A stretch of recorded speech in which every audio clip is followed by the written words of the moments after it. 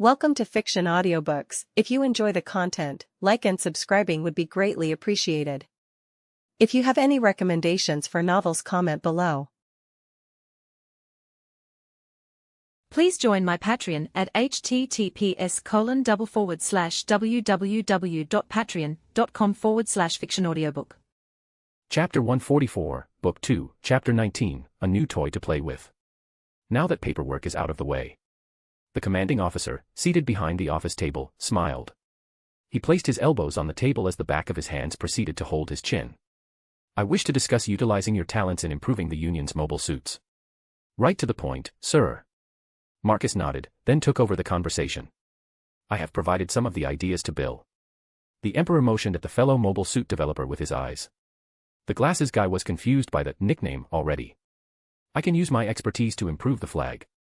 The issue with ideas is that we will need to improve certain facilities. He smirked a bit. If you give me a free rein and allow me to play with your toys, I can do much more. Hell, I could improve flag's operational time up to 80%, nearly double it, or I could improve its power output with the ion technology. The trio who listened could barely control their expressions, but then again, none of them would jump right into it. How about I finance this myself? This won't cost you, and I only need one flag to run these prototypes. I volunteer my flag. Graham chipped in as he looked at Marcus. The blonde's gut feeling was telling him that this guy was the real deal.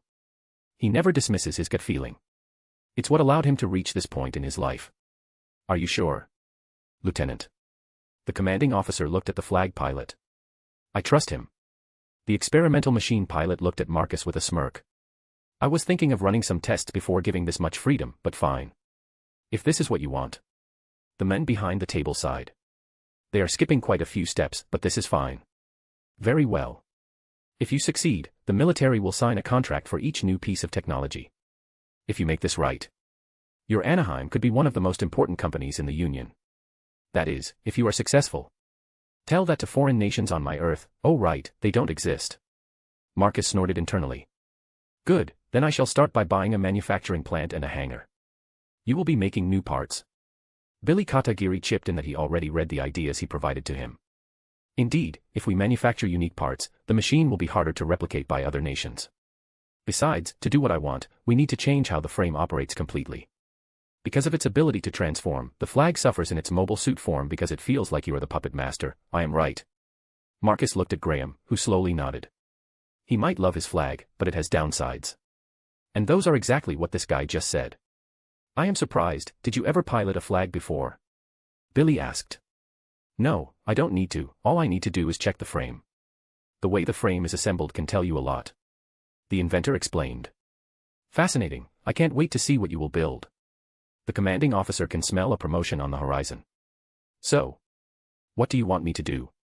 Graham asked Marcus as they were in the flag hangar. The pair can take one of the flags and tinker with it. The warehouse and manufacturing plant were already ordered, it won't be far from SWAT HQ. A short drive away, as builders began work on what Marcus wanted, they needed to use the current hangar for now. We will start with gathering your data. We are building to impress. So the mobile suit will be hard-tailored to you. I like that. It will be a heavy custom one. Precisely, so I will install several data-gathering software in your unit and then you will do some tests for me. Marcus explained how this whole thing will work. Roger, boss. The blonde grinned. He was ready to show this mobile suit developer how good he is. He was the reason Union is using flags, not Blust. Good, then which unit is yours? In response to Marcus's question, Graham motioned for him to follow. The pair walked to one of the units on the side. Great, then let's begin. The inventor prepared a laptop with a bunch of software. So how is it going to work? The blonde man asked, seeing a bunch of open windows on the laptop screen, along with a lot of running text, numbers, and other strange stuff. It was so much that he wanted to know what was going to happen. Well, for starters, I am going to install a personalized OS just for your machine. Software that runs on your mobile suit is half of the battle. The one I will use will have several AIs in the background that will assist you in your battles. Oh, so you are a programmer as well. Damn. Graham was surprised that this guy was not just an engineer. Pretty much, it's a hobby of mine. Marcus smiled a bit as he played down his software development abilities. Oh, nice.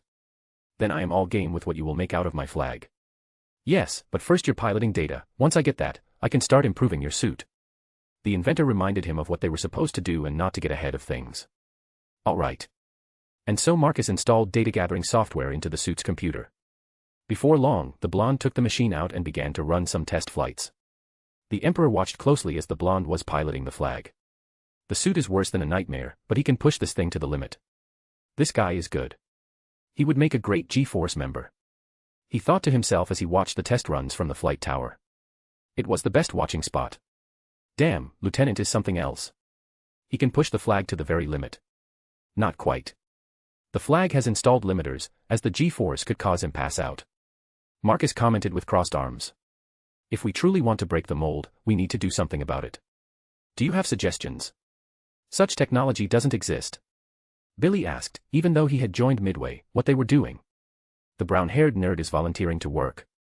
If it doesn't exist, we just have to make something. Marcus smirked a bit as he already solved this issue when he was just a kid and was making his first nightmare killer. That is quite the confidence.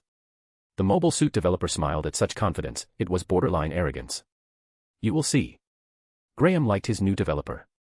This was even more interesting than it was a couple of years ago, when they were making the first flag. Marcus was far more different from any other mobile suit maker. For one, he was an extreme workaholic. One day, his flag was okay, the next day the whole frame was taken apart. On the third day, replacement parts arrived from Japan. On the fourth day, he saw new machinery assisting in assembling the improved parts of the mobile suit. It was like a miniature factory. After seeing this in action, Graham knew that Marcus was the real deal, his gut feeling was right.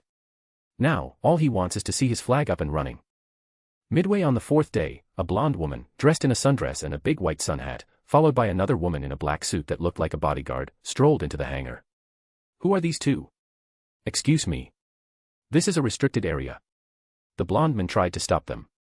He never seen them before, so he is a bit concerned about their origins. There is no such thing as restricted to me. The leading blonde woman waved an ID card at him. It was an Anaheim card. He looked at the name and surname on the card. Anaheim. Wait.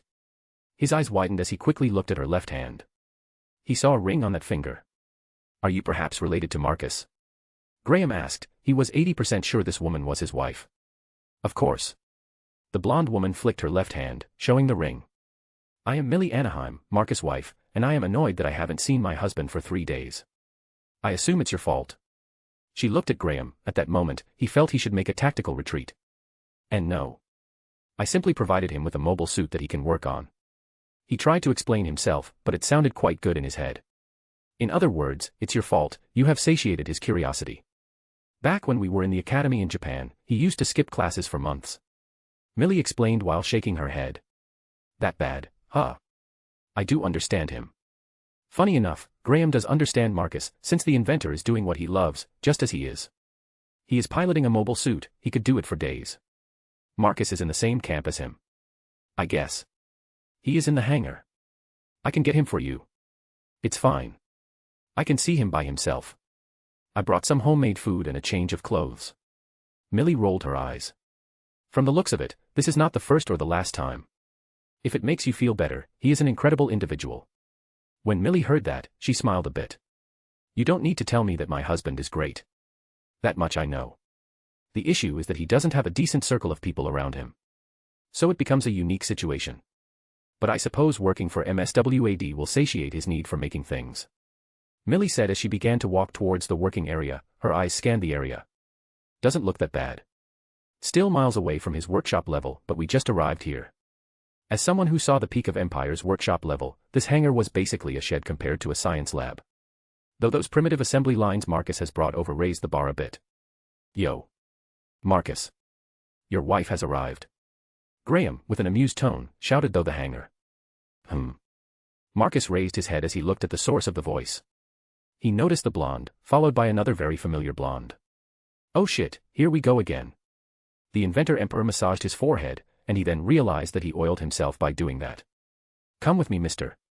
Millie acted like she was super angry. The Empress was enjoying herself in this situation. All right. As Marcus and his 2 female companions left, Graham and Billy looked at them walking away. I am surprised. The brown-haired mobile suit developer commented as he didn't imagine him having a wife, of all things. That he has a wife. The blonde asked with an amused grin and crossed arms. I did notice a ring on his hands. So, I wondered if it was a wedding ring, but this just confirmed it. The flag pilot explained to him. Quite the observant one. Though he struck me as the overworking type who has no time for such things. Like you or me. Billy replied with a smile of his own. Hey. I am already married. Graham complained, but it only got the nerd next to him to roll his eyes. You mean the flag that is taken apart at this very moment? The brown-haired engineer motioned towards the parts lying around them. No, Katagiri, it's my job. Flags can be destroyed, but my passion is not. Graham clenched his fist, he couldn't wait for the result. It will be a kind of event. Is that so? Well, it will only get better with Marcus around. I am curious to see how other nations will react to his creations. If only he knew. More chapters, Book 2 Chapter 30 is up. And other stories on my PAT. Chapter 145, Book 2, Chapter 20, Working on Improving the Flag. You need a shower. Millie complained as she tried to hug and kiss her husband for the first time in 3 days. However, it turns out he smells of sweat. Yeah. I have been busy. He replied with an eye roll. Anyway, wait for me here, I will take a shower and change my clothes. The Emperor grabbed the provided spare clothes and went to the changing rooms in the hangar section. The whole facility was already in quite a good state when Marcus got his hands on it. The military made sure he got his workspace in order as soon as possible. As Marcus was gone, Millie turned her gaze on Jean, who stood behind her in a black suit. What do you think about those mobile suits? She asked with a lazy tone. They look inferior even to Glasgow's. The night girl said with a bored tone. Yes, well, we need to play along, for now. Once Marcus succeeds in improving them and starts to rise in ranks, well, you know the rest. Millie smiled while saying that.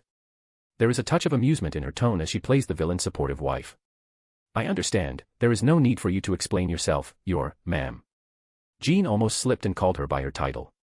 Fufufu, still need to get used to. Millie joked, finding her professionalism a bit amusing sometimes. Yes. This world is a bit strange. The girl sighed in resignation, the very idea of a world without nobility was strange to her. Well, that's just how it is. The blonde sat in a comfortable seat in the changing room, took off her sun hat, and opened the basket she brought over. It was full of sandwiches. Do you want one? The Empress offered Jean some food. I will wait once, my boss eats his fill first. If you say so. Millie shrugged as she started to munch on her food. Around 10 minutes later, Marcus left the shower and then strolled over and sat down next to Millie. Much better. His wife immediately snuggled next to him and then gave him a sandwich. My thanks. So, what you have been doing? He asked her after taking a bite. For a second, he was surprised, it tasted quite good. Well, Euphemia ended up working as a journalist. Marcus raised his eyebrow when he heard that. Well, that is a good position. And Mary? She got into one of the major corporations. For now office duties, but that won't last for long. Millie showed him a knowing look. It's telling him that Mary Bell has planned she most likely will Geass her way to the top. Union Corporation ladder should allow her to get close to Celestial Being's financial side. If she can do that, then they can get into position to unplug the organization when they need to. Once finances dry up, they won't be able to develop or fix their Gundams. I need her in banking. If she can get deep in that sector, we could strike at the core of Celestial Being when we need it. Marcus said with a thoughtful look. There is one person that I need in snare. Once I have her, I could dismantle Celestial Being. Marcus smiled as he recalled a certain Chinese heiress. That girl single-handedly assisted Celestial Being with her money. The sheer amount of wealth she threw at them, driven by her desire to change the world, is absurd. All that poor girl needs is a couple of hugs, something he can provide. Besides, he has a solution to her issues, he can offer new life in his world. No responsibilities, no high standard to live up to. A perfect solution. That is a naughty move. Do you need me to pass the message? She smiled at him as she slightly leaned forward into his side. I think I will play the role of concerned wife and be your manager. I think it's better than working in officer and people in military will think that you are just a genius and not genius with alternative goal. She winked at him. I suppose, people think a bit different once they know that I have a lovely wife and all I want is to make sure she is living a good life. Marcus concluded that it would be for the best if he had Millie around all the time like a proper wife. Indeed, that is why I request we go on a date from time to time. She said with a small pout.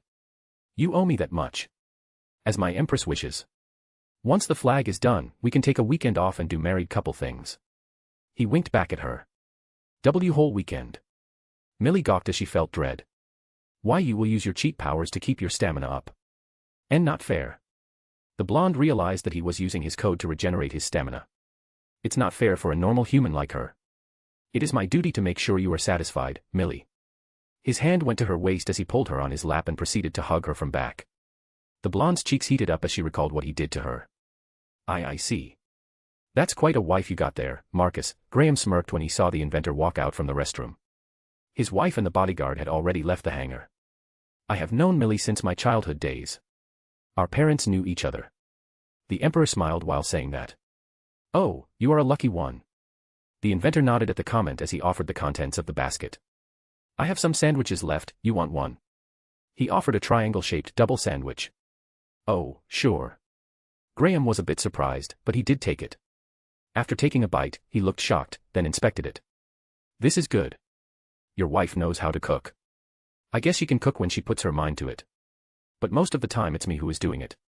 Marcus shook his head, recalling all the times he was the one who had to do it while she would smirk and watch him from the side. This was in their early days, not when he was the emperor of the world. You can cook as well. Billy walked over as he heard the conversation. Instead of answering, Marcus pulled out another sandwich and offered to him. One moment, I will wash my hands first. The inventor nodded as he then answered the previous question. To answer your question, yes, I like my barbecue and burgers. But yes, I can cook an array of things as it's similar to putting things together. He smiled. He wanted to say it's similar to mobile suit assembly, but he was supposed to be a newbie in that regard. You are the first to say that. I never heard anyone compare technology to cooking. The blonde man laughed after hearing that comparison. He found it amusing. The more he stays with this guy, the more he likes him. Honestly, inviting Marcus Anaheim to MSWAD was the best thing Billy has done so far. You need to think outside the box, Graham. Marcus smiled a bit as he handed over the basket with sandwiches to him as he went over to several laptops that were connected to the flag's computer. Like this. He pointed at the updates unfolding on the computer.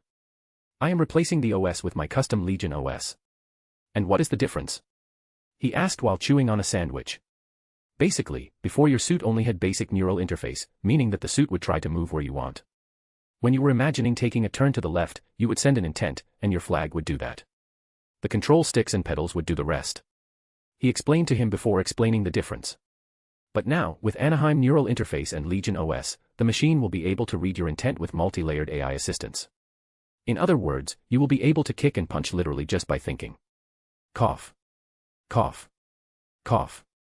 Graham smacked his chest a couple of times as he needed to grab a bottle of water. Marcus deadpanned for a couple moments as Billy walked over and looked at the blonde's antics with similar deadpan gaze. But then he looked at the inventor emperor. What you just said is groundbreaking. If a mobile suit can do that, our flags will be head and half above any other mobile suit in the world. Except Gundams. The emperor added that in his mind. Yes. But we are not here yet. Marcus nodded before walking over and bringing over a briefcase. He laid it on the table and opened it, revealing cables and some sort of device. This is a prototype device for prosthetics. It will read Graham's spine. We need to collect his neural system readings. In other words, the AI needs to use this data to learn how to read his spine's readings. I see, that does make sense. It's the next step. Before this, we would use extremely basic technology. The AI assistants we always considered, but the premier expert in this field mysteriously disappeared many years ago. Billy explained to Marcus, making him smile mysteriously, as he knew where this individual disappeared. Thankfully, I do know a thing or two. Prosthetics is something I am well versed. You are. Indeed, I fixed my sister's broken legs a while back. Exclamation point. I see. I never heard about that. Billy looked surprised as by this point Graham returned. Impressive. So, what do I need to do? The blonde pilot asked, as he heard all the stuff about Marcus fixing his sister. Now that impressed him. You will put this gear on and will be doing some sports for several days. I suggest intense activities like basketball, running, and climbing. We need sports where you use all of your limbs. He pulled from the briefcase a plastic and metal thing that looked like a spine with cables. Understood. Great, then Bill help me put this prosthetic on Graham. Marcus looked at his helper in this project. Sure. Though why do you call me Bill? The mobile suit developer asked curiously. It appeared Marcus had given him a nickname. Why not? It sounds cooler. Anyway, Graham, we need your back. The inventor motioned for him to give them his back. We need your shirt off. Naked back is the best in this situation. All right. After putting the prosthetics, Graham went to find some soldiers who would play basketball with him. In the meantime, Marcus returned to the upgrades, reworking the limbs and joints for the flag. He used synthetic sakuradite, it's the best counter to GN-powered frames. While not as good, it can keep up. After assembling the frame, it was time for the engines and thrusters. For this, Marcus used 2 batteries instead of one big one. A solid-state battery that directly injects energy is superior to replaceable ones, so there won't be any lag from the engine and thrusters. The secondary battery will power the primary one and serve as auxiliary support. This solution was basically min-maxing the whole situation. He will drain the suit to its maximum, but it will take longer to charge, and it will run for longer. The next were pseudo-ion thrusters. The battery is not there yet, so the best they can get is a primitive form of thruster that predates even his Setanta models. But it will be good enough, as the flag was not meant to resemble his old Setanta. Those suits could cross the globe in mere hours. The flag is supposed to be a fighter with a carrier as its base. It's coming together nicely, Marcus commented as he looked at how armor was being put on the limbs. The only thing left is the anti-G-force cockpit. A cockpit that can negate some of the G-force. More chapters, Book 2 Chapter 30 is up, and other stories on my PAT. Chapter 146, Book 2, Chapter 21, Over Flag. So this is how my new flag looks. Graham looked at his heavily modified mobile suit. It looked nothing like his old machine. From frame to thrusters, even the wings were modified in some way. Not a single part was left untouched. Indeed, it's something else. Just wait to see how it flies. Billy smirked while he fixed his glasses. I can't wait. The blonde man smirked back. He was itching to test it out. Then we should not wait. Marcus, with a mug full of coffee, walked over. He has been pulling several more all-nighters to make this flag a peak machine with the set technological limits. You are reading my mind. Graham was all pumped up to test it out. Should we notify Commander? Billy asked Marcus. Yes. Tell Commander that the new flag is finished, and that he should prepare for the presentation to his superiors as well. The disguised Emperor nodded as he took a sip of his coffee. My new flag will blow their mind away. Just look at it. The blonde pilot looked pumped up for the demonstration. While I doubt we could make it into a mass production unit, we could have this version of flag as a Commander-type mobile suit, Billy commented while stroking his chin. He recalled all the manufacturing he saw. It was far more complex, but at the same time, he is confident in its abilities. I guess. But that is for the big shoots to decide, now I want to test it out. Graham was about to run off with the energy of a small child in a candy store. This adultman looked like a giddy child. Before you run off too, here. Marcus pulled out a blue flash drive. What is that? The blonde man took it, but he was a bit confused, having no idea why he needed it in the first place. Security reasons. The mobile suit won't start unless you put this flash drive into its slot. This is the key to your machine. Oh, that is a cool feature. The flag pilot nodded before rushing off to test pilot his upgraded machine. Once inside the cockpit of his new machine, the blonde looked around. It was a spherical cockpit, the number of panels had shrunk by half, most of them dominated by a 360-degree screen that would let him see much more. With the flash drive in place, the screens turned on, and the seat was readjusted, the control sticks emerged from the seat. Damn, this is so cool. It feels like a completely different mobile suit already. The blonde man was geeking out just from getting into his pilot seat. A bit later, the systems were fully booted, and he could finally fly. With a smirk, he pushed the lever forward before pressing the pedal to the bottom.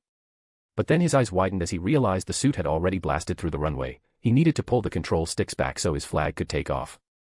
What the hell is with this thrust? He realized how powerful it was, and how little he felt the air resistance. He did say something about the new thrusters having side effects and how he built the new cockpit. The G-force is partially negated. With that in mind, he smirked and decided to enjoy the full power of this improved flag. Trust me, this man is something else. He spent his money to improve the flag. The commanding officer said to the gathered generals and politicians as they were walking towards the runway in the new Anaheim's base. It was an old military airfield converted into his company's base of operations. This didn't cost us anything. So if you are not impressed, you can just walk away. The men said with a confident grin. We will decide that ourselves, Commander. The politician said with a scoff. But then they heard something in the air. A screech of some sort, as moments later, an extremely loud sonic boom passed them. The military personnel and politicians looked up as they saw a custom dark blue flag flying as fast as the jet fighters of the old era.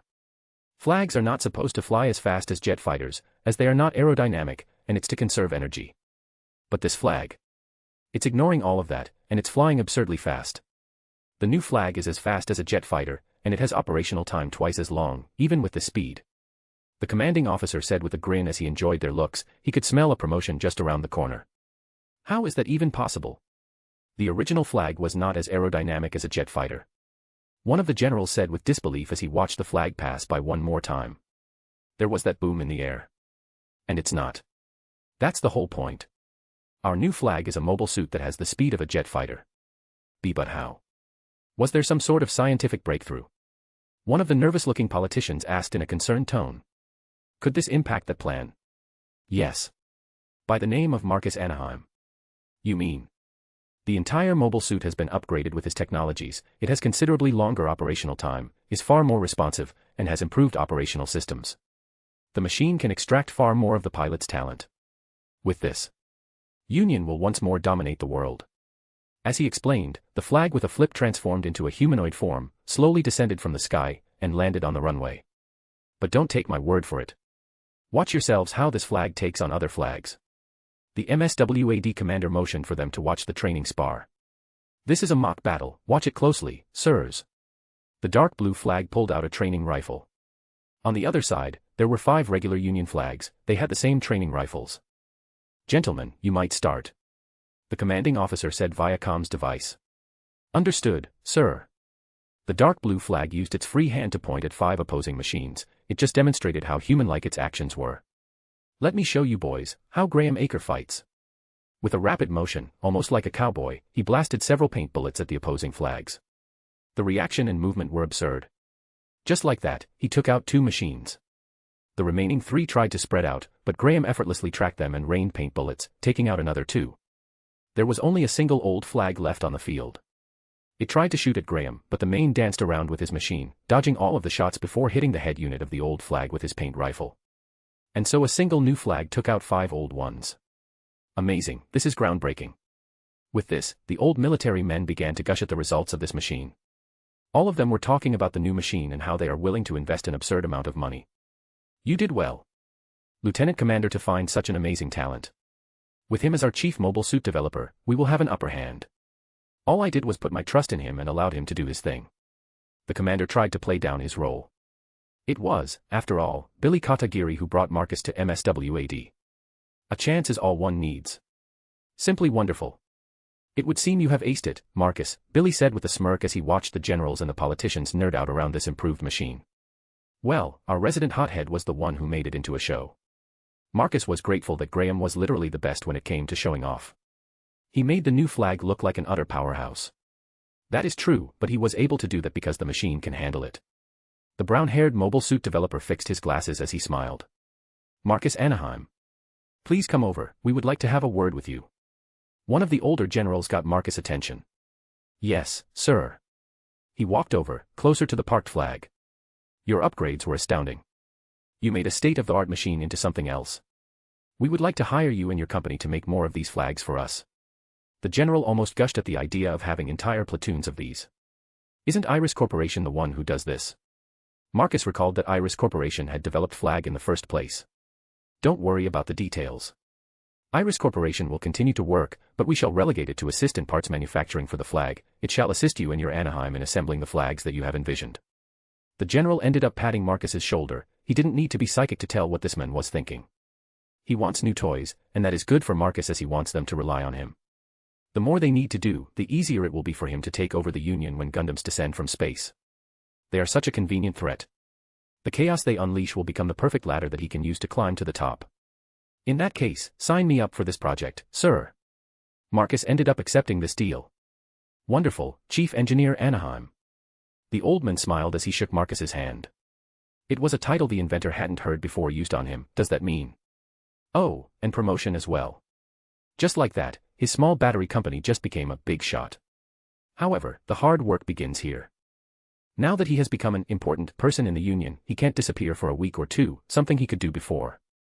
That means he needs to improve the portal to his homeworld. Thankfully, he has several teams working on that. The recharging method is under development. Thankfully, while enormous, it's not as complex as one might think.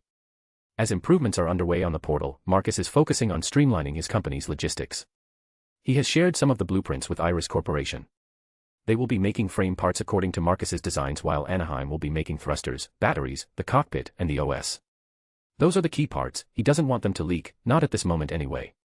Bit by bit, time passed, and Marcus was in a good position to take this to the next step, take over more of Celestial Beings' facilities. One of them is in Africa, Team Trinity's Earth base. He can use this facility for operations on Earth and even develop machines that he can use here without revealing his true identity as someone from a different reality. But there is one more place that he wants to check out, and it's right here in his South Pole. Suzaku. I have a mission for you. Marcus walked into his military outpost in the South Pole. What can I do for you, Your Majesty? Suzaku slightly bowed to him. He is well aware that Marcus is already becoming a big shot. He saw Marcus on TV shaking hands with the president and accepting a medal for his contributions to the military. Not just the new flags that have been renamed the overflags, but also the prosthetics, better power contribution with the new batteries, and robotics for easier manufacturing. Marcus Anaheim became the century's genius who will change the world. One way or another. The knight thought to himself. There is a base in the South Pole that I need you to take over for my empire. It belongs to the Corner family. I found it after digging around and cross-referencing several data logs. I will move out at once. Good, we are slowly getting into position for the first Celestial Beings move. Marcus already checked Veda. Setsuna was assigned to Ashia, and training as a team has begun. It won't be long until the first operation starts, and the chaos will begin. More chapters, Book 2 Chapter 31 and 32 is up, and other stories on my PAT. Chapter 147, Book 2, Chapter 22, Celestial Being. Suzaku moved out with 3 teams of super soldiers and a small group of cataphracts. They didn't need to go far, they discovered an elevator that led underground. The facility was unguarded. In fact, it had no security whatsoever. This is wild. Is the South Pole completely abandoned in this world? A simple Legion override was enough for the elevator to turn on, and the small army went down to the facility underground. What the? The Gundam Force Knight's eyes widened as he saw rows and rows of GN drives, and at the back, there were lined up mobile suits. This is a military manufacturing plant. He exclaimed in surprise as he looked at the soldiers. Notify His Majesty. Tell him we found a treasure trove of stuff. Yes, my lord. One of the commandos immediately contacted the command center. Send in the stealth spaceships and collect the machines and the GN drives. We will find a purpose for them. Marcus replied to his soldiers. As you wish. Men on the double collect this military hardware. Suzaku immediately ordered the soldiers. Yes, my lord. And so after a couple of hours, all of 30 GN drives and the GNX mass production units were moved to the Holy Byzantine Empire's military outpost. They will be moved to Lagrange 3 R&D, where the mobile suit developing teams will play around with them. On that note, Marcus sent a request to make a Gundam with one of these red GN drives as he has a specific mercenary in mind to give it to. He is thinking of hiring a local to help him remove Celestial Beings stranglers and work as a handyman for Marcus. This way, he won't need to reveal his ties with an empire from a different reality. A machine with GN tech is better in this situation. What do you mean? Team Trinity and that base went silent. Who could know about them? A light brown-haired man ranted into his phone as he just learned that he lost key important assets before the operations even started. There is a third faction of some sort that knows about him. As I said, Mr. Corner, Team Trinity is not reporting in, and the facility in Antarctica went silent just hours ago. A man on the other side of the line said with a concerned tone. Damn it all. Who could know about my family plans? Who could possibly leak? None of that made sense. All of his allies are deeply invested in his plans, everyone has poured an enormous amount of money and time. To pull something like this would be hard without his knowledge. I can't send a simple investigation group, there were 30 GNX in that facility. It's a small army capable of fighting Gundams.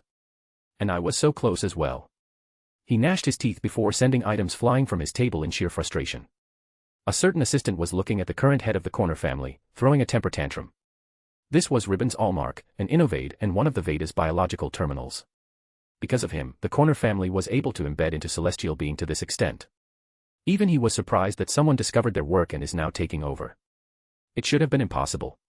Yet this was only the beginning, as a certain empire is starting to squeeze this world from the shadows. 2 years were spent in the shadows to prepare for Celestial Being's grand reveal. Out in the open was similar. Anaheim grew to the point that it became a manufacturing juggernaut that is producing the new overflags for the Union. At the same time, they make all manner of batteries, prosthetics, factory robotics, and AI chips. With Union's help, Anaheim became a trillion-dollar company that is hard to ignore. While the military tech is only for the Union, the same can't be said about the civilian sector. Things like prosthetics are widely available across countries, and the same goes for new civilian-grade chips. In a matter of 2 years, Marcus became Union's golden boy. Marcus didn't even notice how quickly time passed as he was invited to a reveal of a new mobile suit just north of the AEU space elevator. This machine's name was AEU-09 AEU enact. To think that AEU would invite us. Graham fixed his tie as they were on the route to the military base for the grand presentation. AEU just wants to show us directly that they have what it takes to compete. Billy Katagiri was there as well, dressed in a suit. Is it? They had no scientific breakthroughs for the past several years. If they had something fascinating to keep their investors happy, they would have revealed at least some of the prototype technology. The blonde man ranted a bit. He feels that AEU is trying to brag with hot air. They most likely use some of the leaked flag's data to build their new enact. He rolled his eyes before looking at Marcus, who was with his wife. They were looking through the window of the transport plane. What do you think, Commander? Graham asked Marcus, who had been promoted to Lieutenant Commander of MSWAD. It was a tactical move from the Union's high command, which wanted to keep him tied to the Union. They all thought that he wanted a higher position. Which is not wrong, as he is climbing the ranking ladder. Marcus turned his gaze to the side and looked at Graham. You are not wrong. AEU was buying a considerable amount of Anaheim stuff, thinking that it would help them reverse engineer and make it into military grade. The Inventor Emperor casually shrugged. I predict we will be looking at a carbon copy of the Union flag, not even the overflag. He said with a bit of bored tone. The lieutenant was a bit bored and tired. The past 2 years were pure grind for him. It reminded him of when he was waging war against his old men. He barely had any time to spend with his new son, named after the famous Roman general who had beaten Hannibal and brought Rome to a new age. His son with CC was special, he knew it. Hell, he is a bit biased, all of his children are talented and crazy. His 2 oldest started attending a special elementary school. At the same time, his second daughter is starting to grasp letters and numbers. Apart from family, his empire is unlocking EZO's true potential. The Star Fortress project is full steam ahead. His empire was rapidly growing, as was his company in this reality. The only issue was that he barely had any downtime. And soon, I will see Ashia in person. Internally, he sighed as he wrapped his hand around his wife. Well, at least we will have a bit of amusement out of this. Graham leaned into his seat as he placed his hands behind his back. He wants to see how much they copied the Union's flag. I guess we will, Billy replied with a nod as he continued to read his book. It was on quantum science, a bit too much for Graham. Why do I have to be the one who doesn't have anything to do? The blonde man complained to himself. Marcus brought his wife, and now his attention was on her, while Billy was reading a book. It only leaves him. Ugh. A bit later, in a specially prepared arena, a light green mobile suit was destroying set targets while showcasing its maneuverability. It would swirl and flip as it shot the targets out. Huh, not bad, Graham commented as he watched this machine dance around the arena. It's nothing impressive, a literal flag's copy, Billy added his 2 bits as he was certain now after watching the whole thing in person. Oi. I heard that. The mobile suit looked at Billy. At least it has a good sound pickup system. The brown-haired mobile suit developer's sweat dropped as he commented on Enact's pilot's behavior. Graham laughed at this as they saw a red-haired man getting out from the mobile suit's cockpit and starting to wave his hand angrily at Billy and the blonde flag pilot. Marcus ignored all of this as he and Millie looked at the sky toward the space elevator. It's here. The Inventor Emperor looked with a slowly growing smirk. It has been 2 years since he saw a new Gundam. He can finally see it in person, the GN-001 Ashia, Eolia Skenberg's ideology given physical form. That's what this machine is to Marcus. A machine he will add to his collection, just like the rest. But, for now, Celestial Being has a mission to fulfill. The mobile suit descended and landed smoothly, without a sound, beside Enact. Is that part of the demonstration? Graham looked confused. Enact. Do you read me, Enact? One of the AEU officers tried to contact the new AEU mobile suit. The radio is not working. The commanding officer complained, and Billy and Graham noticed. Radios are not working, is it because of this machine? Sure enough, the Enact's pilot got back into the suit and decided to fight it. The mech pulled out a sonic blade. The noise of that thing made Marcus's group grimace as they needed to cover their ears. Patrick, you damn fool. The commanding officer complained as the Enact tried to fight the newcomer machine. But it was over in a flash as the Celestial Being's Gundam effortlessly cut off the newest AEU's mobile suit hand and then, with a spin, chopped it into small parts. The way it moved. Does it have our neural interface? Impossible. Sorry, can I borrow those? The overflag pilot grabbed a pair of binoculars from the soldier who was sitting below him. Graham was utterly shocked by what he just saw. So he needed to check it out. Hey. The soldier complained that his belongings had been taken. I said, I am sorry. What are you, where did you come from?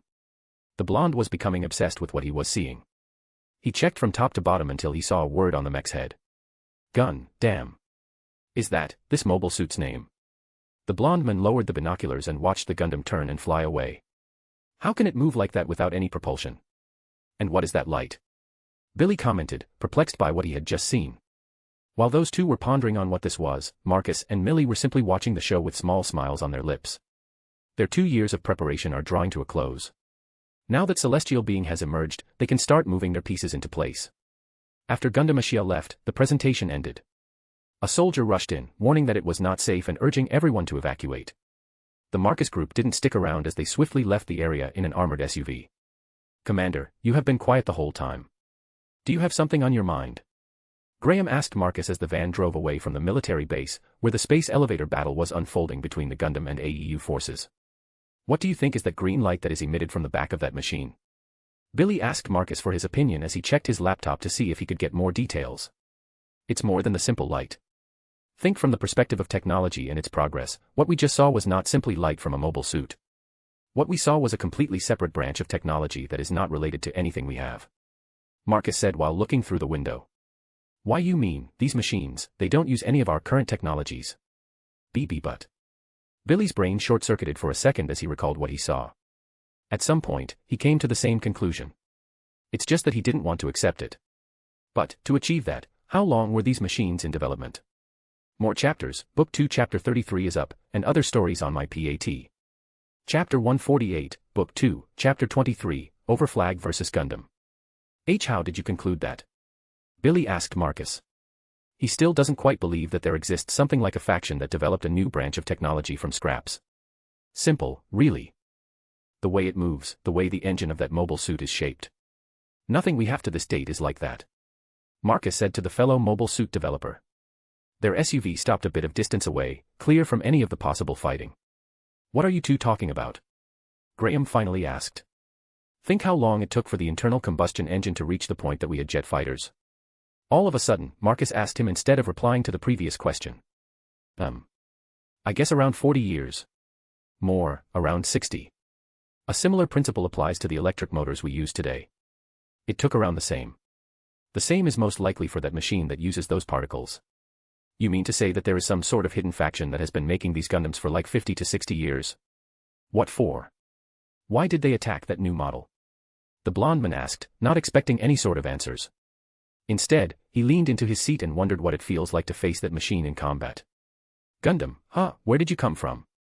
I would like to address this statement to every single human being born and raised on Earth. We call ourselves simply Celestial Being.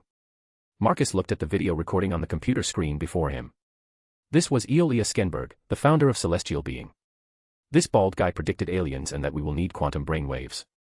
As crazy as it sounded, that stuff can be applied to my world as well. For a bit, the Inventor Emperor frowned as he realized how idealistic this man is. It makes him a bit sick as he and this man are polar opposites. Marcus united his world with sheer brute strength, and he is preparing for a greater conflict on a galactic scale. Yet, this guy believes there could be some sort of dialogue with aliens. Tell that to the Reapers. The Inventor Emperor frowned as he knew damn well there was no dialogue with sentient machines that had concluded that all advanced organic life needs to be harvested and then biomerge with a synthetic to bring peace between organics and synthetics. Honestly, the one who programmed the initial Reaper AI should be embarrassed that he was a failure in programming. What the hell? Do you hear that? Will they attack everyone? Is he planning to fight the whole damn planet? Graham exclaimed with utter disbelief at what he was hearing. They really plan to use them like that? Millie mumbled next to Marcus as she realized how similar this was to their world. Their Gundams were used to erase nations as well, in pursuit of world conquest. This was déjà vu for her. What do you mean? The pair of guys looked at the blonde woman. What I mean is that these Gundams are so advanced that they can take on entire nations by themselves. They desire to force upon humanity their ideology. She explained, speaking from experience. And if we resist? The blonde pilot asked with a frown. Then they will beat you down until you comply. Is that so? Graham's expression morphed into cold anger. And what is their end goal? This makes no sense to me.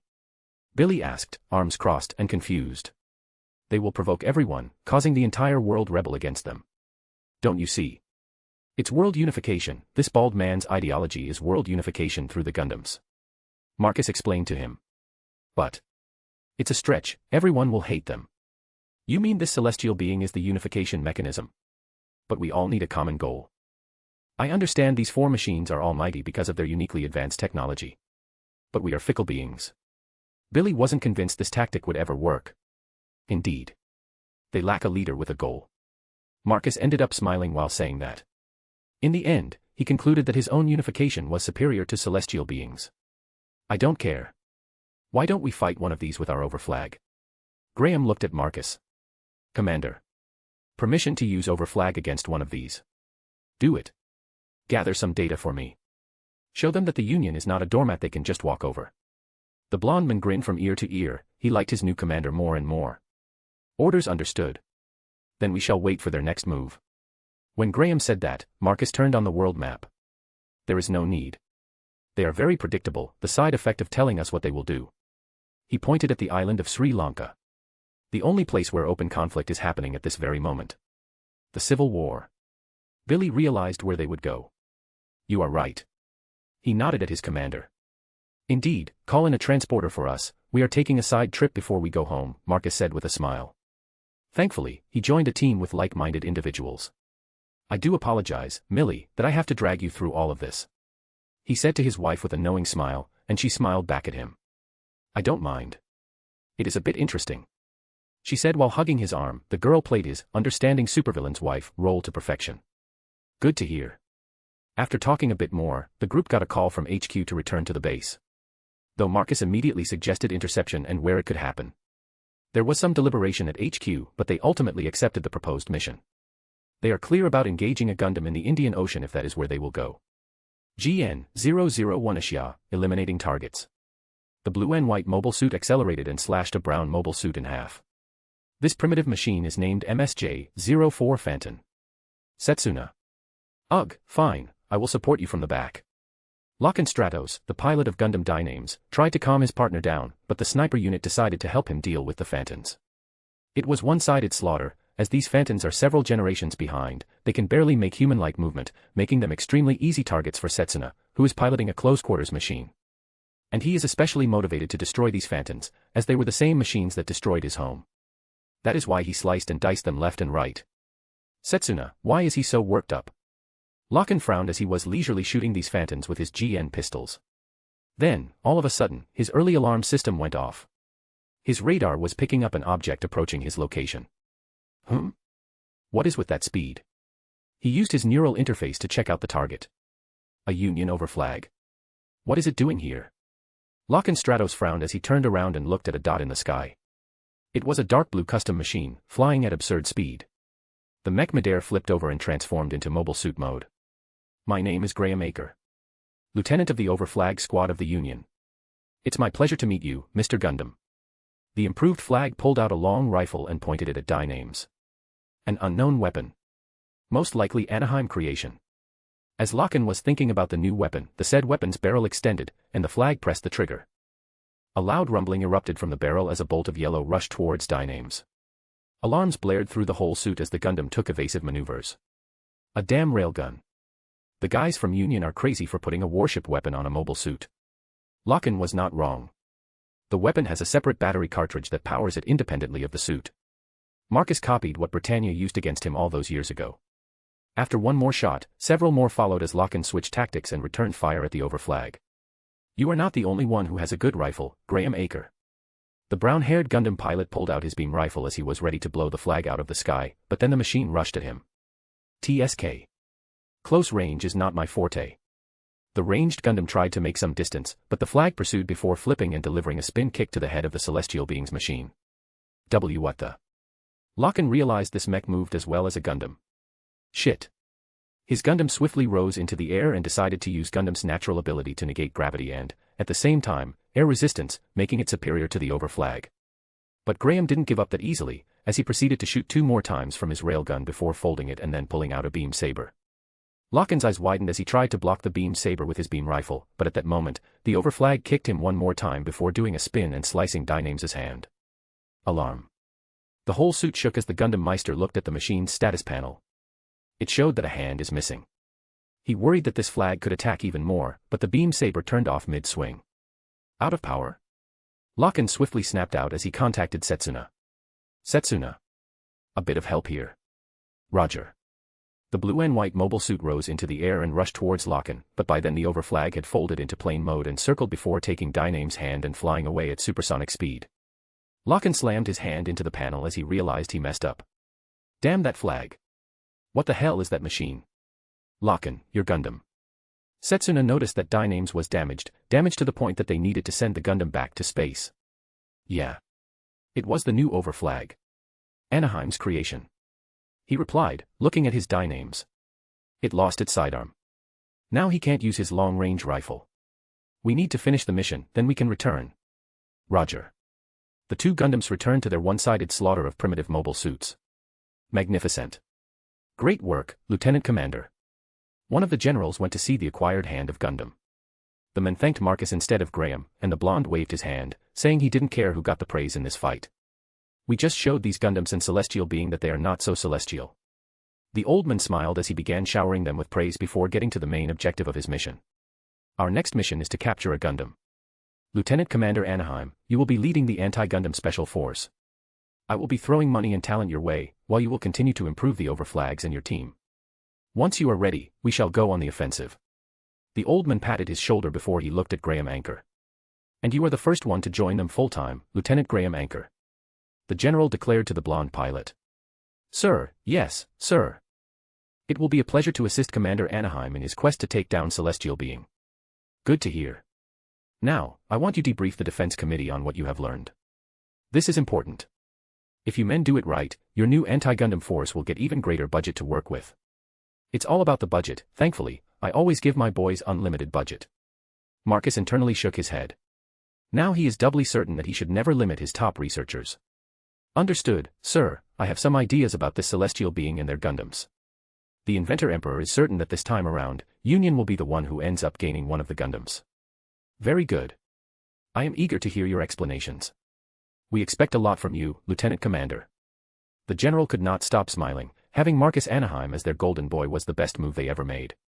And that just proved them right. Would they ever able to get a piece of a Gundam otherwise? More chapters, Chapter 34 is up, and other stories on my PAT. Chapter 149, Book 2, Chapter 24, First Move. Back in a temporary base in one of the Pacific Islands, two Gundams were parked in special containers. These were GN-001 Asia and GN-002 Dynames. The pair of pilots was giving their reports to the captain of the Ptolemaeos. Miss Samurai, I am sorry, Dynames got damaged. Locken Stratos, the pilot of Gundam Dynames, apologized to the captain. Our plans got affected by this. Well, it can't be helped, like people usually say, no plan survives the first contact, the woman on the screen replied. For now, you need to return to Ptolemaeos. We will divert Asia to minor interventions. She looked at Setsuna. Roger, Miss Samurai. Asia's pilot nodded at the tactician. Just don't do anything reckless, Setsuna. We can't underestimate the Union. They have that man. Locken recalled the overflag and what it can do. I won't. I have seen what they can do. Asia and I will eliminate them. Setsuna seriously said to them. Good. Then be on standby and you Locken, return to space. The pair nodded as the call ended. Soon enough, Locken and Dynames left their container and flew towards the Human Reform League's orbital elevator. Setsuna was left alone as he pondered about Union flags and how they could keep up with their Gundams. Gundam and I will fight even if there are hundreds of those flags. Sir, Gundam Dynames is en route to space. We are in position. Graham did his part. Marcus smiled as he leaned into his chair in his MSWAD office. He was ready for his first move and begin to conquer this world. Take pictures of the Gundam getting loaded into the linear train. The Corner family will have a lot explaining to do. But, sir. The linear train's company's leader is elected, currently it's Laguna Harvey, and their executive board is elected from all three power blocks. Yes, but it's the Corner family that has recommended Laguna Harvey. Corner will be investigated for it. Marcus smiled as he sprung his trap. Understood. Compiling the message. Send it to Euphemia, the public needs to know, Marcus said with a growing grin. And tell Mary to get into position for her promotion. The Emperor smiled, he likes these political games. My inner Lelouch is getting giddy at the prospect of manipulation on a planetary scale. Understood, sending message to Princess Maribel. With that done. Marcus closed his eyes and began to hum. All that he needs to do now is wait for it. Sure, Locken might leave for space, but Ashia, Kyrios, and Virtue are planetside. Though I don't want them to get caught. They still have much use until the world is united. For now, I need them to rely on me. Marcus smirked as he enjoyed Palpatine-style games. A bit later, there was a knock on the door. Commander. You should see this. The blonde pilot of the overflag interrupted his downtime. Oh. Something that important. The lieutenant commander stood up and walked out of his office into the mess hall where engineers and mechanics rest. On the large hollow TV, he saw a familiar face. Oh, is she serious? She took that surname for her cover. Marcus deadpanned for a second as he saw Euphemia on the screen talking about the Gundams. What got his attention was her surname. She is calling herself Euphemia Klein. He joked that she should take that surname when they first arrived here. But to think that she took it. Regardless, he looked at what was written with big letters. Corner Family and Linear Trains Companies assist Celestial Being. There were pictures and videos of die names being loaded into the cargo train bound for space. We asked for an explanation from UN diplomat Alejandro Corner, but he, along with his entire staff, disappeared from Union-controlled territories, Euphemia said on the screen as she showed the expensive-looking manor behind her. She is working quickly. It had been a couple of hours since he sent the message. Was she in the area when I did that? Marcus sometimes worried about how seriously she took her job. We shall not stop until we get to the bottom of this mystery. The girl seriously said to the camera. Unbelievable. Someone so high in the UN hierarchy is helping Celestial Being. Graham said with a frown. Some of Celestial Being's investors no doubt help them just because they want Celestial Being to change the world, where they could get even more profits, Marcus explained with crossed arms. That's disgusting. Never thought you were an idealist, Graham. Marcus looked at him, a bit surprised. Regardless of what you think. Celestial Being needs money. Those Gundams cost a fortune to develop. The lieutenant commander of anti-Gundam force explained to him. I know, it's just. I expected more. He said with a frown. Oh, there is more. Just as the reporter said, what we see is just the tip of the iceberg. There is no doubt, even more connections between Celestial Being and the space elevators of what we don't know about. As the pair talked, one of the officers ran into the hall to find Marcus.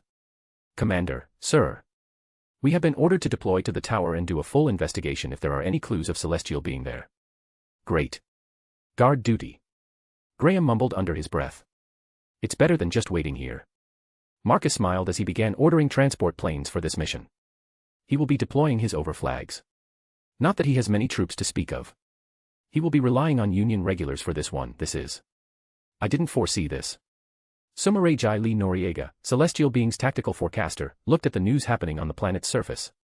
Locken's Gundam was recorded by someone and spread online. This was unforeseen. Orbital elevators were firmly on their side. It was part of the plan for many years. Yet, they got noticed from the very start. This is bad. Celestial Being is truly compromised. I can't have die names with me the whole time. The woman bit her nail as she thought of tactics to get out of this. Miss Sumarejai. One of the CIC operators, a girl with brown hair and hazel eyes, looked concerned at this development. I know. If we can't use orbital elevators, we will struggle with our operations. She said before looking at Christina. I want you to contact Wong Lu May. Maybe she has something for us. The captain of the ship said to the CIC operative. On it. Impossible, how did this happen? Who rat me out? Alejandro Corner was pacing left and right in one of his safehouse manners. He needed to run away as if people started snooping around him or his assets, it could end up even worse for him. So he decided to bail out and take whatever he could. The best thing he could do is go underground and wait for his moment. As he was doing that, one of his assistants was looking at him with mocking eyes. This was Ribbon's Allmark. The Innovator, Veda's biological terminal, could not believe he was in this situation. He thought that by helping Alejandro, he could reach the peak and take over Veda, but it became like this. Thud. At that moment, something heavy landed outside the manor. Who? Go check it out. The annoyed head of Corner family barked orders at the guards. As the men rushed out, one of the butlers turned pale. Sir. The butler tried to get his lord's attention. What is it? Don't you see I am? Before he could finish, he looked where the butler was pointing. His eyes widened. It took him a second to process what he saw. A Gundam. Who is it? Who sent this Gundam here? He began to worry and panic. Alejandro grew angry just at the sight of it, but Ribbons knew better. This is not. Celestial being. Another faction. What is going on? The innovator could easily tell when it was Celestial being's machine and when it wasn't. Bang. Bang. Gunshots followed from the corridor where the guards were supposed to go. Moments later, soldiers dressed in black tactical gear poured into his safe house from all the main doors, the windows shattered as well, and the same soldiers got through. In mere moments, they were surrounded. Who are you people? The men who lost everything by this point didn't care about his well-being anymore. Who are these people? They are not the Union's special forces. Ribbons Allmark looked them from top to bottom as he noticed 3 letters on the shoulder, which said ASP, and on the other shoulder, there was a double-headed eagle. This was their affiliation, but who? He never seen this crest before. The soldiers didn't answer as they pointed their futuristic rifles at them. For the Empire. Bang. Bang. Bang. Bang. In mere moments, screams ended as the ASP ended the Corner family and its ambitions. One of the soldiers walked over to the green-haired assistant. Ribbons was still alive as he saw one of the soldiers place his foot on his shoulder and point the rifle at him. The innovator could see the soldier's eyes, they were glowing red, and a bird symbol replaced the regular pupil. Who are you? I can't believe my destiny ends here like this. I was supposed to lead humanity to dialogues to come. Bang. Bang. Bang. Instead of regular bullet wounds, the gravity rifles literally left holes in their bodies. After making sure Ribbons Allmark was gone, the soldier looked at his superior. Notify Lord Kururagi. All of them are dead. The captain of the squad said to the comms officer. Mission is success, my lord. Begin phase 2. The Gundam's pilot said via comms. Understood. All of Corner's assets were confiscated. The majority of them ended up in Marcus's hands under the pretext of fighting Celestial being. With Geass's assistance, Marcus gained access to the Corner family's wealth and contacts. It was nothing for someone who had the majority of the government under his thumb. It's especially easy for him now that he has a threat, and that is Celestial being. His father's Geass works even better with a real issue instead of an imaginary one. What he used it for was to get close to Celestial being's main agent. And that is Wong Lu May. This girl has direct access to Gundam Meisters and Ptolemaeo's crew. Most importantly, he has what she wants and what Ptolemaeo's wants, and that is direct access to space. He just got Tower under his control as well. Everything comes together to wrap Celestial being into a package. Marcus hummed as he just finished reading Suzaku's report. Sir, we are arriving at the destination. One of his soldiers said to him. At ease, I am here for Anaheim's business, you can take a breather. As he said that, he looked at his bodyguard. It was Jean, only she was in Union colors. It was a bit strange to see her in blue instead of red or purple with black. Yes, Commander. With that said, Marcus left his armored car, and he went upstairs to a bar. This bar overlooked a sprawling metropolis. His gaze settled on a woman with teal hair combed into twin tails, dressed in a red dress. When Inventor Emperor saw her, he smiled a bit. Slowly, he walked over. Her eyes perked up as she looked surprised to see him. Color me surprised. I wasn't expecting you, of all people, to be part of his plan. She said with wide eyes. This was a shock of the century for her. Is it? I am more surprised that a young heiress of a wealthy conglomerate cares about politics. It's a hobby of mine. She smiled at him as she motioned for him to take a seat. The girl is quite intrigued to speak with Union's golden boy. Please take a seat. There are a couple of things that I would like to ask of you. Her eyes gleamed for a bit. She wondered how the situation could evolve now that he was here. More chapters, Book 2, Chapter 35 is up, and other stories on my PAT. Chapter 150, Book 2, Chapter 25, Taking a Heiress for a Trip. Wong Lu May was very curious about Union's golden boy being part of Eolia Skenberg's plan. It made no sense to her. He was a military guy. It's his cream and butter. If Celestial being succeeds, he won't have a job anymore. The military would be removed eventually. So it's an investment in something he will lose money on. And she doesn't see him as an idealist like the rest of Celestial being. So, after ordering some drinks, Wong Lu May leaned forward, placed her chin on her hands and looked at him with a curious gaze. Could you satiate my curiosity, Mr. Anaheim? She asked with a hopeful tone. Depends. After all, we shouldn't speak about our identities and all that. He smiled while saying that. Reminding her of Celestial being's rules caused her to frown at him. Is that so? She leaned back a bit. The girl thought that she could easily get information from him. Turns out he is not just a mobile suit junkie. I am curious, why are you part of his plan? Wong Lu May asked him. If I am to answer that, you will need to answer my question, honestly as well. He smiled while saying that. Moments later, the waiter brought his tea, and the heiress got her orange juice. Fine. I agree. She replied while closing her eyes. The girl didn't imagine that he could be that annoying. Then would you answer my question? She asked with narrowed eyes. I will. He smiled a bit. His smile was a bit strange. It's part of my plan, Wong Lu May. Her eyes perked up. Is it something juicy? What is his plan? What plan? Use celestial being to climb the ladder, called Geass. He answered with a small smile. Her eyes widened as she felt a chill pass through her spine. I see. You wanted to know, so now you know. Now for my question. His smile was gone as he asked his question. Why are you throwing your money away at something that could lead you to lose all of it? He asked her. He is well aware that she is bleeding money, yet she keeps doing it. He knows the reason, but he still wants to hear it from her directly. For a second, she didn't say it, but this was something she got herself into. I don't like it. She said after quietly sipping her juice. I don't like that I was forced into this role. I was the second child, I shouldn't have inherited all this wealth and got pushed on me. She gave him a look of anger before looking away. You could just give all of it away. It's not that easy. I am from the Human Reform League. My culture is different from yours. She said with an annoyed look. I see. There is something that I want to show you. That is, if you are willing to trust me and could keep a secret. He smiled, his smile was huge. Oh. Her expression morphed into curiosity. Indeed. This little secret would change your life the way you want. He smirked mysteriously. Oh. Now that has piqued her interest. She was willing to throw Celestial Being under the bus in the second season for her dreams, so it means Marcus could thrust her despair. Interesting. Indeed. I will contact you after this intervention. Just be ready with very warm clothes. Wong Lu May frowned as she pondered what this could mean. What kind of thing is he ready to show her? Should she trust him? Don't worry. Tell your friends at Ptolemaeus that they can use Tower for their operations. Her eyes widened for a second. I will, and will keep your suggestion for warm clothes.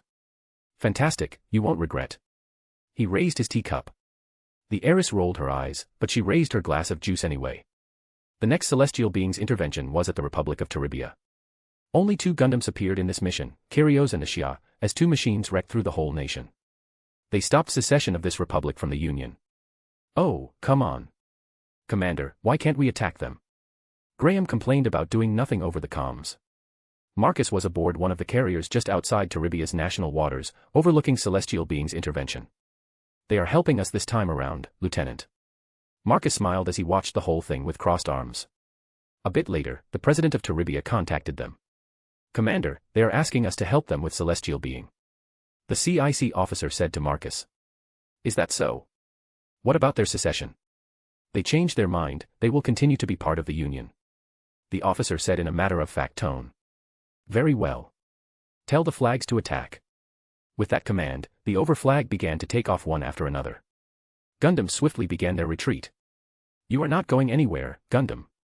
Graham's overflag pulled out its railgun and pointed at Ashia over the Republic's national waters. That flag. Setsuna frowned, seeing that specific mobile suit. A large electrical crack followed as the railgun opened fire on Ashia. That's dangerous, this mobile suit can damage Ashia. The Gundam's pilot changed his mind. He needs to take out this pilot. He is too dangerous. The blue and white mobile suit drew its physical sword and rushed to engage the flag. That's it, Gundam. Show me what you can do. The overflag swiftly opened fire on approaching Ashia. But the GN-powered machine danced around the shots before trying to engage in close combat. But this is where Graham went for a kick into the face of Gundam, making Setsuna angry for such an attack. Don't touch me. Setsuna roared angrily for the kick as he went for a cut, but the flag did a spin before pulling out a beam saber and going for a cut. The Gundam Meister realized his mistake and tried to pull back, but the attack damaged his physical sword. Tisk.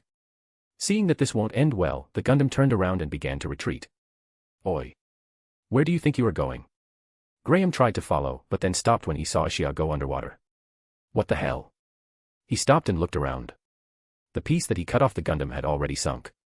Fine, whatever, at least I damaged you bastards. With that in mind, his overflag transformed and rushed away. Wong Lu May frowned when she heard that Ashia needs to be sent to space as well. The new overflag has damaged it as well. Marcus Anaheim's creation, what does that man want from celestial being?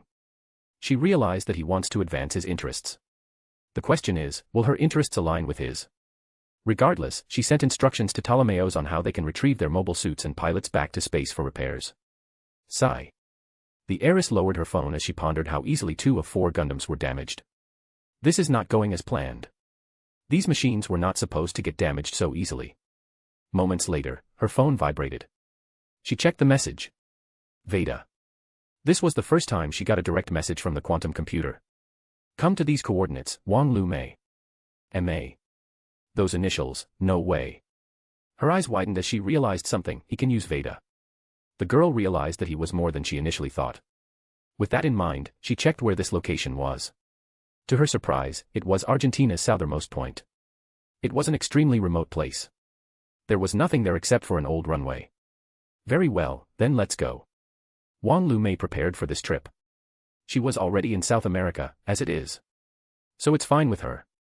Traveling a bit more is fine with her. Besides, her curiosity needs to be satiated. Are you sure, mistress? This is far away from civilization. If anything happens, we will be stranded. Her bodyguard and brother were opposed to such action. It's different when they are dealing with Gundam Meisters, they can help if anything happens to their plane. But this? It will be fine. Mr. Anaheim will make sure nothing happens to me. Wong Lu May replied with an assured tone. Are you certain of that? Oh, I am. She smiled while saying that. She is certain because he wants to show her something. That whole meeting was like that on purpose. She has this feeling that there was a special purpose for that meetup. As you wish, my mistress. With that said, her private jet took off not long after. Their destination was the southmost point of Argentina. Wong Lu May looked around, the cold wind greeted her, and she had to cover her face. She never been to such a remote and hostile place at once. At least the Pacific Islands where Gundam Meisters rest have good weather, but this is too cold for her skin. Before she could truly get cold, something appeared above them. It was soundless, and it just popped up from nowhere. Her eyes widened as she realized that this could be UFO. Yet it was not saucer-like in those movies. This was more like a spaceship. Moments later, it landed next to them, and the back of the spaceship opened, a ramp lowered, and soldiers poured out. Her bodyguard sprung into action and got in front of her, but these soldiers simply lined up. Instead of being worried, she was curious about their origins. She had never seen such armor or weapons, or the flag on their shoulders. Who are they? I am happy that you took my offer, Wong Lu May, Marcus said from the spaceship as he revealed himself. He was dressed in black and purple robes. He even had a cloak, and some sort of regalia. Nobility. What is going on here? Who are you, really? The longer this went on, the more curious she grew. I will explain everything. Now let me show you something that will blow your mind away. Then let's not waste time. She walked around her brother and bodyguard and towards the waiting spaceship. There was no hesitation in her movement. Marcus smiled, knowing she would not hesitate. Her actions only made his brother sigh in resignation as he followed after her. Once they were aboard, the soldiers returned, the ramp lifted, and the spaceship took off. Inside the shuttle-like spaceship, Marcus settled into luxurious seats. He offered one to the heiress, who watched his actions closely. Let's start from the very beginning. Which is human civilization. Do you know that we have been around for more than 3 million years? And I mean modern men, not one of our monkey ancestors. Wong Lu May looked at him, confused. Why was he talking about ancient history? Don't be that confused, think about it, if we were around for that long. How many advanced civilizations were there before us? Now that made her think. Her eyes slowly grew wide as she looked at him. Ancient texts we recovered suggest that we are the 7th civilization.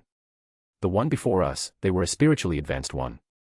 They built the pyramids, invented a vibration-based construction method, created levitation, and were able to live for thousands upon thousands of years.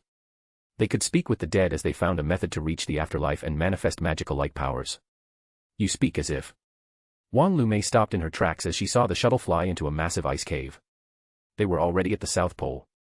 Cavern took turns, it looked man-made with how smooth the walls were. Eventually, they arrived at a massive clearing. At the bottom, she could see the barren ground. In other words, they are around a kilometer deep under the ice if they can see the ground. But what caught her attention was the arch with glowing letters. It was made of some kind of stone. And most importantly, they discovered a method to travel between realities. Marcus got her back from her shock as she looked at him. Now she understood the strange clothes and banners that she didn't understand. This guy, he could be from another reality. It made sense. He just appeared from nowhere. More chapters, Book 2, Chapter 36 is up, and other stories on my PAT. Chapter 151, Book 2, Chapter 26, somehow, another one. Wong Lu May looked around the moment she left the shuttle.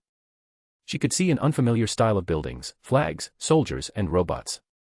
None of them was something she'd seen before, and she was supposed to be in the information business for celestial being. Her eyes eventually fell on the towering arch, made of unfamiliar stones and bearing letters unknown to her. Weirdly enough, it was glowing red. Eventually, she looked at Marcus as he was standing next to her, watching her with an amused smile. You are not a native of this world. You came from the other side of this portal. You are using celestial being to push your agenda. She said that after putting dots together. Let me formally introduce myself, Wong Lu May. I am Marcus Justinian Anaheim, the Holy Emperor of the Holy Byzantine Empire and ruler of mankind of my world. You are the ruler of the united humankind of your world. Her eyes widened as she realized what this could mean. It could mean that the entire earth is behind him. It could mean that he could throw an unimaginable amount of resources towards her world in hopes of ruling it. Indeed, I waged a war against other nations and my father, who was the ruler of his empire, with my Gundam. Gundam, your world has them as well?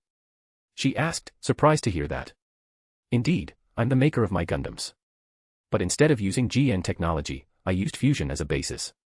My machines have miniature suns as their cores, and we use gravity particles to make our machines achieve FTL speeds. I see, so what do you want from me? Now that you revealed your origins. I want you to join my empire. You can live in my world.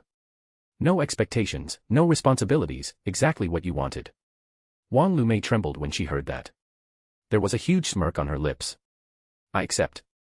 She agreed without hesitation. Mistress. Her brother looked at her in disbelief. Shut up, Hong Long. You know that I don't want any of this. You were supposed to be the heir, not me. Wong Lu May complained, then looked at Marcus. There is something that you want in return, right? She asked with a bit of gleam in her eyes. There was genuine happiness in her actions now. You have a direct connection to Ptolemaeo's crew and Gundam Meisters. You will assist me in using them in conquering this world for my empire. You want this Earth? She looked a bit surprised. I need population and GN technology. He sighed. You see, while population growth is huge in my empire, we are expanding far too fast.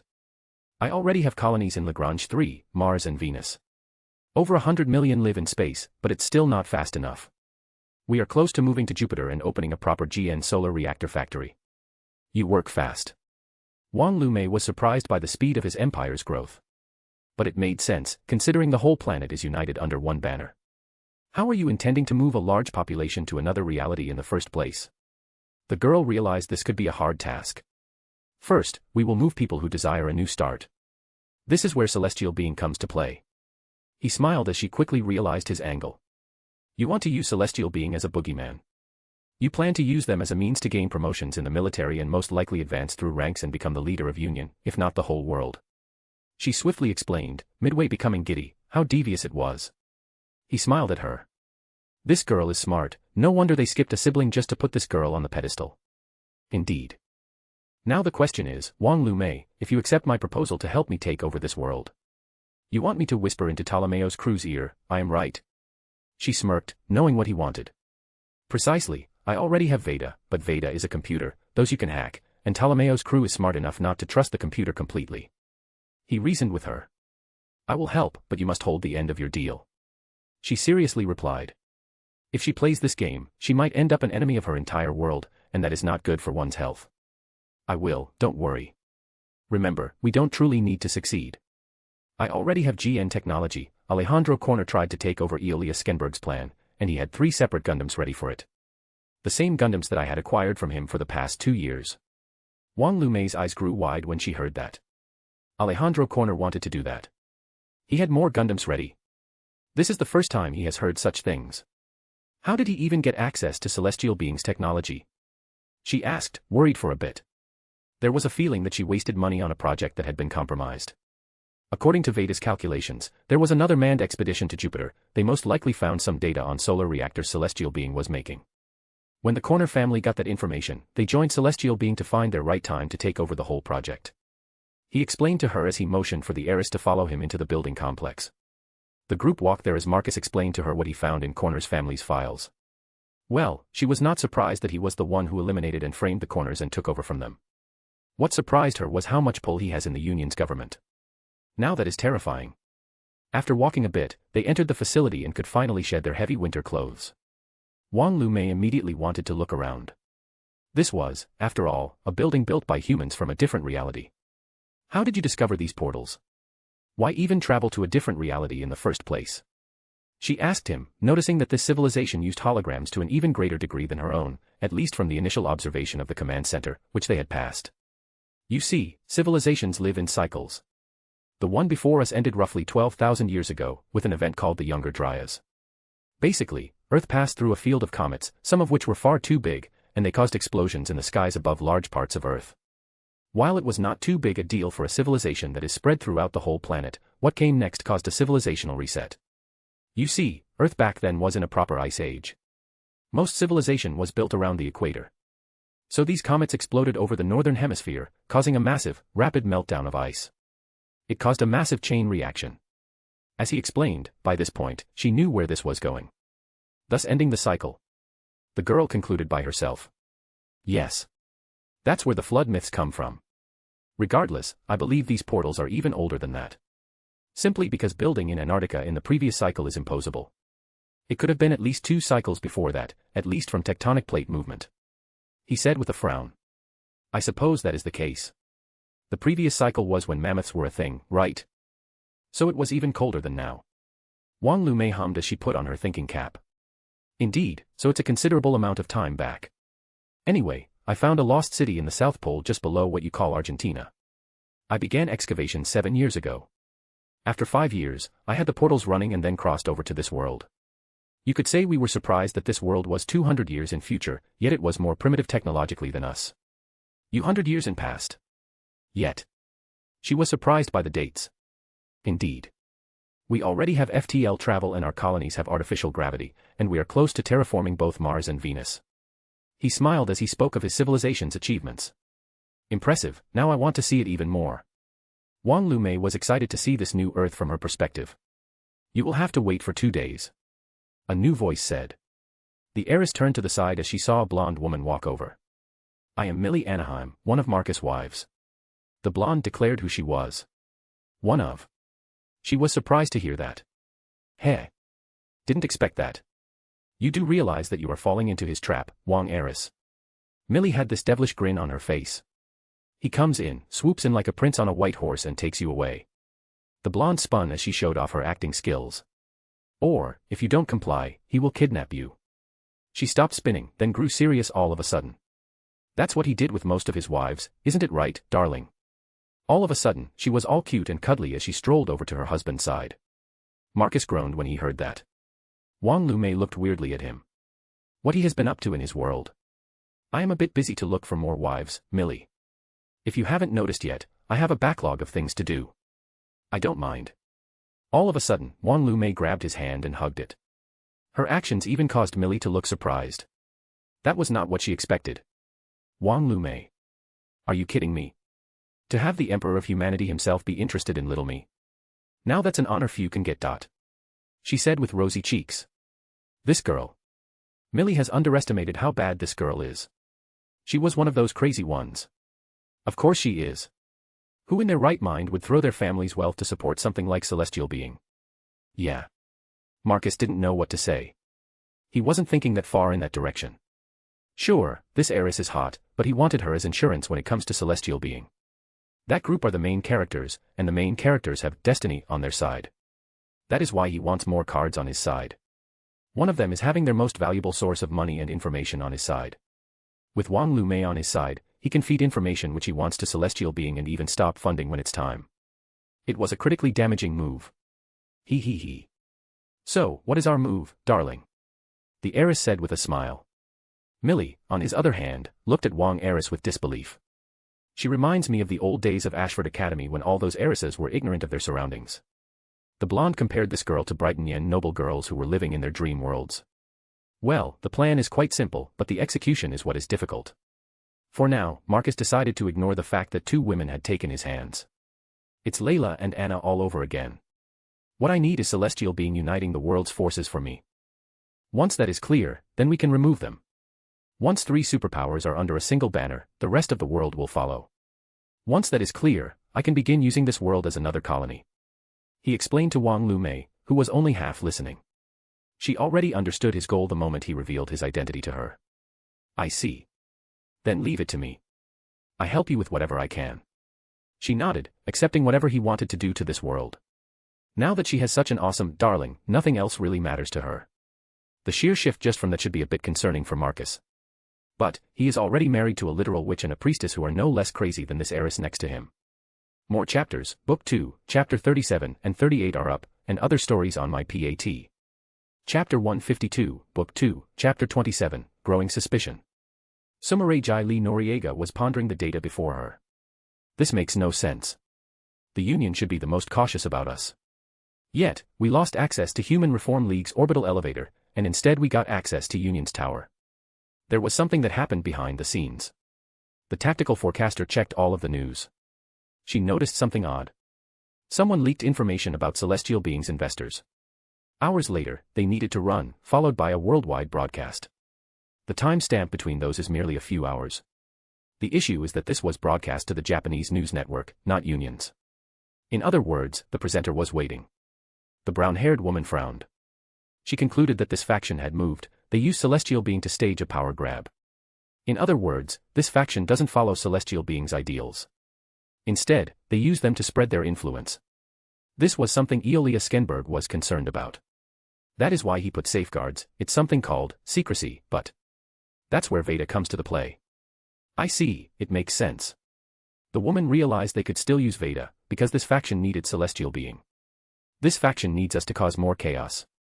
So they could grab more power. A haggard breath escaped from Sumerajai Lee Noriega's mouth as she put things in place. It terrified her that something like this could exist within celestial being.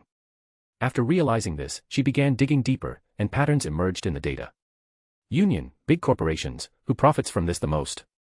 Her eyes widened, as she saw a single name pop up several times. Marcus Anaheim. His Anaheim took over Alejandro Corner's seat on the UN Linear Trains Executive Board, sweat god. Isn't he the one who made over flags for Union? She looked at Marcus Anaheim's picture. Deep breath. Cold realization washed over her. The woman slowly stood up as she walked to the bridge of Ptolemaeos. There was one girl who was on duty as the ship was docked for Dynames and Ishia's repairs. Christina. The brown-haired woman asked one of the CIC girls. What is it, Miss Sumerajai? The girl looked at her captain. We have a connection to Veda, right? Yes. Is there something you need? An intervention. She asked, but when she saw the dead serious look on her captain's face, she grew serious as well. No. I think, I know who took over Veda. The woman dropped a bombshell. Yes. But this is a long shot. I don't want to warn this individual, so we need to treat this carefully. She said dead seriously to one of the CIC girls. Yes. I understood. Should I call Gundam Meisters? The ones that are here. We must not tip Veda in any way. It could be checking our messages. Sumerajai said with a pondering tone. Understood. Then, I will call them in person. The girl scrambled from her seat. Before you do, I want you to check something. Okay. Christina stopped in her tracks as she waited for the word. I want you to ask Veda for probability. I want you to ask if it was a power grab move in the Union by someone towards Corner Foundation. Okay, let's see, check if I worded it correctly. The girl typed in the console and showed it to the captain. After reading through, Sumerajai nodded and motioned for Christina to ask Veda. Moments later, they got an answer. 100%. Gotcha, now ask, who? Christina's eyes widened as she swiftly messaged Veda back. But they didn't get anything back. Veda was not responding. Did something happen? The CIC girl asked the captain. Nothing happened, and do not ask anything either. Veda is protecting its new master. The answer caused the girl look back at the captain with nervousness. We got what he wanted. I just hope this question didn't get flagged in any way. Sumerajai said with a deep look. This was a gamble on her part. Now, Christina, I want you to gather Gundam Meisters for me. Understood. The girl scrambled to gather Loken and Setsuna. I have figured out who hacked Veda. Sumerajai Lee Noriega said to the gathered crew of Ptolemaeos. That was not what I expected to hear today. Loken looked surprised for a second. Who did it? Setsuna asked in his monotone tone. Marcus Anaheim. the captain said, looking around as if people in the walls were listening to them. Him? But. Locken looked confused. He recalled this guy on TV. He was the Union's golden boy, rising through the ranks with innovations in technology, the new overflag, prosthetics for people and soldiers, and new batteries that conserve energy. Not to mention, he lowered the prices of technology in general with new chips. So far, he looked like Golden Boy. I know. But that's merely a cover. Look at this. Sumeragi showed them something. This is the day we revealed ourselves. He showed a graph. His company has been doing a lot of buying. As if they knew we would appear. Locken looked with wide eyes. Not just that. There is something strange about him as well. She showed them his profile. His early years are far too quiet for someone of his talent. It's like he popped into this world in the most literal sense. The woman compared his early years with his records of the 2 years. Same with his wife, who got normal records, but then her early years are almost non-existent. That is strange. Now that you point it out. Locken stroked his chin. While it looks normal at first glance, it's different when one digs deeper. Then shouldn't we eliminate him? He is the source of the twistedness in the world. Setsuna said with a frown. His instincts are telling him that it's him. Twistedness. Yes. He is one of those who twists the world and is the source of the conflicts around the world. Ashia's pilot said with an annoyed tone. I understand you, Setsuna, but this is only my hypothesis, we don't have any actual proof. There is no connection between Marcus Anaheim and Alejandro Corner. Or Veda and him, we need to make a separate investigation. Sumeragi pondered as she looked at Christina. Send a message to Wong Lu May. Tell her to investigate Marcus Anaheim. The captain of Ptolemaeos instructed the CIC girl. I will. Shouldn't we just confirm with Veda? If Veda can't confirm him in any way, then we know Marcus Anaheim is Veda's new master. Locken said after pondering a bit. No. We can't trip any alarms. It's better to pretend everything is fine and then spring the trap once we are sure. Besides, I will continue to do my investigation now that I have my suspicion. She said with a confident smile. Understood, Miss Captain, sir. Locken saluted her with an amused tone before leaving the meeting room. Though Setsuna stayed for a second as he looked at the captain. Tell me when you are certain it's him, and I will personally eliminate him. Ashia's pilot said with a serious tone before he left the meeting room. I will. Guy. We got a message from Veda. It's a mission. Everyone stopped in their tracks. There was a tense moment on the whole ship as everyone felt that someone was eye-dropping on them. All of a sudden, Setsuna and Locken were back in the meeting room.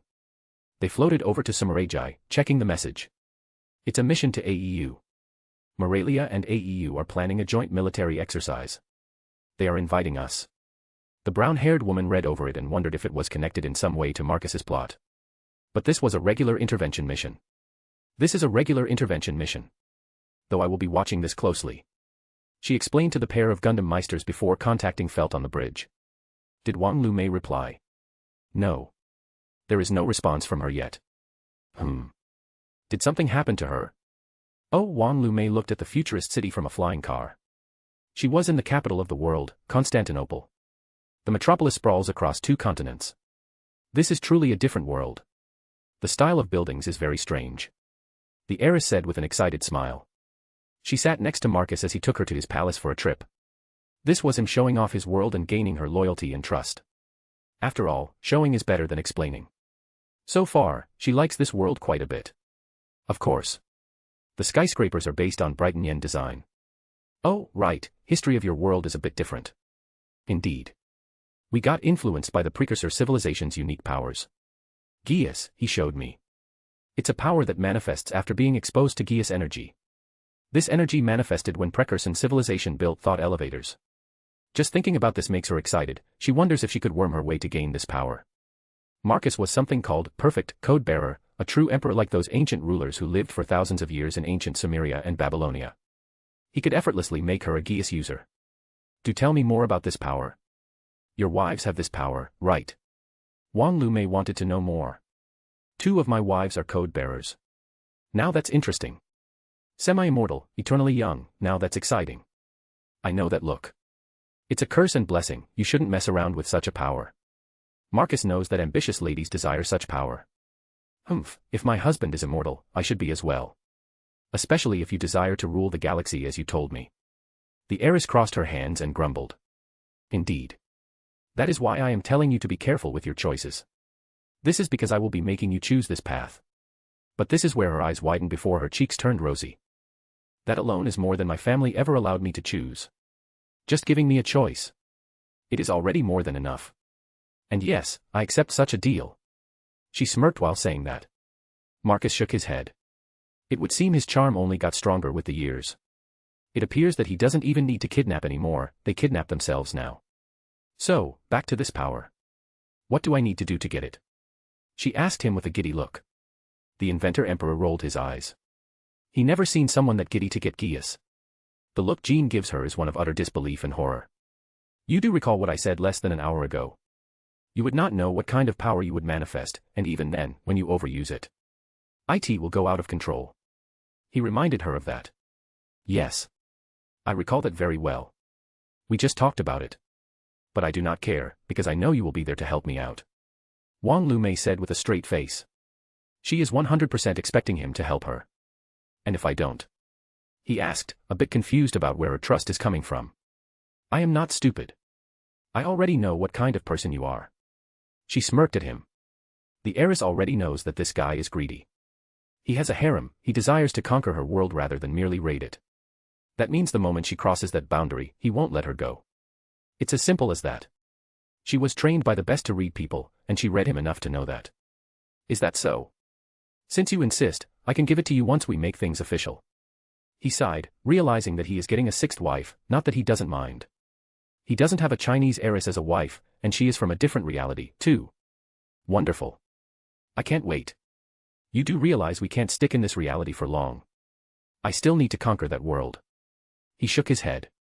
He doesn't want her to get used to this place just yet. Don't worry.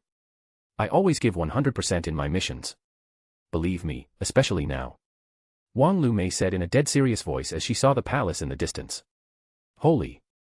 Her eyes bulged when she saw a citadel. It was not a palace, it was a fortress. More chapters, Book 2 Chapter 39 is up, and other stories on my PAT. Chapter 153, Book 2, Chapter 28, A Situation. Layla and Anna looked at the new girl before them. It would seem old habits don't just disappear, Layla said to her sister and fellow empress. Indeed. But, at least it took him 2 years to relocate her.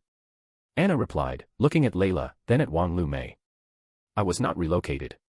In fact, I relocated myself. The heiress air-quoted, she understood their slang. The pair of them looked at each other with surprise when they heard that.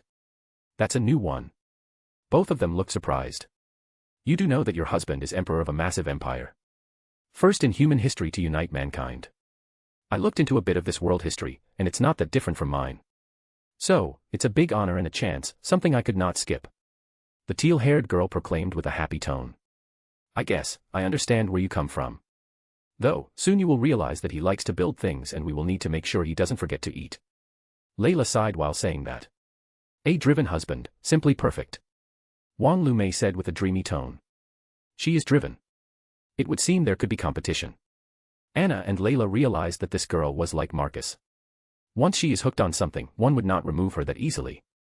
Once, Marcus wanted to conquer the world, damn sure he did, and if he said that he would conquer the damn galaxy, then he will do that one way or another. And this one is giving the same vibes. Yes, well. Layla looked at the side he saw the emperor playing with his youngest daughter, next to him was Colin.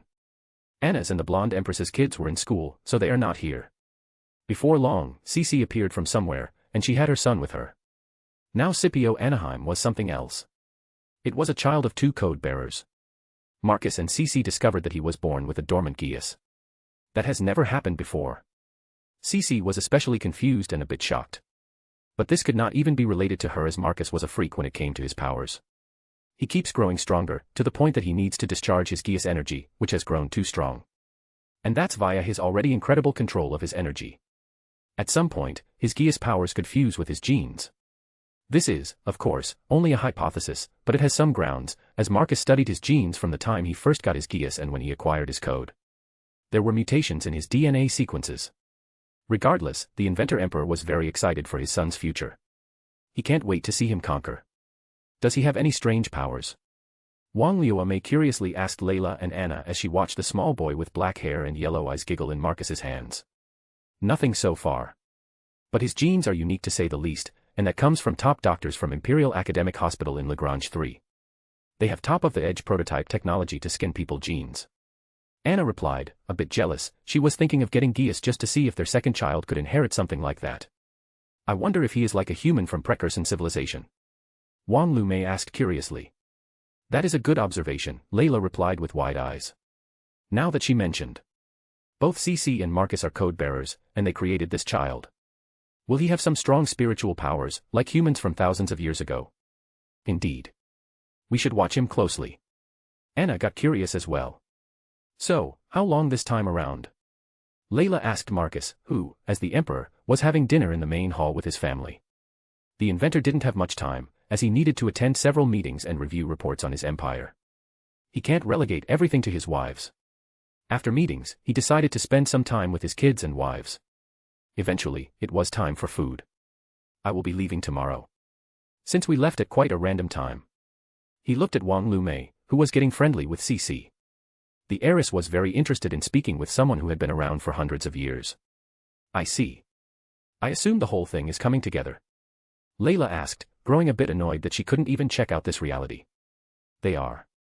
He smiled a bit. But then his comms went off, in an emergency. For a second, he looked worried. The Emperor pulled out his holographic device, and above it, a hologram of Lloyd manifested. What happened, Lloyd? Marcus asked with a small frown. It's Cecile. She got exposed to Ezo, and something strange happened to her. She began to move things and bend damn reality with her mind. Cecile is biotic. What the hell? We barely have any Ezo what they are doing. Marcus grimaced as he closed his eyes for a second before opening them. I will be there in less than an hour. Roger, what should I do? The nerd was panicking. You need to sedate her. She is panicking, so I suggest knocking her out before she punches a hole in the station. Shit. You are right. The scientist realized he had a chance of being spaced by accident. Someone, quickly. Get a tranquilizer. I don't want to get spaced. The nerd rushed away, leaving a blank hologram behind. Marcus was confused. Why didn't end the call like a decent human? What just happened? Layla asked with a concerned look. Cecile got exposed to Ezo, awakening some strange power. I'm going to check on her in person. The Emperor sighed. Getting biotics so early was not on his menu. They need to develop implants now for proper control. Another job on the list. The inventor sighed in resignation. I see. I suppose we all should go to Lagrange 3. Our kids should check their future academy in person. Layla looked at her son with a small smile. Fair point. They are 7 after all. He agreed to her proposal. Marcus then looked at one of the waiting maids. Tell them to prepare my ship for departure in an hour. Yes, Your Majesty. The maid bowed before leaving the dining room. By this point, he realized that he should collect the new Gundams for Jean, Aldrin, and Maribel. He did design them, but they were assembled here. Wong Lu May looked at what is considered a spaceport. It was an incredibly tall tower in the north of Constantinople. This tower was built in a triangular shape, with several hands that hold spaceships. While most of the spaceships looked like they were cargo ships, there was one that was a slender ship with a regal design. It was quite different from the other ships that were docked. You can call it a family space yacht, Marcus said to his future wife who was looking at it with curious tone. Your space technology truly is more advanced than ours. Human Reform League is still using literal floating cargo containers. Wong Lu May said in a mocking tone. Maybe, but what you are looking at are first-generation ships that use resonance for artificial gravity and spaceships in general. Before this, I didn't use them simply because no gravity is bad for people in general. However, once we have a general idea of how to use resonance without a fusion reactor, it is possible to build these. He said to her as their limo landed at the docks. Once their motorcade stopped, Imperial guards poured out from the SUVs and military truck. The security was extra tight because Marcus's kids were here. There were even ASP members who had specialized Geass users. Regardless, they left the cars, and Marcus's kids began looking like little ducklings. Kids, you can run around once we are aboard Avalon. Okay. His 7-year-old ones were calmer, but his 5-year-old Julia was a spitfire. Those two listened, but the red-haired girl still wanted to wander off. Colin, who saw this, swore under her breath. Marcus eye-rolled. Your flaming jeans, dear. He teased his wife before walking over and collecting the curious one. His other 2 kids followed after him in a more controlled manner. Gah. What do you mean, mine? That's the age doing it. Colin tried to explain herself, but the Emperor simply laughed as he walked into the massive building. After him, the guards poured in. "He is teasing you, now let's go," Layla commented as she followed after him. The building had linear vertical trains, huge elevators and even lifts for people travel. This is because, while the building is mostly used for cargo, it's also used by the Imperial Senate and colonial officials for rapid travel. Space travel is still relatively new. There are still regular planes in the air. So managing space travel and at the same time planes in the air is a bit difficult, which is why sections of Constantinople have no-fly zones. As it is used for spaceships, the Imperial Citadel or Senate. The city is one highly controlled place. That is, until Marcus pulls out his Tyrannis and just flies however he wants. He is considered the most annoying individual for the traffic control tower. Moments later, the Imperial family boarded their family yacht, and the slender frigate-sized spaceship moved back from the tower before it started to climb up into space at a rapid pace. It left the atmosphere. This is where Wong Lu May noticed that space in this reality is not that empty. She could see the colonies in the distance and a considerable amount of traffic. Cargo ships, regular-looking civilian craft. Is that a blockade? Her eyes ended up at something that looked like a military line. "Why is your military mobilized?" she asked him curiously. "Is there a war on the horizon?" "Oh, right. On Mars' South Pole, we found alien ruins. It was where we learned about EZO and a bit of data that we are not alone, figures." Last word he said with deep sarcasm. After all, when you have billions of stars just in the Milky Way, there will be aliens, not to mention other galaxies. That's new. No wonder you want people from my Earth. Wong Lu May finally learned the primary reason for his activities in her world. It made so much more sense than any other reason. The unknown and the simple proof that aliens exist could make any human nervous. "Yes, among other things, I forgot to mention that," he said with a shrug. Normally, not telling her that aliens are real would make her a bit annoyed, but in these circumstances, yes, she understands. It makes sense, she was in a parallel world of all places. There wasn't enough time to tell her that aliens are real. Regardless, the spaceship moved away from Earth's gravitational pull and towards the sun. The vessel began to pick up speed. Wong Lu May soon noticed something strange. The sun began to grow at a rapid pace. Soon enough, the windows darkened as the vessel took a turn and got around the sun. Not long after, she saw a peculiar sight. It was 3 sword-shaped colonies, surrounded by an array of stations. It looked like a construct connected by multiple pipes. See those pipe-like corridors? Those are walkways and highways used by scientists and researchers. Though not all of them are connected, the Academy Council uses a grading system. They decide the grade for proposed projects and assign stations to them. Oh, and this council. Education and science are run by Millie and Anna, both of whom are part of this council, Marcus explained to her. Hey, so your family basically rules the whole thing. Wong Lu May realized that this empire is more like a family business than a nation. This is what happens when you conquer the world. He smiled while saying that. Chapter 154, Book 2, Chapter 29, G-Force Headquarters. As the space yacht docked in the mobile suit-dedicated space station. All military research is kept separate from the rest of the civilian stations because of how dangerous and destructive it can be. Because of that, it has more docking sections than civilian stations. So when Marcus' vessel docked, there was a military frigate docked, not that it mattered to Marcus, as he left his ship and was greeted by a token of the military that is stationed here. Layla, Colin, and CC, you can go to the main academy complex. Anna, you will stay with me, and we will check on Cecile together. The Emperor instructed his wives. Sure. I do hope you come to see the colony yourself. It has been years for you. Layla said with a small frown. Her husband was all work and no fun. He was the one who wanted humans to rule the cosmos, yet he didn't come to check on his progress. I will after checking out Cecile and the new Gundams. Now that caused everyone to perk up. Now, Colin and Layla wanted to see this new machine. I hope we will have a chance to see them. Colin walked over. Of course. I will be organizing transport for them to the other side of the portal. He smiled while saying that. The inventor was happy to see that Gundams still excite them just as much as they excite him. You two will have a chance to see them. Good. For now, let's go and see the academy. The girls began to walk towards one of the intercolony shuttles that dot the station's hangars. A bunch of royal guards followed after them. Once they were gone, Anna strolled over to his side and hugged his hand. When Marcus looked at her, she smiled back. This was a perfect time to have him for. So can I see what this EZO thing is? Wong Lu May asked as she walked over to him with a curious tourist-like tone. Of course she is still here. Anna deadpanned internally as she, for a second, forgot that they had an extra. Sure. He nodded as he began to walk towards the interior of the station. The pair of girls and their bodyguards followed after them. ESO is called dark matter as well. It's the building blocks of the universe. Once utilized, you can increase or decrease the weight of objects. It might sound basic, but it's groundbreaking and revolutionary. Once applied, we could add gravity to small warships, improve our fusion reactors, create proper shielding technology, and do all sorts of small or big manufacturing. As he explained, he walked towards large windows and pointed at the sun, more precisely at the top of it. See that? We can already work there. But imagine that 10 times what you see, if not more. It's a civilization-changing event. Like how it was with fire and lightning. He explained to Wong Lu May. I am already surprised you can work that close to the sun, she said with wide eyes. The girl noticed that something big was happening above the sun, but to think they're building something there. Anti-gravity barriers. We use a weaker version of this technology on Mars, but over the sun we use much bigger ones, to keep heat and radiation away. You don't say. People would burn to a crisp just by being that close. The heiress deadpanned. She doesn't know what kind of technology it is, but it is impressive that they can do that. Indeed. Not even ash would remain. Regardless, once we can make ESO and use it properly, we will explode in manufacturing, and that means we need more people.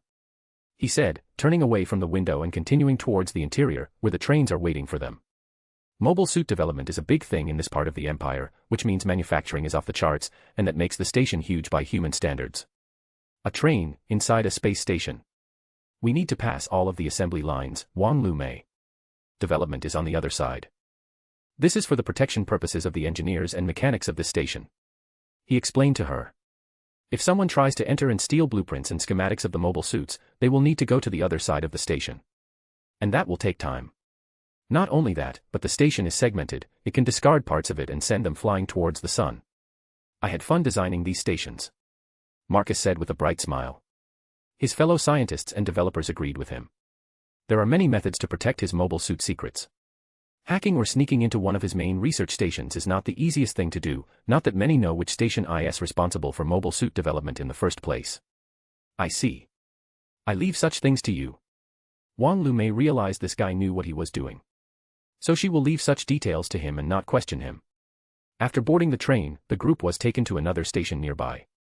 The only way they could enter is through this train. There was even a section that leaves the station, and the train runs through the vacuum of space before entering another station. I suppose this is the part where the stations separate in case something goes wrong. The heiress enjoyed the view of the colonies before entering another station. This one looked more like a lab or research facility than the previous one. That one was like a factory, with wide halls, robotic hands, and assembly lines. Welcome to G-Force Development Facilities. This is where Gundams are created. The head of this facility is yours truly. Marcus introduced her to the station. You. Aren't you? You know, busy. Running humanity's biggest empire. She asked him, confused that he also held the title of chief engineer. There is one thing you should not question about my husband, Wong Lu May, and that is his passion for Gundams. Anna nervously commented as Marcus's eyebrows twitched. What Anna said is true. My Gundam thrones are the empire, they are a manifestation of mankind's desire for stars, I made it so, and so it will be. Sorry for being stupid. The heiress quickly apologized, she realized that this was a mirror reality. In this reality, Gundams are as important as on her homeworld. Only that in her world, celestial being is there to end wars, in this one, Gundams are manifestations of one's will, and in this case, it's humanity's will to dominate the very cosmos. Don't worry, you are new. Marcus waved his hand. This time, he forgave, but the girl didn't understand that, regardless of his titles, he would continue to make his mobile suits. Thank you, but why are we here? I thought we are to see what ESO does to a human. Wong Lu May asked him, confused about them being here. That's because it originally started with ESO being used in fusion reactor creation, and the most common and primary use of technology is mobile suits, in this case, Gundams. Gundams are the only machines that use a fusion reactor as their primary power source. So the primary user of ESO will be Gundams. Once we cross that bridge and plateau this technology with Gundams, we can use it throughout the Empire. Though by this point, we are testing ESO first on everything, then we apply it to our technology. So you first apply to the military, then to civilian sectors. That's pretty much how we use it in our world. Wong Lu May nodded, it was the same in her world, too. Indeed, but this goes a step further, we first improve Gundams that my closest knights and family members pilot.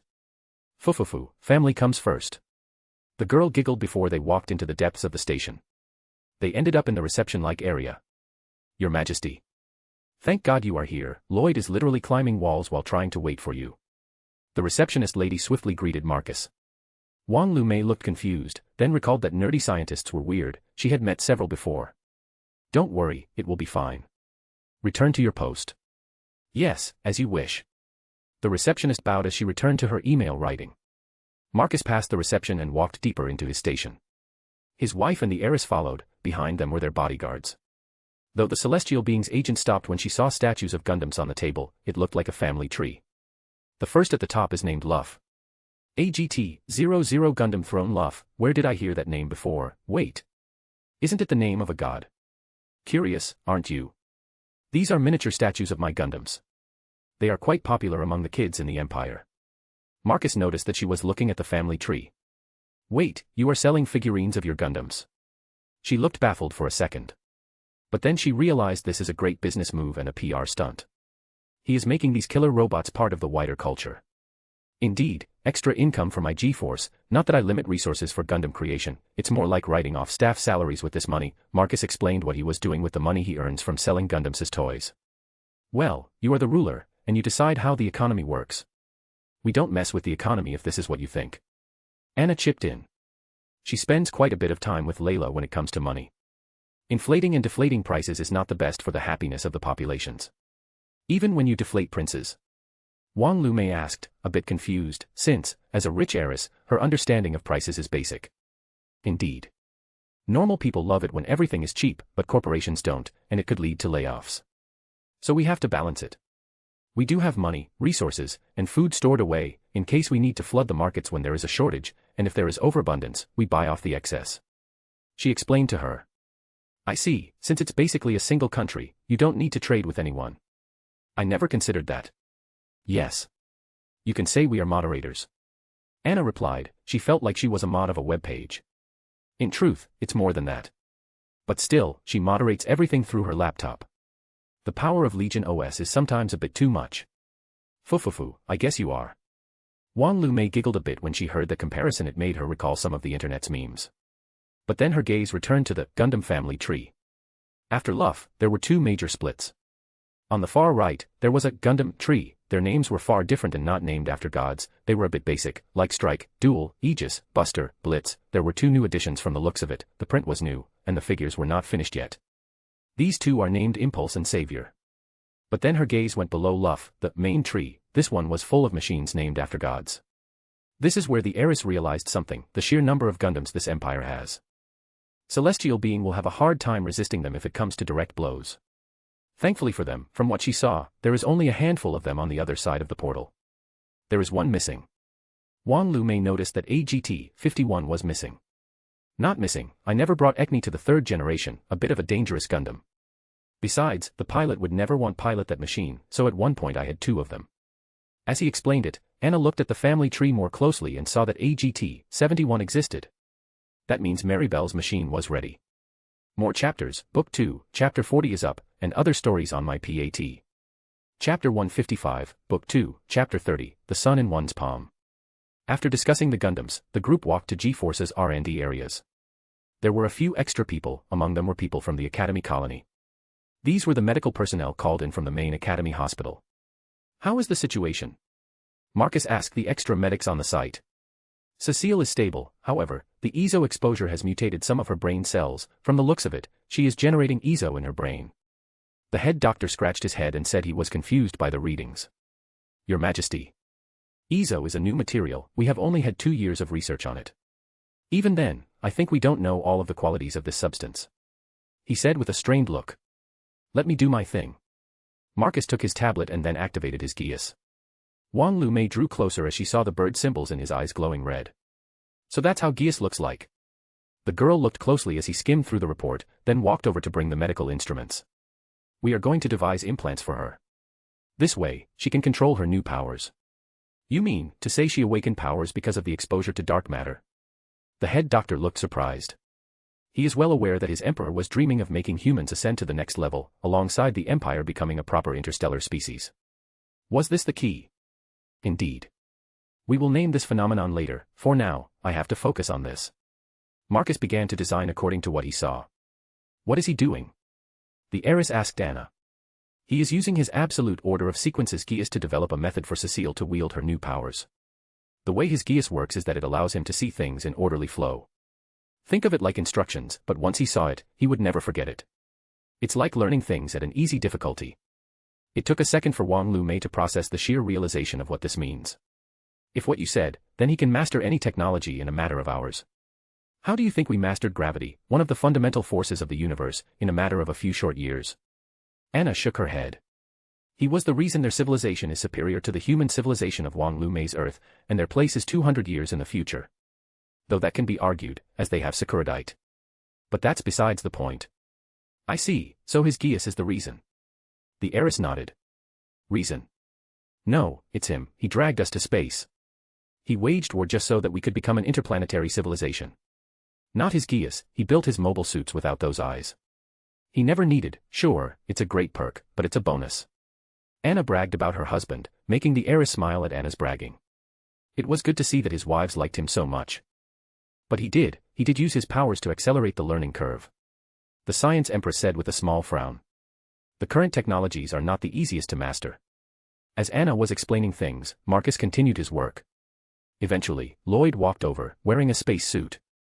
Lloyd. What the hell? The Emperor snapped out from his work and looked at one of his researchers. Don't mind me, Your Majesty. I was only joking about spacing you.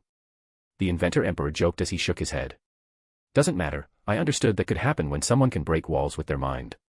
The nerdy inventor commented as he checked out what Marcus was working on. Interesting. This is an implant that will allow Cecile to access her powers without worries, because at the moment she won't be able to do it without accidents. He explained to one of his scientists, showing the designs. This technology didn't exist before. I assume you used your Geass for this. Indeed. While our science has advanced sharply, there are certain fields where we are behind. Like these implants, they go into the brain and nervous system. Yes. But we do have your data in spine reconstruction. It's one of the most important body parts that is hard to work with. Lloyd reminded him of what Marcus did to Nunnally. The girl could walk properly once more, and the project had taken years to complete. From outside prosthetics to internal ones, until he had a machine that could fix any human spine. It's groundbreaking technology.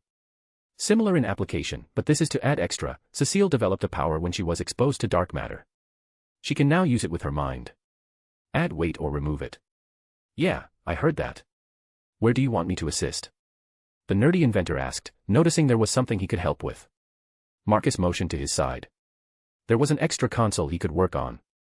I need you to run debugging in the new software. Sure. So what did you do that you needed to play with little Izo we had left? Marcus asked Lloyd after finishing the initial design for the implants. The next part was its manufacturing. The Emperor couldn't test this on anybody yet, so he used his eyes several times to make sure this technology actually works. Normally, there are several stages of testing, but he doesn't have biotics apart from Cecile, so he can't run tests. Instead, he needed to overuse his eyes to make sure everything worked. Lloyd, who finally removed his helmet, answered the question. Cecile got an idea to generate dark matter. She realized that we won't easily find extra. These proteins said that dark matter naturally appears only in solar systems whose suns are going supernova. That means the sun needs to generate specific pressure. We can simulate that quite easily. After all, we have started hundreds of fusion reactors. Man-made dark matter. Marcus's eyes were wide when he heard their idea. His brain rapidly caught up to them. It is possible. A new voice said as the Emperor hadn't heard it for a while. He looked to the side, and he saw Nina, a rare individual in this part of the Empire. The girl is officially living in Venus colonies and is the leader of the Venus Project. A project to terraform Venus. Over the years, she became well-versed in atmospheric studies and space station development. The issue is that we need a lot of helium-3 for this. In other words, constant restarting of fusion reactors. We would build fusion reactors to go supernova, then collect dark matter. It would be the discarding of the reactor energy. She said while showing an AI-generated video. We don't know if the nanometal could hold such power. Marcus understood the general idea of how this could work. Indeed, but nanometal is a man-made material as well. We can improve it considerably as well. Once more, Nina showed him an upgraded material. We have been testing periodically on a new material that could survive in the utterly hostile environment of Venus. We have a general idea how to tank the explosive power of a sun. The girl showed him something. You want to use Izo to coat the inner layers of the fusion reactor to capture heat. Marcus was impressed. This girl only had 2 years to work with this. And use resonance rods to stimulate the flow of heat into specific tubes. We could literally have exploding suns in the palm of our hand. The girl showed her hand before clenching it. There was a small smile on her face. Scary stuff. I have provided my assistance, Your Majesty. Now, if you would, could you approve my next budget? Nina all of a sudden blushed while saying that. Marcus looked confused. He was pretty certain he had provided a considerable amount of money and resources for the Venus project. To double-check, he summoned his console and checked her project. That's a lot of resources. Are you building a 4th colony or something? No. I will be building a space station that will draw carbon dioxide from Venus's atmosphere. We can then transfer it to Mars and start its terraforming. Nina explained to him. I heard this idea a while back, so she finally cracked the formula to use gravity to capture and suck carbon dioxide into a space station. Marcus was fascinated by that. It would seem the Venus project is leagues ahead of the Mars project, not to mention the Mars project is easier in a way. All they need to do is build towers around specific areas and begin generating an atmosphere. Sure. You have your budget. With a casual hand motion, he increased her spending money. Imagine having a budget, it couldn't have been me. Lloyd shook his head. Humph, unlike you, I don't build Gundams, I'm trying to put humans on other planets. With that said, the nerdy green-haired girl walked away. Over the years, she became obsessed with terraforming Venus for you. The nerdy mobile suit developer said with a sigh. You don't say. Marcus recalled the nerdy girl declaring she would only marry him if she could terraform Venus. The girl needed to prove herself to be worthy. Last time I checked, the 3rd-generation fusion reactor was her idea. Same with 4th now. The Emperor summoned the forwarded data and checked it out. This, in theory, will allow us to make hotter and better suns. The containment field could potentially hold any form of sun. The issue is how much helium-3 and dark matter I am willing to pump into it to kickstart the reactor. The inventor Emperor hummed as he then realized that the 4th generation would have 2 forms of reactors. Well, technically, 3 types. As one is a mobile version. But the key point is that one will be used to make the sun go supernova to generate dark matter, and the other to power his empire. Regardless, with this, we can start working on the 4th generation and most likely power our Jupiter's venture. To Marcus' words, Lloyd nodded as he was reading the blueprint. Indeed. Nina came far. This is a masterpiece. The nerdy pudding-eating scientist smiled as he liked what he saw. I can start putting this together. You can, but first send me over what you've been working on, your doodles included. When Lloyd heard those words, he puffed at his emperor. Ugh, fine. By doodles, Lloyd is great at coming up with random ideas. While he rarely puts everything to use, his ideas could come in handy for Marcus. Good. Once you have a functioning fusion reactor, contact me. We can start upgrading our Gundams. After that, we can focus on Jupiter venture and creation of dark matter factories and GN drives. Dark matter factories, that does have a great ring to it. Lloyd smiled at such a development. By the way, the trio of new machines are ready, yes. When the nerd heard that, he smirked as he pushed his glasses up. Indeed, Gundam Impulse, Savior, and of course Gundam Throne Epona. They are ready for transfer. Lloyd introduced the machines before showing a regretful look. I do apologize that it took that long to make your vision a reality, but a Gundam that can manipulate gravity, that is not an easy thing to do. Yes, we did put gravity resonators into such a compacted form. Marcus grimaced while saying that. He didn't want to give a basic machine to Mary Bell, it should be a groundbreaking model, and it became just that. A machine that can manipulate gravity. Indeed. It turns out that the Precurson civilization data did help us. As they had levitation via sound and vibration. Good, that is what we needed to incorporate the technology into our empire permanently. Marcus nodded as he got up. He finally relaxed and could see his new Gundams in person. Lloyd followed after him. Let me show you where they are. He smirked while motioning to his emperor to follow him. More chapters, Book 2 Chapter 41 is up, and other stories on my PAT. Chapter 156, Book 2, Chapter 31, The New Gundams. Marcus followed Lloyd as they walked into the hangar area, where rows of sealed 20-meter-tall doors were. Anna, Wong Lu May and their bodyguards joined them. This was an exciting moment, so they wanted to see the 3 machines that would join the Holy Byzantine Empire. First, let me show you the machines for G-Force. The AGF-51 Impulse, the sister machine to AGF-01 Strike. As he said, 2 scientists used their keys to unlock the doors, and soon enough, they saw inside. It was pitch black, but moments later, light projectors revealed the machine. It looked extremely similar to Strike, only a bit different in the frame, as it was more slender, but the rest was practically identical. Why is it dull gray? The heiress asked them. The phase shift armor. As Marcus said, he looked at the machine. Impulse, turn on your armor. The Gundam's AI responded to him, and colors spread through the frame. Oh, that is not bad, looks similar-ish to a Xia. She said with a nod. On the contrary, a Xia is purely close range. This is a machine meant for a knight. Lloyd grinned as he pushed his glasses up. This is Impulse, it can use strikes packages, and it comes with 3 of its own, the Sword Impulse, Force Impulse, and Blast Impulse. 3 packages that make this machine perfect for your knight, your majesty. When the nerdy mobile suit developer said that, Jean gawked, looking at Impulse, then at her liege. That's right, Jean, this machine is yours. You will be piloting it when I am on the battlefield, causing chaos. Marcus looked at her while saying that. It's my honor to pilot a Gundam. HNN. I know I won't be disappointed. Yes, all that. Lloyd rolled his eyes at all of the chivalry stuff as he interrupted them. Your Majesty, the other 2 machines are for Aldrin and Princess Maribel. They are not here. He pointed out the obvious lack of 2 females. I know. Pack them up, I shall bring these 2 to them. Marcus motioned to wrap the Gundams like gifts. Can we at least check them out? Wong Lu May showed him puppy eyes as she felt that this was the only way she could persuade him. Normally, she just throws money at her issues, but this doesn't work here. Anna got her husband's attention. Yes, show us. Since I can't go there, it will be years since I can see them. The pinkette puffed her cheeks at him. Since you want it, I can't say no. Marcus caved in when his wife asked for it. Show us the other 2 machines, Lloyd. The pudding-loving nerd nodded at his emperor. He motioned toward the mobile suit hangar next to this one. It was written AGF 61 on the massive doors. 2 scientists who were following them opened the doors. Moments later, they saw pitch darkness inside of it. Seconds later, the lights turned on, and they saw another gray machine. However, its style was a bit different, though it was a Gundam. AGF 61 Savior Gundam, it was created based on Aegis Gundam combat data. While Aegis can transform into a claw, this machine can become a plain tank hybrid. Aegis, isn't it that red machine? Wong Lu May recalled the models on the table. It's based on the G-Force Commander's machine, yes. And this one is red as well. Aldrin likes red. Marcus sagely nodded as he said that. The heiress looked at Marcus, isn't this machine for a knight? He knows what his knights like to that degree. Indeed, it is red.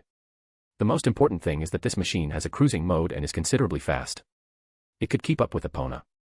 Since this machine will be with Epona. Yes, Aldrin is Maribel's knight. She is not your wife, then. Your sister. Wong Lu May looked confused. Did he make these machines for his siblings? Indeed, my half-sister, I have 3 of those that I care quite a bit about. And of course I have a real sister, but she doesn't like big killer robots. You don't say. The heiress deadpanned for a second. Big killer robots are a peculiar hobby, not everyone likes them. Yes, anyway. We should move on. Show me the newest addition to the Imperial family, Lloyd. Yes, as you wish. Let me show you, AGT 71 Epona. They walked next door. The hangar was marked AGT 71, though it was a bit different, there was a coat of arms beneath the letters. 2-headed golden eagle holding a shield with a big golden underneath it. The doors had 3 locks, the 3rd lock was for Lloyd, who had to scan his eye and enter a password. Moments later, the hangar doors opened and revealed pitch darkness. A second later, the lights turned on, and they saw a gray machine. Though some parts of this machine were colored, like the left shoulder, it had a crest, the same crest as on the hangar doors. The right hand held some Latin letters, and the Gundam's forehead crest had 3 letters that spelt Rex. AGT 71 Epola. See the skirt and the shoulders? These are gravity resonators. They detached and became what we call dragoons. This is the first time we are mixing up technology from your world. Lloyd looked at Wong Lu May. This machine has technology from celestial being. Some of it, yes. We copied the condensers for the particles, allowing us to utilize our gravity particles in the form of these funnels. They can be used to attack from a distance. The nerdy, pudding-loving developer explained to Wong Lu May. I see. This machine is far superior to anything celestial being has created. From Intel, I have that they only have regular beam technology. While this is fundamental force utilization. The heiress realized she had done the right thing, she had chosen Marcus' side in this conflict. Wonderful, Mary will like this machine. Wong Lu May looked at him with an eye roll. Who gifts a mobile suit like that to a sibling? She would never do that. Not that Marcus' intention was in the first place. All of the thrones are based on data gathered from the pilots, but Marcus never had a chance to gather such data. He did get some of it from the time she piloted Azaku. But that data was not gathered by Legion. He uses specific software to have it. And by the time Maribel joined him, there were no enemies to fight. So he needed to improvise. Satisfied, Marcus looked at the heiress who nodded at him. I am. Good, then we can spend a bit of time in the academy before we travel back to your world. I am sure the celestial being is eagerly waiting for you. He smiled at her, knowing something she did not. One of the eyebrows went up. What is he talking about? Sure enough, the moment the group passed back through the portal, Wong Lu May's phone began to vibrate. She looked at him, a bit confused. How does he know? Most likely he is the one who is setting up the interventions. As she thought of that, she checked the message's contents. I need to go. They are expecting me to assist in Morelia, she said with a sigh. It was a great trip, but reality has caught up with her. Go, this spaceship will take you back to your plane. He motioned to the stealth spaceship that brought her here. Instead of saying anything, she got closer and all of a sudden kissed him on the lips. Marcus looked surprised for a second, but he wrapped his hands around her waist and pulled her tighter. He could feel her large assets getting smacked into his chest. A bit later, he finally released her. Someone's excited, we can continue this later. With that said, she scrambled to leave. There was a heavy blush on her cheeks. With the heiress gone, Marcus turned around and looked at the massive portal and 3 over 20-meter-long trucks passing through one after another. This was an unscheduled portal opening and a test to open a portal at their discretion. While it worked, the Inventor Emperor doesn't want to use this at random without fully understanding all the kinks in this technology. He watched as the new Gundams were brought into the hangar and stored in their holding racks against the hangar wall. As this was happening, Jean decided to thank her Emperor one more time, as this was a dream come true to a knight who always desired one of the best mobile suits in the Empire. Your Majesty, once again, I want to thank you for this Gundam. The knight girl said in a gushing tone as she watched Impulse being loaded out of its container. Marcus turned around and looked at his knight. She looked all giddy and excited. You do know that you are my knight. This much is given. I should apologize that it took years for this machine to be finished. Internally, he grimaced. Strike was finished 7 years ago. That is a considerable amount of time gap. Not to mention the technology is there. But, once again, the issue was that she didn't need an 18-meter-tall killer robot. That was until they crossed to this world. Why yes. The girl blushed when he called her his knight. A small smirk appeared on his lips as he got closer to her. Jean's eyes widened as she realized that he was getting a bit too close to her. What? Is Jean getting cold feet? He asked with an amused tone. And no. The girl shook her head as one of his hands ended up on her chin. He stroked it for a bit, enjoying her embarrassed expression. I would do whatever you ask of me, my life is yours. She tried to explain herself, but it was a bit too embarrassing. I thought you had no interest in me, in that way. Jean tried to explain herself while looking away from him. Is that so? He got closer to her. The secret is that I won't have anyone close to me that I don't like. He whispered into her ear, making her cheeks erupt in deep red. Do you understand what this means? He asked her as he pulled back just a bit. The close proximity has made the knight very embarrassed over the years. He rarely does this, and it always catches her by surprise. Why yes. I will do whatever you ask of me, she said with a serious tone, but she was embarrassed. Now that's quite the suggestion. He smirked, getting closer before gently kissing her on the lips. Now that was a surprise as her eyes widened to a huge degree before she accepted the kiss. The girl ended up being pinned against a wall, and he ended up kissing her quite a bit. Since Wong Lu May stimulated him, he needed to release it somewhere. Turns out he has quite the dedicated knight, ready to do anything for him. After a bit more kissing, he pulled back. They were still at the South Pole. It was cold, even though this area has no cold winds, it's still very cold. Jean softly gasped, as she was short on air. We will continue this at a later time, it's a bit too cold here. He said to his knight, who slowly nodded, that she needed to calm herself. She never imagined her emperor doing that. Still, it made her very excited for the future. She got her Gundam, and her emperor holds affection for her. This was her day. After fixing herself, she followed her liege, Marcus, who was going to find someone specific. It was that individual's week to guard the South Pole's base. Jeremiah, I need you for something. Your specific Geass is needed. Marcus went to speak to his commander of G-Force. It will be my honor. The knight grinned from ear to ear. It was time for him to spread his loyalty.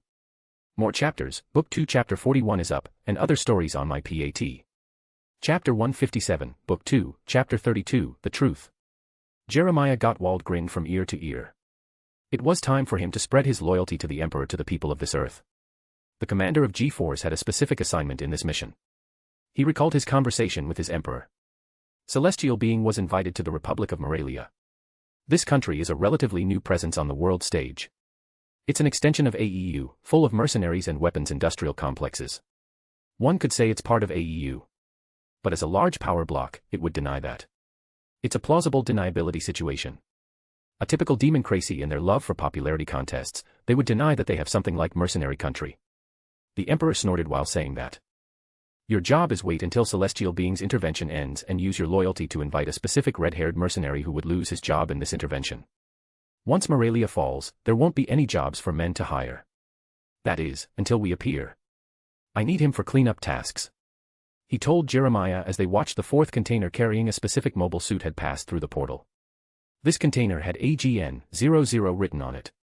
It is a GN unit. Understood, Your Majesty. I will leave at once. The men with a grin departed at once. That was a couple of days ago. Jeremiah needed to figure out where this Morelia is and what it's all about, and at the same time, who this mercenary, Marcus, wants to get. To his surprise, it was someone good at the dirty work they envisioned. The guy loves his war. It will be perfect for that chaos they need. With that in mind, the commander of G-Force decided to enjoy his morning coffee and wait for the Gundam intervention. Thank you for having us, Wong Lu May. Sumarejai Lee Noriega. Thanked the heiress as they found themselves in this girl's villa in Morelia. The Ptolemaeus crew was on site for this mission, as they will issue orders from here. It was the least I could do. Wong Lu May replied with a beaming smile. She was super happy for some reason. The group explored the villa, realizing that this heiress had a complete setup for running a military operation. Like always, she doesn't disappoint. Sumarejai was impressed. This girl got her hands on military-issued hardware. How on earth did she get her hands on this? I used my contacts to get a secure channel for your connection to Gundam Meisters. You shouldn't worry about this intervention. The heiress smiled brightly while saying that. How were you able to achieve that? Felt asked, impressed. How can one have a secure communication channel in a military area like that? Who could possibly be her contact? I have my ways. Now, for the next thing you have asked. Wong Lu May flicked a memory stick from her purse. Do you have any information on Marcus Anaheim? Sumarejai asked with a hopeful look. She needs some sort of intel on that guy. More than that. She waved the stick.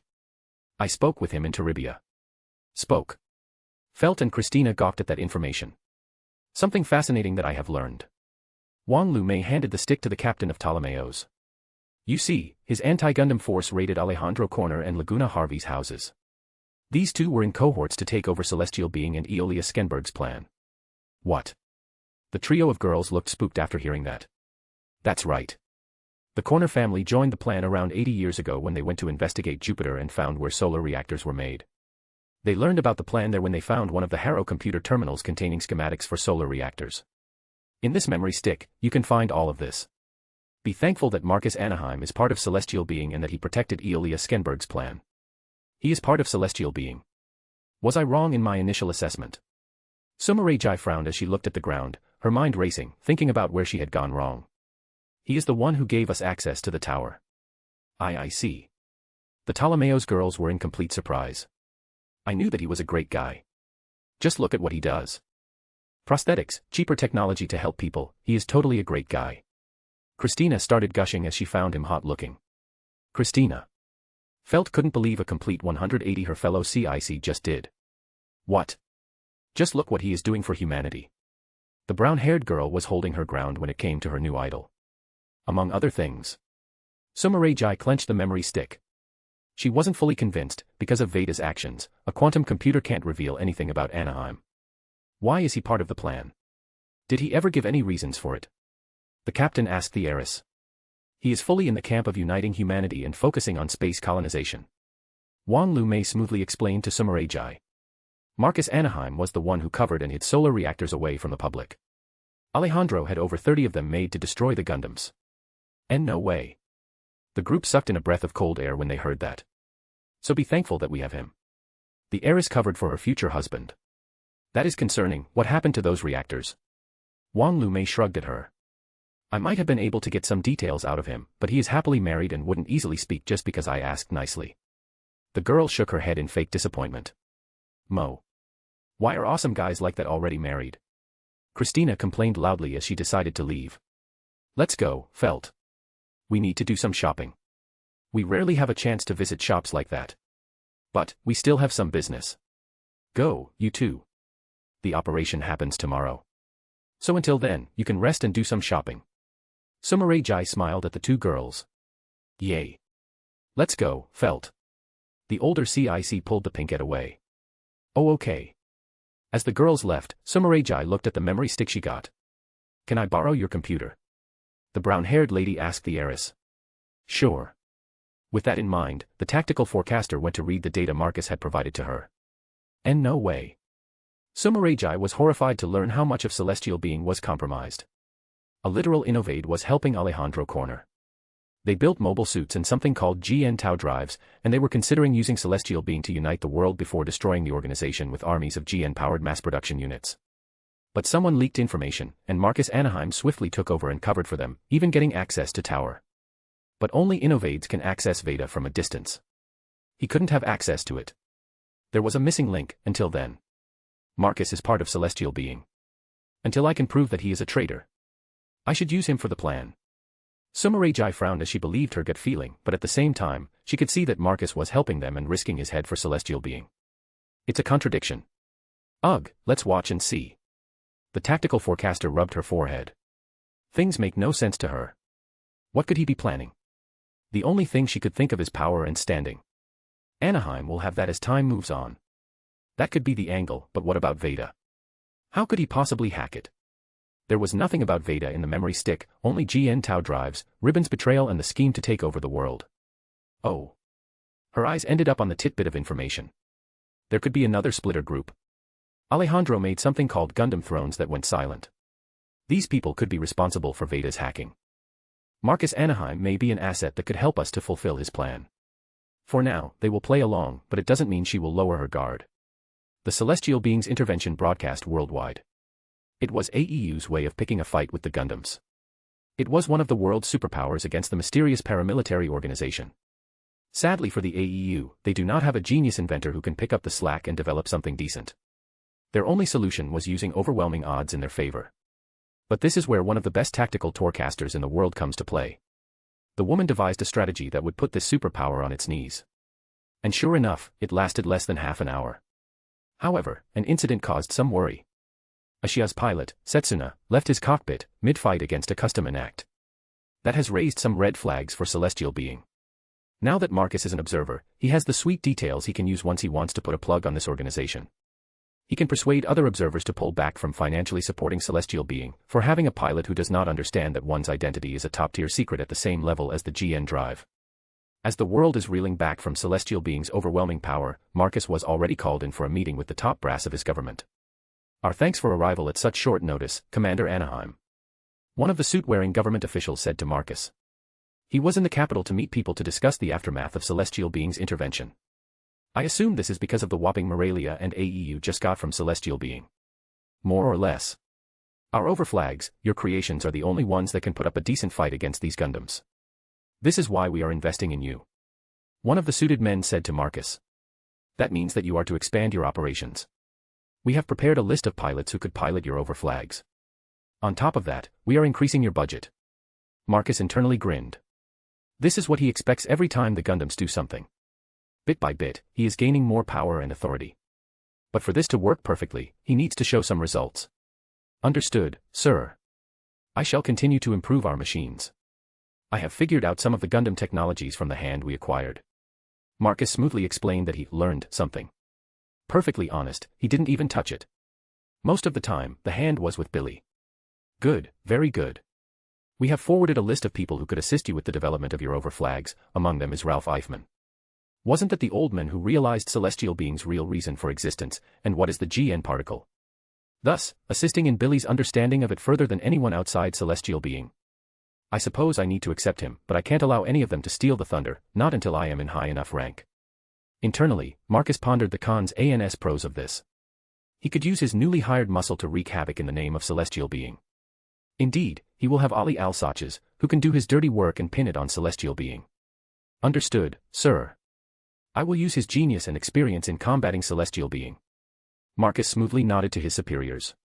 Wonderful, we will contact you if we learn anything about celestial being and their next move. After saying that, he left the meeting room. Outside of the room, there were Billy and Graham as they looked bored with waiting for him. When they saw him, they swiftly recovered their enthusiasm. Well. Marcus showed something. It was a document. Well, boys, we are officially Union Special Forces called over flags. He showed them a new crest their force had adopted, based on Flag's head. Oh, wow, they took the mobile suit's name and branded the whole special force after it. Graham liked that. A lot. Yeah, and look at our orders. He handed the list to the brown-haired mobile suit developer who spotted a familiar name on it.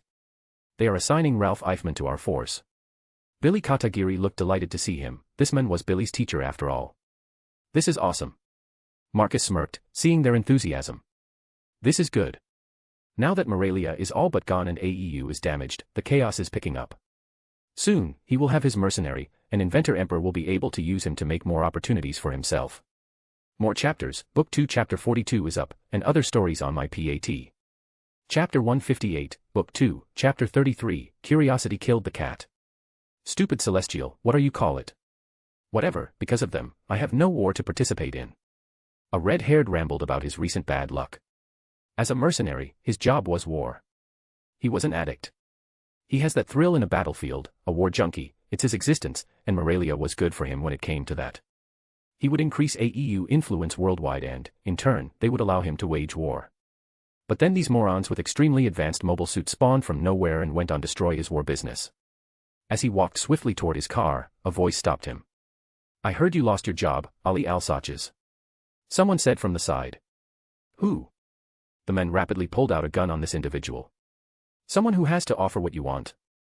Soon enough, a nobleman-like individual emerged from the shadows. One of his eyes was glowing red.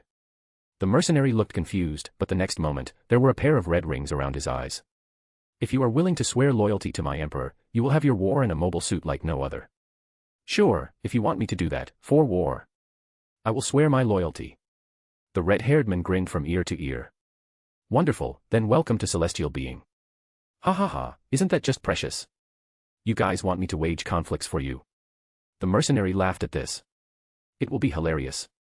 Indeed, follow me, there is a mission for you. A certain man needs kidnapping. Easy enough. Ali snorted, that sounds easy. In Japan, the TV company by the name Japanese News Network or JNN for short, got a rising star by the name Euphemia Klein. This girl was loved by everyone, and she is always at the right time and place for stories that are the scoop of the year, easily. But there are some people who are wary of her. Among them was Kinyu Crossroad, a 22-year-old journalist who is following in her father's footsteps. She was working on Eolia Skenberg's case to find something interesting about this man. She had a decent documentary about him released recently, but she knew there was more to it. This newcomer overshadowed that. This woman revealed some crazy stuff, like revealing a bunch of sensitive-sounding information like linear trains being in the Celestial Being pocket, or UN. Such information immediately earned the newcomer a promotion. How do you do it? The girl asked Euphemia. Oh well. I know some people who want things revealed. It's called contacts. The pinkette winked at her. Of course it's connections. I see. Sadly, I am not that well connected. All I have is my intuition. Kinyu said with a sigh. Oh, and what does your intuition tell you? Euphemia asked the fellow journalist. That Marcus Anaheim is not what it seems to be. The brown-haired journalist dropped a bombshell, not seeing how Euphemia's eyes turned cold all of a sudden. Oh, why do you think like that? A bit strange, each time Celestial Being does something, he gets a promotion or has more sponsors. It's like it's man-made. My father always taught me to question everything. Things are not that simple in the world. There is a reason for such events. Kinyu said with a frown. I see. I guess when you like that, it makes sense. Euphemia smiled, but her smile didn't reach her cold eyes. What does your father do? The pinkette journalist asked with a curious tone. He died while doing journalism. You will join him then. The pacifist princess thought to herself. She won't allow anyone to interfere in Marcus' peace, that is as simple as that. I see, how about this? I could get you a meeting with Marcus Anaheim, if you want.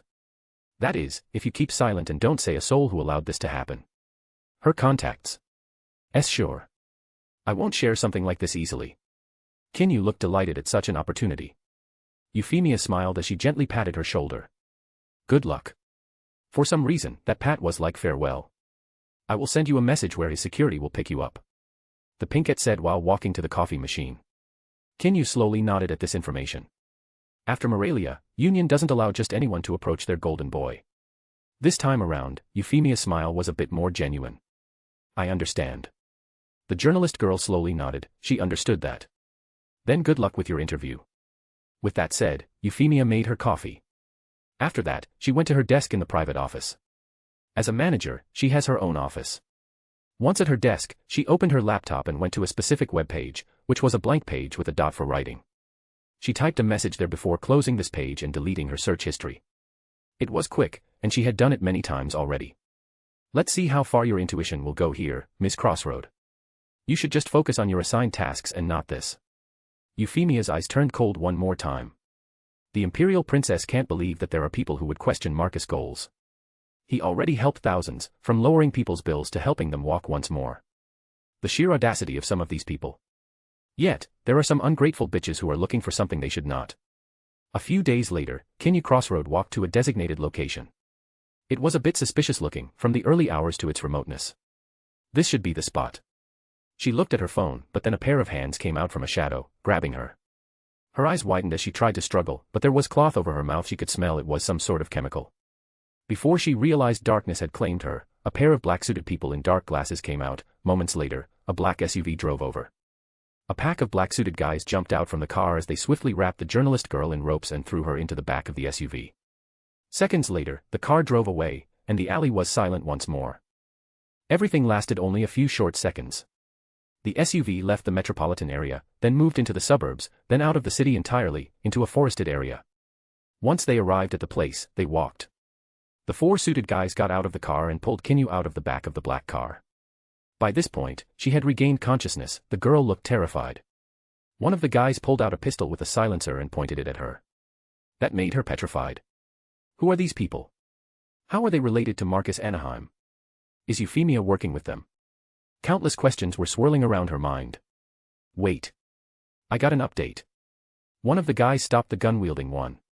He had his hand on an earpiece. The boss wants her alive. He wants to talk with her. All right. He is taking her to SP. The comms guy said after lowering his hand. S.P. Damn. The pistol guy sounded surprised. Well, Miss Crossroad, prepare yourself, your mind is about to be blown into 1,000 pieces. The pistol guy chuckled for a second as he holstered his pistol, and then they dragged her back into the SUV. None of this made sense to Kinyu, who is their boss. What is S.P? Regardless, once more, she was in the trunk of the car. In darkness, her legs and hands were tied. But then, she heard the car stop and moments later the trunk opened, and she could see the daylight. It must have been hours as these kidnappers kept on driving and driving. She was pulled out, and it took a moment to adjust to the bright light. What she saw was an abandoned airfield of some sort, as before her was a plane of some sort or even a spaceship. There were black armored people with strange rifles waiting for her. Who are they? Are they going to hand me over to them? Kinyu's eyes trembled as she shook her head, trying to complain. If these people take her away, she doubts she could return. Who knows where they could take her? Muffled screams. While the girl tried to scream, she was effortlessly handed over to the black armored people. They took her like a sack of potatoes and took her to the spaceship. Inside the transporter, they threw her into a seat. It was a luxurious seat, something like a first-class seat on a plane. Clearly, this vessel is not used to carry prisoners. Moments later, she watched over the window as the spaceship-like plane took off and flew at absurd speeds. How can this be? Who are these people, and where are they taking me? Before long, she saw ice walls in the distance, which looked like icebergs and ice sheets.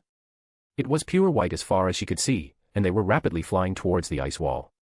Oh no. Are they going to slam into it? For a second, she closed her eyes, but then, nothing happened. She waited for a bit before opening her eyes. They were flying in ice caverns. Where are we? A bit later, her eyes bulged as she saw a cavern. It was a vast clearing with a massive arch at its center. There was a considerable-sized military barracks of some sort. With hangars, it looked like a research facility, and she could see satellite dishes as well. But isn't this a cavern? Moments later, they landed, and Kinyu got bag treatment once more. One of the black-armored guys picked her up and threw her over his shoulder. They left the vessel, and the cold greeted the girl. It was freezing. This is no doubt the South Pole. Why are we in Antarctica? The journalist girl trembled as cold seeped into her. Damn it, it's so cold here. Thankfully, she didn't stay outside for long, as these spaceships land close to the facilities, and soon enough, they took her inside and then into a specifically prepared room. It was quite lavish, and a bit old style. Like those old blood manors. Where am I? Marcus Anaheim isn't from old blood.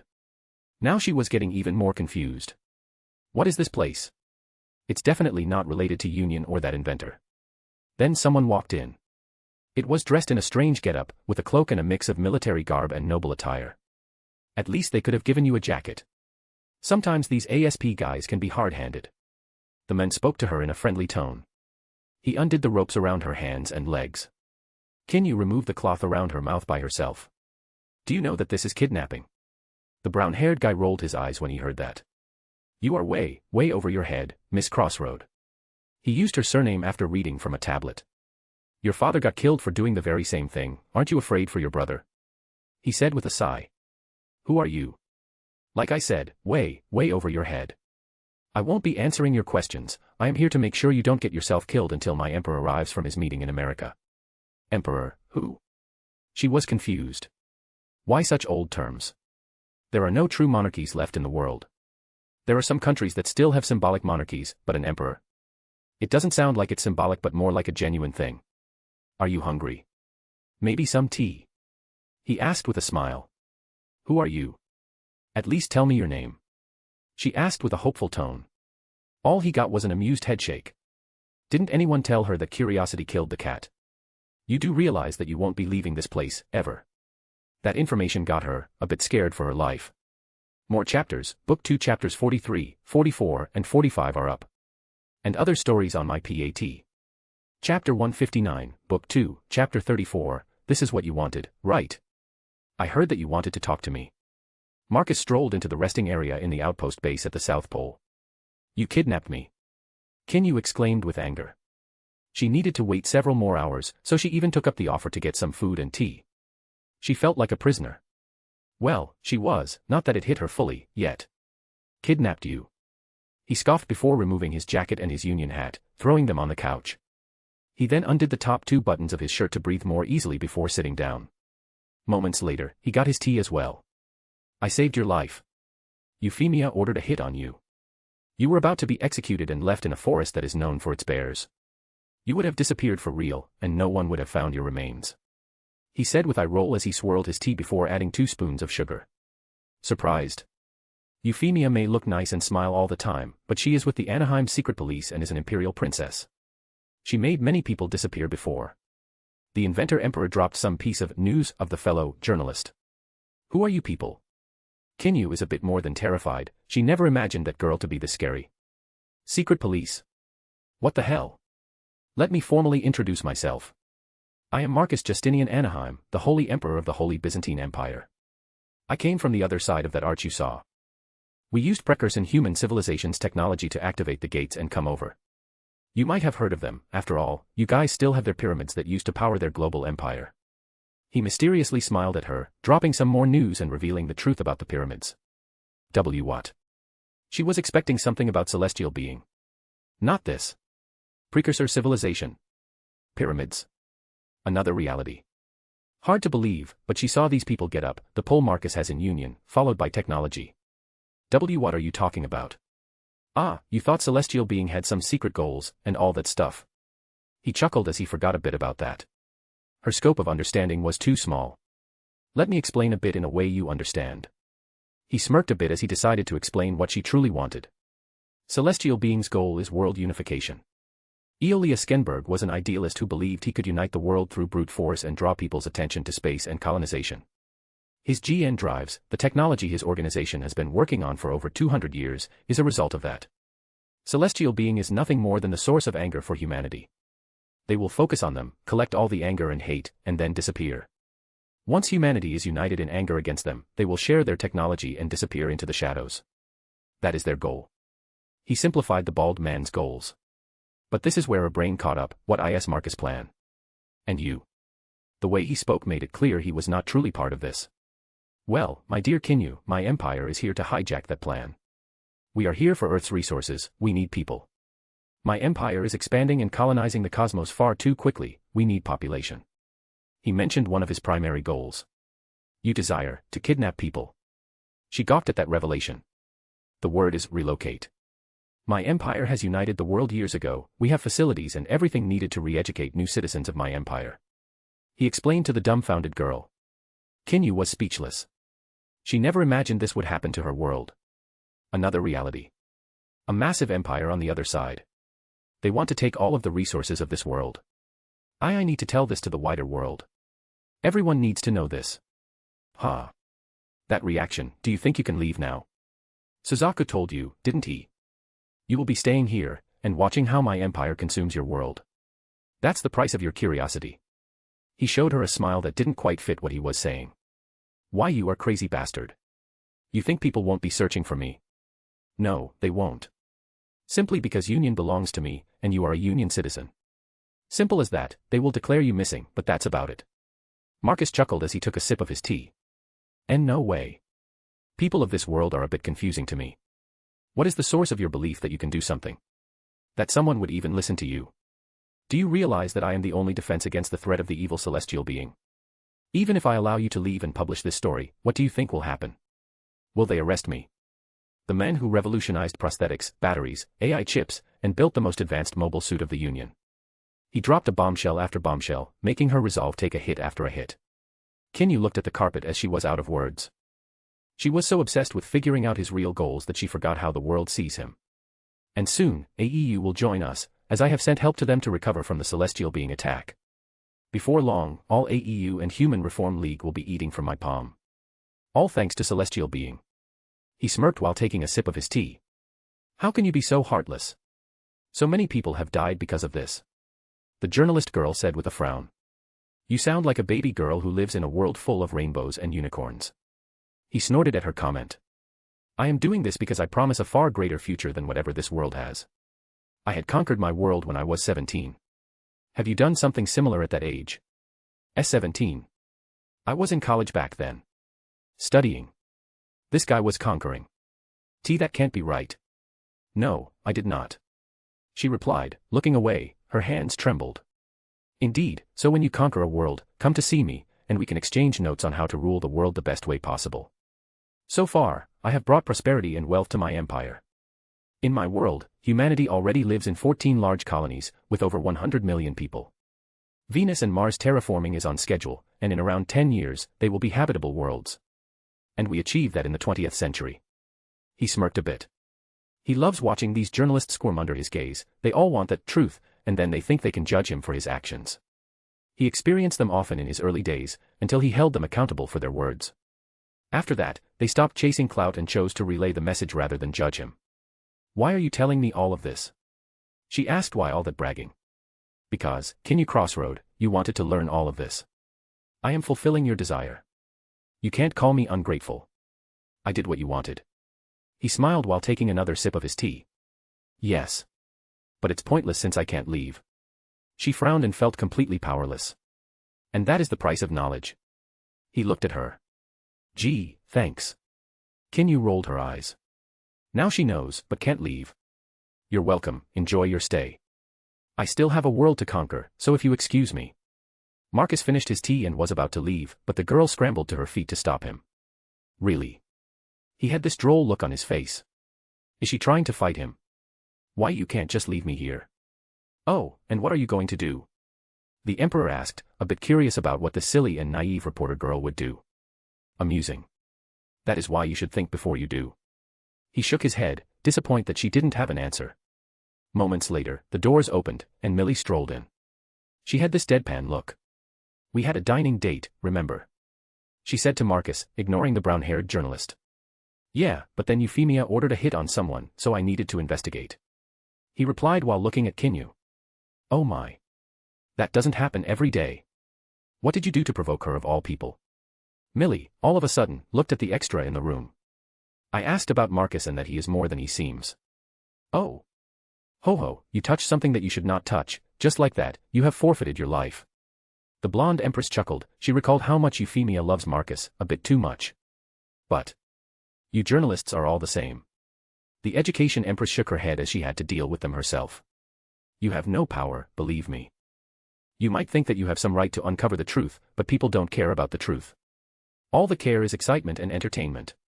You are wrong. Oh, please, news that would attract people's attention, the headline should be bigger, grander. All of that. Do you realize that I am an empress? I have millions of people to do tests to see what attracts attention and what hooks them up. Millie grinned at Kinyu as if she had found a toy. Husband, why don't you leave her with me? I need a maid. The blonde said with a singing voice. She sounded amused. A maid? Sure, I guess. Though Legion and Veda will track her to make sure she doesn't do anything stupid. Marcus said with a sigh. A desperate person could do something crazy, and that is something he doesn't want. He can't predict all of her actions. Don't worry, I will put her on my Geass. What is she talking about? What is going on? For some reason, Kinyu is feeling terrified. Now she prefers to stay in a cell. You see. I am sure by now you saw the stone arch outside, right? Millie smiled brightly. She got a slow nod back from the reporter girl. This building technically was built by them, and these humans were very advanced, so advanced that they could speak with deceased people, they found the afterlife, they were so spiritually advanced that they developed unique powers. Powers that we can wield. As Millie explained to her, one of her eyes glowed red, causing Kinyu to feel strange. What is happening to me? The journalist girl asked, confused, unable to understand what was happening to her. The power that I manifested is called absolute emotional control. I can manipulate your emotions and feelings. Damn, I rarely see Millie this worked up. Does she hate journalists that much? Marcus was a bit concerned, he rarely sees her like this. Or is this specific journalist? The inventor prince pondered for a bit, but then he needed to focus as he saw Kinyu breathing heavily, as she had red cheeks. Why are you turning her on? The emperor deadpanned, seeing Millie making the brown-haired girl hot and bothered. I am going to train her into an obedient girl who won't even think about doing her stupid, justifiable reporting. You don't mind, do you? She asked him with a cute look. I guess you can do whatever you want. Just don't cause this play to get out of control, and she reveals something that people around the world would buy. What Marcus doesn't want is something believable leaking. People might not believe in another reality in his empire, but there could be expeditions here or something else. No information is better than any. It's as simple as that. Don't worry, I will make sure she doesn't touch anything. Millie grinned as she looked at Kinyu, who had a frightened look. One thing she wasn't expecting was the supernatural. Now that is terrifying. Fu. Oh, the brown-haired journalist moaned from the top of her lungs as she just climaxed like that. Quite useful. Marcus had a realizing look when he saw this. This is very useful. You can copy this power if you want. Millie winked at him, she was allowing him to copy this. Controlling emotions is useful. If you say so. More chapters, Book 2 Chapter 46 is up. And other stories on my PAT. Chapter 160, Book 2, Chapter 35, Making Chaos. So this is Gundam. Ali Alsaches looked at the red, orange, and white mobile suit standing before him. This was a brand new machine. This AGN-00 Nemesis Gundam. It will assist you in your missions for our leader. Sweet, and all the fight I could ever want. The mercenary grinned from ear to ear. Indeed, celestial being is the enemy of the world, you shall wage a war against all of humanity. Jeremiah smoothly told him, feeding the men with loyalty towards this celestial being. Fantastic. You said my first mission is kidnapping something. Precisely. Your mission is to destabilize the Middle East. Celestial being needs that area for future operations. Good. Then, send me details, and I can start with these interventions. The commander of G4 smiled as he did his mission perfectly, just like he had envisioned. Marcus looked at the celestial being's mission details that Wong Lu May had sent him. He was a bit distracted by Millie and her training of the new addition to his household. Never did he think that he would have a legitimate journalist. But things happen, in truth, he is a bit in awe of how Kinyu survived this long with her attitude. I guess the world was peaceful enough for her. But things don't last that long, she would have died soon enough. He pondered for a second before focusing on Wong Lu May. So Morelia didn't buy all of my help. As expected, that woman is troublesome. One thing he is wary of in this world is those tactical forecasters. They could turn on their logical minds, do some cold calculation, and get past all his niceties. One simply can't put wool over their eyes. Well, as long as I can drag this long enough. All I need is time before I turn those Gundams off. This world doesn't have Gundam thrones. I did make another splinter group a thing. That could lead her to make a standalone system, and that is fine. Even if I can't turn them off, I have literal armies on standby. My overflags are decent enough to end them. In the worst-case scenario, Marcus and the girls could slip into their Gundams and end these guys. His mind returned to her report. She talked about terrorists. Oof, I should not mention that to Mary Bell. I still need to gift them the Gundams. Marcus tapped his fingers on his office seat. Since Celestial Being is busy, he can use that time to fortify himself in the Middle East. That place is unstable, he can use it to start collecting people for his empire. Bit by bit, he can remove all the rogue elements. Over on his empire's side, he can rewire them for the greater good. With that in mind, he began to plot his next step. Well, what do you want to show me? Mary Bell asked Marcus as she and Aldrin arrived at the South Pole. The pair rarely visit this place. Cold is not something they like. The pair were dressed in warm fur coats and thick gloves. Follow me. The Emperor began to lead them to the hangar. I have read the reports. I just knew that people would turn to terrorism in hopes of dealing with Celestial Being, utter stupidity. The brown-haired princess trembled as she wanted to go in person and start killing them herself. Princess. Aldrin was a bit worried for her. Relax, we have an extremely driven Celestial Being doing their job, and they are getting my assistance in this. I have the entire Union feeding intel to them. Marcus smiled at the princess, calming her. I know, but still, hard to resist the urge to deal with something I am good at. Mary Bell smiled, recalling her job in the Empire. She loved being part of ASP, I know. That is why I have finally made you to this. He got into the hangar. They passed Duel, Aegis, Tyrannis, Flydies, and Bridget and stopped at 3 new machines. These are. Aldrin's eyes widened as she realized that there were 3 new Gundams. The last 2 Gundams, Aldrin, yours is this one. AGF, 61 Savior. It's a transformable one, and it's red. He mentioned red to her, making her embarrassed for a bit. Mary Bell smirked, seeing her knight blush like that. And for the last, Mary. This is AGT, 71 Gundam Throne Epona, I named it after a Celtic protector deity. A mobile suit that can manipulate gravity. Manipulate gravity. The brown-haired princess gawked after hearing that. She looked at the machine and then at him. What she just heard was wild. I thought thrones are built with users' data as a core. That is true, however, there was not that much data from you, all I had was Glasgow training data and Zaku's short piloting measurements. There was no need for extra piloting after the formation of the Empire. He explained to her. That is why I went with prototype technology for the 71 series of Gundam Throne. I see. She slowly nodded at him. This was wild to hear. Then. I want to test my new machine. All of a sudden, the princess got all hyped up, and she looked at him with what he considers puppy, something he never expected from her, of all people. Why, you do know that we are in a hostile world. This is not our empire. He tried to change her mind. However, this was Mary Bell, his half-sister, and she was as stubborn as most of his siblings. Yes, but. This is a Gundam throne that can wield gravity. Who can catch up to it? She said with a confident voice. Fine, just do remember not to get seen. In the end, he caved in as he let her do her thing. Let's go, Aldrin. We must try out our Gundams. The girl grabbed her knight's hand and pulled her towards the hangar's changing rooms.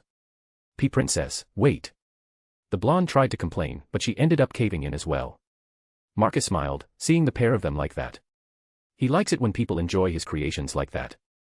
Though he quickly went to make sure these two don't get detected. Ali Al-Sachs did what he was supposed to do. Azadistan was destabilized when its spiritual leader vanished. AEU withdrew its support, and the country was plunged into chaos. These were the elements that would lead to Celestial Being's appearance in this country. But, before this could happen, the Princess of Azadistan requested the aid of the UN. Human Reform League declined to help. AEU could not help, as they just got their asses whopped in Morelia, leaving only Union. In a meeting room in Overflag's headquarters, everyone was gathered for a critical meeting. Marcus, dressed in a Union uniform, strolled in. Behind him were his followers, among them were the ace pilots. Well, not all of them, as he now had over 12 of those. But there was his bodyguard as well. Pretty much everyone knows he has a badass girl who can fight like a member of the Special Forces. Where she came from, no one knows, but she can pilot Overflags, too. Well, gentlemen, we have a lead. With that said, a map appeared behind him, and he pointed out this Middle Eastern country. After the fall of Morelia and their putting a plug on the mercenary business, rogue elements ended up worming themselves into countries that have unstable foundations. Among them is Azadistan, where 2 parties vie for power. The conservatives, who believe in old traditions and have no desire to embrace solar energy, and the reformists, who try to catch up with the New World Order. In the end, they found a middle ground. They restored the monarchy, but that didn't quite help, as the princess is more of a reformist herself. For a while, it was stable, even if it was like walking on thin ice. But that changed a couple of days ago. Rogue mercenaries kidnapped the conservative leader, and no one can find them. This sparked an uprising that descended into civil war, with both sides blaming each other. That is where we come in. The UN has issued a request for the Union to deploy military to Azeddistan. Regs will keep the peace, where overflags will wait for celestial being. Marcus explained to his troops how they would split up and fortify this area. Eventually, the men scrambled to prepare, with little time left if they wanted to catch the Gundams. So we are finally moving out. I guess we are ready for Gundam capture. Graham asked his commander. We have to be ready. There are no other options. This is a far too good opportunity to pass. Besides, good PR, I can help those people. Marcus shrugged at him.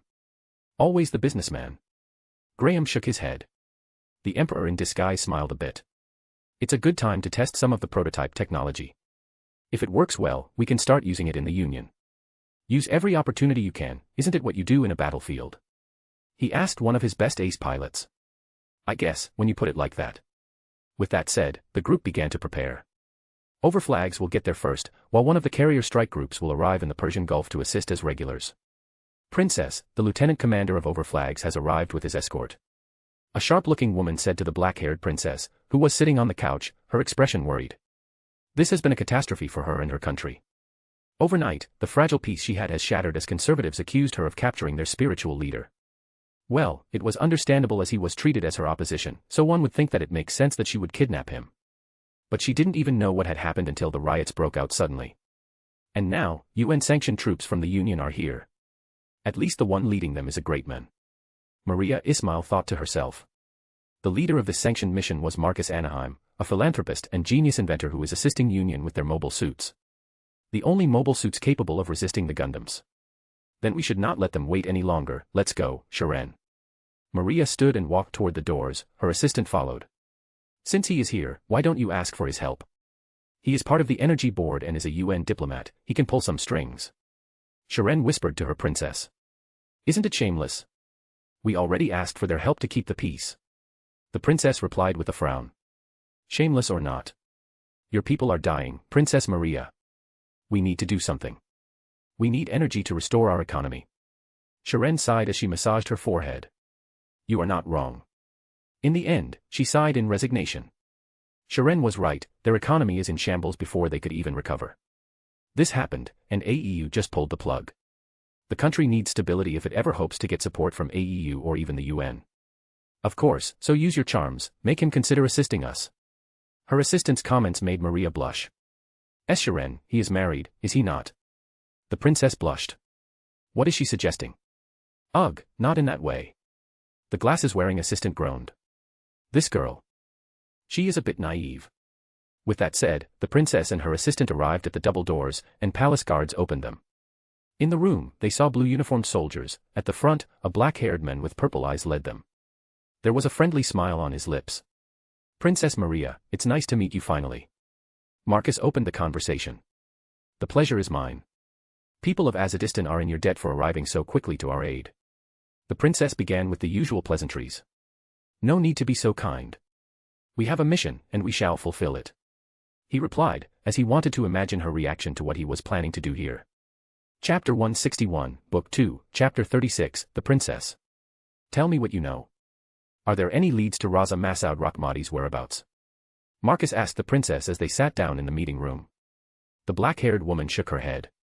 I only learned that he was missing when the civil unrest happened. It was extremely fast. The conservatives don't trust us, and they hide the fact that he was missing. She explained, with a strained look, that the distrust between the two parties is so deep that she is ashamed just to talk about it. This is going to be a bit more difficult. The Inventor Emperor pretended to ponder what to do. He already knew how to proceed months ago, when he came up with the plan. Graham, you and your boys will be keeping the peace until the regs arrive. It will take a couple of days. Until then, we must keep the infrastructure intact. From what I understand, the conservatives don't like the modern electrical installations done by AEU. They could target them. The disguised emperor said to the blonde man behind him. Understood, sir. With that said, the overflags following him left the meeting room. At that moment, the sharp-looking assistant patted Princess's shoulder. It was some sort of sign for her. Maria trembled as she looked uncomfortable. May I ask for something, Lieutenant Anaheim? The black-haired lady asked, looking nervous. What is it, Princess Maria? He asked, wondering what she could ask now. You are part of the Energy Board and a UN diplomat, could you perhaps restart the energy distribution program? She asked him with a hopeful tone. Oh. Well, I still have to follow the UN Charter, and according to it, your country is unstable, any of my attempts at approval will be declined in a meeting. Marcus said while shaking his head. I see. However, I could help as CEO of Anaheim. But for that, we need to talk when I am off duty. That is, if you want to talk about this at a late hour. Her eyes widened a bit, she didn't hear the last part, only the first, as she immediately got her hopes up. Oh, of course, I don't mind. Soon enough, the meeting had ended as Marcus needed to reorganize the local military and coordinate with his troops. As he left, the princess and the assistant talked. Princess, this is a golden opportunity for Anaheim to invest in our country, Sharon said to her princess. Yes, it is. But do you hear what he said? After hours? Do you realize that you will be meeting a man in the late hours? People could be talking about this if they learn. The glasses-wearing assistant said with a sharp look. But he is married, and there are talks that he has a harem. There are pictures of him with at least 5 women, among them was his wife. The assistant told her. What? Maria gawked at this information. It is understandable, he is a one-of-a-kind man who can change the world. He already did it, and he is only in his 20s. He could fancy you as well. Having a princess is something he could be interested in. Sharon explained to Maria, making the princess gawk at the assistant. But our country is burning, even if we get Raza back, our country is in no better state. We can't trust the UN, as they can leave us at the first sign of trouble. We need a more stable ally, something like Anaheim. The woman in glasses said to the princess. I see, yes. She was still processing what she heard. The famous Union Golden Boy has a harem. Makes sense, he is like a shooting star, in mere 2 years he changed the world. Helped so many people, not just with his prosthetics, but lowered bills for many. Honestly, if he were not married, she could have tried to seduce him. But then her eyes widened as she shook her head, and a bit of blush crept into her cheeks. What am I thinking? Princess, if you don't want, I can do it for you. I can attend the meeting, but I think we will disappoint the lieutenant. Sharon. What are you saying? As I said, look through the window. She walked to the window and looked through it. The assistant can see smoke in the streets, and some windows in buildings are missing. There are some burned buildings, too. It was a city that experienced civil unrest. I understand this, but do we have to do it?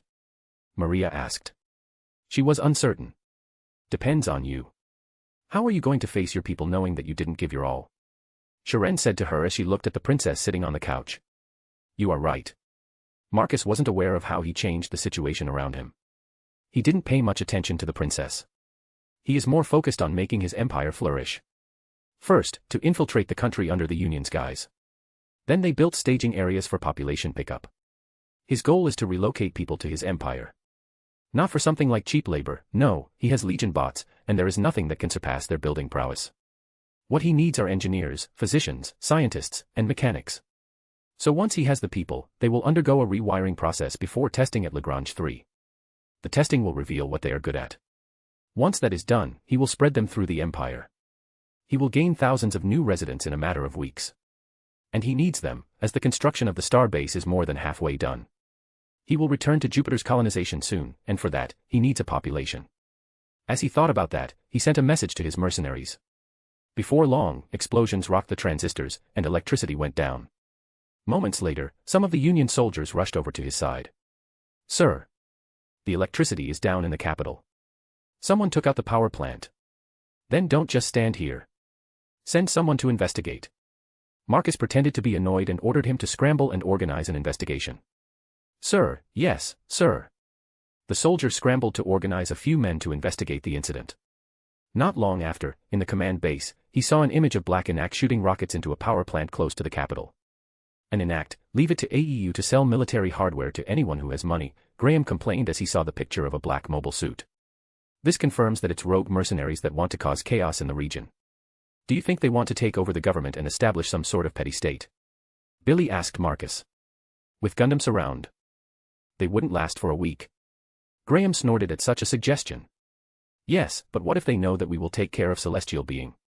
The glasses nerd said with a thoughtful look. We have 12 overflags that can hurt the Gundams, not to mention 30 regular flags that have Anaheim railguns and beam sabers we can take them out.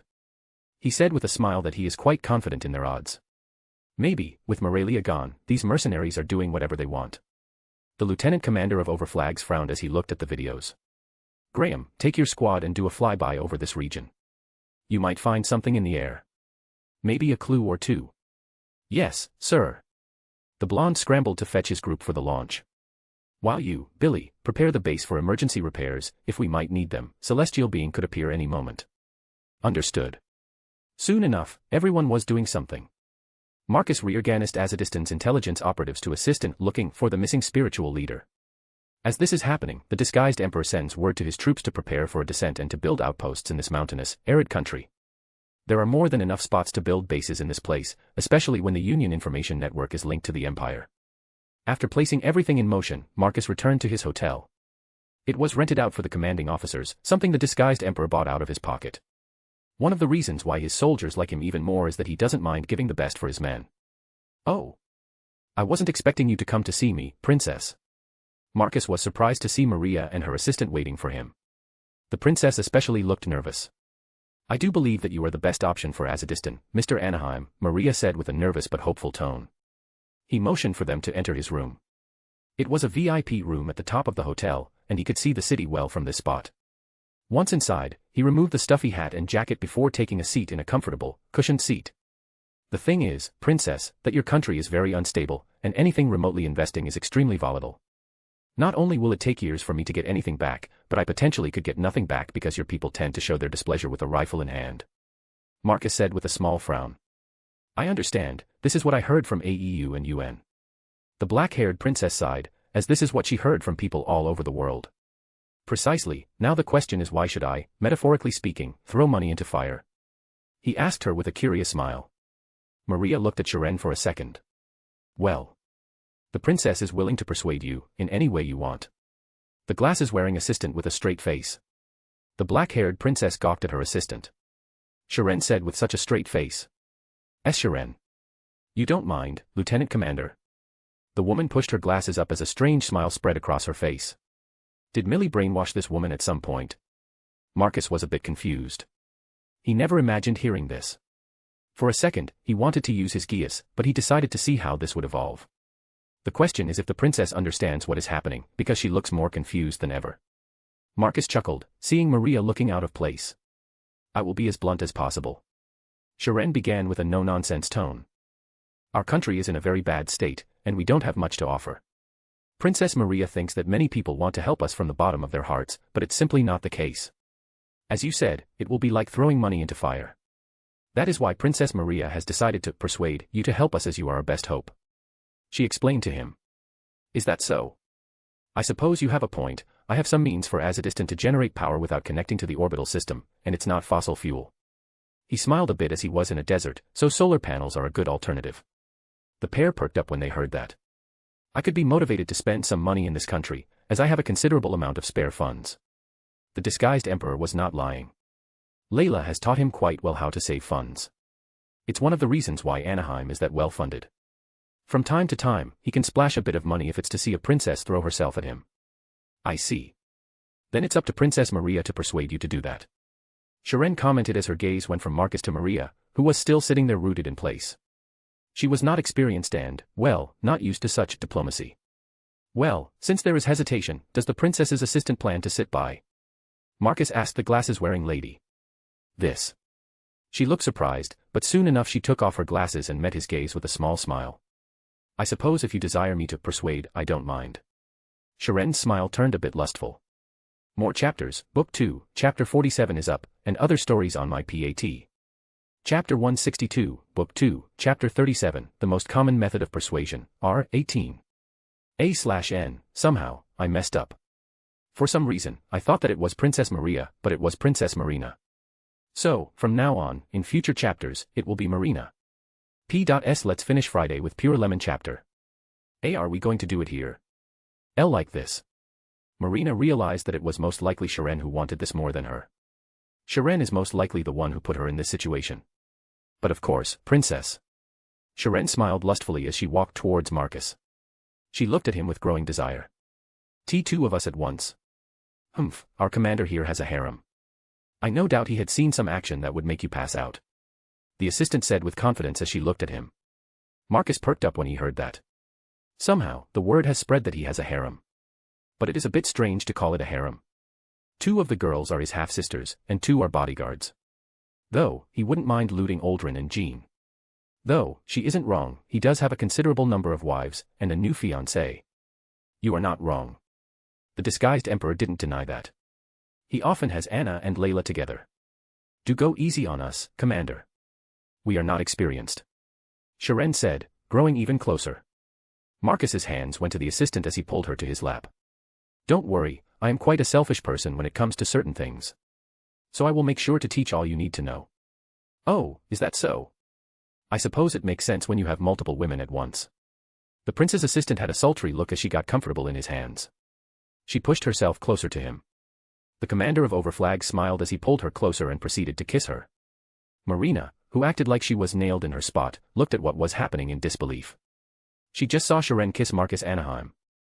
It was not what she expected her meeting with him to end like. Regardless, her disbelief only grew as she saw them get into it and get heated. Their clothes began to be stripped off one by one. Well, this is quite the something. Marcus commented as he touched her black bra. It was quite a sexy one. The princess gasped as she realized how naughty Sharon was. Fufufu, you can say, I was hoping for this, she said with a sultry tone as her hand stroked his naked chest. Her eyes then went down, and the assistant saw a rising tent. It made her even more horny as she realized that she had turned him on. Her hands went down as she began to undress his lower half. She swiftly got out of his lap and did just that. A small lewd smirk appeared on her lips as she saw that rod come out in the open. Sharon was horny, she wanted to see what he could do in bed. The inventor should be very good if he has an actual harem and can satiate them. The princess assistant's hands went to his cock, she stroked it a couple of times before she brought her face close and licked it a couple of times before swallowing it whole. And no way. She is doing it. Marina brought her hand close to her mouth to cover it. She was in disbelief at what she was seeing. Muffled moan. The assistant moaned as she moved her head back and forth. Marcus groaned as he was surprised by how driven this girl was. He should reward her soon. Moments later, he leaned forward, and his hand went to her back as he unclipped her bra and made her breasts free. He smiled as she began to move even faster, as those glassy eyes were telling him that she wanted more than just play with his rod. Oh, it's twitching. The woman pulled back, hotly commented before going back to work, and she redoubled her efforts as she worked on his rod. Then, soon enough, he released his load into her expecting mouth. Sharon's eyes widened as she tried to swallow all of that white stuff pouring down her throat. Cough cough asterisk cough asterisk. Some of the stuff got out as she didn't get all of it. Marina, who looked closely, was taken aback by how much he released in her assistant's mouth. Not bad for the first time. We can practice more later. Later. Does he think we will do this more? The princess thought to herself, she doesn't realize that once you get into this, there is no going out, especially when it's the emperor himself who is ensnaring you. Marcus grabbed Sharon by her waist as he pulled her up before effortlessly picking her up and taking her to the bedroom. Marina, don't waste time and come here. The commander said to the princess from the bedroom. Since this was a VIP suite, there were several rooms. A sitting room and a bedroom are separated from it. Oh okay. The princess followed after him. Her legs were a bit shaky as she still processed what she had just seen. In the bedroom, Marcus threw the assistant on the bed as he pulled her skirt and stockings off in a single pull. He saw that she had a set of black sexy lingerie. It was clear she wanted this, and she dragged the princess with her. Not that he minded these schemes as he was ready to lewd them. His hands went to her panties as he removed them, and then his fingers stroked through her damp core. Oh. The assistant moaned at a simple touch. The lady was horny and ready for action.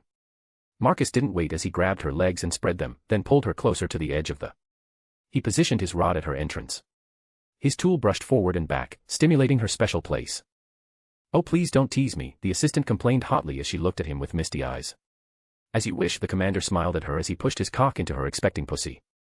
MHHNNN, yes that's it, Sharon hotly groaned as she felt the intrusion in her velvet cave. Marcus groaned as he felt how tight this serious-looking lady was, but he pushed through. It had been a while since he fucked a virgin, so he forgot how extremely tight they can be. After pushing in, he pulled back before passing through and reaching the end of her pussy. NHHHHNNN, Sharon grimaced from pain as the disguised emperor waited for a bit before he started to move in and out. MMHNNN. HNNN. Oh. Bit by bit, it became easier to move as the assistant's special place constantly leaked love juices coating Marcus' rod. Before long, lewd smacking sounds spread through the room. The princess, who had no choice but watch slowly, had a rosy look on her cheeks as she could not believe what she was seeing. The voices, the sounds, and the atmosphere made her feel strange as well. Soon enough, she was rubbing her legs, and her eyes got glassy. She was turned. As Princess was turned on, Marcus continued to plow the assistant as he picked up speed and began to change the angles and explore. He picked one leg, turned it into an L, and thrust it while stroking the leg. "Oh yes, this is amazing," Sharon groaned hotly as her hands clenched the bed sheets. If you like it this much, let me do this." His hands went to her breasts as he let go of her leg and then continued to thrust while playing with her hard nipples. That stimulation caused her to experience a small climax as her pussy squirted more love juices. "See, I can stimulate you more." As he spoke with a teasing tone, he began to ruthlessly thrust into her, causing Sharon to shake her head as her mind turned blank. All she could think of was Marcus releasing his stuff into her womb and inseminating her. Oh yes. Going faster and faster, he was holding her breasts until she pushed hard forward and released his load to her depths. MHNNNN. Oh wow, the always serious assistant had a delirious look on her face, twitching a couple of times as she gazed at the ceiling with a silly expression. There was some drool and tears on her face as she experienced something that she doubted could be experienced with someone else. The thing was, Marcus used his Geass to master sex, and since he has eidetic memory, he would never forget those lessons. His Geass is, after all, the best there could possibly be. With that in mind, he pulled out his rod and then turned around and looked at Marina. The princess in question looked with utter disbelief at what just happened to Sharon. "So this is how you can have something like a harem," she commented after he looked at her. She tried not to look below his waist. "I have to keep my wives satisfied, princess. Now you have to do the same." When she heard that, the black-haired princess trembled. He was right, she had got into this mess, she should see it through. So her hands went to her dress as she slowly undressed, revealing a white bra and panties. She removed her hair ornaments and got her hair loose. "Continue," Marcus said with a teasing tone, making her blush return with force as she unclipped her bra and revealed her breasts before slowly removing her panties, throwing them aside to her pile of clothes. "Satisfied?" she asked with a small frown. Instead of replying, he took her hand and pulled her closer. His face got close to her as he looked into her blue eyes. "Shall we?" "Princess Marina?" he asked softly as his hand went to her chin. He stroked her tender skin as his other hand grabbed her waist. Marina could feel his rod touching her navel as she was that close to him. If this is what you want." She tried to look away, but he made her look at him. "Oh, you want to play that game?" As he said that, his hips pulled back and his tip went lower, low enough to touch her special place. The princess was already wet and needy, only pretending to be indifferent. Her eyes trembled when she felt his thing touch that place. "Are you sure you want to be like that?" he teased her even more as his rod began to slip inside. "Oh. Jay, just do it already," she hotly complained as his cock slipped deeper. His hand went from her chin to her waist. He grabbed her and pulled her closer while he moved his rod forward. Marina's eyes widened as she felt him poke her deep. The princess spread her legs instinctively as she felt him deeply. Soon after, pain washed over her, and the black-haired woman grimaced for a second. Marcus moved her against the wall as he grabbed her legs and pulled them up. He then pushed forward. "And no way, I feel so full." Marina trembled as she felt him touch the very end, but then her mind went to gutter as he kissed her. Muffled moan. The princess moaned into his mouth as he kissed her and moved his waist. Lewd, sloppy sounds escaped from their make-out session as the black-haired lady locked her legs behind his waist and wrapped her hands around his neck. "I don't know what is going on, but I like this," the princess looked at, something with glassy eyes as her mind continued to slip into the gutter. By this point, she didn't care about anything but Marcus's thing moving into her special place and the connection they had. And so the disguised emperor took the princess in many different positions, making her experience embarrassment and many more. Not that Marcus was holding back, as he made sure to taste the gorgeous lady he had in his hands. In the end, he took her to the bed where he made her work for his seed. The black-haired princess was riding his cock with an eager and lewd gaze on her face. She had completely lost herself on the ECT. By the time she felt his rod twitch, she began to move faster and faster until, with one hard smack, she felt him release his seed into her depths. "Oh ye so warm," Marina trembled a couple of times before she collapsed on top of him. More chapters, Book 2, Chapter 48 is up, and other stories on my PAT. Chapter 163, Book 2, Chapter 38, Destined Meeting Between Main Characters. Morning arrived, and Marcus crawled out of bed. There were 2 heat sources in his bed this time around. He is used to having one in this specific world. But it did bring a smile to his face when he saw who it was in his bed. To think that the princess herself would end up in his bed. He made sure Marina experienced what it means to be an emperor's woman. While he had been having fun for hours upon hours, he now felt like shit. He was tired. Thankfully, I have this.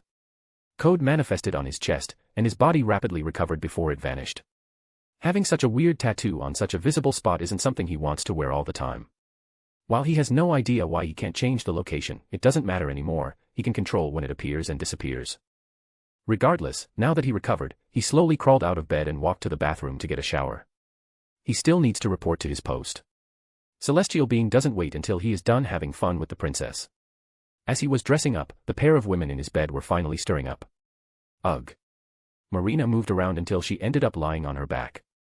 Marcus could see her body as the blanket was kicked aside. This is, after all, a desert country, and it is warm. Good morning, my dear princess, did you sleep well? His voice caused her to turn stiff as she opened her eyes and looked around. The princess turned pale as reality finally caught up with her. Morning. She tried to play it off like everything was fine, but that blush told a different tale. I have to go, duty and all that. We can talk about what you need later. I hope this ends as a fruitful relationship, Marina. As he said, he had put on his blue jacket and hat before leaving the hotel room. Does he think I will do this, again? The black-haired princess asked herself more than she asked anyone else. Of course we will. Or you think that single night you spend here is worth millions of his money and people he will send here to work, who will risk their lives? Sharon rolled over and looked at the princess. No, I mean. Marina tried to explain herself, but when her assistant pointed it out like that, there was nothing to say. Won't this lead to having children with him? We won't be able to leave him. I still have my duties to my kingdom. The princess reasoned as she tried to move, but she felt like she had done 14 hours of intense labor. She was sore, and her legs were trembling just from trying to stand. This was both embarrassing and concerning. Though this proves to her why this man can have a harem. As expected, you are quite naive. Sharon sighed after hearing that. You should try to tie him to yourself, because if you do, then he will help Azadistan even more. Isn't it simple? Quite an easy solution for you. But, our people don't like foreigners. And you can solve that by allowing his people to train your people so that we could have specialists here instead of getting foreigners. Sharon's explanation made the princess pause and think. What she just said was right. I understand. I guess I will do what needs to be done. Marina replied with a resigned tone. This was not the way she wanted it, but if it helps, so be it. Oh, please, you liked it just as much as I did, Sharon smirked a bit as she looked at Marina. While she can't see it properly, she can tell that the princess is flustered about that. See, can we not talk about that? The woman slowly walked to the bathroom, she needs to clean up. Very well. Thankfully, Marcus is the leader of this mission, he doesn't need to explain why he was half an hour late. And thankfully, no one heard what he did last night, as only he has the VIP floor. It's a protection mechanism to keep people away, as he could easily talk to his followers from the Empire side. That came in handy when he brought the princess and her assistant to his bed.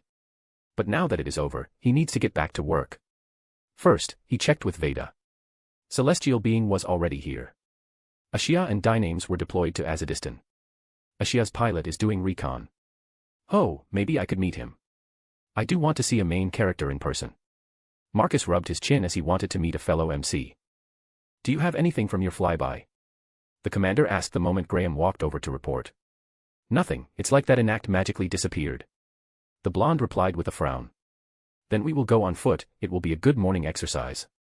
The disguised emperor said with a small smirk. It's better than sitting around and waiting for anything to happen.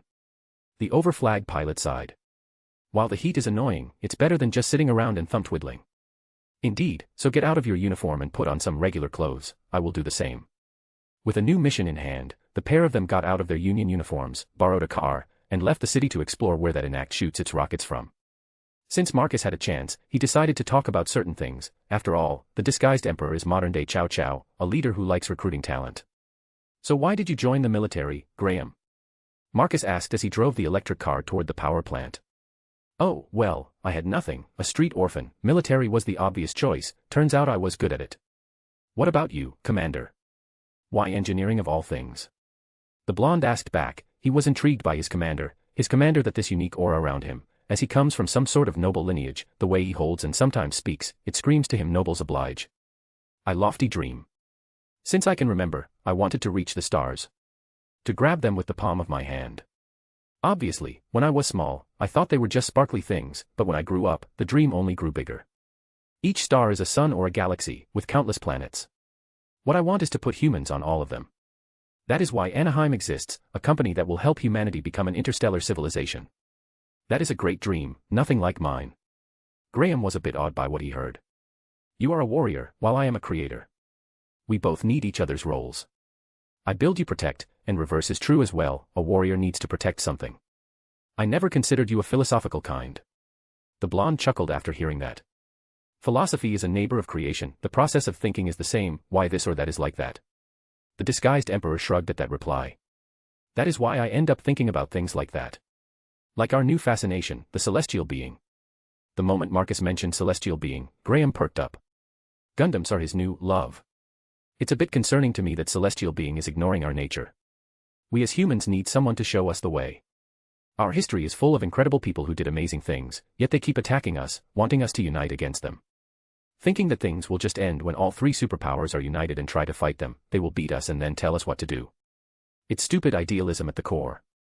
Then what would you do in their place? Your dream is similar, is it not? Graham was curious what the Union's golden boy would pick if he were the leader of celestial being. Unite everyone under a single man's dream. That is the best way. We need a fancy goal to pursue.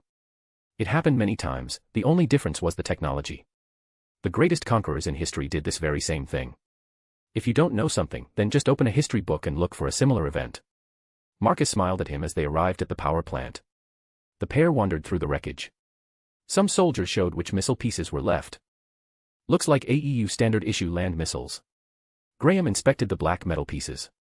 Nothing fancy here, we found what we expected to find, Marcus replied with crossed arms. Yeah, the black enact had a full package of AEU military hardware. The blonde pilot frowned as he looked at pieces of missiles. Indeed. Not hard to do, considering the intel we have is that these guys were remnants of Morelia. The commander said with a frown. Yeah. As a consequence of celestial beings' interventions, we now have to deal with mercenaries all over the world. Same with terrorists, at least that organization dealt with them. Graham mentioned the recent terrorist attacks around the world and how celestial beings swiftly dealt with them. But this time it's a bit different, as Marcus was the one who was pulling the strings. Yes, well, celestial being is quite informed. Snort. Rich conglomerates controlling them. Graham snorted. He wasn't bought over by these people. Marcus's words had a bit of sway after what happened to Alejandro Corner. Celestial being is no longer celestial. The whole mystery factor was gone in the first couple of days. So regular people are not as swayed. But this is only the beginning, Marcus has plans far beyond that. He is going to turn celestial being into a menace that needs to be stopped. We won't be finding anything here.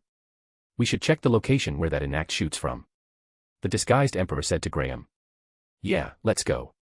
The pair left the power plant and moved to the outskirts, to a mountain from where this enact shoots the missiles. This should be the place. The pair of them began to explore. But then, Graham stopped something, his hand went to his side, where his handgun was hidden. Reveal yourself, I know you are hiding there. As he said that, Marcus looked where the blonde was looking. Oh my, the timing is wild, is this destiny? The emperor was curious. One could say he was the world's protagonist, and this guy who just revealed himself was this world's protagonist. Or at least this is how Marcus is seeing things. Why don't you show what you are hiding? Graham asked the teen who was standing on a hill. The teen showed a ferocious look as he revealed a handgun. At this age, he already has a gun, quite something. Are you here to investigate the attack on the power plant, young man? Marcus asked with a small smile. He can tell that the Gundam Meister before him doesn't like him at all. He already got the intel from Wong Lu May that Ptolemaeus is very suspicious of him. Which is a pity, he had hoped they would be ignorant for a bit longer, but it is how it is. Setsuna was baffled to meet Millie Anaheim here, of all places. He read the reports, the commander of overflags was dispatched here, but to meet him like this. What a perfect place to take him out. Part of him wanted to shoot and hope for the best. Ashia is a bit away from him, it would take a while for his Gundam to arrive, but at the very least, he would take out the number one suspect. But at the same time, he recalled what Sumereiji had said, they needed him for the orbital elevator. Tell me what your name is. Marcus asked, and Graham, next to him, had a look of realization, he realized something just from this simple encounter.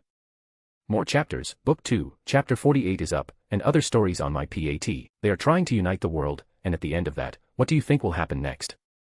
The world is united against celestial being, they are the enemy, and they will wage war against this group that possesses the Gundam.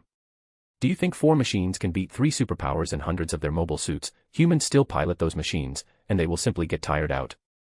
They might beat these odds, and then what? Did they end all the wars? But do you think a wounded animal would just accept this? If you think they will, then you don't understand humanity. There will always be someone who wants to wage war, pillage, and do all that. You can't stop it, unless... Marcus made them hang on every single word. Unless... Setsuna nearly jumped off the cliff and got closer to listen to what he had to say. Someone is leading. Humanity requires someone to make tough choices, a leader. I doubt Celestial Being's plan has that, since they used pre-recorded footage from over 100 years ago as their leader. Without a leader, united humanity can make countless choices it never even considered.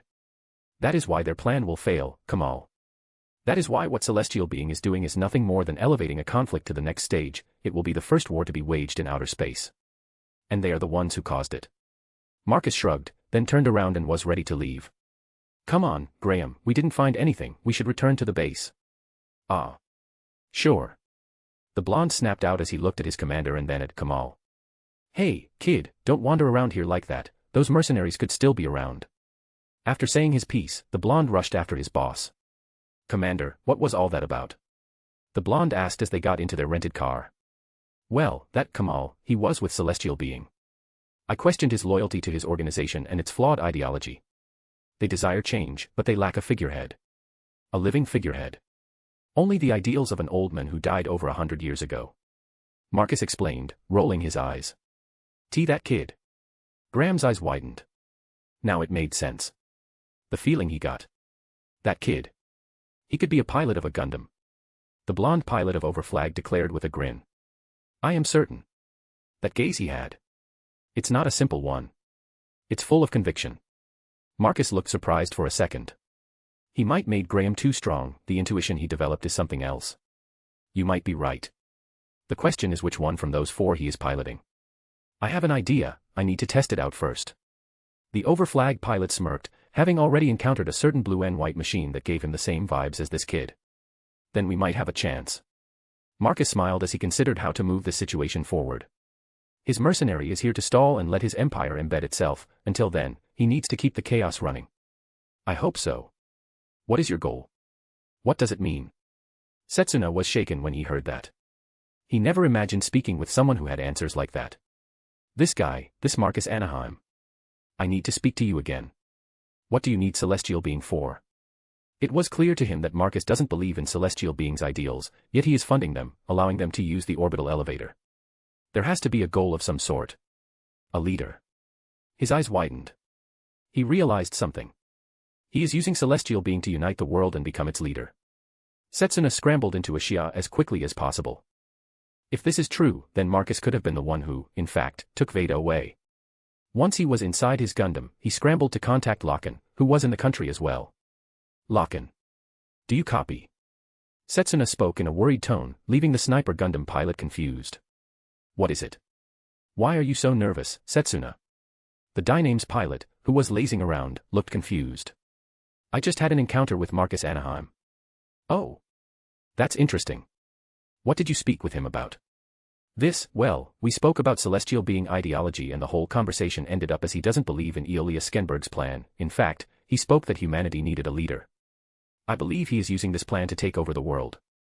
That could be a possibility, we can't act without some sort of certainty. Locken looked worried when he heard that.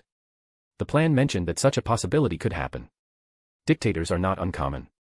They excited throughout history. But a dictator who rules all of Earth. That could be very bad. We can discuss this with Miss Samurai once this mission is done. Locken seriously nodded at Setsuna. Roger, I will continue to look for clues. Yes, and we'll just laze here and enjoy the aircon. The sniper leaned into his seat and placed his hands behind his head. The Ashia pilot ended the call as he left his Gundam and returned to his scouting. I hope that Wong Lu May got something for us by this point. Setsuna frowned. He felt as if they were wading through mud in this operation. Boss, that old man is not eating. If this continues, he will die. One of the mercenaries said to Ali Alsaches, the red-haired man was lazing around, waiting for a signal. Doesn't matter. Our job is to keep him, that's all about it. Seriously. And we get millions for this. Our sponsor surely is rich.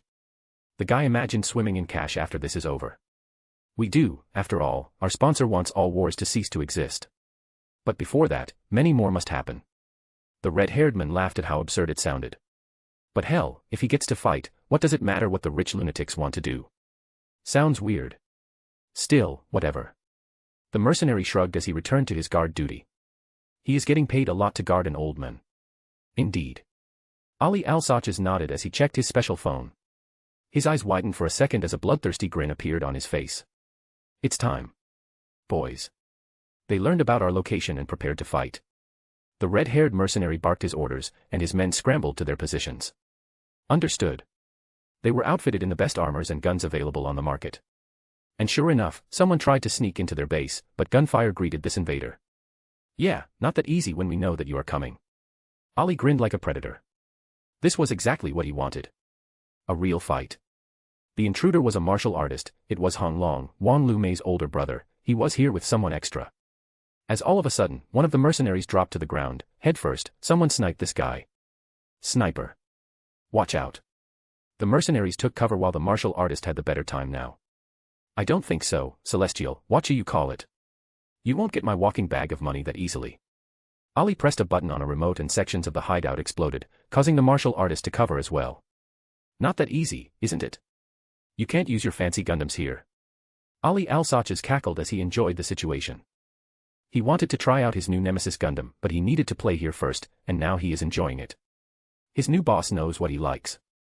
This is much better than Morelia. Bang bang asterisk bang asterisk. Gunshots followed as a third individual joined. Several of his boys have fallen on the ground with fatal shots. What the? The red-haired mercenary looked to the side. He saw a blue pilot suit wearing man wielding a pistol. You are from Morelia. The mercenary had a sense of déjà vu. At that moment, he put two things together. Ha ha ha ha, I had this feeling that it's you. Kruggy's brat. To think that you are the one who pilots a Gundam. The world is small. Ali Al-Sachs, where is your god now? You will die here today. There is no escape, there is a Gundam outside ready to snipe you. Setsuna pointed his gun at the mercenary. Just how clueless are you, Kruggy's brat? Ali Al-Sachs shook his head as he had a crazy grin on his face. The old man is rigged with explosives. Anything happens to me, he will go, boom, and Azadistan will plunge into a proper civil war. You should be grateful to me, your celestial whatcha-call-it, will have a reason to exist. Instead of saying anything, Setsuna opened fire on Ali Al-Sachs, and his mercenaries opened back. Soon enough, a gunfight between two factions started. More chapters, Book 2, Chapter 49 is up, and other stories on my PAT. Chapter 165, Book 2, Chapter 40, Gundams vs Overflags. This is one big mess. Mercenaries should be worried for their lives instead of fighting to their death for some old men. Just run away already. Locken complained as he looked through the scope of his sniper rifle. He was running assistance outside his Gundam for this operation. It's far too delicate for his 18-meter-tall mech. As he was looking for more targets, he heard a loud sound. His head went as he saw three black mobile suits fly by at absurd speeds. We have company. Union already is here. Setsuna, retreat. The Union is already here. The sniper Gundam pilot said to his partner. But there was no response, so he tried again. Setsuna. Roger. A very reluctant reply came from the other side of the comms.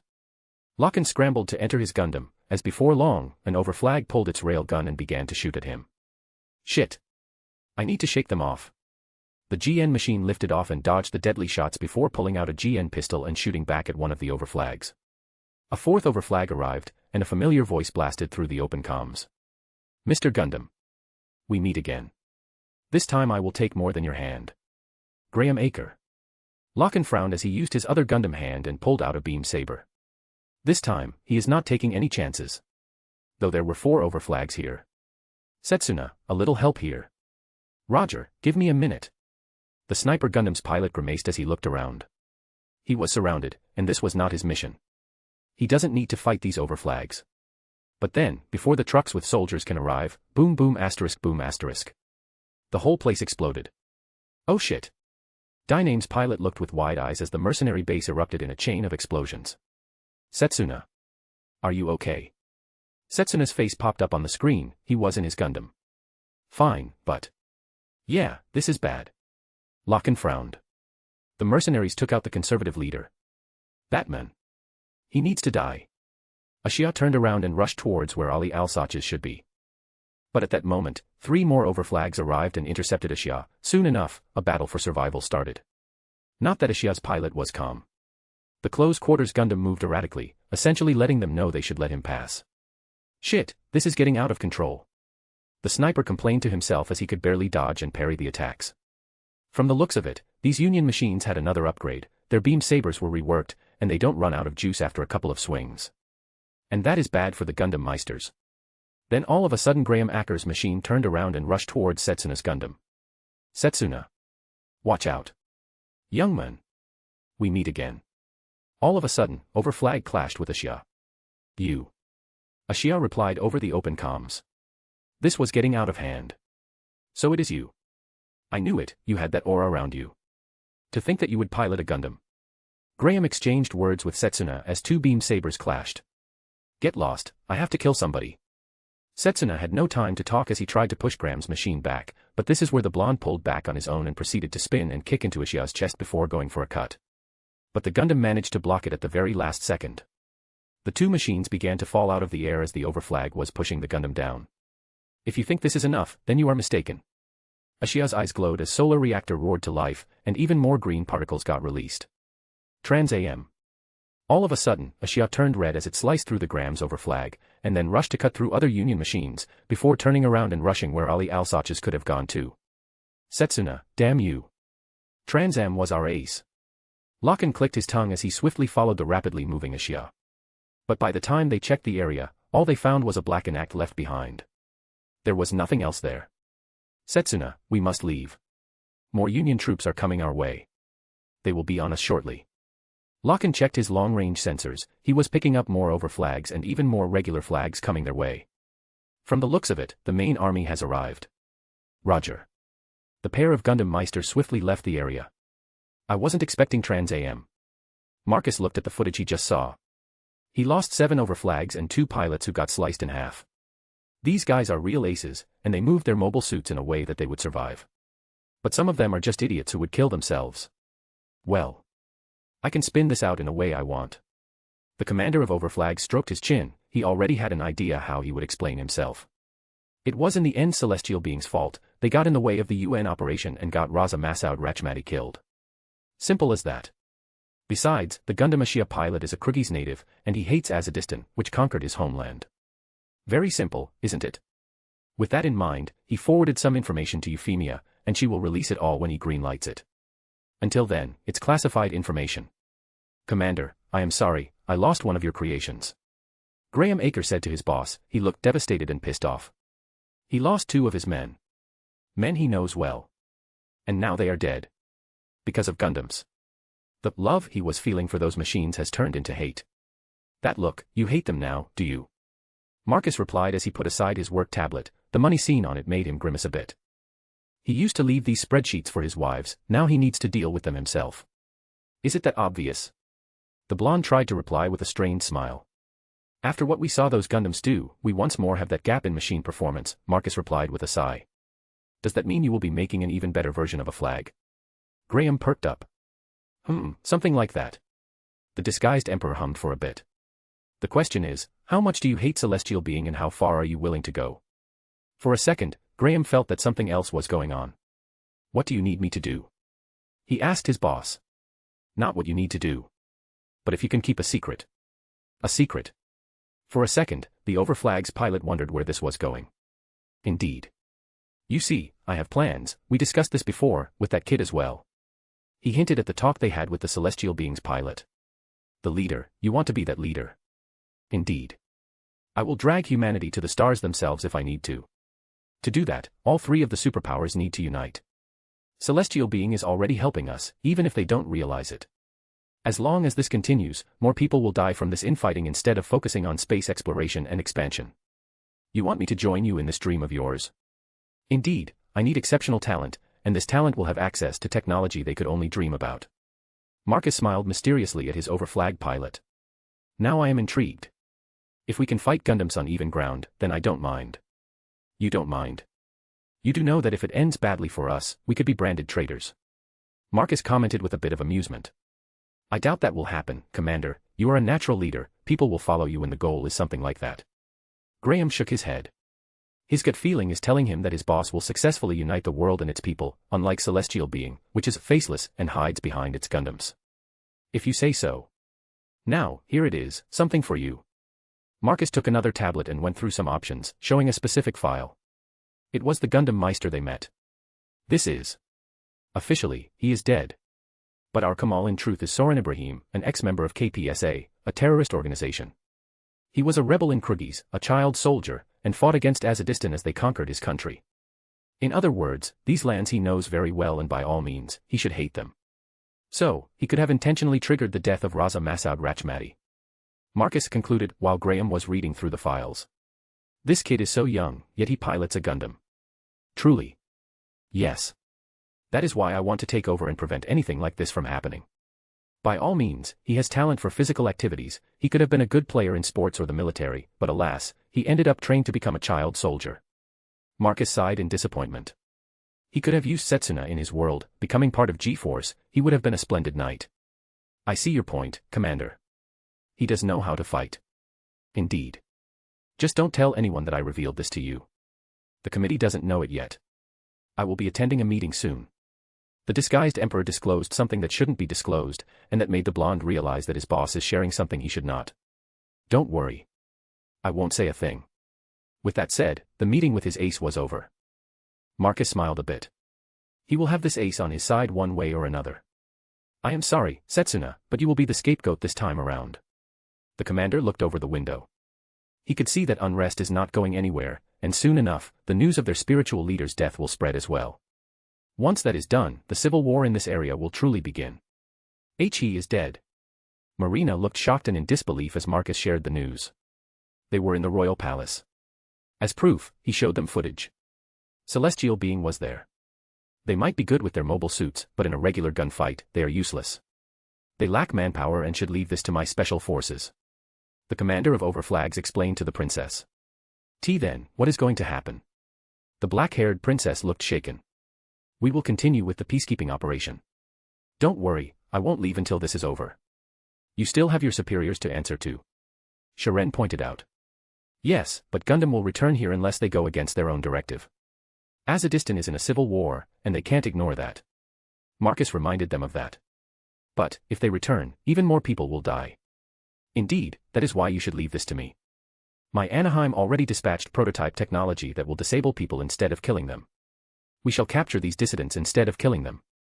He smiled at the princess, who slowly smiled back.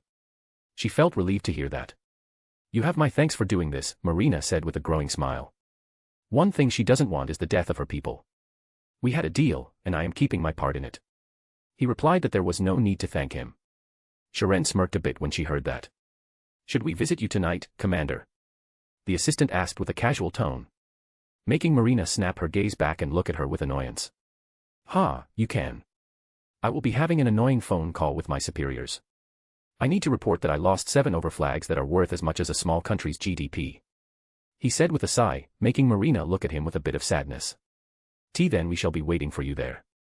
The princess in the end decided to do her part as well.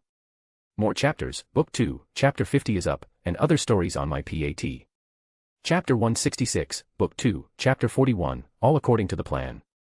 While it's a pity that we lost 7 overflags, the outcome was better than anything AEU or Human Reform League could do. We learned the identity of a Gundam pilot and their true capabilities. Well done, Commander. The leader of the Defense Committee congratulated the disguised Emperor. You can continue with this UN peacekeeping mission, as we know Celestial Being will return now that Azadistan is officially in a civil war. I doubt it will continue for long. I will be using some of my prototype technology to subdue the dissidents rapidly. I suggest we plan a large-scale operation to capture one of those machines once and for all.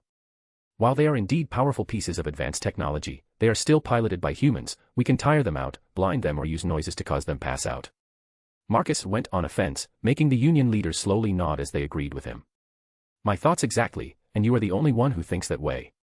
AEU and Human Reform League have been contacting us to do a joint military exercise in the Taklamakan Desert. Deja vu. Here we go again. I hope this time I don't need to make a crater out of that place. Marcus recalled what he did with that specific desert. He turned it into a crater, well, a specific piece of that area into a crater for housing his old man's Geass order. Inviting celestial being for an intervention. I see, though, that those two countries don't deserve to have a shot at them. They failed everywhere where celestial being intervened. Marcus scoffed at the two superpowers. They might have, but we still need their raw manpower, and they are providing us with a location where we can do it. The Secretary of Defense agreed with him, but this is something they need. Very well, then I shall stay in Azadistan until the right time. Yes, our thanks for this data, and good luck, Lieutenant Commander Anaheim. With that said, the meeting ended, and the holograms around the commander disappeared. Marcus sighed as he looked at the trucks bringing in his broken-over flags. He walked over to Billy, who was organizing the retrieval of their mobile suits. How bad is it? Anything salvageable? He asked his chief engineer. Some of them, yes, from my initial observation, we have at least 2 machines that can return to service after changing limbs. Thankfully, your new design is fantastic for rapid repairs, it's like you had experience in warfare before. The glasses-wearing developer joked. Yeah, the only experience I have is video games, Marcus said in a joking tone. He glosses over his Earth's conquest this time around. Well, that helped here. I should try something like that as well. I could get some inspiration. All of a sudden, Billy thought about playing some video games. Do that in your free time, Chief. I need a couple of my flags back in action. I doubt Celestial Being is just sitting there and thumb-twiddling waiting for something to happen. Marcus replied as he looked at his mechanics, checking the machines brought in. Don't worry, it will be done in record time. Billy smiled confidently. Good, I leave you to it. With a nod, the commander proceeded to walk towards the exit. He was a bit surprised that Ashia could use Trans-AM, which means that when he took over Veda, it was triggered.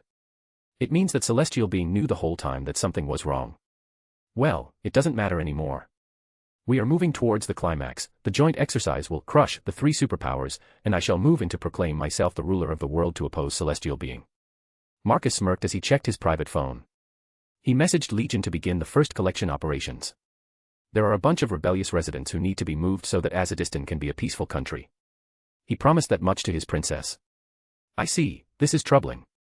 He is indeed planning to take over the world, and we are going to help him. Sumarejai Lee Noriega had a thoughtful look on her face as she considered what to do. Can't we just eliminate him? Setsuna asked her, his gaze distant. He was still processing what Marcus said to him. It has shaken him quite a bit. No, if we do that, he will become a martyr, and if that happens, we don't know how big a ripple effect it could have for the bigger world. We desire to unite the world, but if we unite through a martyr like that, the population could get radicalized. And you don't want that, Setsuna. Just mentioning radicalization caused Setsuna to have flashbacks. You are right, Miss Sumarejai. The Ashia pilot sighed. He didn't expect it to be that bad. Marcus Anaheim has wormed himself into a position where they can't remove him, yet, they have to help him. Just thinking that they are getting used to it like that makes his skin crawl and anger boil. What now, Miss Sumarejai? Lachlan was quiet as he thought about something else. He eventually asked about the next course of action. We will assist Azadistan to recover from civil. Miss Sumarejai. You have to see it. A girl's voice in the background interrupted the captain of Ptolemaeus. What is it, Christina? The captain turned to the side and looked at the CIC girl. It's all over the world, the news. Setsuna and Lachlan looked confused as they saw the captain look at something. You too, turn on the news. She said without even looking at them, her eyes were on a different screen. If their captain was acting like that, it was something major. So Setsuna walked over and pressed a couple of times on the screen, which partitioned into 2 halves, one half was the call, and the other half was Union's news. The Ashia's pilot's eyes widened to a massive degree as he saw himself. Someone was reporting him. It said, one of Gundam pilots, a member of KPSA. Showing images of Ashia fighting the Grams over flag and their short conversation. Then showing data about Setsuna, real name Soren Ibrahim, an ex-terrorist, presumably Kia, as he had disappeared several years ago. The moment Lachlan saw it, he pulled out a handgun and pointed it at Setsuna. Were you with KPSA? Answer me. Setsuna. Answer me. Damn it. Lachlan didn't like that silence. I was. The teen Ashia pilot replied with a slow nod. You were. Yes, that man in Morelia, who piloted the Black Enact. He was the leader of KPSA, he was the one who trained me to do things. Setsuna recalled shooting his family in cold blood. He trained us to fight for God. I want to ask him where his God is when I cut him in half with a Shia. At that moment, Lachlan lowered his gun as he snorted. No. I will be the one who kills him. Because of him, my sister and parents died. Bombing in Ireland, done by a suicide bombing, that day I lost everything, I will be the one who will end him. The sniper Gundam pilot said with a voice as cold as steel. Very well. I will help you, Locke and Stratos. Setsuna nodded, and Locke offered a fist bump, which the Ashia pilot awkwardly copied. Good, now that you two are done, back to the mission. Locke, you will continue to stay in Azadistan, while Ashia, you will return. But you will lie low for now, Setsuna. Veda just informed us that a massive military buildup is starting in all three superpowers. According to the data, it will be a joint military exercise with all three blocks. Sumeragi looked nervous as she said that. She already done her math. If it goes according to her data, then with the assets they have now, they will lose. Trans-AM or not. So, it's time, no. All three nations are working together. And we are getting close to Marcus Anaheim's goal as well. Setsuna offhandedly commented. Locke frowned when he heard that.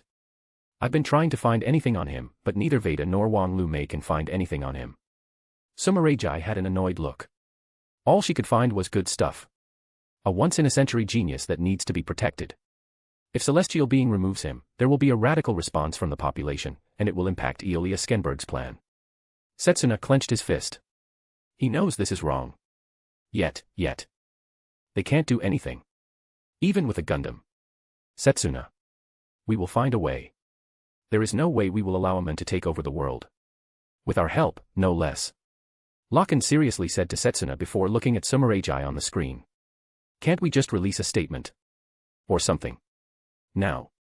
When did they reveal that Setsuna was a member of a terrorist group? We would lose whatever credibility we have. And since when does Celestial Being care about such things? Locke frowned. Really? They care about PR and public opinion. We still have sponsors, and now that information is getting revealed, people will start pulling back. If we lose money, how do you expect us to run operations? Not to mention Marcus Anaheim is one of them. If he has access to Veda, he could release all the information, and it would be the end of our interventions. Sumeragi explained Celestial Being's politics. They are still a company, with sponsors and promises that they have to keep. If they start revealing their donors' identities, it will spell doom for them. He really is holding us by our balls. Damn you, Marcus Anaheim. Locke had an annoyed look. No doubt, the commander of Overflags is smug about everything going on. MHHHHNNN, a loud moan erupted from the bedroom of the VIP floor in the capital of Azadistan. A certain black-haired princess collapsed on top of Marcus as she was breathing heavily, and sweat rolling down her forehead. Next to them was another woman, sleeping soundly. She was naked and clearly resting after an eventful evening. The princess in question, just like before, was the dessert. Oh, Marina softly moaned as she felt pleasure course through her whole body. This was bad, as she is starting to like this more than she should. Was it your satisfaction? She asked with a hopeful tone. This time around, it was different. It was no longer her first time. This time, she didn't hesitate and, most importantly, took a proactive role. You are a fast learner, Marina. Marcus's hand stroked her waist before moving lower and squeezing her ass. Her body was perfectly shaped, something he didn't mind playing with. Gee, good to her. She sighed in relief. That reminds me. He slowly moved her aside as he got out of his bed before moving to his stuff and going through his items before pulling out a laptop. With a laptop in hand, he returned to bed and turned it on, showing her Azadistan's map and all the projects he had planned for it. He already had several things planned for this country. Not that he expected Marina to pull him into the bed and persuade him. So he did a couple of alterations, and now he is ready to show it to her. These are the solar panel systems. They had some decent uses in the first half of the 21st century. I drew inspiration from them and created my own version. With the new special alloy, the transfer of power is almost 100%. He explained to her and showed her how it would work. Amazing, if we have these. You won't need the orbital elevators or their systems. My Anaheim can support your kingdom and its independence. I'm sure this would satiate your conservatives to some extent. He smiled a bit as he explained to her. Yes. It would help immensely. Marina nodded, a genuine smile lit her face. Wonderful, the work will start immediately. Marcus smiled back as he turned the laptop off and put it aside his hands, then sneaked to the princess's side as he pulled her into his lap. There was a lustful look in her eyes as she realized they were going for round 2. More chapters, Book 2, Chapter 51 is up, and other stories on my PAT. Chapter 167, Book 2, Chapter 42, Princess and Heiress. The Civil War was in full swing. There was an information leak that Raza Masoud Rachmati was assassinated in crossfire between Celestial Being and the mercenaries. That caused the population to erupt and to begin arming. The majority of the conservative population lives in remote villages around the countryside. This is where they are most radical in their ideology, seeking to remove reformists by any means necessary. As people were preparing for war, the once calm one of many villages was on full alert, and many men were on lookout duty, holding rifles. Though they didn't expect a soundless spaceship slowly descending from the pitch-black darkness of the night. A red burst of energy caused the whole village stop in its tracks. Regardless, man, woman, or child, these people stopped as red rings of energy appeared around their eyes. They became zombies. As the spaceship holding the container landed in the village, the container opened, and all of the villagers began to walk into the container's interior. In less than a minute, the entire village was in the container. The doors closed, and the spaceship moved up and disappeared just like it appeared, without a sound. Moments later, Union Special Forces moved in and collected evidence that they cleaned up a radical village dangerous for the current reformist government. The same process happened in another 4 villages closest to the capital. These people were moved to new facilities brought over to Azadistan, under special barriers so that no one can find them unless they stumble upon them by accident. The facilities utilize Geass technology, where mind wipes occur. Once memories are removed, these people are moved to the South Pole, where they will be transferred to Marcus World for further retraining. The Holy Byzantine Empire prides itself on its educational abilities. These people will be tested at what they are naturally good at before being added to society as loyal citizens of the Empire. First night 725 people. Marcus checked the numbers. Not bad, but damn, the amount of weapons they have. Holy fuck. The Emperor was baffled by the number of firearms his Union forces had found. Here is your first report. We have arrested 725 people, among them small kids who were practicing with rifles. The commander showed the report to the princess as they were about to have breakfast in the hotel. Marina didn't expect to hear that first thing in the morning. Still, she checked out, her expression paled for a second, but then she saw the 0 injured or dead. A sigh of relief escaped from her lips. Impressive, they were arrested. Indeed. Sadly, we will have to move them to maximum security facilities. They are dangerous individuals for your nation and government. Even the kids and their mothers will be relocated to re-educational facilities. Marcus explained to her. That is for the best. Sharon joined them, looking quite fresh. Sharon. It's for the best, princess, those people won't hesitate to kill you. You should be happy that they won't interfere with your rule. The assistant seriously said to her. The black-haired princess looked at the plate before her for a moment before sighing in resignation. Very well, you have my blessing to continue. Wonderful. Now for some better news. He showed them a tablet with a map of the area. Since these villages have been cleaned up, my Anaheim can move in and begin assembling the first solar panels. He showed the locations. It won't take long, and in a matter of a few days, your city will have the first cheap electricity. He smiled a bit while saying that. Oh, that is wonderful. The princess smiled back, her cheeks rosy. What she was hearing was a massive improvement. She spent months trying to get some help for her country. But he fixed everything in a matter of a few short days. The longer this continues, the happier she is with her decision to ask him for help. It is. Sharon nodded as well. Yes, anyway, let's eat. I have to report to the base afterwards. We are still looking for possible sightings of celestial being. The moment he mentioned them, the pair had worried looks. Don't worry, they won't be around for long. He smiled while saying that. What do you mean? Marina asked with a concerned look. All 3 blocks are uniting against them. So, as you can imagine, they will mobilize an enormous amount of forces. But you didn't hear that from me. Marcus winked at the princess. Marina didn't say anything back as she recalled a certain individual she met a while back from that organization. Though the Inventor Emperor ended up leaning to the side and kissing the princess on the lips, causing her eyes to widen to a massive degree as she pulled back and looked at him with a bit of panic. Don't do that in public. She said while looking around. Don't worry, my princess, this is a secure facility. He winked at her again. I can do much more naughtier stuff to you, and no one will say a thing. The commander hinted at something that sent her panic into overdrive. See, can't we leave that to the bedroom? She said the last part, barely whispering. It was embarrassing just to think, and yet she had to speak it out. Hey, don't worry, we will discuss that in the evening. Hey again. Marina was a bit worried, they did it 2 days in a row, with no protection. Sharon even insisted on not using anything as she wanted a child with him. But the princess. She is a royal princess of Azadistan. What would happen to her if she got pregnant? She was worried, but sadly, she didn't realize that this was already in Marcus's plans. The emperor had several plans for this world. Some of them were a bit extreme, like the removal of the entire world's population. It was a bit greedy on his part, but that plan was shelved almost entirely. The logistics of something like that are a headache. Instead, he has scaled it down considerably, and now he will only be taking a small amount of this world's population, and might as well impregnate the princess and have their kid rule this world as an emperor.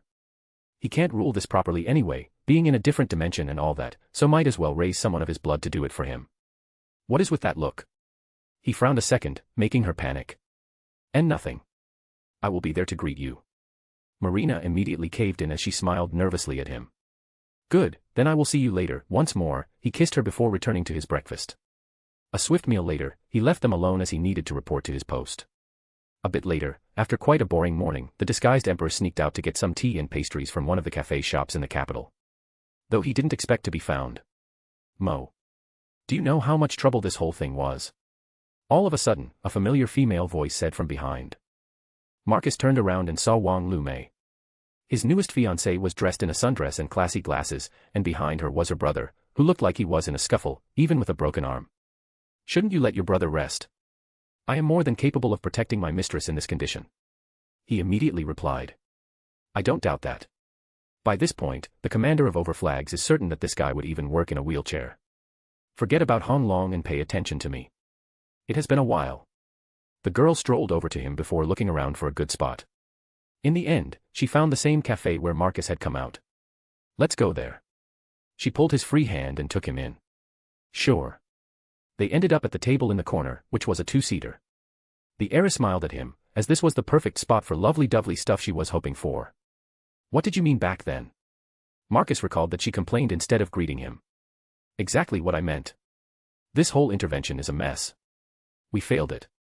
She said with a sigh. For the first time, celestial being failed and the armed conflict escalated. Even then. The whole place is strange, and I know that you've been manipulating this whole region for your naughty work. The heiress said with a bit of a grin. Indeed.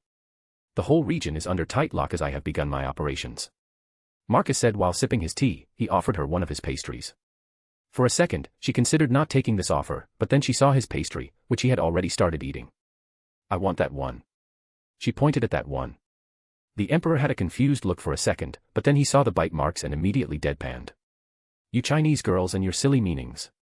He shook his head for a second before offering the exact area where he took a bite, and sure enough, Wong Lu May took a bite without hesitation, making her smirk as she started to chew. And you like all of that? She said, chewing the crunchy pastry. Instead of saying anything, he took a sip of his tea and then offered it to her. Once again, the heiress took a sip without hesitation. So you started with your missions. What do you want me to do? You do know that Lachlan Stratos is here, and he could pick up that you are relocating people.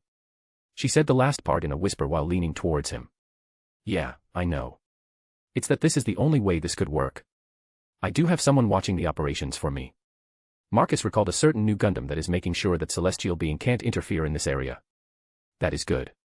Just remember, don't underestimate the Gundam Meisters. She seriously reminded him. The heiress wants him to succeed. I know. But this is the only way I can do my operations. I need this conflict. Thankfully, each operation doesn't last longer than a couple of minutes.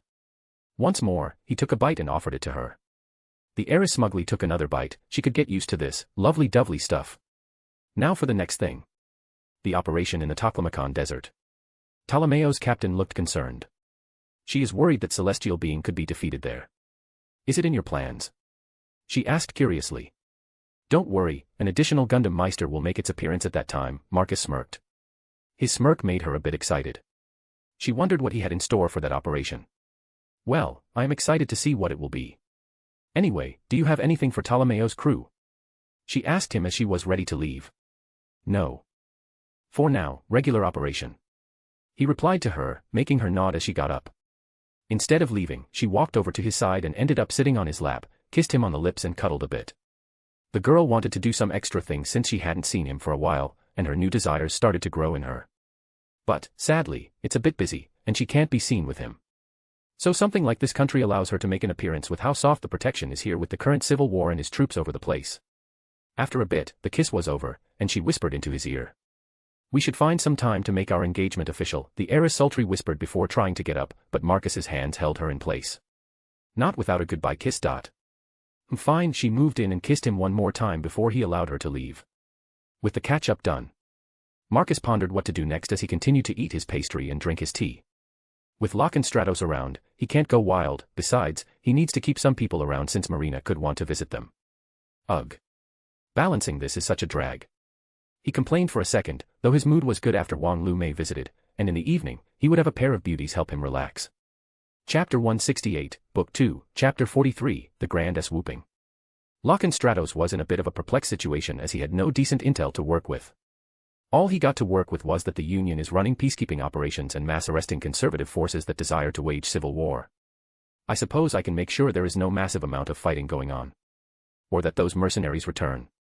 This is going to be boring. Midway, Locke ended up snoozing off in his Gundam as he was waiting for something to happen, but these forces led by Marcus Anaheim are keeping people away from the uprising, which in turn makes him feel useless. In the end, after a couple of days, he contacted Sumeragi, the captain of Ptolemaeos. I haven't done anything, Miss Sumeragi. I think it's a waste of time for me to stay here. I see. You should return then, we can call this operation a success. She agreed to return. However, part of her is weirded out by the oddness of this whole sequence. Something happened that she is not aware of. Understood. And just like that, Celestial Being has pulled out of Azadistan, as a major operation was upcoming. It was part of the Veda calculation. After all, Marcus can use the same computer against Celestial Being as well. Besides, the Gundams will only appear when something gets out of control.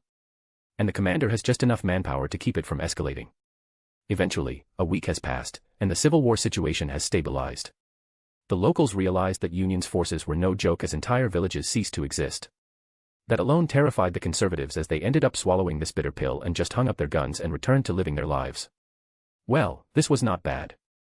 I smuggled just over 20,000 people. Mark, you checked the latest upgrade. This number was decent enough. And it played a massive role in testing his systems. He had a chance to run some vital tests on Geass technology that were lacking. Now he had 20,000 tests to base his data on. After reading it, though, he looked at the runway. His Union troops were boarding the military planes and were ready to return to their bases in Union territory. Some of them will be moving to Northern Asia, where the next operation will be. For example, Marcus over flags will be going to the Human Reform League 4 military exercise. It would seem it's goodbye for now, Commander Anaheim. Princess Marina saw him off, looking sad. Don't worry, I will be visiting this place often, since my company's holdings are throughout the whole nation. He smiled, making her sadness evaporate. Then I shall be waiting for that day. She smiled before leaning forward and kissing him on the lips, before leaving with her assistant. Her assistant winked at him before walking after her. Princess. See, Commander. What the hell, excuse me for my language. Graham gawked as he saw the whole thing. It would seem rumors around our commander having several female friends are not false, Billy commented as he fixed his glasses, his brain still catching up to him. Well, I listened to her worries and assisted the best way I could, Marcus explained to them as he watched his overflags getting stored in massive transporter planes.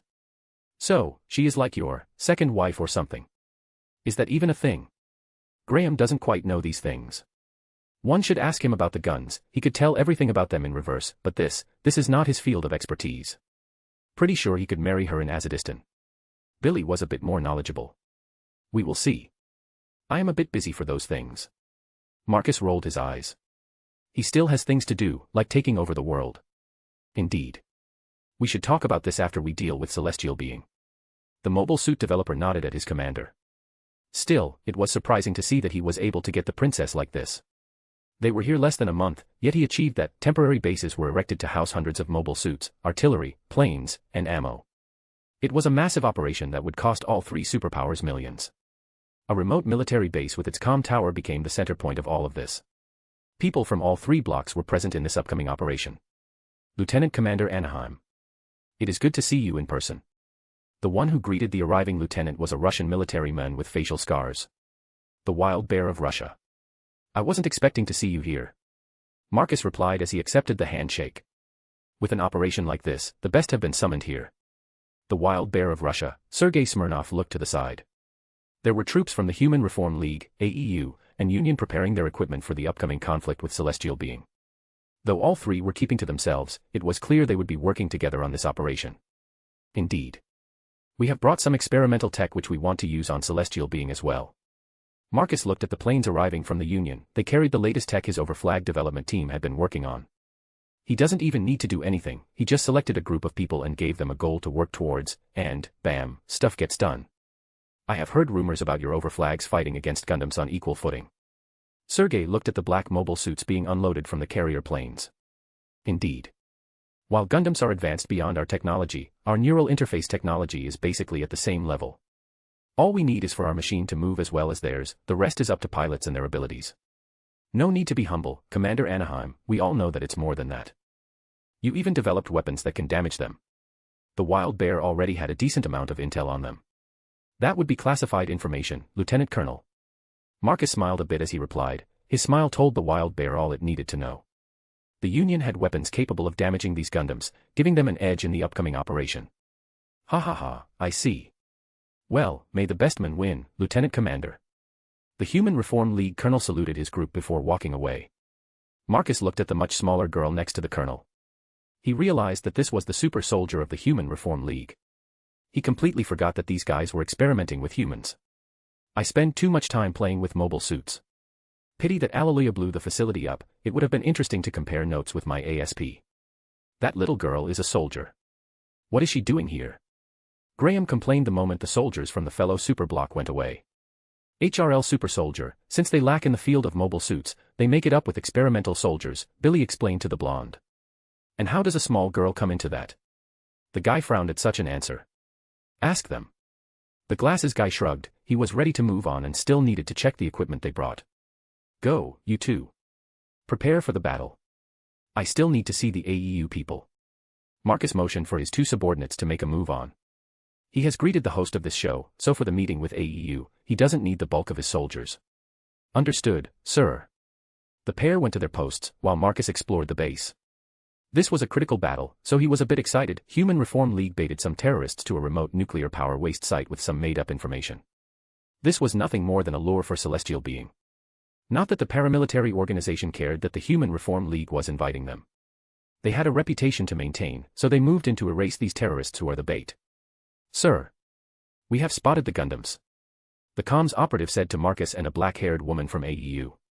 This woman was the famous Iron Lady of AEU, Katie Mannequin. A tactical forecaster that is at the same level as celestial being Sumaraji Lee Noriega. Show us the image from the long-range camera. The woman instructed the soldier. Moments later, on the main screen, they saw Gundam Kyrios. But there was something off about it.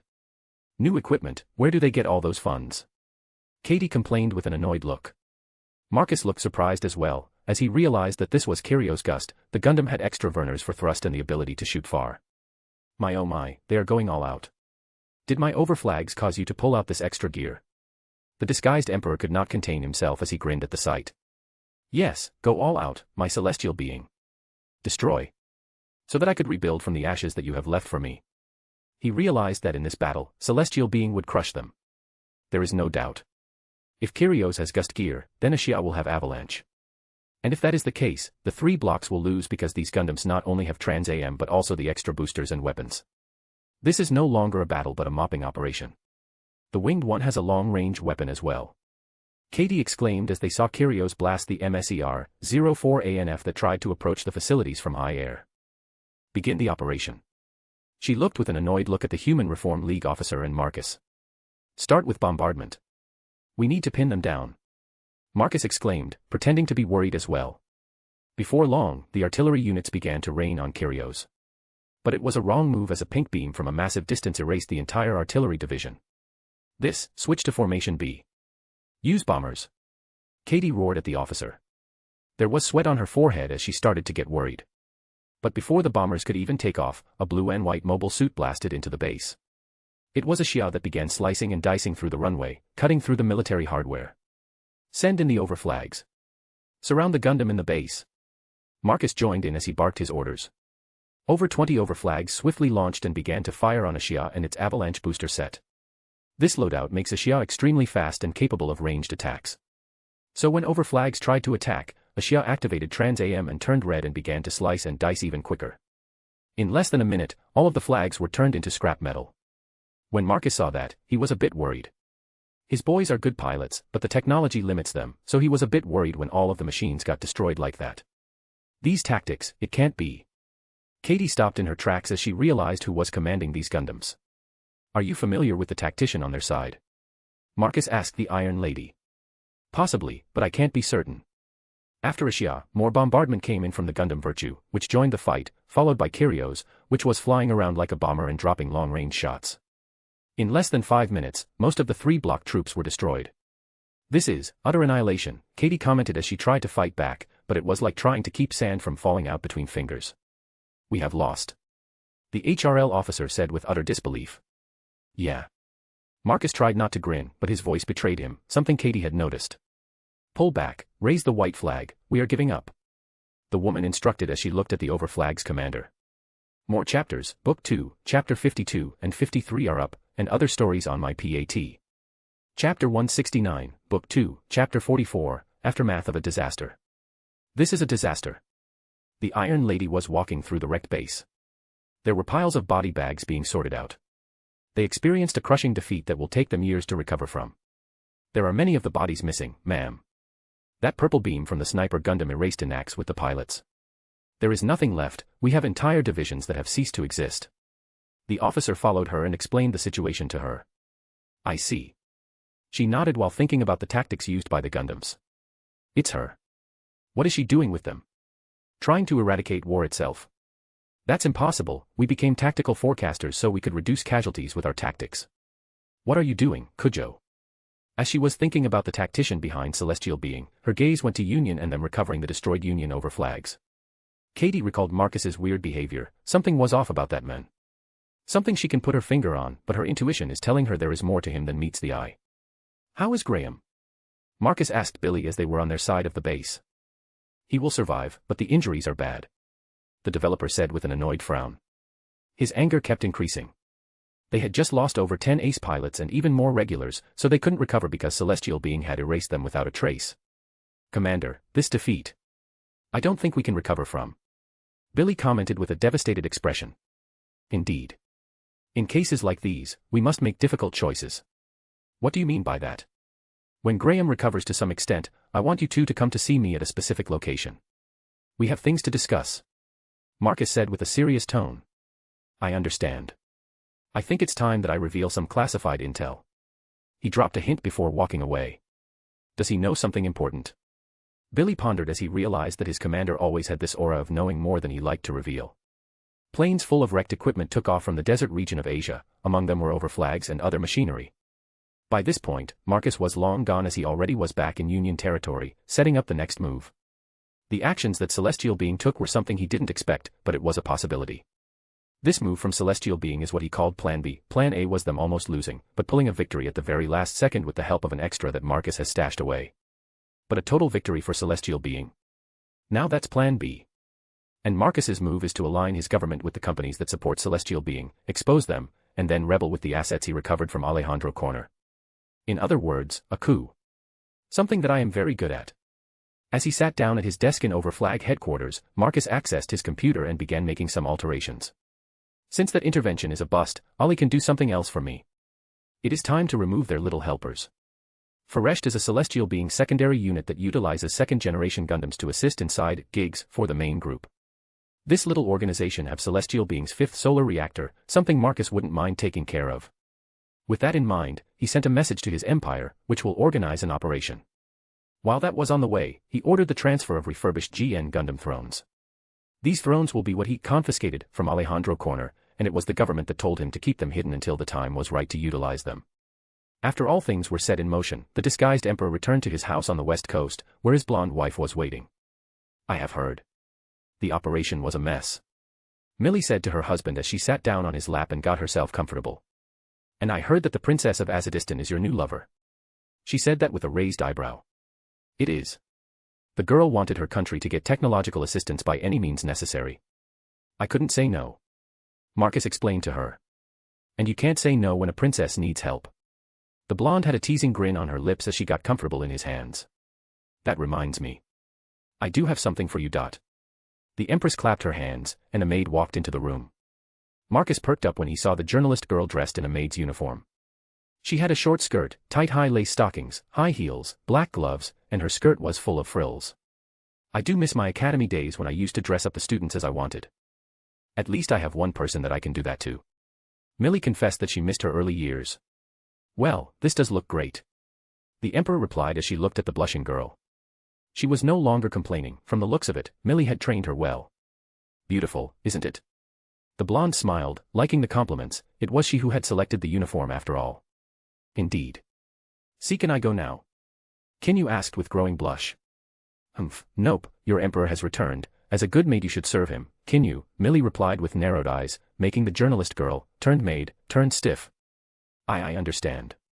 I did try to train her, but it is a bit hard when there is no male to help me. But since you are back, we can continue. The blonde said with a growing lustful grin. Are you sure? Marcus asked her. This is a bit. Of course. Think logically, my dear husband. We can't let her go, and memory wipe is not a solid choice. Killing her is a waste. It only leaves us with the choice of keeping her. Millie was not wrong. All those 20,000 people who were relocated are part of a prolonged experiment, with staff monitoring them for 24 hours, 365/6 days per year. If anything happens, the scientists will know and move in to fix the situation. I guess you are right. Marcus smiled as he looked at the brown-haired maid. Kinyu blushed as she understood what Millie and Marcus were talking about. Do you hear that, Kinyu Crossroad? Our Emperor doesn't mind keeping you. What do you think? Millie asked her nicely. Thank you. The maid slowly walked over. Her cheeks were already rosy as she rubbed her legs together. At that moment, the Emperor realized that his wife most likely used her Geass on her a considerable amount of time. Truly, the Empress of Education. May I serve you? Your Majesty. The journalist-turned-maid asked, with a hopeful tone. You might as well. It has been a couple of days since I had any fun. Oh. Did the princess keep you entertained? Millie asked, a bit curious. She wants to know how well a princess of a country in this reality performs in bed. She is not bad. A bit naive, but I trained her a bit. Now she knows what she needs to do. He fucked the princess of Azadistan. Damn this guy. Kinyu, as a journalist, could write so many scandals that normal people would think she is insane. As Kinyu got on her knees, Millie moved aside and watched how well the brown-haired girl would perform. Go on, undress your Emperor. Why yes. The girl's hands went to his Union uniform's pants as she pulled them down, revealing a hardening road. When she saw that, a small gulp escaped from her lips as she slowly removed that as well. Her eyes stayed on his cock as a small amount of drool began to drip from the corner of her lips. Horny, aren't you? Well, do your thing and your Emperor might reward you. Millie commented as she saw how Kinyu was looking at his tool. Yes, Kinyu hotly replied as she moved in her hand, slowly stroked his rod a couple times before moving in and using her mouth to swallow his tool to the base. She moved her head a couple of times before she felt that his rod grew in size and got hard. The brown-haired pulled back and looked at it with amazement. Well. I want it. The girl said while rubbing her legs. Instead of wanting that loud to be released in her mouth, she wants it in her special place. Heh, shows how little you know about our Emperor. Quite naive of you. Millie snorted, amused that this girl was worried about such a thing. He is married to 5 women, and the 6th one is waiting in line. He can take care of several at once. Do you think you can satiate him? Now return to your job. The Empress instructed with an authoritative tone. Yes, Kinyu hotly replied when she heard that something inside of her snapped as she moved in and began to suck his rod with heated passion. Her tongue rolled around the tip as she used her fingers to stroke the lower half. She tried to show him that she was not useless and that she could do it. Before long, drool was leaking from the corner of her lips, and her eyes were glassy and full of desire. Soon enough, she picked up speed as moments later, Marcus released the first load into the mouth of his new maid. Kinyu began to cough as she started to swallow, her lips. So much. The maid thought that she would drown from all of the seed she needed to swallow. The smell made her even hornier. A horny gasp escaped from her mouth as she pulled back and looked at him with expectations in her eyes. Marcus never expected this journalist to have such a slutty look. Turns out that he should leave the education of females to one of his wives. Wonderfully done. Tell me, darling, did she earn her reward? Millie asked him as she looked at Kinyu, who was looking at him, waiting for the fateful command. She did. He nodded. His reply made Kinyu extremely happy. She was about to jump to her feet, but she controlled herself. Stand up, and lift your skirt. The brown-haired girl swiftly stood up and lifted her skirt without hesitation. Marcus could see her black, see-through panties that were damp. She was horny and very excited. Now remove your panties and sit on my lap. The maid followed his orders without hesitation as she removed her sexy lingerie and straddled him on his lap. This part she did with extra caution. Now insert yourself, Kinyu. He issued his command and watched as she did it. The girl positioned herself for insertion. She took his rod and guided it to her drenched pussy. My emperor, I will put it in. Now, she teased herself with the tip as she said to him what she would do. Go on. Do it. Yes, with a nod, she pushed her hips down, her tender special place spread apart to accommodate the intruder. Kinyu's mouth opened wide as she felt him spread her apart. Oh amazing, a lewd moan escaped from her lips.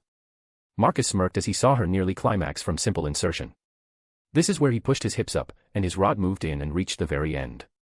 The single thrust made her eyes bulge out as she climaxed that very moment, her pussy erupted with love juices as she finally got her long-awaited climax. Oh yes, finally. A release. Kinyu trembled as she could finally experience the sweet climax. This is not the end, now the real part starts. Marcus's hands went to the maid's rear. This girl was a slender beauty with incredible ass and long legs. One of the reasons he kept her rather than allowing Euphemia to end her.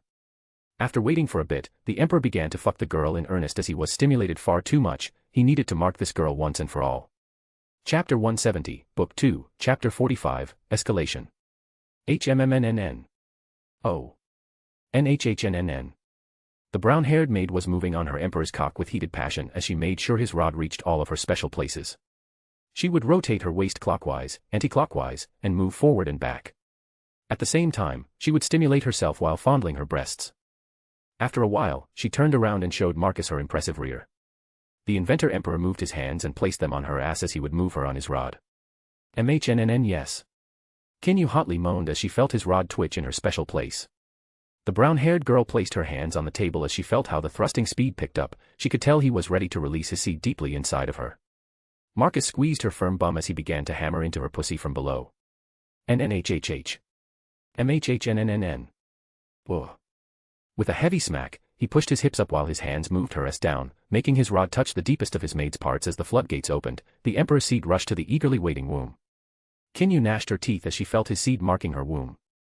The girl trembled several times as her hands gave in, and she collapsed on the coffee table. Wonderful, did you enjoy your first ever gift? Millie asked the maid as she had a horny look.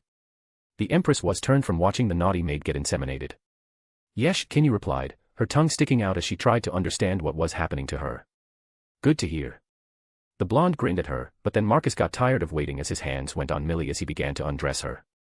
Fufufu, I suppose I should have expected this. The blonde lustfully giggled as he ended up pushing her down and lifting her skirt. Just like Kinyu, she had sexy underwear. Marcus pulled the panties aside before pushing his rod into a familiar pussy. Oh finally, it has been a while, a delightful moan escaped from her lips as she looked at him with glazed eyes.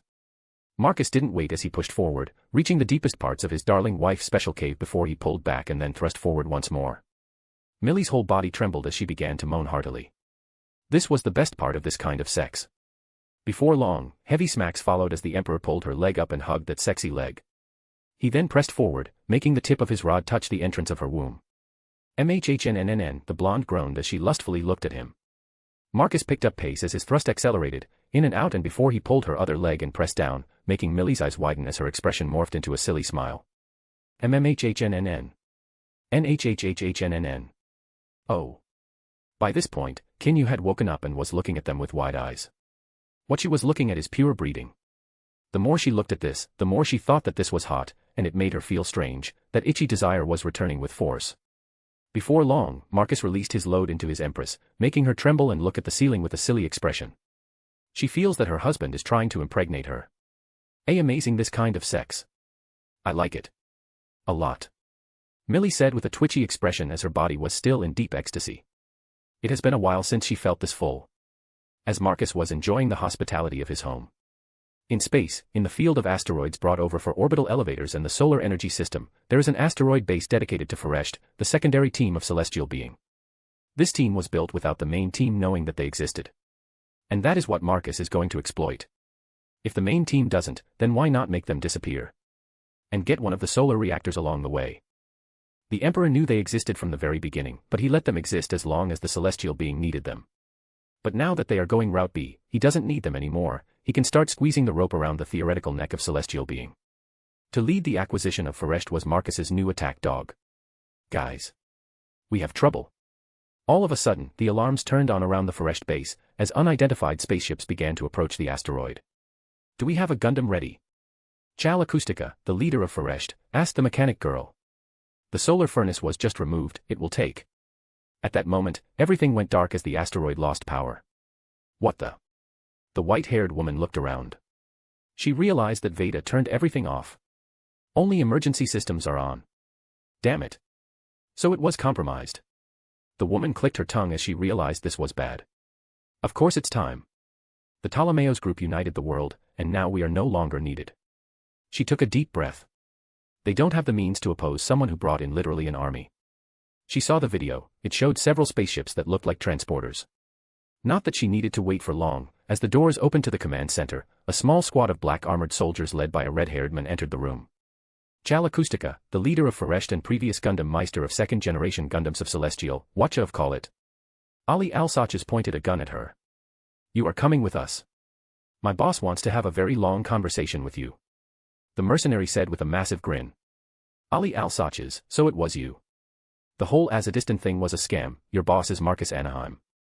Chal realized the moment she saw this man, she had put things together at the moment of notice. Maybe, maybe not, but it's not up to you anymore. The mercenary motioned towards the armored men who flew over and grabbed her. At least spare my crew. Don't worry. I am here to turn off your operations, not to kill you. After all, we are here to bring peace. He said peace with such a strange tone that it made Chal more confused than ever. It sounded like pure sarcasm. Take her away and collect her pets. The mercenary laughed as he went away. The men floated towards the hangar where 4 machines were stored. Well, Ali Alsaches. I wasn't expecting you. An annoying voice said from the hangar. When the mercenary saw him, he was a bit baffled. Von Spock, you were the pilot for this little group. What an amusing development. The red-haired man recognized the blonde man, who was cuffed and wearing a metal collar around his neck. But I wasn't expecting you to be Celestial Watcha Call It slave. So, what are you going to be, old boss? Von Spock was a twisted little man who followed his own rules and didn't like authority, one of the reasons why Ali Alsaches threw him out of KPSA. Nothing really, I am following my boss's orders, I am here to cuff your group up and take all of your stuff. The men shrugged without care. So you are following Union now? I guess now that your overflags are destroyed, you decided to use Alejandro Corner's information and arrest us so that you could have a better fight against Celestial Being's main group. Von Spock was not an idiot, he reached a reasonable conclusion based on all the information he knew. But Ali Alsaches began to laugh uncontrollably. Ha ha ha, it tells you how little you understand what is happening in the world. You think that Celestial Being is the only one with Gundams. The red-haired man showed an insane face. My boss is an emperor of another Earth. He has armies of your praised machines. All he wants from this little pitiful world is your unique technology to add to his collection. In fact, he was so bored that he decided to conquer this world with no army, just a bit of manipulation. As we speak, your Celestial Watcha Call It is doing exactly what he wants. By the end of it, you will be used and discarded while he ascends as Emperor of another Earth. Von Spock was a bit speechless, he never expected to hear this. What does this even mean? How can there be another Earth? What does this even mean? How can there be another Earth? I don't know much of the details, but this civilization is not the first one. People of this Earth are originally colonizers who crossed over to escape the end of times. All my emperor did was find the track and follow it. When he arrived in this world, he found himself fascinated by your Gundam tech. He decided to take it, end of story. I see, this is interesting. I want to find more about him. Von Spock was interested, he decided to find out. The best way to do that is to talk to this emperor. Then it's a good thing. Since you and your toys are coming with me. Ali Alsaches motioned for him to come with him as he dropped his gaze on the Gundams before leaving the hangar. As the ASP was collecting Gundams and the Sol solar reactor, there was something that they had missed. A Harrow went to hide the moment the lights went out. Since the asteroid base was decently sized, it was not hard for Harrow to hide. Especially since the Harrow had only a single job, to post the video that Von Spock had ordered to be recorded. Wait, so you tell me that there is another group? And they have Gundams. Lachlan Stratos was massaging his forehead. That is the only thing you care about. Alleluia said with a small frown. We just learned that there is another Earth, its emperor is Marcus Anaheim, and he has armies of Gundams. The super soldier exclaimed with worry, making the entire group flinch. This was nuts. They are not equipped to fight armies of Gundams or an Earth-sized empire under a single banner. Can we use this information and expose him? Tyria Erda asked with a frown. And make it into open war against an empire from a different reality. Sumare Jai massaged her forehead, she felt cornered no matter what she did. Are we going to surrender? Setsuna frowned. He was still trying to comprehend how this was possible. We are not equipped to face something we do not even comprehend completely. Sumeragi frowned as she turned to the side and looked at Christina. The girl in question had a pale expression as she tried to understand this as well.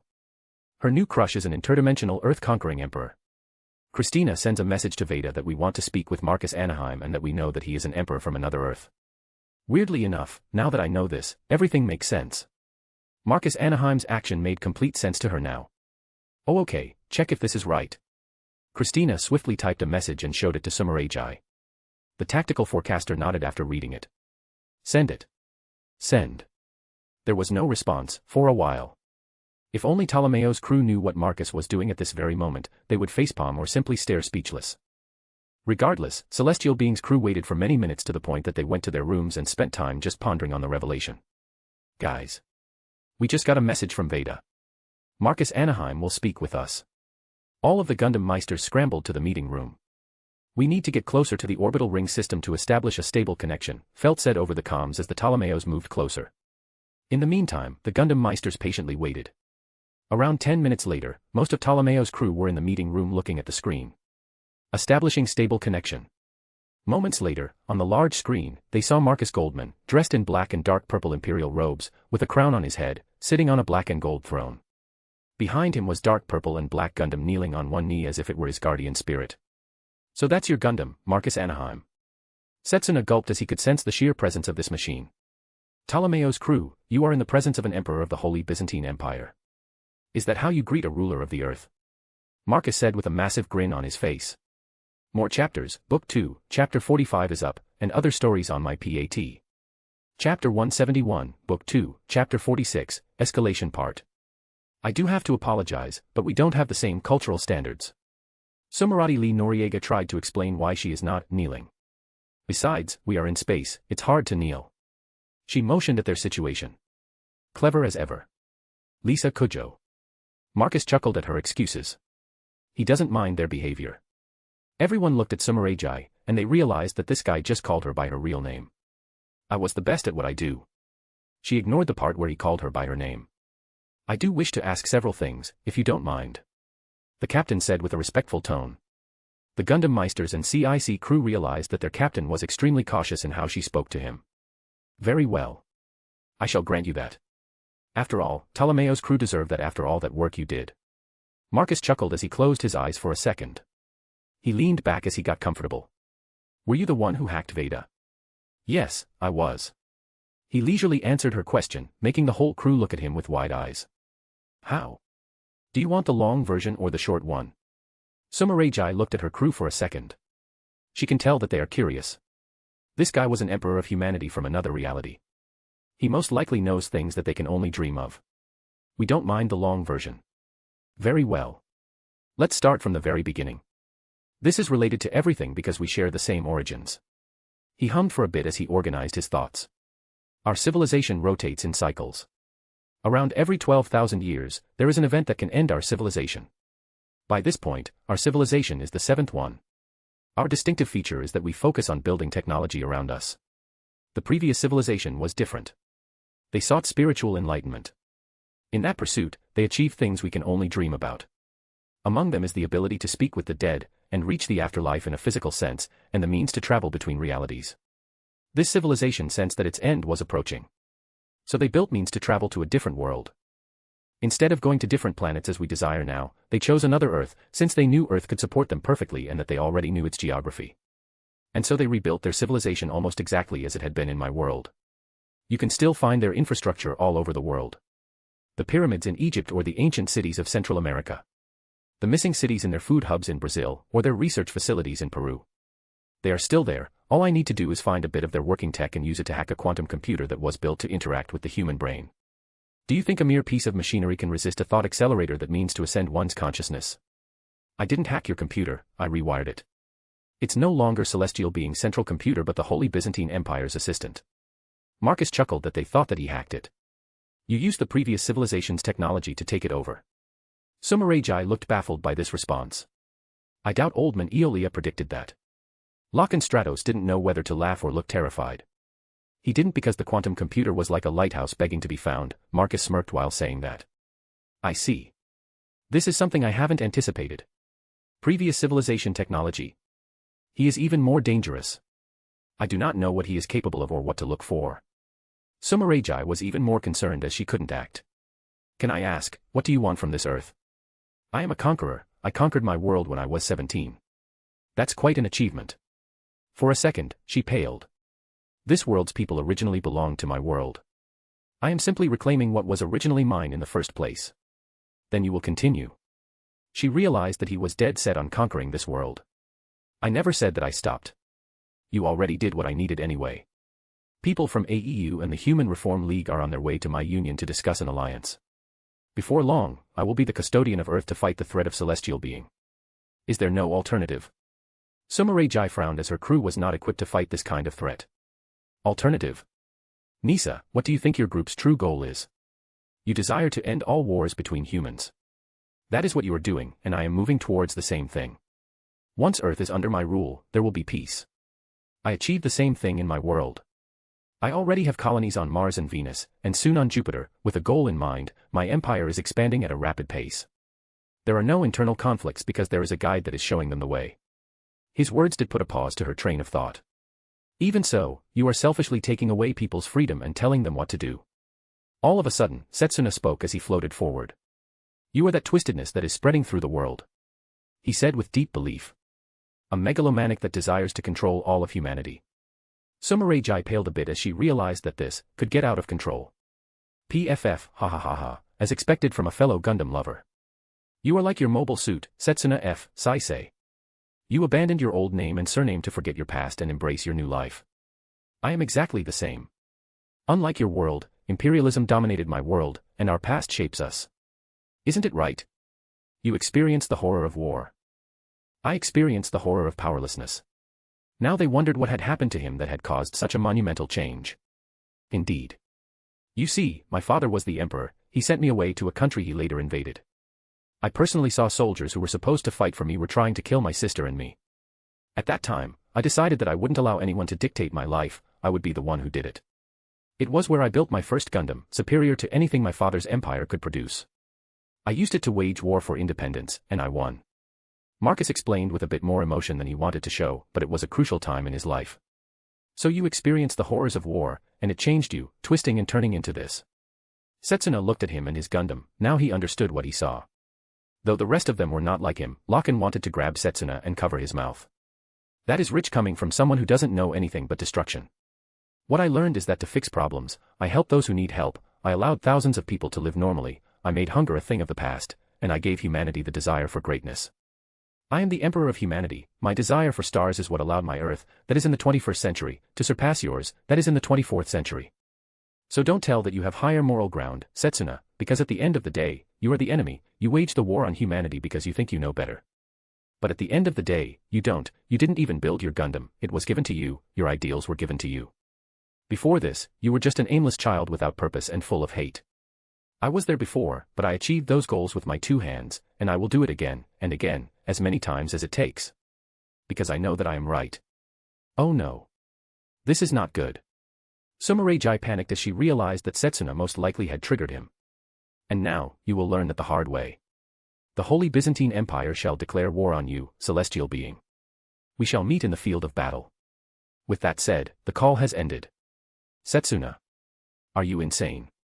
That was not some simple opponent you can just cut apart. We simply have no concrete information on him or his assets. Locken immediately wanted to rant, but the next drop of information stopped him. Miss Sumeragi, we have problems. All of Veda's support just went silent. Christina said after noticing a wall of texts. Ugh. Retreat to a safe distance and prepare for war. Expect a massive amount of mobile suits of Gundam level threat, and tell Ian to hurry with GN arms, we don't have time anymore. Sumeragi massaged her forehead. Things just went from good to bad to horrifying in a matter of minutes. And follow the news on Earth, we should expect some sort of announcement soon. Understood, leave it to us, Miss Sumeragi. Felt nodded slowly. After ending the call, the Gundam Meisters were on standby, and there was enough time to talk. He is manipulating the world, twisting everything in his path. How can I allow him to continue? We are here to eradicate the war, while he is the one who is allowing it to spread. Is it, Setsuna? Did you see how much Azeddistan has changed in just a few days? He threw millions into developing the country. The Union peacekeeping force is keeping the peace, and Anaheim is spreading advanced technology that helps people. Hospitals, markets, all of them are reopening, and peace is returning to that country, and it was not us who changed it. Locke and Strato said with a sigh. Why does it feel like we are the enemies here? The Sniper Gundam's pilot frowned at that thought. He has resources and manpower to do as he pleases. If he wants to show a benevolent face, he will. But we all know in the end he wants to rule the world. Kirio's Gundam pilot said, frowning. While what he said is the truth, will it be that bad if he is the ruler? Do they have a better choice? People don't care who rules whom, all they want is happiness. If he can give it, does it matter? Locken explained with crossed arms. He was shaken just like everyone, especially by the fact about the previous civilization's abilities. Can he talk with dead people? How advanced was their technology, and how much does he understand about it? We are still celestial being, and it's Gundam Meisters, we have a mission to do. The Gundam Virtue pilot said to get the Kirio's pilot and Dynames to regain their composure. Win or die, we will do it as Gundam Meisters. Yes. Setsuna clenched his fist as he was ready to fight. The heiress was minding her business as things slowly turned in her favor. Sadly, the only issue for her was that she could rarely see her future husband. Then she got a message from Veda, or more like Marcus. Oh, that's not good for celestial being. Wong Lu May looked at the message. I can feel the anger from the text. She commented after rereading it a couple of times. Since it's the case. Mistress. Hong Long looked at her. Wondering what is going on. Cancel funding for celestial being. With a lazy hand motion, she instructed him. You can refocus that wealth for Anaheim's Robotics Foundation.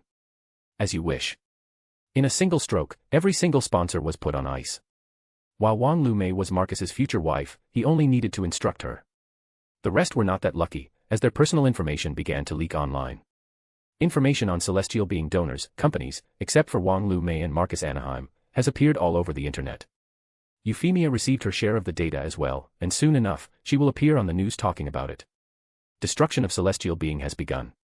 More chapters, Book 2, Chapter 56 is up, and other stories on my PAT.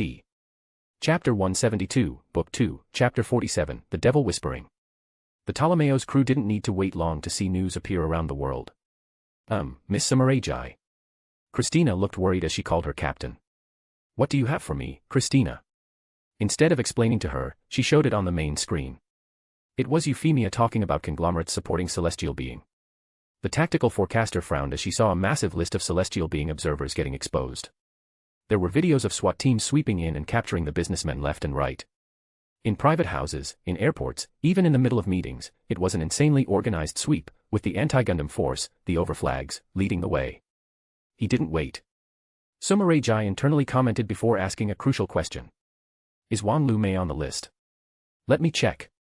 The CIC girl swiftly went over the list swiftly. She is not there, Christina said with a relieved tone. Sumerei Jai should have been happy to hear that, but instead, she was worried. If she was not in the list, then she was in cohorts with Marcus Anaheim. Damn it. So she is with him. The brown-haired woman looked at the floor, her expression thoughtful. What do you mean? Felt asked, a bit worried about the way Sumerei Jai reacted to that. I found it strange when Wong Lu May went silent on us after Taribia, when she met with him. No doubt Marcus Anaheim took her to his world and showed her what she wanted to see. Do you mean to say she was on his side after that? When Christina commented, she felt extremely worried. Exactly. We lost Earth. If we descend with our Gundams, I doubt we could leave it. This was a crippling move from Marcus. And it's merely an opening move from him.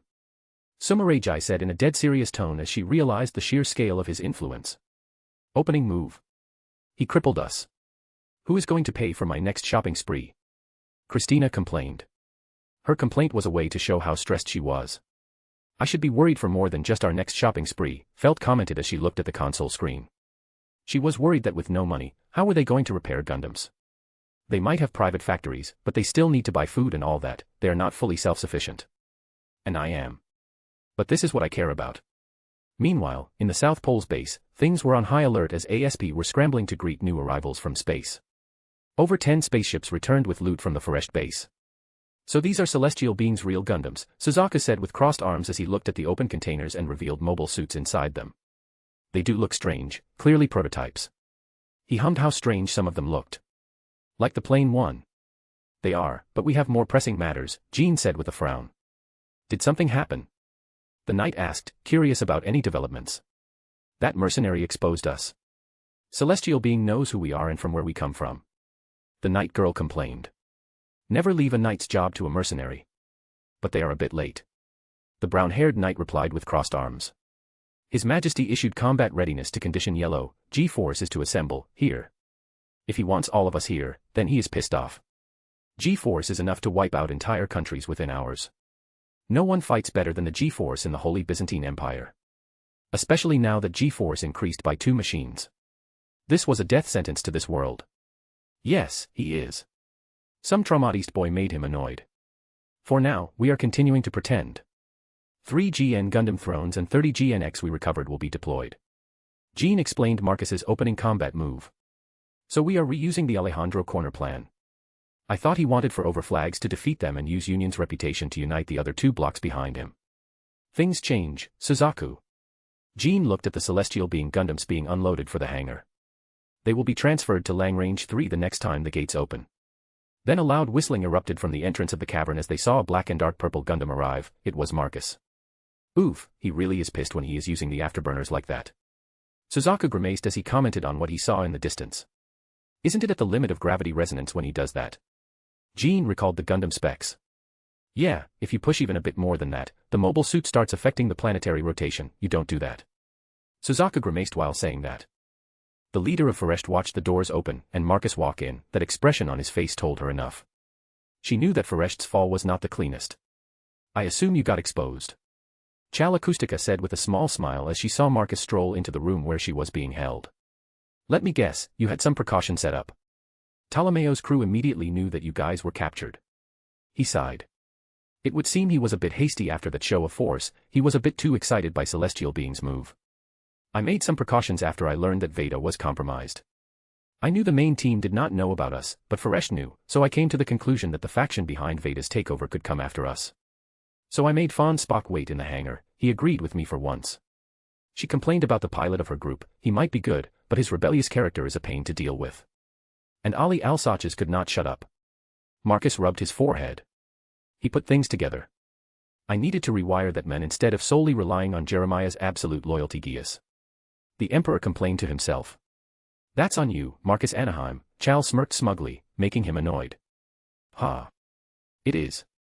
I needed to listen to Ashia's pilot complaining how I am the source of the world's conflicts. Maybe you are. She added fuel to the fire. You think so? Well, you will have to watch how I bring prosperity, justice, wealth, and happiness to my new province of my empire. Because Celestial Being just picked a fight with the Holy Byzantine Empire, Chal Acoustica. She looked a bit confused. What does that even mean? Marcus summoned a holographic window and showed her his hangar. What she saw was the lineup of Never Gundams. These are forces that are stationed here. Another 4 Gundams are coming here in a few days. He dropped a bombshell, making her realize just how outmatched Celestial Being is in this conflict. I wanted the conquest of this world to be a smooth one. But you guys just don't want to stop with your stupidity. He shook his head. Those guys don't give up and continue to provoke him like that. Who are you? How is this possible? I was there when the original machines were made. These are not of Celestial Being. Chal said to him with worried anxiety. They are mine, designed by me and created by my empire. Your empire, but... There was a chaotic mess in the woman's head. She can't make a connection. What is this empire he is talking about? You saw the arch outside. Right. Well, Chal, it's a portal to a parallel universe, where I originated. Your world is being invaded by humans from another reality. And now your Celestial Being picked a fight with a more advanced nation than they are. He dropped the other bombshell. What do you want from Earth? Resources. She asked with a deep frown. This was a monumental change in perspective. She never imagined such an enemy could exist. Technology, primarily, I already acquired it. Now I will be collecting people as my empire is expanding quicker than the population can expand. He explained honestly to the Foresht's leader. And you think people will simply accept the relocation? Or that they are being invaded by aliens from another reality? Chal exclaimed with horror, this was a legitimate invasion. You are quite naive to believe that people care. He shook his head. He realized that Celestial Being is full of idealistic idiots. A regular hard-working person only cares for the security of their families and to earn more and pay less taxes. Do you think they would care that their leader is an alien or even a dog? They wouldn't care either way. You should study human psychology properly before making assumptions. Monarchies throughout history have fallen because of food shortages and economic crashes. I bring stability and advanced technology. And most importantly, lower taxes. He said the last part with a sagely nod. He just mentioned the Holy Grail, and for the first time, the woman actually agreed. Taxes are the universal evil, regardless of your position, and Marcus can help to fight that evil. To some extent. Even so. Or for example, Gundam Pluton, accident. Just by mentioning that machine, the woman's expression changed rapidly. When your two teammates died, you thought to yourself, why them and not me, right? Chow took a step back as she had flashbacks of that incident, which scarred her for life. But a bit later, you thought differently. You thought if not for the conflicts around the world, they wouldn't needed to pilot the Gundams. After reaching that conclusion, you decided to embrace Eolia Skenberg's ideology and commit to his plan. But you were wrong. They died because of those ideologies, because of the old man's idealistic view. You see, there are two types of people who become idealists. Those who never experienced the real world and were extremely talented became proud of what they could do and became idealists, believing they could change the world. Like you, and then some normal people were traumatized by the world, and they decided that they needed to do something about it. You experienced both of those. Her eyes trembled as she felt extremely exposed to him. Almost as if he were reading her thoughts and memories. What do you want from me? Join my empire. He went right to the point. You want me to enjoy an imperialist government that is hell-bent on conquering the world? She scoffed at that idea as it sounded like lunacy. Spoken like an idealist. Do you realize that your celestial being's glorious master plan is insanely flawed? You speak of world unity through armed interventions, but you don't even have a clue what the world will look like afterwards. How will it be united, monarchy? Federation? Dictatorship? None of that. All you wanted was unification and the end of inner fighting. On the other hand, I offer a far more stable, already tested model of rulership. By this point, it's your arrogance and bias that are holding you back. He chuckled as he ended up walking to a couch and sitting down there. Once again, he hit her on the spot as she had no way to deny any of that. Since she has only theories about how the world would look, while he has experience in his rulership. How about I sweeten the deal for you? All of a sudden, he got a great idea to win her over. She looked confused for a bit. Those scars, I can fix them, and I can arrange a means for you to access collective unconsciousness, where the afterlife is. So that you could see your deceased teammates. Marcus enjoyed the look on her face as the woman trembled at such a proposal. You can do that. He showed her his glowing red eyes with a bird symbol. I am what is called a code bearer, and I became one of the humans of the precursor civilization. I can interact and make their technology. Her eyes shook when she saw those eyes. What is this? What do you say? Do you want me to save you from the ideology that is burdening you? He asked her, and he can tell that she is resisting this quite badly. Her loyalty to celestial being is commendable. More chapters, Book 2, Chapter 57 is up, and other stories on my PAT. Chapter 173, Book 2, Chapter 48, 2 Ideals. A/N, I will be posting 500 Power Stones chapter over the weekend, this way the weekend doesn't feel dry. Why do you care so much? Chow asked Marcus. She wondered why he cared so much, trying to persuade her. You can call me modern-day Chow Chow. I am collecting as much talent as I can. One of my wives is one of the greatest pilots ever to grace my earth. In fact, her reaction speed is so good that she can cut a bullet with a sword. Marcus bragged about Colin for a bit. I see, so you like collecting assets. The white-haired woman replied, not really knowing what to say about the fact that he has several wives at once. Indeed, and I want to recruit you as well. In fact, I could treat your staff decently, depending on your actions. From persuasion to threats, you are a full palette of surprises. Chow wasn't even surprised by this point. The Emperor shrugged at her, waiting for a proper answer. I suppose I can't persuade you not to kidnap people or strip mine the planet. She asked with a hopeful tone, already thinking of joining him. The only issue was what he would do to her homeworld. You can. I am a very flexible individual. I can unite the world and let this world be led by one of the children, born and raised in this world. We could have a cooperative relationship. This solution sounded much better than the other one. I suppose the one who ends up with your child would be the Princess of Azadistan. Oh. The news spread quickly. Indeed, one of the Union soldiers bragged that the commander of Overflags was able to charm the princess, Chow replied. She had a pensive look as she considered joining him if this was the case. What of the main celestial being group? Depends on luck, I do want to capture them. He replied, looking far more annoyed the moment she mentioned Ptolemaeo's crew. I see. Then I am considering joining you. She slowly nodded, agreeing to join his empire, as crazy as it sounds. As long as you don't strip mine the planet and rule with an iron fist. I hope that your child with Princess Marina could take over at some point. It was never my intention to stay in this reality for prolonged periods of time. Ruling an empire separated by dimensional gates is not the easiest thing. Marcus shrugged, as he never intended to stay. Conquer, yes, but not rule. He can leave that to his kids. I see, you played me. For a second, she was annoyed. It's not my fault that you were raised to believe that conquerors and empires are evil. The greatest technological advancements come from empires that ruled the world for many years. Marcus chuckled when he saw a sour look on her face. He shook his head before brushing his right hand index finger down and summoning a hologram. Give me a strand of your hair. Let's see what we are dealing with. It took her a second to realize his intentions. You think you can heal my scars? The GN reactor caused them. Any cellular recovery was not possible. She replied while pulling a strand of her hair. My empire has researched extensively into regrow technology for the past 7 years since its creation. Especially, when I can access precursor human technology. He said while scanning her hair with a reader. Before long, he saw her DNA. You need DNA treatment. Cellular treatment is pointless when the GN reactor damaged you at the foundational level. Legion, I need you to tap into Veda's processing power and solve the areas I highlighted according to our databanks. As you wish, Your Majesty.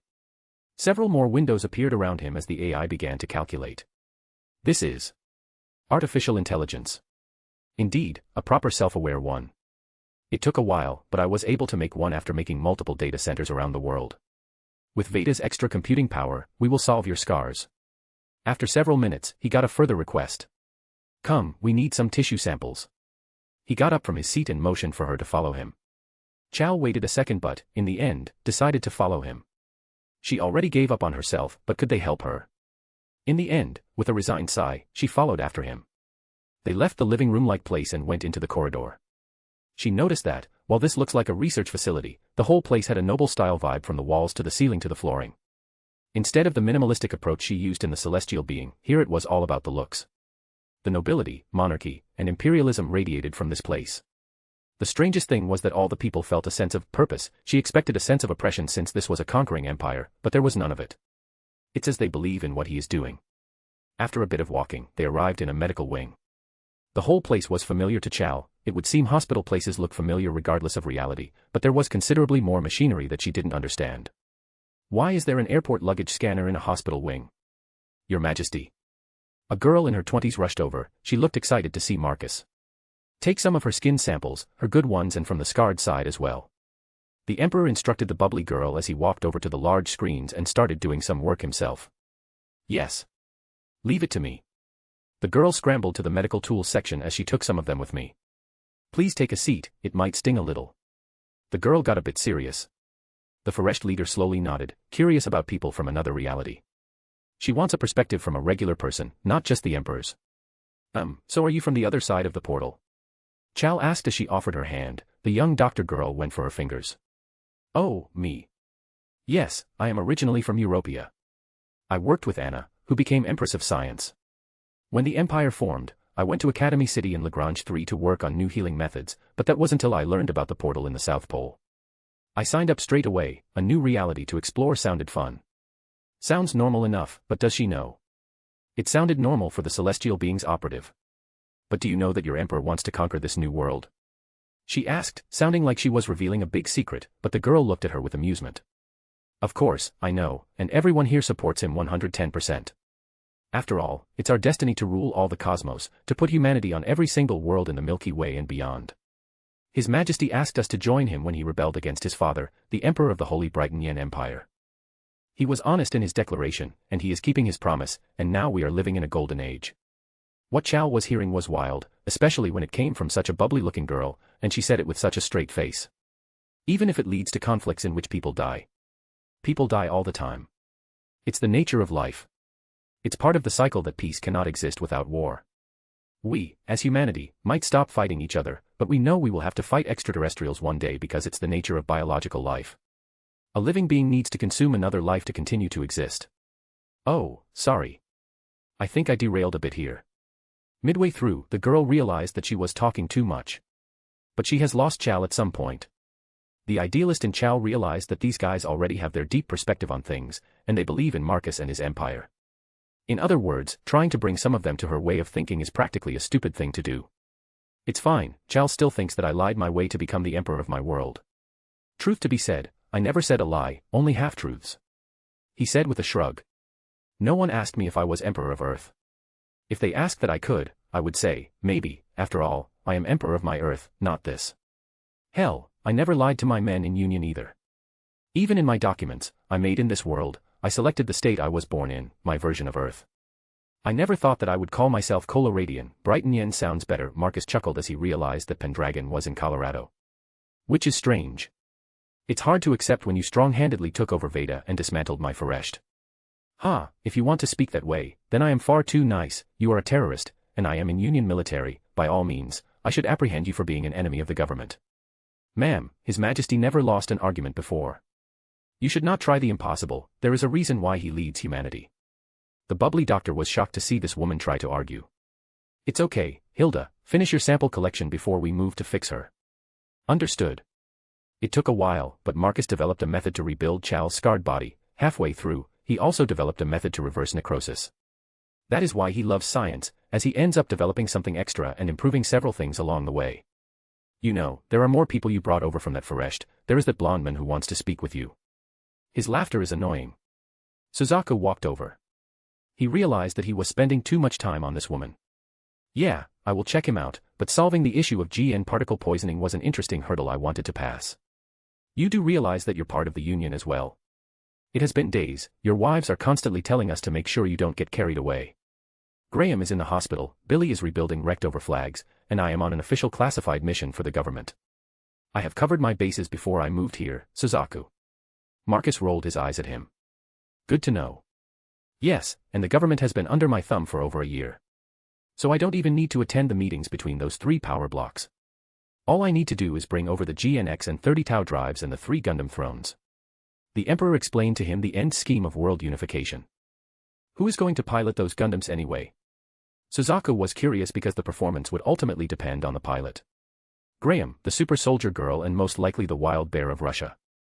They are the best soldiers in active duty with the highest performance index. The Emperor explained to him, as he needed to ponder on the pilots for a bit. I have seen how well Graham Aker fights. He would make a worthy G-Force pilot.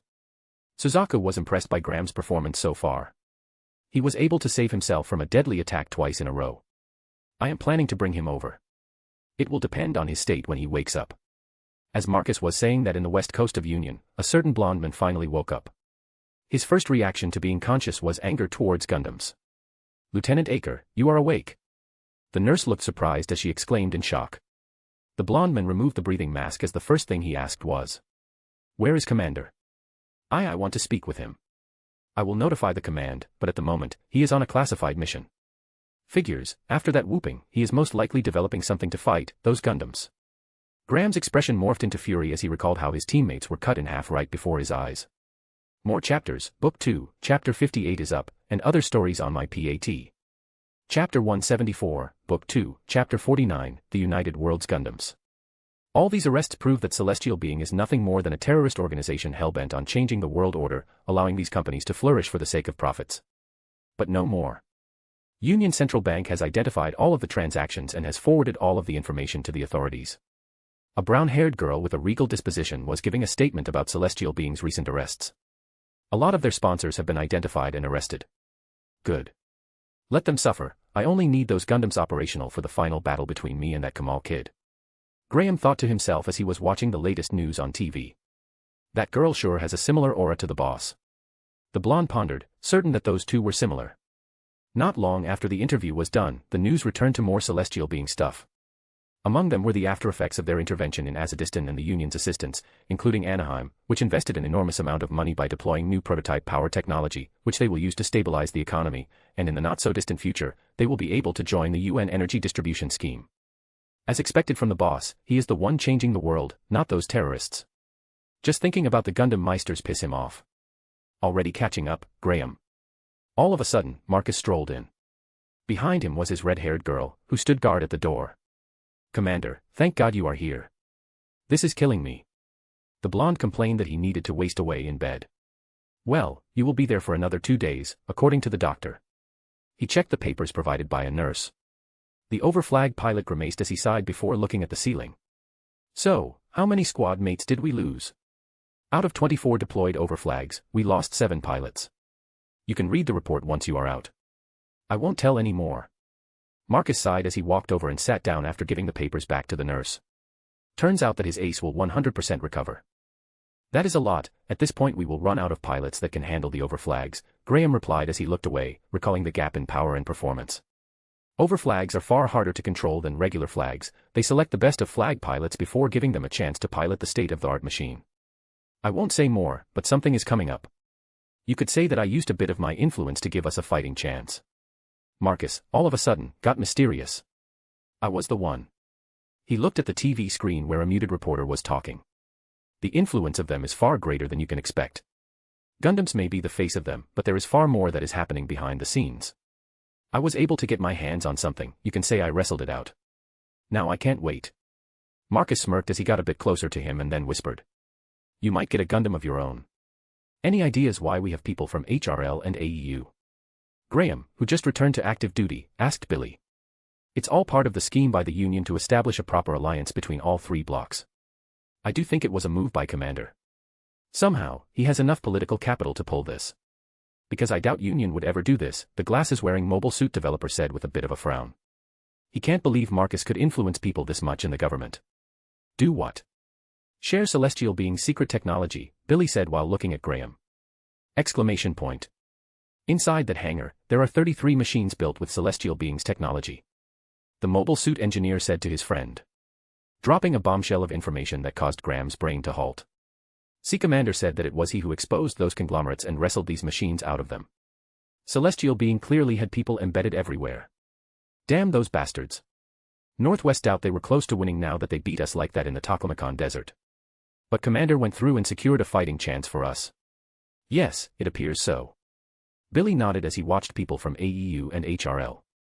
From the AEU came the Iron Lady with her entourage, while from the Human Reform League came the Wild Bear of Russia with the Super Soldier and his entourage. A few moments later, Marcus strolled in, and there was a smile on his lips. Some people from the Ministry of Defense followed him. Clearly, the Secretary is following him and not the other way around. Good, you are here. Follow me, ladies and gentlemen. He motioned for them to follow him. The gathered people from all 3 power blocks followed.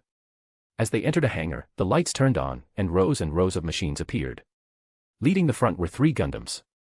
Gundams. Unbelievable. Commander Anaheim, how did you get your hands on these? Katie Mannequin asked. There was pure disbelief in her eyes. What she was looking at was the game changer. I wrestled these from people who apprehended Alejandro Corner and Laguna Harvey assets.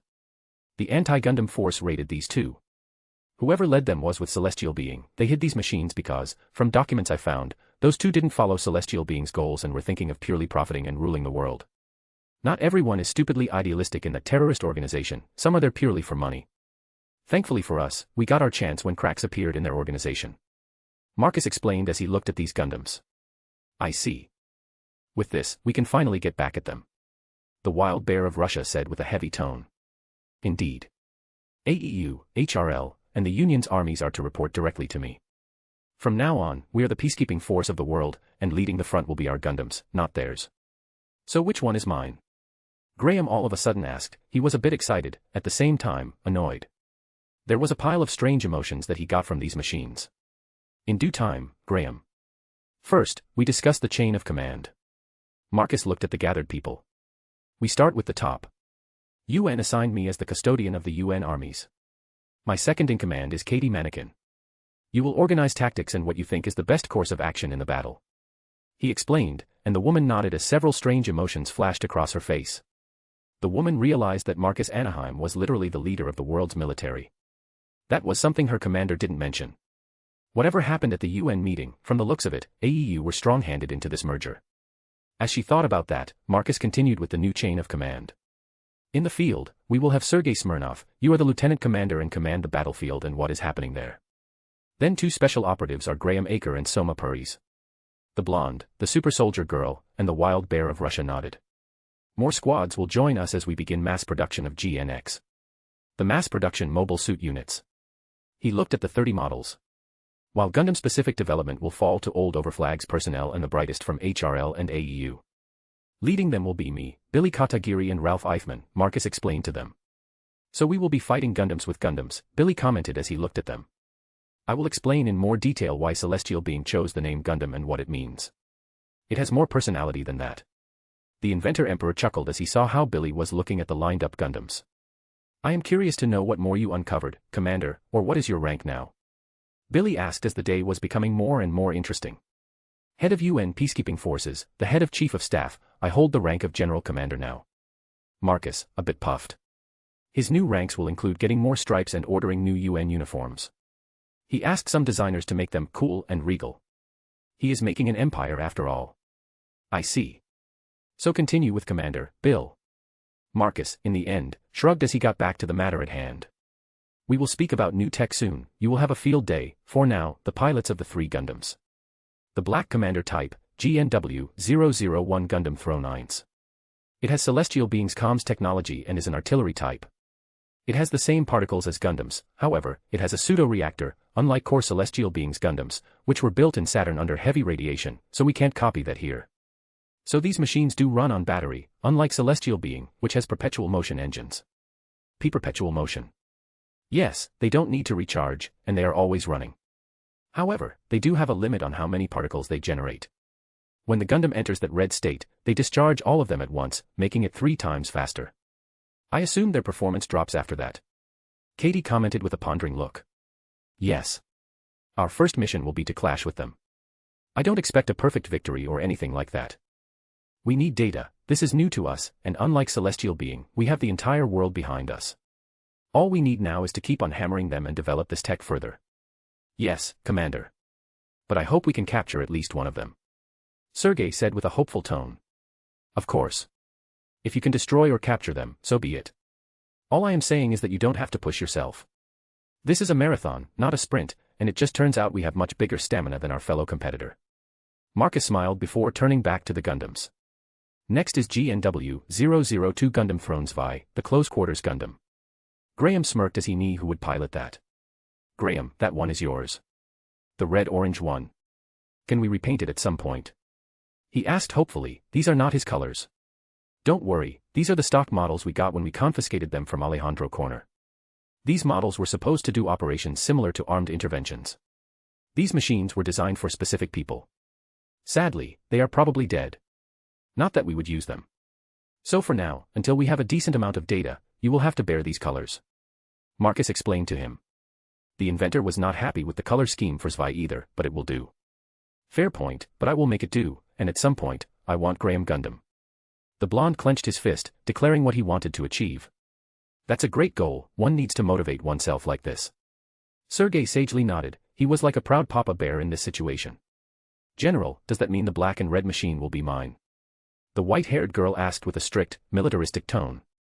Indeed, Lieutenant, GNW-003 Dre is a support and intel gathering type of Gundam, it is equipped to support and assist the other 2 machines. However, this machine's radar suppression tech is meaningless, since you will be fighting other Gundams rather than regular forces. We will be upgrading and altering your machine as soon as the initial intel is in. Until then, bear with it. Marcus explained to her. It's more than enough, as long as it can shoot those beams and has beam sabers it's good. She is right. The moment we have that tech, the battlefield is even out. Graham nodded. He needed those things. Now that he has them, even a Gundam to boot, he can get revenge on Celestial Being. More chapters, Book 2, Chapter 59 is up, and other stories on my PAT. Chapter 175, Book 2, Chapter 50, Gundam War. For this operation, we are going to use GN particle properties against them. By dispersing drones in a large field, we can pick their location the moment they stop responding, and we will know it's them. Katie Mannequin explained to the teams as everyone was preparing for the battle. Nice, we are going to use their abilities against them. Graham nodded as he commented. Next to him, Billy was listening with one ear as he read the new information he had received from Commander about the GN technology. It is a double-edged sword. Yeah, and now we can use their technology. The Iron Lady explained the tactics. Making GNX work alongside the trio of their Gundams. Once plans were approved, in fact, Marcus was here, he simply said, Yes, do whatever you want, you are one of the best. Marcus, after all, is modern-day Chow Chow. He lets talent do its work. It's the whole point of talent in the first place. Before long, the forces moved to space, and the operation soon started. With basically an unlimited budget, things moved at a rapid pace. Celestial Being was ready for the faithful battle. They were ready for a massive force from the UN, as they all saw that Marcus had basically made the whole world leader and was now leading all three blocks in their military assets. At that moment, Sumare Jai Lee Noriega knew that if she wanted to face the Holy Byzantine Empire, she had to beat its vassal first, and that was this world's united front. We have an issue, Miss Sumare Jai, Christina said to the waiting captain. Is it the UN? The tactical forecaster replied, and before long, she was back on the bridge checking what the CIC girl had for her. Recon drones, they are using GN particle abilities against us, smart. Tell the Gundam Meisters to be ready. It won't be long until the UN force will be here. Sumare Jai immediately knew what is going on. Roger. Before long, the Meisters were in their Gundams, preparing for battle. But then. What is that? Christina pointed at red dots. The camera zoomed in, showing a magnified image. Sumare Jai's eyes widened as she saw GN drives and tens of mass-produced models and 3 Gundams leading the front.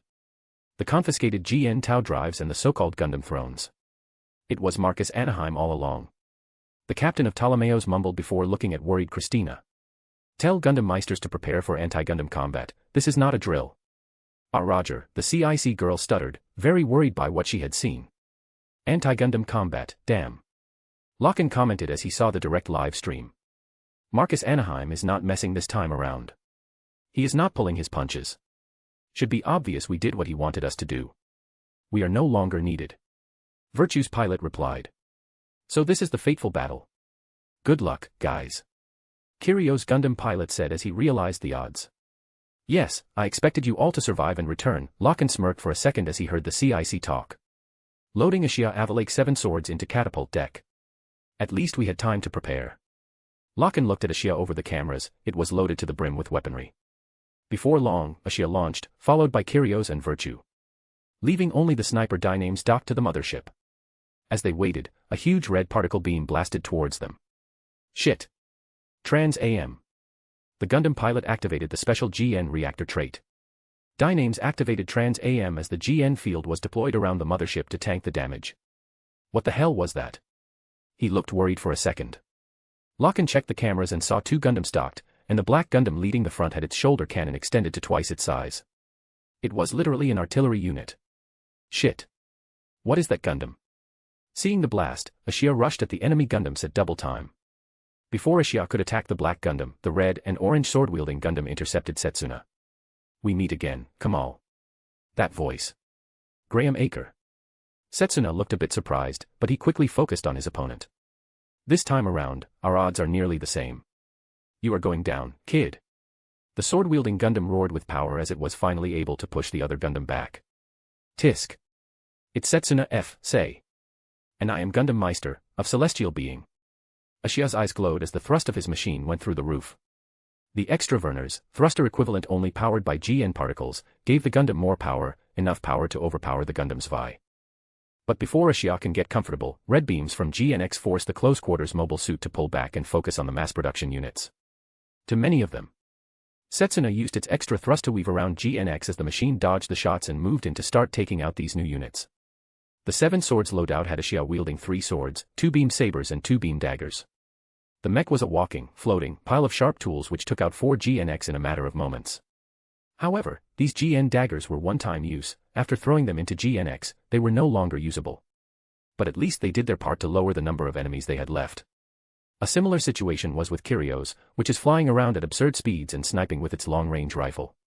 The Gundam took out 3 GNX before 2 other Gundams tried to corner it down. That left Virtue, the artillery Gundam, to focus on taking out the mass production units. It's where the Trans AM was used to shoot a massive beam of GN particles, clearing over a dozen GNX. This is far better than I have expected. Once these mass-produced models are down, we can focus on those Gundams and then Marcus Anaheim. Tyria Urda thought to himself as he clenched his fist, just thinking about that guy made him borderline fly into a rage. Taking Veda. Treating the quantum computer like some calculator. He will kill that guy. 1,000 times over. However, the situation swiftly began to deteriorate for Celestial Being, as Locken could hit GNX simply because of how fast the GN-powered machines were, while Virtue was no better after using a Trans-AM-powered GN bazooka. The two machines were sluggish now. And because of that, even if UN forces lost half of their mass production units, the rest of them started to chip at the Gundam Meisters. Virtue lost its shoulder cannons, Dyname's shields were destroyed, the two Gundams were exchanging fire and taking damage, a Gundam part for a GNX, that was no good. While Setsuna was not doing any better, after taking down 7 GNX, the Gundam lost its leg boosters as Graham destroyed those with GN fangs. In the next clash, Gundam Zwei was able to cut off Ashia's left arm while losing his own in the process. Fongo. The blonde ordered the fangs to attack from behind as Ashia lost the last Avalanche boosters, but in the process, Ashia cleaved Gundam Zwei's side, causing both Gundams to explode partially. Shit. Graham realized that the Gundam's core systems went down. Only the monitor worked. Did the reactor go burst? He frowned as he saw Ashia floating before him as well. But then Celestial Being's Gundam eyes glowed as it moved once more. Well, shit. The remaining GNX support tried to attack the close-range white and blue mobile suit, but it glowed red as it went Trans-AM and began to slice and dice the last remaining GNX forces.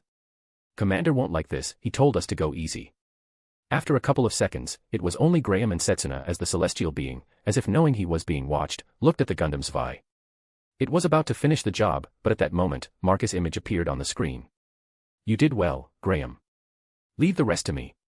Commander. As the fighting was dying down, all of the GNX were blown to Kingdom Come, and the 3 Gundam thrones were mostly crushed as Kiryo's pilot flipped and wrecked Gundam Throne 1 and Dre. While it lost its gust equipment, it was largely intact. Unlike Ashia, which lost one arm, or Virtue, which had to shed its armor for speed, Dyname's lost most of its equipment, leaving with a GN pistol and a beam saber. It was a brutal fight, but they were still at the top. But then, all of nowhere, a blue beam with yellow lightning slammed into the Ptolemaeos, erasing the 2 massive Verners and stranding the carrier in space. Ptolemy. What the hell? From where? Locken looked around, towards the Earth. The Gundam used its targeting to zoom in. Who is it? Locken. Virtue's pilot asked as he saw Locken zoom in. Reinforcements. Shit. I see 6 Gundams coming this way. The Dyname's pilot looked pale as they said that. Millie Anaheim, the Empire's real machines are here. Regroup around Ptolemaeos. Sumeragi appeared on the screen. We need to find a way to retreat, this is a bloodbath by this point. Marcus used the UN forces to weaken us before sending the real force. She explained what was going on. Can Ptolemaeos move? Locken asked with a worried look. Hard to say, the engine room doesn't respond, we can assume the worst. The captain grimaced. Shit. They are here. A red blur arrived at insane speed, grabbing Locken's Gundam. It was a red claw. You are in the presence of His Imperial Majesty. Yet you don't bow, for his transgression death awaits you. A male voice screamed through the open channel, making the Celestial Being speechless. Not because of the nonsense they were hearing, but because of how absurdly fast the machine was. Locken. What the hell, how can someone move like that? The sniper struggled as he tried to move Dyname's hands. But the red machine was crushing the limbs of the Gundam. It appears Lord Jeremiah is spreading his loyalty to these terrorists, we shouldn't hesitate either. A woman's voice said as out of nowhere a black Gundam appeared and a lance went through Virtue's head, taking out the frontal camera. Before doing a swirl with the weapon and cutting the limbs in a single clean motion. Tyria, Locken. Ashia rushed to assist, but a Gundam with beam sabers intercepted.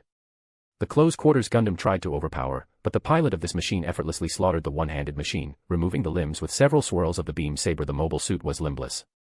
What was left was Kiryo's, which tried to assist, but 2 Gundams with loads of beam rifles literally blasted the bird out of the sky. What is this? How can these machines move like that? Then, almost like magic, Millie Anaheim's Gundam appeared in front of their bridge. So fast. How can it move like that? The crew member Ptolemaeos commented as they scrambled out of their seats, the Gundam pointing its rifle at the bridge.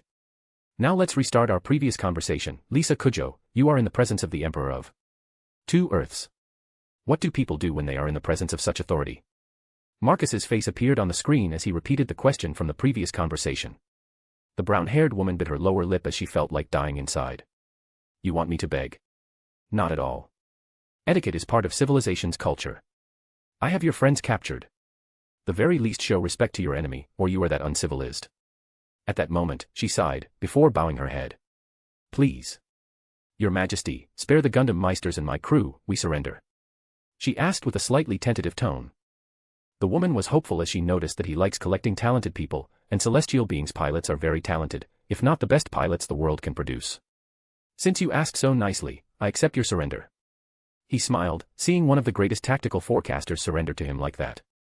From the looks of it, he has this world secured. However, he should not count his chickens before they hatch. He still needs to smooth out the transition. More chapters, Book 2, Chapter 60 is up, and other stories on my PAT. Chapter 176, Book 2, Chapter 51, Persuasion Part. A/N, this is the 1K Power Stone chapter. If everything goes to plan tomorrow there will be 2 chapters. What is going on? From where did those Gundams come from? Graham looked with wide eyes at how 6 machines appeared from thin air and just ended the celestial being. But then he saw even a wilder thing. Spaceships appeared from thin air and surrounded the celestial being's mothership, and from their looks, they had soldiers who boarded the mobile suit carrier. After that, the 5 mobile suits spread out, collected the wreckage of GNXS and Gundams, and were brought to the carriers, then disappeared. The speed of those machines was utterly maddening. How can a suit move like that? It defies physics. Colonel, what was that? The newly formed UN Forces Assistant Captain Takedi asked with a confused look. What he just saw.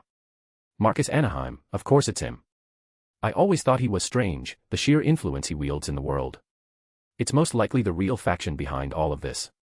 They used Celestial Being to conquer the world. All 3 factions are now under him, he literally rules the world now. The tactical forecaster finally understood the whole image. A bit too late as well. They no longer have any means to resist. Even if they want to try to resist now, it would make no sense. All of the elected officials are behind him, and everyone likes the custodian. The future will tell. The woman frowned as she ordered the retreat. She will try to get anything out of Marcus Anaheim once she sees him. The spaceships carrying celestial beings Ptolemaeo's crew landed in the South Pole's base. The crew looked at the arch and the ice walls, the cold. This is South Pole, the base was in South Pole. Sumerajai Lee Noriega realized how wild this development was. She would have never guessed where the base was. Where are we? Is this some sort of icebergs? How can there be so much ice? The CIC girls looked confused. I think, this is the South Pole, Antarctica. Felt commented. Come with us. One of the guards with a strange rifle motioned for them to walk. A considerable number of soldiers surrounded them. The brown-haired woman sighed as she stood alongside her group and went inside the research facility. As they heard a sound, at the corner of their sight, they saw a black and purple mobile suit land next to the hangar. From the looks of it, Marcus Anaheim arrived here as well. A bit later, they were in a room that looked like it was from a history book. It was old school. Nobility, luxurious paintings, wooden furniture. Wow, it feels like we are in a museum of some sort. Christina looked around. Apart from the soldiers at the doors, they can walk around the spacious room. She explored the room and saw some paintings. Among them, she saw orbital elevators. But then she realized that the style of these elevators was different. Are these from Marcus' world? What do you think happened to the Gundam Meisters? One of the guys, and the helmsman of the mothership Ptolemaeos, asked. This was Lasse Aeon. I have no idea. We are dealing with an empire from a different reality. I do not know their needs, they could be transferred to the other side and go through some sort of training. They are, after all, good pilots. Sumerajai replied as she looked for anything to drink. Damn. I expected at least something like whiskey. But then doors opened and a blonde strolled in. Oh wow. So you guys are the ones who annoy my husband. It has been a while since he was that annoyed. Last time, there were alien runes on Mars. The blonde woman commented as she checked out the crew. And you? Millie Anaheim. The blonde said with a smile as she got into the room. Behind her was a maid. See Kinyu. This is the celestial being you wanted to meet so much. Empress. I don't care anymore. The maid sighed, the Empress is still doing that to her. Come on, they could satiate your thirst for curiosity. Millie teased. Empress, are you perhaps Marcus' wife? Christina asked. Yep. One of his wives. My sphere of influence is education. I govern our empire's education systems. Millie winked while replying. It sounded weird, almost like it's not a job but a hobby. When people hold important positions, they are a bit more serious. So there are others. The brown-haired CIC girl was still baffled by this news. She didn't want to believe this was possible, not in the current age they were living in. The bulk of them are on the other side. I am here to catch up with him. When he was conquering the world, I was still in the academy. Millie explained offhandedly as she walked in and checked them out. So what will happen to us? Sumeragi asked, and she ended up sighing, walking to the couches, and sitting down on one. Beats me. Marcus never fully explained, he most likely transferred you to our empire. He might find some use there. Millie shrugged as she looked at the maid. Can you bring us some tea and snacks? It has been a while since we had guests.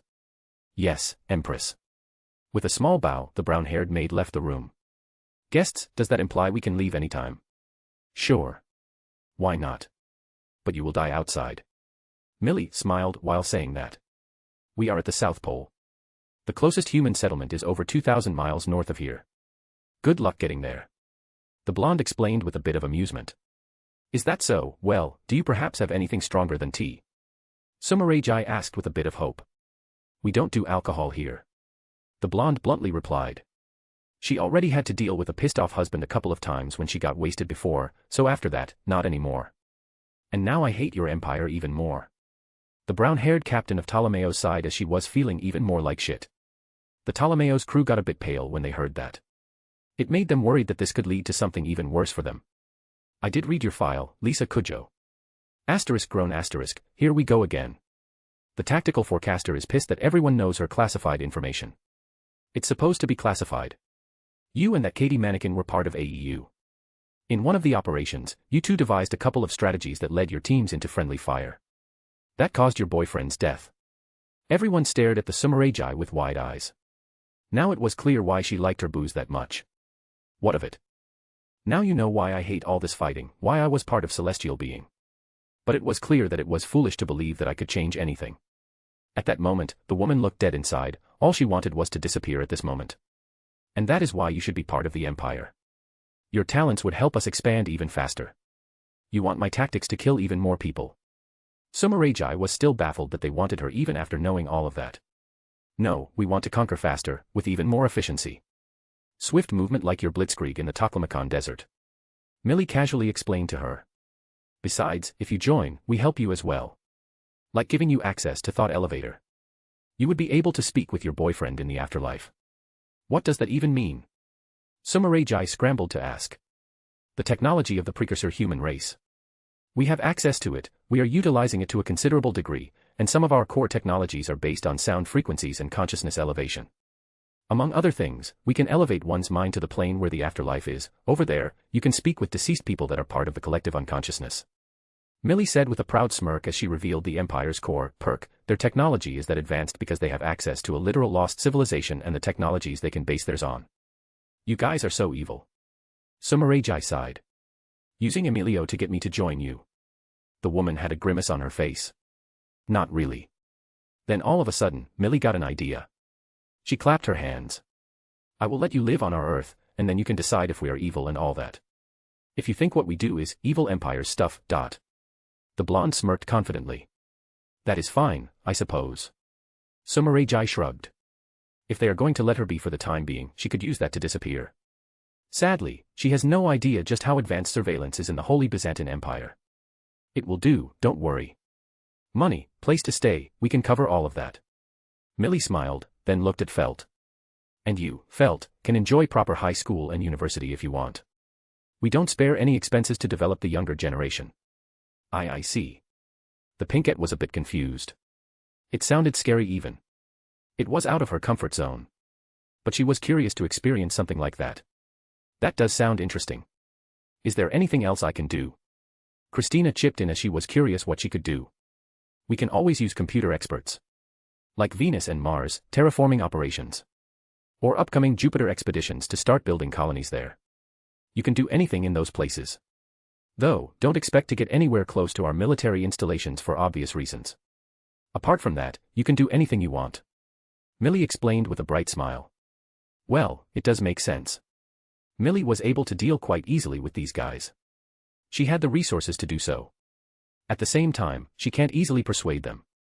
Something like that is only possible with Geass. Marcus insisted that they not use that power like that, especially on people they want to keep. Something the government of this world was a fair game, since they don't need them once they've risen to power. But talented people, they want to keep them. At some point, Felt and Christina got closer to Millie as they got a bit friendlier, and tea with biscuits was something they wanted to try, as they were imported from their world, so in a sense, it was alien food. But then the doors opened, and a familiar face of Wong Lu May popped in. So it is true. Damn, my future husband works fast. She commented with small awe. The heiress strolled and waved her hand as if greeting them. Wong Lu May, so you did switch sides, Sumerajai confirmed her suspicion. I can't say no to the emperor of the world who doesn't mind marrying little me. The heiress winked while saying that. Why, you are going to marry Marcus? Christina gawked at the news. She proposed that herself. I, with other girls, tried to spook her, but she ended up liking it even more. Millie deadpanned that she realized that Marcus and this heiress are meant for each other. He, of course I did. Especially after seeing their world.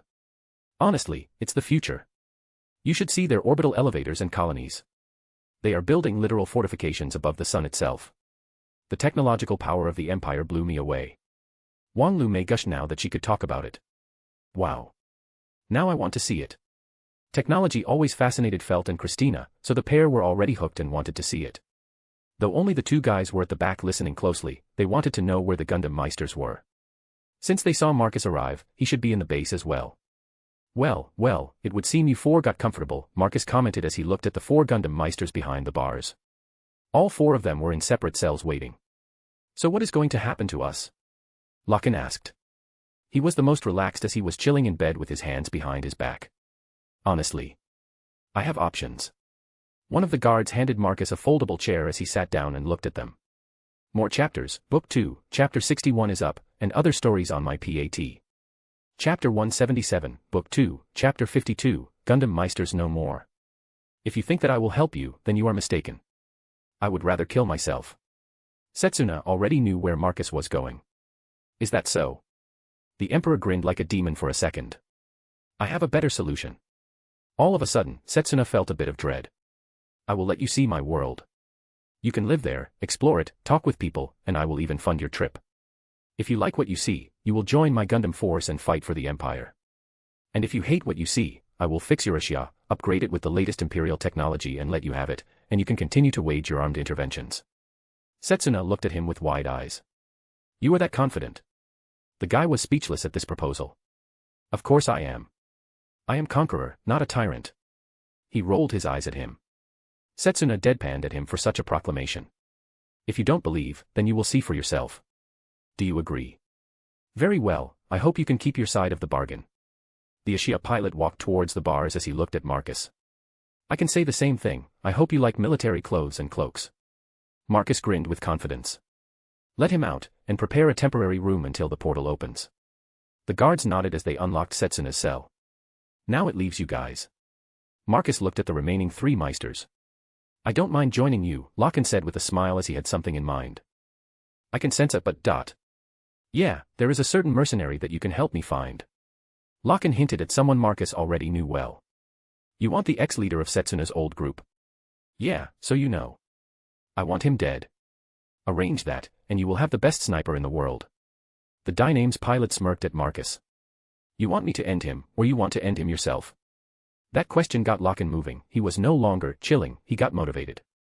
If you can let me do it, then I will be very grateful. Consider it done, Locken Stratos. I can easily arrange that. You do know that Millie Anaheim most likely hired this mercenary in the first place. Tyria Erda said, joined the conversation. Does it matter who hired whom? It's what he did years ago. Locken got annoyed while saying that. We became terrorists ourselves, trying to pretend that we are good guys is pointless. The remaining Gundam Meisters ended up silent after that outburst. I hired him because I needed to push my agenda forward. But if it means that I will get you to join my empire, then I don't mind dropping that man under the bridge. Hell, you can even have his Gundam if you want. Marcus shrugged while saying that. He still hasn't seen Nemesis Gundam in use. Poor machine has been gathering dust in the hangar. If I can get Dynames, I would prefer that, Locken replied with a frown. Attached aren't you? Well, I know that feeling. Marcus smirked a bit. He knew that feeling well, he loved his Tyrannis just as much as any other Gundam lover. Don't worry, Dynames will be repaired and upgraded before move to the G-Force. G-Force. My knights, the elite Gundam force, you had the pleasure of meeting them. The Emperor smirked for a second, making him experience a flashback. So them. Indeed, elites among the elites, with an unlimited budget kind of thing. That alone sounds intriguing. Lachlan slowly nodded. Unlimited budget sounds enticing. Yeah, I thought celestial being got it nice, but if you have that. Another voice said from the side. It was Kirio's pilot, Alleluia Haptism. Indeed. Now let me arrange a meeting for you, Lachlan. Marcus nodded before summoning his console and sending a message to his men to capture Ali Alsaches. While the mercenary was a good pawn, that guy was no longer needed. Then, can I get out of this place? Lachlan asked, wanting to leave the cell and finally explore. He was very curious about this place. Marcus motioned for the guards to let him out. One of them will show where you can stay. Nice. With that said, Lachlan was out. One of the guards took him away, leaving only Tyria and Alleluia. If you think that I will follow you like those two, then you are mistaken. The innovator said with a frown. I don't expect Veda's innovator to follow me. Veda designed you to assist in Eolia Skenberg's plan. Not help me in my world domination. Marcus shrugged as he looked past him and looked at Alleluia. I won't be that easily persuaded. The Kirio's pilot tried to pass as a tough nut to crack. Not really, buddy. You are the easiest here. Marcus grinned as he showed a finger at him. All I need to do is say a single name, and you will join me. Oh. What kind of name? The super soldier got curious. He is certain that no name could move him. Marie Parfacy. Alleluia Haptism scrambled from his bed and went to the bars. Why, you know where she is. All of a sudden, the super soldier became desperate, leaving Tyria speechless. That was terrifying, how quickly Millie Anaheim got the fellow Gundam Meister motivated. More than that. She was piloting that red and black Gundam in the last battle. She was part of my UN forces. Just tell me, and I can arrange a meeting, and you can get your long-lost friend back. While the Super Soldier Institute gave her a second personality, my empire is more than capable of assisting her in regaining her previous memories. Marcus explained that he could see Alleluia already in his palm. The Kirio's pilot sighed as he looked at Tyria Erda. I'm sorry, Tyria, but I suppose I will have to leave you as well. He said with a strained smile. This was something he couldn't pass by. Does that mean you will join me, Alleluia Haptism? Marcus asked with a curious look. He needed to hear that from him. Yes, if I can get to see Marie, then yes, Alleluia said with a small nod. Don't worry, that can be arranged. Once again, Marcus pressed a couple of things on his hologram console. He already had things prepared beforehand. Just like that, it was only Tierra Erda in the cell.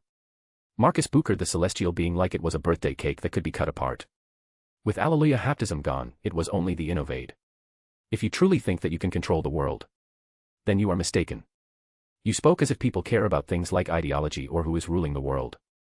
Dictators fell because they steal from their people, like a leech. Empires fell because they stopped moving forward. Unlike most of you retards, I keep my history close to me at all times to learn from my ancestors, not to repeat the same mistakes they made. You will watch from your cell how I am crowned the emperor of this world. That's my destiny, Tyria Erda. Good luck with your brooding. With that said, Marcus got up from the foldable chair and gave it to the guards as he left the brig, leaving the innovator to his thoughts. Whistle. Lachlan looked at his new room. It was spacious and luxurious, like a manor. Damn. The men explored the rooms. He had a living room, a kitchen, a bedroom with a huge bed, a bathroom with a shower, and a bathtub that looked like a jacuzzi. Is this how everyone gets treated in the Empire? He asked the guard. Yes, this is a regular suite for a pilot. His Majesty is ensuring that those who serve him receive the best possible treatment. From salary to accommodations, we get the best, but in turn we must give our best. At that moment, Lachlan recalled how motivated the Gundam pilots were. Doesn't it put strain on the economy if soldiers have such lavish lives? No, there is only one economy. Resource distribution is in green even when we are building super projects. Damn. I guess that's what it looks like when there is only a single country in the whole world. The sniper looked around as he thought about this. No wonder Eolia Skenberg wanted to unite the whole world. He most likely predicted this.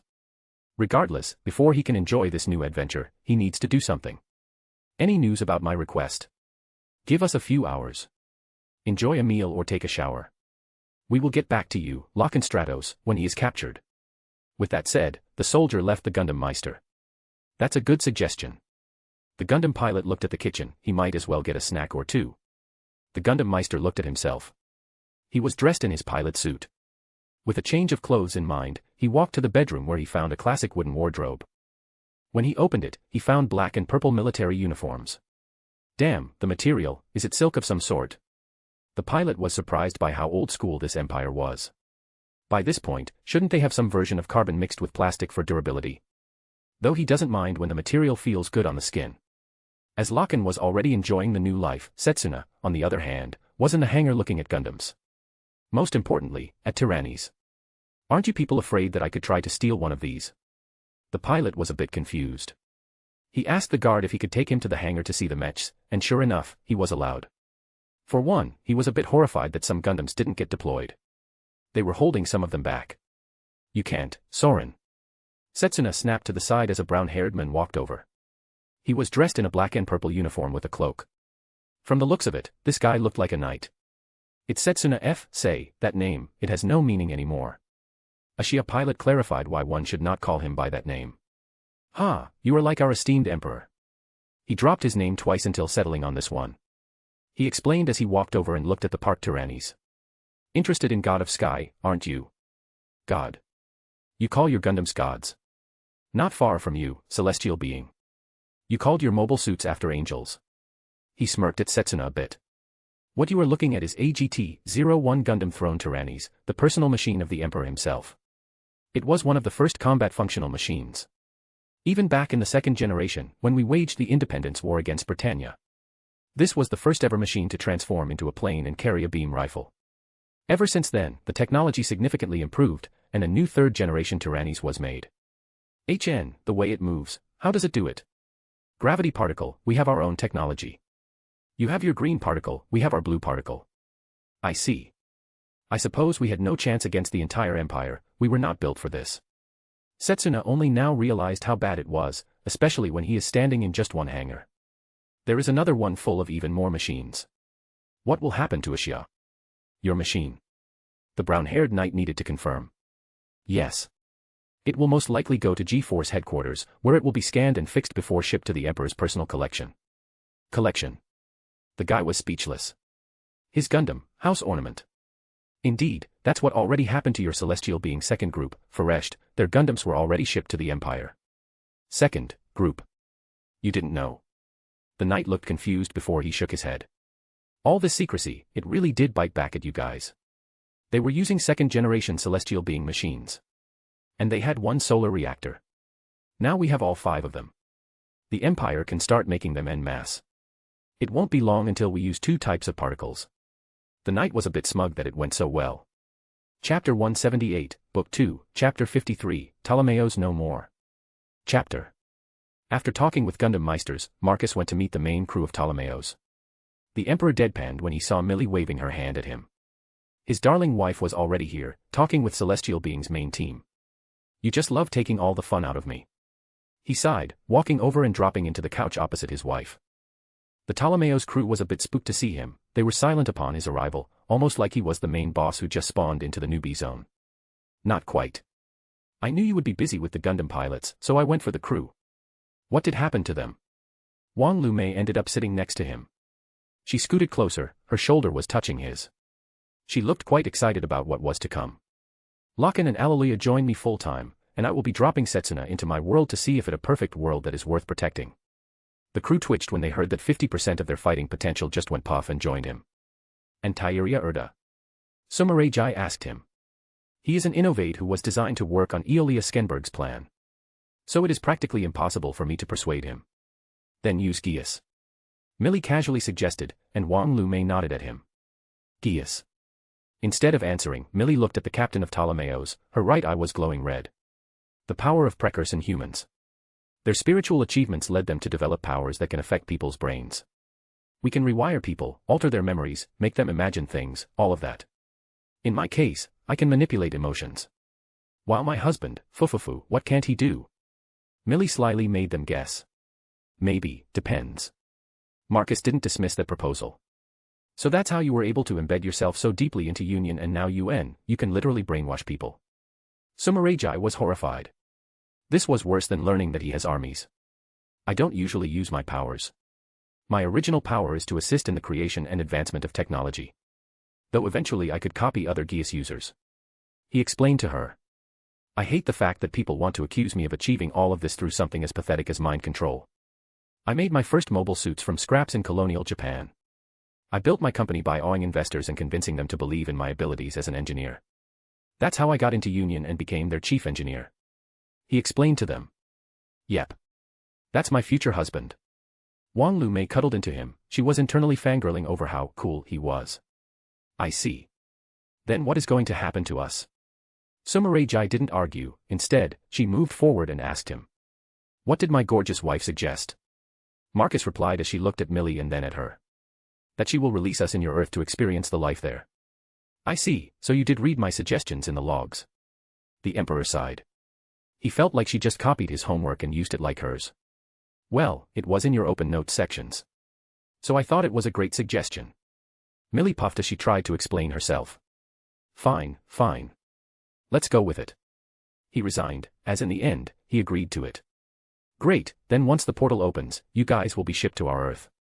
I will give you maybe a year or two of experience. For you, Felt, maybe longer, you should enjoy a stable high school life. Millie's eyes shone with excitement as she loved this. I know. I will ship you to Ashford Academy. Ashford Academy?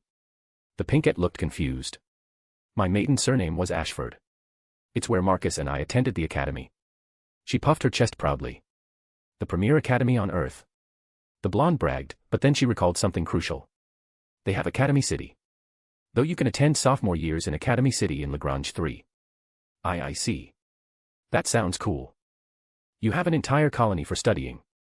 We are planning an entire solar system for academics. Once we reach interplanetary imperial status, Millie clarified that it was only the beginning. She took a sip of another cup of tea. She has been enjoying this tea party quite a bit. That is quite an ambition. Felt was a bit awed by such a plan. We do possess partial FTL technology. In fact, we are at the precipice of unlocking it. Once the technology is widespread, the Milky Way is for humans to take. Marcus said after taking his cup of tea. Midway, he ended up feeding Wong Lu May some biscuits. They had been sharing indirect kisses several times already. And the threat of extraterrestrials. Sumerajai recalled Eolia Skenberg's final piece of the plan. Already discovered their runs on Mars. We are well aware of their technological levels. Among them, the FTL capabilities are one of the reasons why we have invaded this Earth. We are gathering people and technology to boost our ability to survive the first encounter. Now that he said that, the brown-haired captain of Ptolemaeus was a bit relieved. This was not some random invasion to stroke his ego. He is worried for his empire, alien ruins on Mars. That could cause chaos in his world. Your wife said that I could speak with people in the afterlife. Is it true? She asked him while looking at him with a heated gaze. This was important to her. After all, she would be abandoning her Earth for another, so she needs some sort of consolation prize. Yes. However, resurrection is not recommended for those who have already joined the collective unconscious. This is because we would be going against the very nature. The people who are dead and not exposed to Geass ability should not be touched. While talking with them is possible, they won't be leaving the afterlife because they already moved on. He explained to her how the system works. His mother was fine because Geass kept her away from moving on. But others? Normal people. Their time is up, and they should not be touched as they don't want to return and leave the collective. I see, then I am considering joining you. Though, don't expect much, as you can see you have beaten me quite badly in the tactical field. She said with a sigh. Her declaration left her crew looking surprised. If Miss Sumerajai is joining, then I guess we should do it as well, Christina said, making Felt nod as well. Great. That only leaves you guys. Marcus looked at the guys who were at the back. We might. Though we need time. The pair were on the fence for now, and the Emperor was fine with that. With that said, Celestial Being was all but dismantled and absorbed into the Holy Byzantine Empire. Sumerajai and her two CIC girls went to check on a very unique person. It was Chal Acoustica. I never knew there was another group with Gundams. Celestial Being sure is secretive. Christina was shocked to hear about Foresht, the second group. It does make sense if you think about it. My parents were second-generation Gundam Meisters. They did armed interventions before the world even knew about us. Felt said with a bit of an excited tone. She is finally going to meet someone who knew her parents. That is true, Celestial Being was around way before we joined. Sumerajai smiled a bit. She is going to gather more knowledge about what Marcus has promised.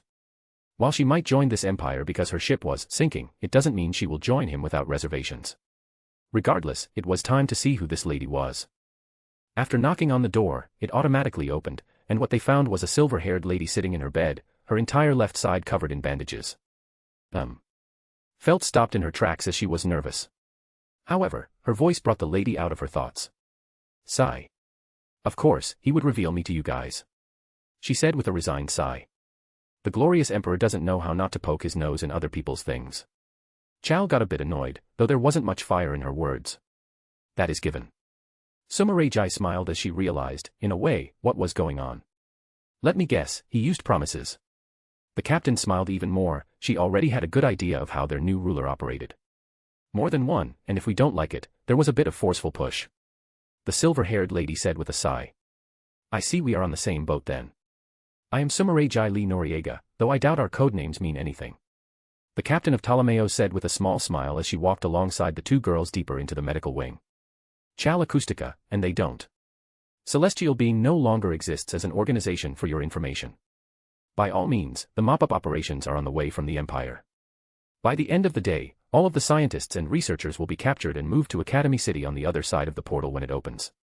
They move quick. Sumerajai got a bit spooked by the Empire's efficiency. They prepared for this for several years. Chal sighed in resignation. But look at the bright side, they will be helping humanity one way or another, as the Empire will use the technology they developed to help this world as well. The trio had a range of emotions when they heard that their organization had effectively ceased to exist. Do you think he will rule both Earths? I mean, from what I heard, there is only a single portal that is keeping the two worlds connected. Sumerajai asked Chal, she hoped this woman knew more as she WSS longer here. No. For your information, he won't stay here for long. He is planning to marry Marina Ismail, the princess of Azadistan, and have their child rule this world as an extension of his empire. The woman dropped some spicy information. Oh, didn't expect that. Sumerajai blinked a couple of times. That was news to her. So he is not a complete control freak, there is hope for him. The more she heard, the better she felt, it might be worth her to assist him. That princess. She is quite beautiful. Christina hummed from the side as she was in her little world, thinking about this new information. She is, regardless, from what I understand, he will help this world, not just strip mine and take people from here. I already heard that some of the technology will leak into this world, and that the reforms he is using in his empire will be implemented. Though don't take my word for it and look at it with your own eyes. Chal explained to her. I will do that. I heard from Marcus Anaheim that you were a second-generation Gundam pilot, is it true? Felt finally asked her. Yes. You want to hear about your parents? The woman in the bed already knew where this was going. The pinkette slowly nodded. Fine, I suppose I can't get away from this. With a sigh, she began explaining how she joined Celestial Being at a young age and helped develop the mobile suits. Along the way, she told about Felt's parents and, in the end, even the accident which left her in this state and how her parents died so that she could live. It was quite a bombshell for the girl, but she was quite strong mentally and, in the end, accepted their actions to save a friend and the sacrifice. Midway, the doctor returned and shattered the somber atmosphere. I have got news, Chal, the treatment was a success. The bubbly doctor walked over. It was. The silver-haired lady looked baffled to hear that. The GN poisoning was reversed. Look at this. The doctor brought over a vial, and inside it was her silver hair, but half of it was brown. Her eyes trembled when she saw her old hair color. We used gene mutation to alter the damaged DNA, and the rest will fix itself on its own. The nanomachines in your body will eventually fix the scarring, and you should be able to return to 100% in several weeks' time. The doctor explained with a bright smile. More chapters, Book 2 Chapters 62 and 63 are up. And other stories on my PAT. Chapter 179, Book 2, Chapter 54, New Pilot and Aftermath. Bang bang asterisk bang asterisk bang asterisk bang asterisk bang asterisk. Marcus deadpanned as he looked at Locken unloading an entire ammo cartridge into Ali Alsace's. After a couple of moments of watching the body tumble and collapse on the ground, he needed to comment. Did you check? He is dead, right? The Emperor sarcastically asked. Just to make sure. The sarcasm was ignored as the Gundam pilot began to reload. The sniper finished reloading in an extremely slow manner before continuing to shoot. The amount of things I do to get that talent. As this continued, the Holy Emperor began to think of alternatives. Talent is good, like one of the most important things in running an empire. But the amount of pandering he is doing to people to collect it. He started to think about man-made talent. Gundam Seed, right, I have another reality that can do the research for me. I do have to thank you for doing this for me. Locken got him back from his thoughts after making tens of holes in Ali Alsace's body. You do know that he had a list of jobs that he needed to do for me. Marcus sighed as he made a motion with his finger for the cleanup crew to fix this bloody mess. I can do those for you. The brown-haired man smirked confidently. That is a good point. The Emperor stroked his chin. He could use this guy. He is as good, if not better than the Merc. While Dynames is not ready, besides, Dynames is a well-known Gundam, Celestial Being is done, so we can't let you use it, Marcus explained the current situation. I will have to use his machine. The sniper said with a frown as he watched cleaners mop up the bloodstains. Nemesis Gundam is made for interstellar travel. Unlike your old machine, it can leave and re-enter the atmosphere on its own. Marcus explained as he watched the room become spotless once more. That is impressive. What kind of thrust does it have? The Emperor has intrigued him with that information. You will see. The pair walked to the secondary hangar. Locken's eyes landed on the machine. It looks like Celestial Being's Gundam. It's based on Celestial Being's data. However, we used our Empire's technology. Besides, now we have 5 proper GN reactors. I can switch to one of those. Marcus smiled as he could get proper data from this. He doesn't quite trust how Celestial Being collects its data. This Gundam has Legion OS. Will it switch the color of the machine? Red is not my color. Marcus deadpanned when he heard that. That can be arranged. Wonderful, then what do you want me to do? With machine colors out of the way, the sniper asked Marcus. I need you to collect Celestial Being stashes. We can't allow them to fall to another party. Especially now, when the takeover is fresh, I am consolidating my power. There can't be any surprises. That is where you and Nemesis come play. Secure the resources, my men will bring them to me. From what Chal said, there are spare parts for 3rd-generation Gundams. We can use those in repairs. Easy enough. Locken nodded. This sounded like delivery missions. And there is a factory ship that we can acquire as well. I can use that data to build my version of it in my reality. Factory ship? Is this where Gundams were built? Locken looked interested in that. No, it's where Ptolemaeus was built. The Gundams were built in Lagrange 3, there is a colony named Krungthep. From what I understand, it was most likely designed and put in place by Aeolius Skenberg himself. Damn. Indeed, stick around for longer, and we recover Veda as well. I still wonder how you hacked it without even touching the computer. Interested? I can show it to you at some point. We still need to deal with aliens, the old man was talking about. The dialogues to come. Isn't it in the distant future? The sniper frowned. He was a bit concerned to hear that. Marcus pondered on that. The most likely reason the living metal arrived here so early was that Setsuna was flexing his brain waves. Not sure. From what I understand, they most likely will be attracted to quantum brainwaves and innovators. A higher form of energy it could attract, beings. That is why we should be cautious with the whole thing. Leave that to me while you focus on your tasks at hand. Sure thing. After that, the pair stood there and watched the Nemesis Gundam get a proper GN drive installed and received a new paint job. Midway, they got company as Setsuna ended up practically living in the hangar. Locken, are you going to work for him? The Ashia's pilot can't quite understand what he is seeing before him. Not even a day has passed, and this has happened. I will.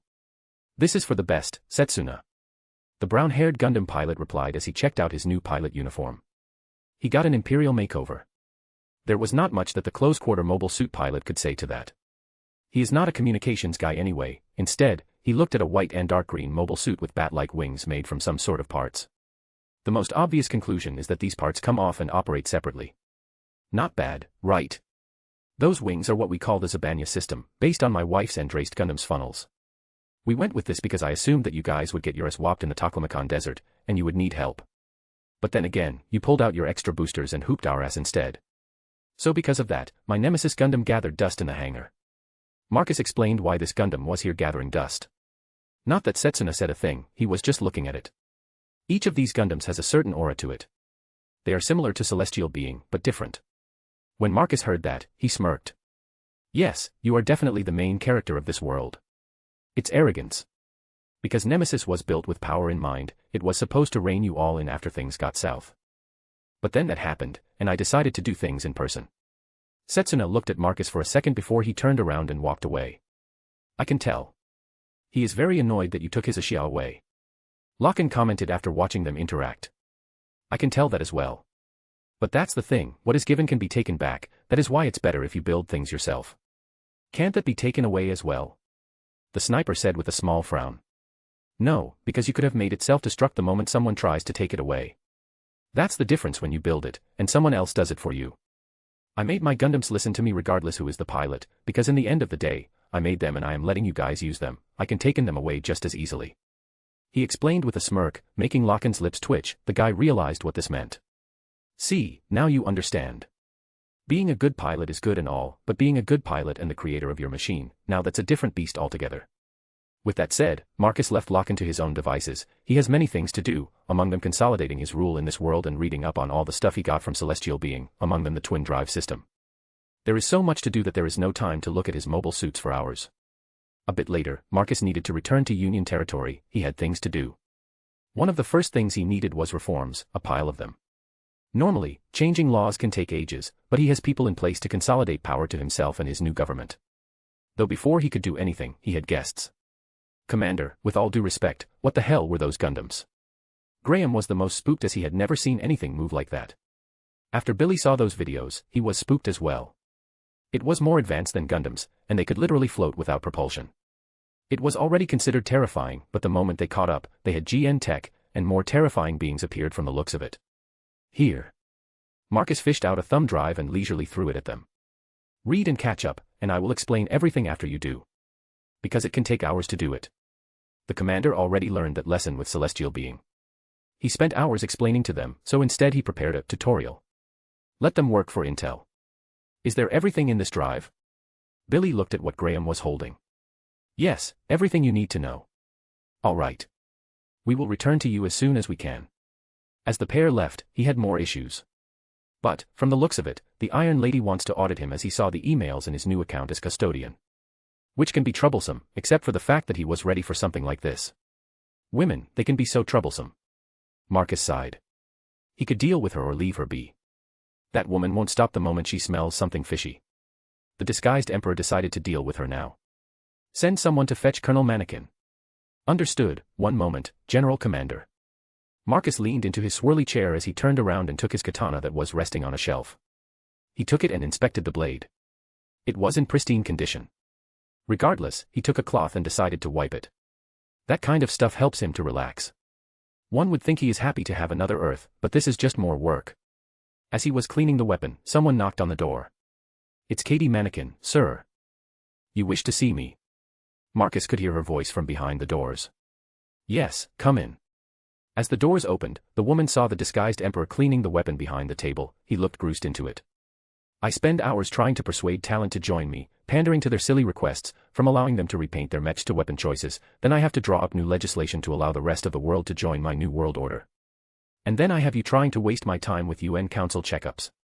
Did you know that they simply forwarded that request to me to deal with it? He said everything without even looking at her. What she heard was crazy stuff. They ignored her request and simply sent it to him. What the fuck? To whom does he answer then? Well. The peacekeeping force, to whom does it answer? She asked in disbelief. To me, of course. Who else? I am custodian of peace. He finished cleaning before looking at her. On the other hand, I gave you 3 Gundams and 30 GNX for my private collection, which you ended up breaking for me. You do realize that they are one-time collectibles that don't exist anywhere else in the world. Her expression told him all he needed to know. What? Anaheim is a private company. Anti-gundam force that removed Alejandro Corner was mine, funded by me, so all that was acquired in his manor and warehouses ended up as my property. You were playing with the world like it was some toy. The woman concluded that the guy was a megalomaniac. That tends to happen when you know how to wield the law. Sadly for you, Katie, you learned that too late. Marcus shook his head. Since you wanted to raise suspicion around me. Marcus's eyes glowed red as he ended up using his old man's Geass. He only needed to make a couple of changes to the lady. Nothing major. A pair of red rings appeared around her eyes, they glowed before settling down. The memory alteration was done. Will that be all, Commander? The woman thought she had given him a report on the situation at this moment. Yes, return to your post. As she did that, Marcus checked his console. He wiped all of the data regarding Katie's suspicion. Legion even found that she had made some copies of it. Damn these 2 forecasters, they are an annoying bunch. More chapters, Book 2, Chapter 64 is up, and other stories on my PAT. Chapter 180, Book 2, Chapter 55, Overflags no more. After dealing with Katie, Marcus was able to focus on his next project, the consolidation of power over this Earth. Policies and the creation of the government that will help him do it. To make this happen, he sent a message to his 2 half-sisters to focus on Phase 2 of the plan, politics. The pair will switch their jobs. With things placed in motion, he began to plan his public appearance and work towards that sweet imperialism. But several hours later, he was interrupted again. Bloody hell. Commander. Billy and Graham were back. They had this strange look on their face. You know, this does make sense. Billy was the logical one. It does. Graham gawked at him. Yes. I remember him talking about a sister and fixing her spine. I tried to look for his sibling or the spine operation he mentioned. Reconstructing a spine. That's hard for us, you know that, don't you? Especially after an extended period of time had passed, and the disfigurement in the spine settled. Rebuilding all the nerves, it requires extensive AI usage. Something we haven't reached yet. Billy explained to the pair. I guess at that point I said too much. Marcus smiled a bit. But he was proud of that technology, so he could not stop and just brag about it. You could say, I have a fascination with technology, so for a while I thought you made that up. But turns out that you did it, but not in this world. Billy smirked as he pushed his glasses up. What is it going to be, Billy? Graham. Marcus asked them as he turned his PC off and focused on them. We want to know the truth. Celestial being and how you are related to them. The mobile suit developer asked him. Celestial being was a separate entity that I used to take over the world. They didn't like it, but I didn't care. They had their plans, and I used them to advance my agenda. Sadly for them, they didn't have great politicians to advance their agendas, except for Gundams. And Gundams are not great politicians. Marcus chuckled at that joke. I see. You most likely used your technology to learn about them and infiltrate their operations. Billy reasoned, because how did he join something that the majority of the world didn't know? Indeed. I hacked their supercomputer and made it work for me. The Emperor smirked while saying that. That was quite the bombshell. So you knew, but didn't do anything that Union soldiers were dying. Graham, all of a sudden, looked annoyed. Marcus sighed while the nerdy glasses guy decided to help. Graham, the world was moving towards war anyway. Celestial being has saved more people than you think. The tensions were rising in all 3 blocks, there was a reason why Gundams descended at this specific time. Billy explained that he had already concluded on Celestial being's angle. Indeed, the supercomputer Veda has predicted the best time for Celestial being to reveal itself. It was in the enact presentation and the terror attack on Heaven's Pillar. Which was stopped by Gundam. Marcus explained. I wasn't expecting you two to cover for Celestial being. The blonde gawked at the pair of them. They were on Celestial being's side on this one. It's the most logical conclusion, we think beyond orders and nations. Billy rolled his eyes. Indeed. That is why I decided to ask you two to join my empire. Do we have a choice? You already have the Gundams and the government. The mobile suit developer rolled his eyes as he knew he was in no condition to resist stuff like that. You always have a choice. Humans can be very unreasonable. Believe me, I know, my family is one of them.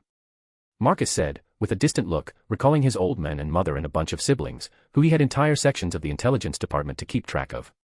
Yes, but not in this situation, considering my curiosity takes priority in this case, Billy smirked as he saw the technological progress of his empire. Graham looked at his best friend. His friend is itching to join the empire. What about you? You do know that we will soon become a multi-solar system nation with possible conflicts between humans and aliens. Marcus asked his blonde friend. Yes, while it does sound fascinating and all that. But another world, and... In the end, Graham sighed, and he recalled all of the talks they had had. There was one where he said he would do anything to fight Celestial being. He said that he will join Marcus in his dream of taking over the world. Only that there was that tiny, titsy-bitsy part of Marcus being from a different reality and emperor of a massive empire. To hell, well fine. I will join you. I doubt there is anything of interest here anymore anyway. That Gundam pilot kid is most likely coming with you to your reality, I am right. Setsuna. Well, Graham, my empire is full of knights that can wipe the floor with that kid the way he is now. Marcus grinned while saying that. Now that got his attention. Oh. You had my curiosity, but now you have my attention, boss. All of a sudden, there was no hesitation in his eyes. Billy deadpanned when he saw that. Seriously? Graham would join because of that. I seek knowledge and mysteries of cosmos, creating mobile suit like never before, but this guy, he wants to fight, to satiate his desire for combat.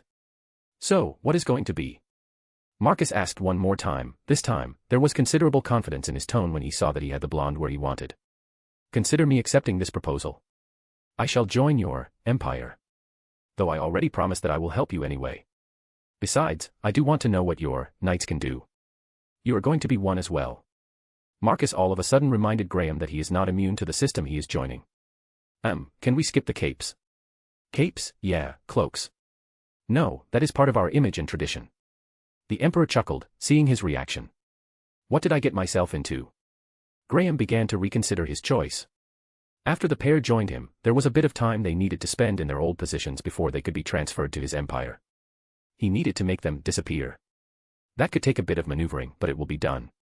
With the pair out of his office, he can continue consolidating power. Not that there was much time left, as it was getting late, and he was a bit tired from all of this. Should I pull an all-nighter?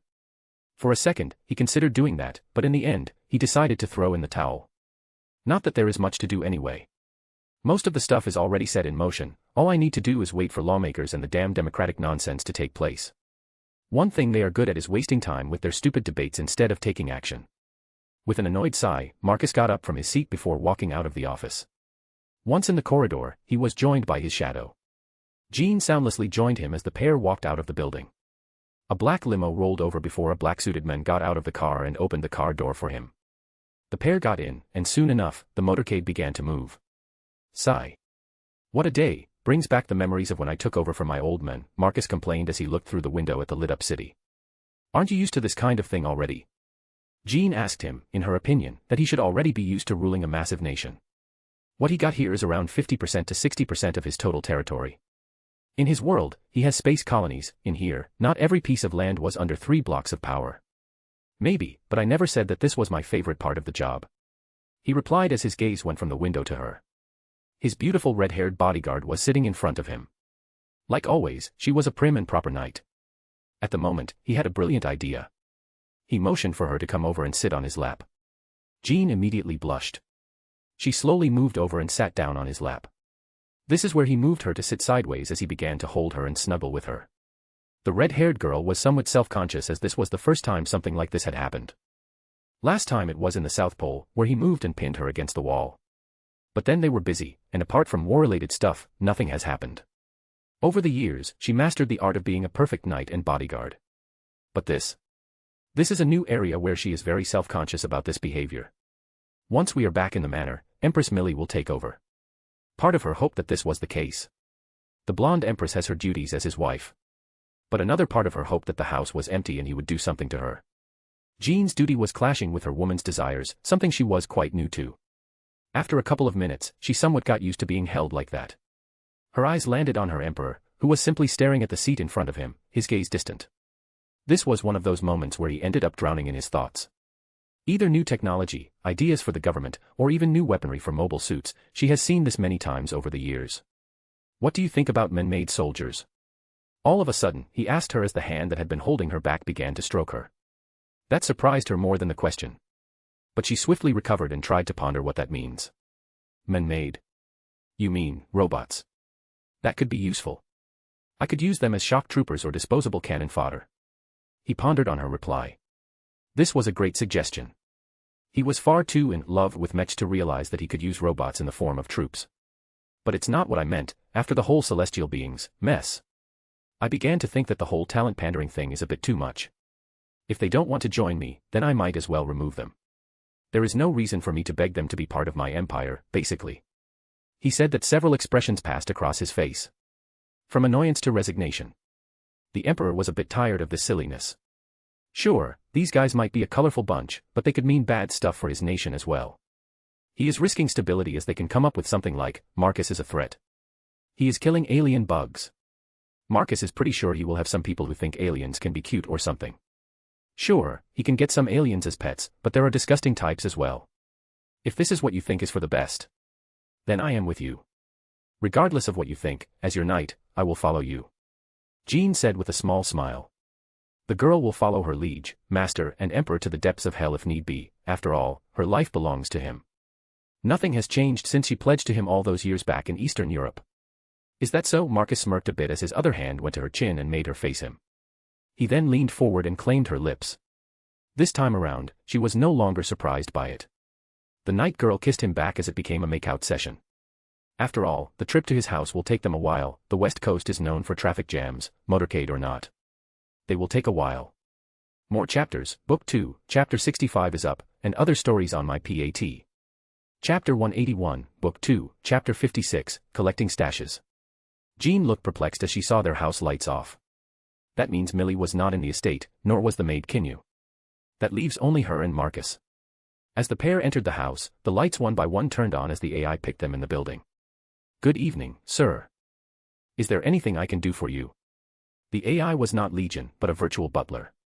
Marcus programmed this one to call him, sir, as if he has guests, and the AI calls him, Your Majesty. It could be a bit awkward. Though by this point, he could start using his real title, though not that he cared.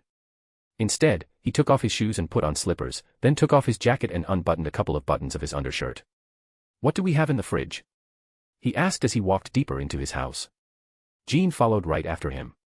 "The fridge is full of ingredients, but there is nothing pre-made from the last time. Mistress Millie removed whatever prepared food there was before your trip several days ago." The AI explained to him. "Yes, well, we moved to the South Pole for several days. She needed to throw the stuff because it could get bad. Well, we are going to wing it," Marcus declared as he walked to his bedroom. He swiftly changed into leisure clothes and went to the kitchen. He then looked at his bodyguard. "Jean, change out of those clothes, you will be my second chef today." The Emperor gave her a stare, which caused her to scramble.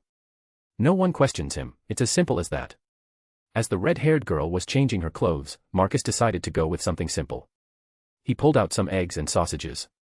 He quickly brought out a glass bowl, broke the eggs, and spilt them into the bowl. He then brought a selection of spices, spraying them into the bowl before beating the contents. Midway, the girl was standing before him, dressed in a simple shirt and pants. It looked like one of her exercise clothes. "Good enough. Your job is to cut veggies for salads." He gave her a cutting board and a selection of veggies. How do you want them cut?" she asked with a strained voice. She lacked confidence in these specific tasks. She would prefer to pilot a mobile suit and engage in combat. "Watch." Marcus spent a couple of minutes showing her before returning to his cooking. After seeing how to cut, the girl was a bit more confident. It wasn't that hard after trying a couple of times. Her natural talent showed its true nature. As someone born with above-average abilities, the whole process was quite easy. A bit later, the pair were sitting at the dining table, enjoying a simple evening snack. Midway, Marcus turned on the news. With celestial beings' defeat, the world is entering a new page in history. The world is united under the United Nations, which will change its name to the United Federation of Nations. With the current secretary as the governor, while the peacekeeping force under the illustrious custodian General Commander Millie Anaheim. They are even brushing the governor aside. Damn. I should tell them to glaze me a bit less. Marcus was a bit worried about the media's favoritism. But alas, there is not much he can do. It would take a couple of days for the command to reach something as basic as media. His propaganda engine is in full swing, and it takes a bit of time for changes to take place. "Do you ever get annoyed by listening to all of this?" Jean asked him as she felt a bit dissatisfied with the sheer volume of ass-kissing he was getting. For her, this was like a sugar overdose. A bit is fine, but this much. To the point that the Federation leader is ignored in favor of the top general of the peacekeeping force. She knows the leader is just a puppet, but the regular people don't. In a way. I watch this to see the level of the propaganda. I don't care about anything else. I get the news faster than the news itself. He chuckled after explaining to her. "So you ignore what the reporters say?" She furrowed a bit. "I do. Praising me by this point is dull to the ears. But I do listen to discern the level of praise. Praise is equal to how much propaganda there is. In our world, we have levels to this. The right, the left. The pro-imperials and even anti-imperial news. Though they all still say the same message with different levels of spices. He explained to her. We have anti-imperial news. Aren't you worried? You do realize that we possess all sorts of people with all sorts of views. I can't erase every single different opinion. It's bad for creativity, that's why I control all of the views. He explained to her as he continued to eat his fried eggs. So. Your Majesty, you even have someone on purpose to speak badly about you. The knight was a bit baffled. She knew about the secret police, the so-called Geass special forces, and the ASP. But this. Just how deep does the manipulation go? No. That's treason, Jean. He pointed his fork at her. What they do is begrudgingly agree with me, always. The magic is in the way the words are being spoken. I have the best scriptwriters and actors to work in these channels. I made sure the puppet show is the best one could ever ask. He smirked while saying that. I see. I should have known that nothing is direct when it comes to this. The red-haired knight shook her head. This was what she should have expected. Now she learned the whole thing, from the source. I leave direct things to you and my G-force. In the news area, we keep a balance and give people what they want to hear. In other words, we provide the issue, and the next moment we provide the solution. So that people don't worry and can focus on their lives. This is where my next plan comes into play. The creation of man-made forces. Her eyes widened for a second. Indeed. The way my current forces are is that they could, possibly rebel one day, since they are made up of regular people. Regular people have their families and desires, their morale can suffer when I could ask something like alien extermination. Marcus had specific creatures in mind from the Mass Effect universe he lived in. That is true. Jean nodded, but then her expression turned serious. If they hesitate, tell me, Your Majesty, and I will whip them into shape. She exclaimed with a bit of zeal. In her eyes, these people should be thankful for being born in this empire. They have no idea what she went through in her youth. What they have now is paradise compared to that. Relax, Jean. The only thing you should care about is me, that's what knights do, no. He shook his head, his knight girl is far too eager. When she heard that, the girl blushed from shame and something more. The way he worded it made her recall the make-out session in the limo. She wants something more, but at the same time, she doesn't want to get in the way. In this world alone, Marcus gained 2 more women, and the list is not the smallest before that. So for a bodyguard and a knight to get into that, well. Yes, Your Majesty, you are right. All she can do is nod and follow his lead. Good. Now let's finish our food and hit the bed. I am dead tired. He said with a sigh. Jean slowly nodded. She wondered if anything would happen. In space, a streak of green rushed from the South Pole and blasted towards the asteroid field. This was the Nemesis Gundam, a mobile suit designed for a mercenary to take on side jobs for the new ruler of this world. But that never happened. The mercenary became food for fish, and the one piloting the machine was an ex-Celestial Beings Gundam pilot. Damn, the response of this Gundam. Locken was grinning as he did a couple of spins in the plane mode. The plane mode of this machine was more like a bat than a regular plane, like Kyrio's. Still, the thrust increased several times as the G-Inverners became like thrusters in this mode, assisting in acceleration. But it was not all, as this machine had something more, gravity resonators, making it a cross between 2 worlds, a prototype of 2 technologies from 2 worlds. And Locken was the first one to experience that. Before long, the Gundam pilot realized that he was in the asteroid field, and the speed of travel was insane. No wonder I could not follow them. These Empire's machines are on a different level. He needed to reel back his speed as the space rocks were getting far too close. Now where are you? The brown-haired man looked around with the assistance of AI and neural interface, which was assisting him in looking for the celestial being's stash. Gotcha. His eyes ended up on a specific asteroid that was responding to Veda. He flew over there, and soon enough, his Gundam's finger was entering a pin in a console that revealed itself the moment the machine was closed. It would seem it is reacting to the Veda systems on this Gundam or the GN reactor. Regardless, let's see what we have in this stash. After entering the pin, the base doors opened, and the Gundam could fly in. What he found inside were parts, a lot of parts for Gundams. Whistle. I can see Ashia, Dynames, Virtue. Kyrios, all of them had spares. Locken was pleased with what he saw. With this, he could potentially get his Dynames back. Maybe, hopefully. Though this new Gundam was good, there was even a bit of satisfaction in piloting a machine that was intended for that man, and now he has it. Tell the boys to collect it. The stash is secured. Understood, sending the message. The AI of Nemesis replied as the Gundam left the base, and soon enough, spaceships appeared with empty containers. After letting the spaceships fly in, the Gundam flew away and transformed into Bat. The pilot was enjoying the neural interface power. He could navigate in the pitch-black void thanks to AI and the systems this machine had. His gaze eventually settled on a specific destination. The next stash is on the other side of the Earth's sphere of influence, over damn 3 million miles away. In that case, let's test. Trans-AM. The cockpit turned red as particle dispersion spiked. A Trans-AM logo appeared on the spherical screen for a few moments. Not that Locken paid attention to it while piloting the rapidly flying mobile suit. Shit. Damn. Fuck. He almost flew to the damn sun. Thankfully, the AI moved to the side, and he was able to circle. Without even realizing, he circled the sun. Does that mean he was a year older? Well, he pondered physics later. For now, he needed to learn to control the Gundam. For future reference, do not turn both systems on at once. Fuck. I neatly cooked myself. Locken complained loudly as the AI was recording this. It was a test they had never done before. 2 particles working together, plus Trans-AM, does it mean they invented a proper jump drive technology of some sort? Well, the Gundam developers will figure out, for now, he has to stash to collect. Not long after, Locken arrived at another asteroid field.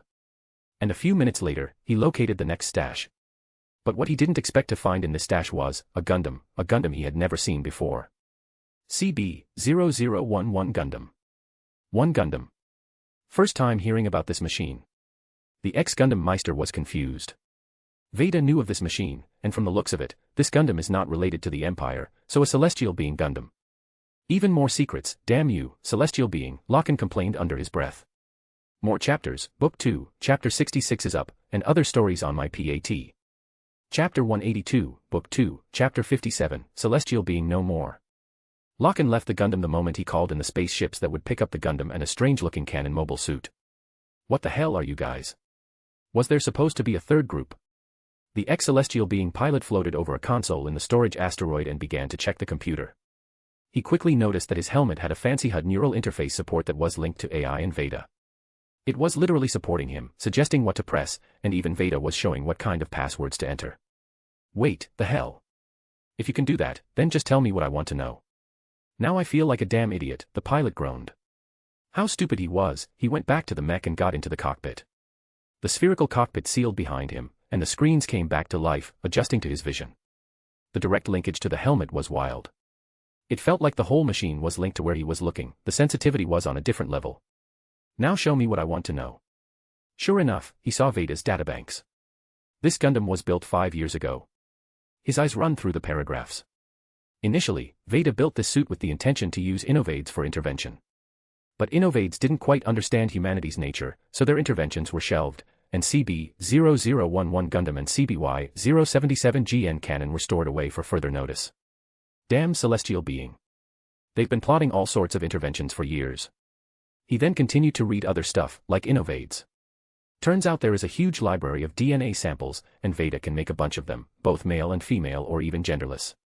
Turns out our glorious ruler wants to get that system. Locken pondered for a second, but then he got a glint in his eyes as he decided to see if he could use Veda and this AI to see what the Emperor had planned. Oh, it is working. He saw generated text, which made him a bit speechless. Veda has calculated that he will most likely use innovate-style soldiers for upcoming wars against aliens in his reality. While Veda doesn't know the specifics, Marcus constantly went through files related to combat usages of innovates. These revelations made Locken realize that his new boss cares deeply about his empire. Well, I should return to my tasks. His gaze shifted to the soldiers recovering the one Gundam and the GN cannon. With them doing that, he turned Nemesis around and flew out. One of his other tasks is the colony itself, where the majority of scientists who were working for celestial beings should be stationed. Let's go. Time to face them. He sighed as Gundam moved towards that direction. How is the evacuation going? Ian Vashti asked his wife as the celestial being was abandoning their bases. Sadly, the bases began to go down one by one. Celestial being needed to evacuate to a base that Veda doesn't know about. Something that they had in place. If they were successful, then celestial being could continue to exist. But Millie Anaheim used an extreme surgical attack to remove them from the picture. Starting from donors and money, and now resources and bases. The issue was that secrecy doesn't work that well, as the empire they are facing is practically as secretive as they are, only on a huge scale. We are on schedule but... The blonde woman tried to explain, but the security systems picked up on something. Alarm. Alarms blared throughout the base as they walked over to a monitor and checked what it showed. An unknown Gundam, it has a GN drive, a green drive, one of our 5. Or is it one of their creation? Ian pondered, but his wife had no time for speculations. What should we do? There are no combatants here. We don't even have a mobile suit or a pilot. Yeah. Behind the Gundam, several spaceships magically manifested. Try contacting it. The blonde woman suggested. Fine. From what I understood, he is collecting people. I suppose we can use that. With that in mind, the Gundam developer pressed on the consoles. Gundam, answer Gundam. Ian tried to contact the mobile suit pilot. Ian. I thought you guys had already left. Damn, you are slow. Locken appeared on screen. Unlike his usual green celestial being suit, he was wearing black and purple with several crests. He was practically screaming military. Locken, Stratos. Yeah, turns out Imperials have a great sense of style, pay is high, and they are letting me deal with terrorists. The sniper said with a smirk, leaving the developer speechless. The side switch was, fast, the last battle was like, a day and a half ago. Something like that. So what will happen to us? Ian asked. There was no time to think about a side switch in this situation. Nothing really. You will continue to do what you like, the same goes for your family. Believe me, I was surprised by how generous our boss is. The ex-Dynames pilot said with a smile that he wasn't lying. He was expecting a bad guy who was not flexible, but Millie Anaheim was nothing like he had expected. He might be authoritarian, but that's because humans need a leader who is pushing them forward. If there is one, then naturally, wars won't happen. It's a very simple solution to all of the issues. So then, that's it. Just like that. Indeed, we will transport you to the base, you will be briefed and then transported to the Empire, that it. Celestial being will cease to exist. Think of it as your mission is successful, the peace has been brought to Earth, and you will be assisting the Empire in advancing technology, the next generation of Gundams and colonization efforts of Mars and Venus. That's not what I was expecting. Ian was speechless. Was nothing going to happen to them? Celestial being is branded as a terrorist group by all governments. Yet, they will be transported to a new place and allowed to work there. That's it. Yes, I was thinking the same thing. But anyway, those spaceships will take you to the base at the South Pole, where the portal is. The soldiers might look scary, but they won't do a thing. The sniper offhandedly mentioned the ASP, which he recalled looked scary and most likely deadly with those strange weapons. That doesn't give me confidence. Relax, Ian, everything will be fine. Sure enough, the whole place was hacked by Veda in mere moments. The scientists who were working on firewalls for the computer were speechless to see that there was no point in resisting. Soon after the main entrance opened, it became a base big enough for Ptolemaeus to dock, so there was just enough space for the spaceships to land and soldiers to pour out. We surrender. Ian raised his hands. Behind him were a considerable number of people, men, women, and even children. Not only that, but the number was considerable, and these guys were geniuses in their fields. Celestial being was still recruiting people who were the best in their fields. Come with us. Especially you, Ian Vashti, the creator of the second and third generations of Celestial Beings Gundams, His Majesty wants to see you. He has a job for you and your family. The leading black armored soldier said to the leading glasses-wearing, black-haired man, who could only nod.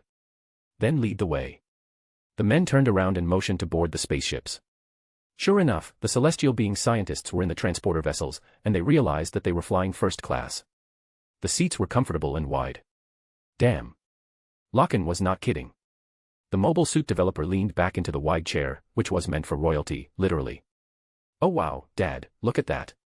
A brown-haired girl pointed at the window. What they were looking at was a massive arch below it. There were buildings, an entire complex of them, there were landing areas for the spaceships and several big hangars that were most likely housing the mobile suits. That is a big arch. Is that the portal Locken was talking about? Most likely is, but what kind of technology is it? It looks stone. How can a portal to another reality work? Where does the power even come from? Linda Vashti, Ian's wife, began to nerd out at the sight of such a technological marvel. She was not the only one, the entire spaceship was like that. Every single scientist pondered how this thing worked. I am sure we are going to find out. Ian chuckled as he looked around. Everyone was glued to the windows, even his daughter, who was more of a software girl than a pure engineer. Though she has her moments and easily gets bored by repetitive tasks. As soon as the spaceships began to land in the designated areas, people were waiting for them. The groups began to leave the transporter, and the coldness soon enough showed its fangs. Damn, it's cold, one of them commented. Being dressed in a simple lab coat and an undershirt was a bit too much. It is the reason this place is called Antarctica. Another replied. He was wearing a spacesuit, so he was in much better shape. Come with us. Inside the building. More of the black armored soldiers motioned to follow them. The scientists went into the closest building. It looked like a reception area with a long corridor, reminding them of airports with something similar. Maybe it was an airport. With how big this was. The whole place, the sheer size, it was clear that this was a completely different world, and that was minus the cultural difference they could see in the designs. A bit later, they arrived at a hall. Celestial Being. It is wonderful to see you. Welcome. Millie Anaheim, dressed in purple and black, greeted them from an elevated area.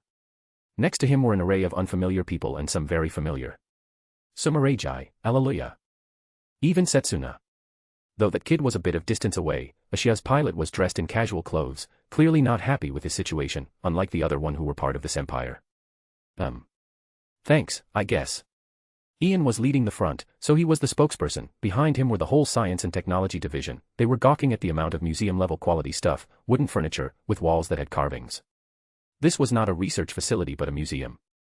Though Marcus is keeping this style on purpose instead of plain walls, one would expect it in a science-related facility. You're welcome. I want to invite you and your friends, alongside your families, to move to my empire. Jobs and housing will be taken care of. I will make sure your talents are appreciated and properly utilized in mobile suit development or in other fields you wish to work in. I will begin Jupiter's colony construction and, with it, GN technology development, such as solar reactors and related technologies. It would be fantastic if I could get some of your expertise in this. Marcus walked over as he said that. Are you sure? Just like that. Weren't we enemies, just days ago? Ian replied while scratching the back of his head. You were, but I already won, and now I am collecting the spoils of my victory. Among them were you guys. This is your choice, the alternative is something you wouldn't like. And this is not a threat, it's reality. I rule 2 worlds now. In one world, you are wanted criminals with delusions of peace through military strength. In another world, you don't exist, and I am giving you a chance to start again, and this time as imperial researchers for my empire that represents humanity as a whole. Ian and the rest were smart enough to know what this means. They move to his empire's territory or face consequences here, simple and straight to the point. And something none of them needed to think. The answer was simple, especially for those who were part of Celestial being their whole lives or were born into it.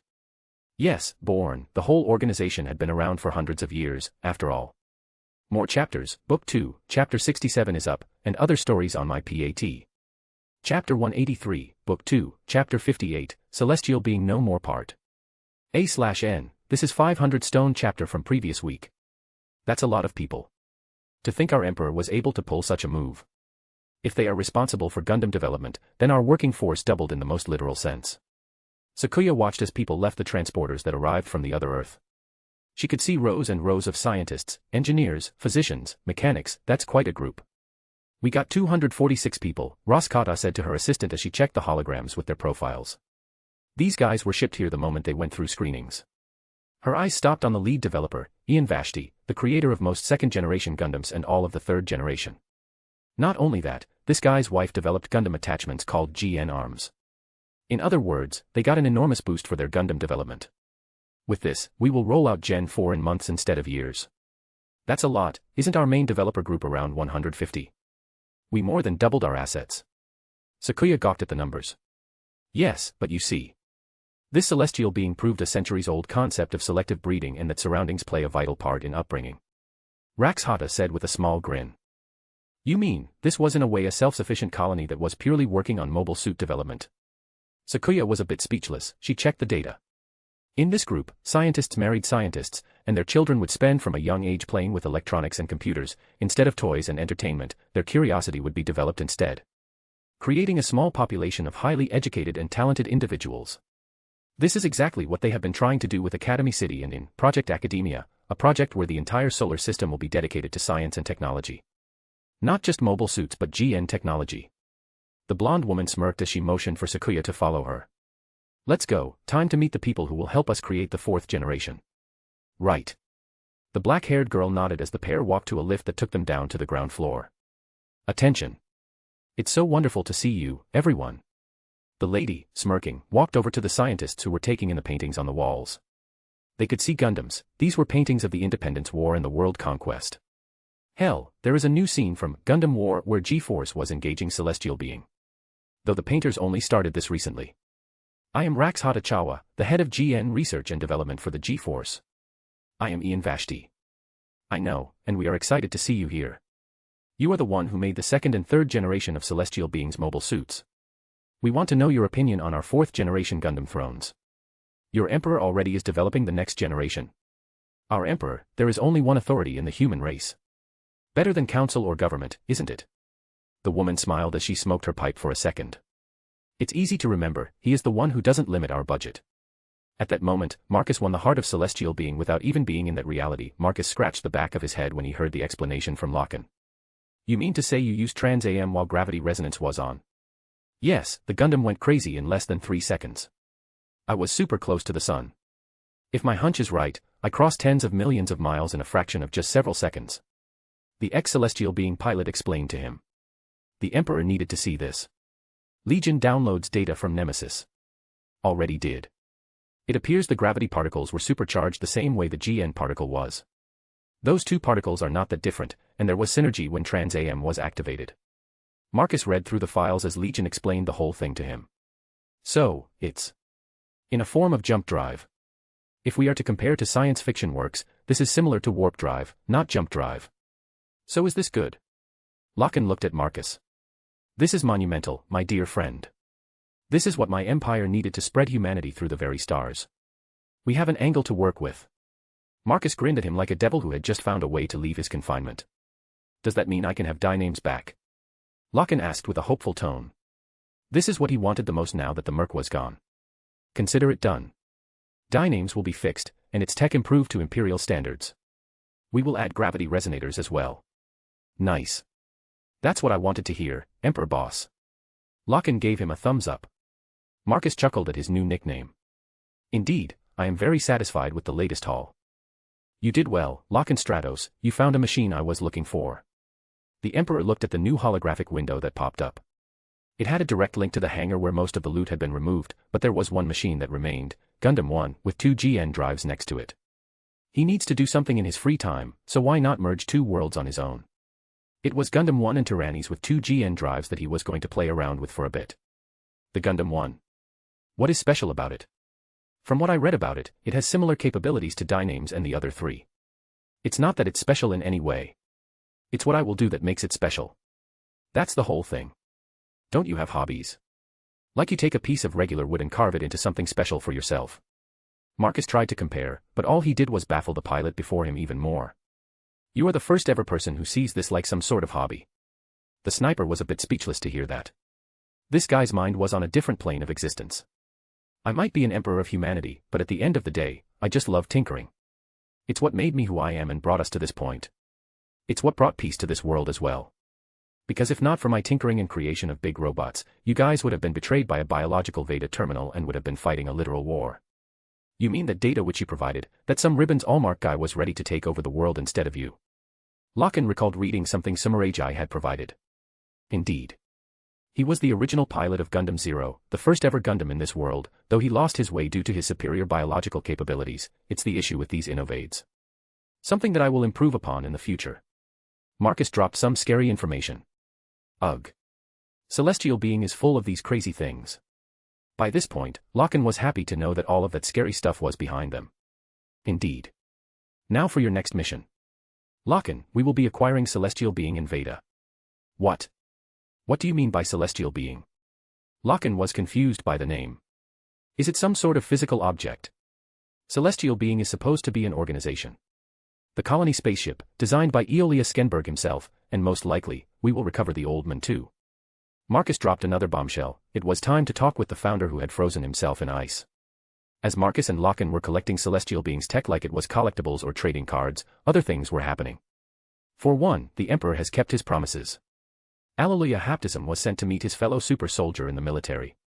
After a small misunderstanding, the girl recalled her real name, and it got a bit heated as she almost attacked him. Thankfully, it ended up well. So there was a survivor. Sergei Smirnov looked at the 2 super soldiers talking in the distance. Still though, what did happen that day? The wild bear of Russia tried to recall what happened. They were losing even with 33 mobile suits. Celestial beings' tech was slightly superior, and they won, but then reinforcements arrived and immediately crushed them. Where they came from or who they were is a mystery. His superiors either don't know or they don't want to know. Regardless, in the end of the day, they were victorious. Celestial being was gone, and the world could focus on rebuilding.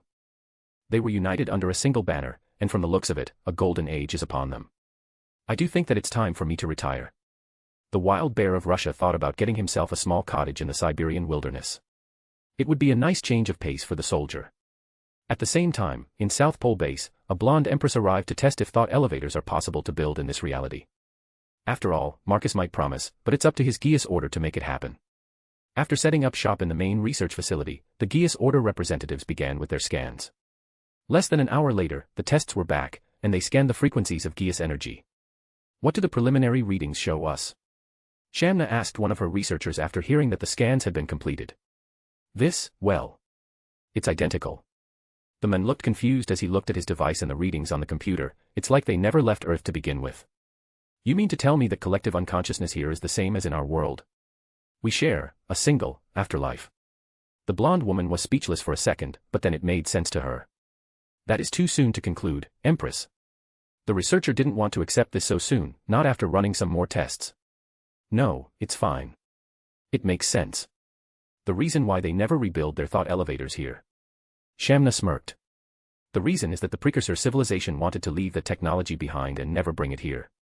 Geass can be, well, a double-edged sword. That is why this world never had it, and the people who crossed over never bothered, because they will all return to their roots either way after their death. They could have been a splinter group that ran away to this reality. Marvelous. I wonder if they developed some sort of splitter technology. I do need to inform my darling husband that he needs to know about this discovery. Shamna licked her lips. This is exciting. As the Empress who is responsible for precursor civilization's technology, this is a breakthrough she wanted to find. After getting this confirmation, she went to find a couple of women whom she needed to bring to see the afterlife. It was her mission from her husband. You two must be Chal Acoustica and Lisa Cujo. Shamna strolled into the room as if she owned it. Two women are waiting for her. Yes. That would be me. The pair nodded and stood up. They had been waiting for this. Wonderful. I do have some news for you. It would seem that we all share the same afterlife. That means that I don't need to build anything on Earth. I will take you back to my order where we can use my thought elevator there. The pair looked at each other when they heard that. Do they all share the same afterlife? How does that even make sense? Aren't they separated by time and space? At least that's the idea behind another reality. I know. I am excited just as much as you two are. Excitement is a strong word, Chow replied, a bit nervously. If they are separated by a thinner layer of space and time, then Marcus could change his mind and keep this Earth to himself. That is the worry behind the second-generation Gundam pilot. So then. Can we use it soon? Yes, in a week's time, when the portal opens. For now, enjoy your days off. I do believe my husband is doing something fascinating, so you two should check it. He said something about talking to someone called Eolia Skenberg. Shamna looked to the side, trying to recall his exact words, but she had already lost the pair.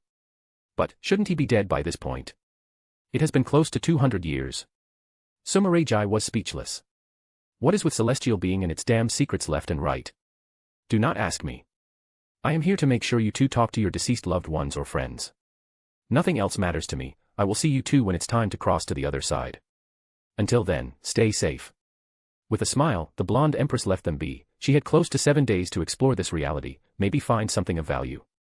Chapter 184, Book 2, Chapter 59, The Founder Joins the Empire.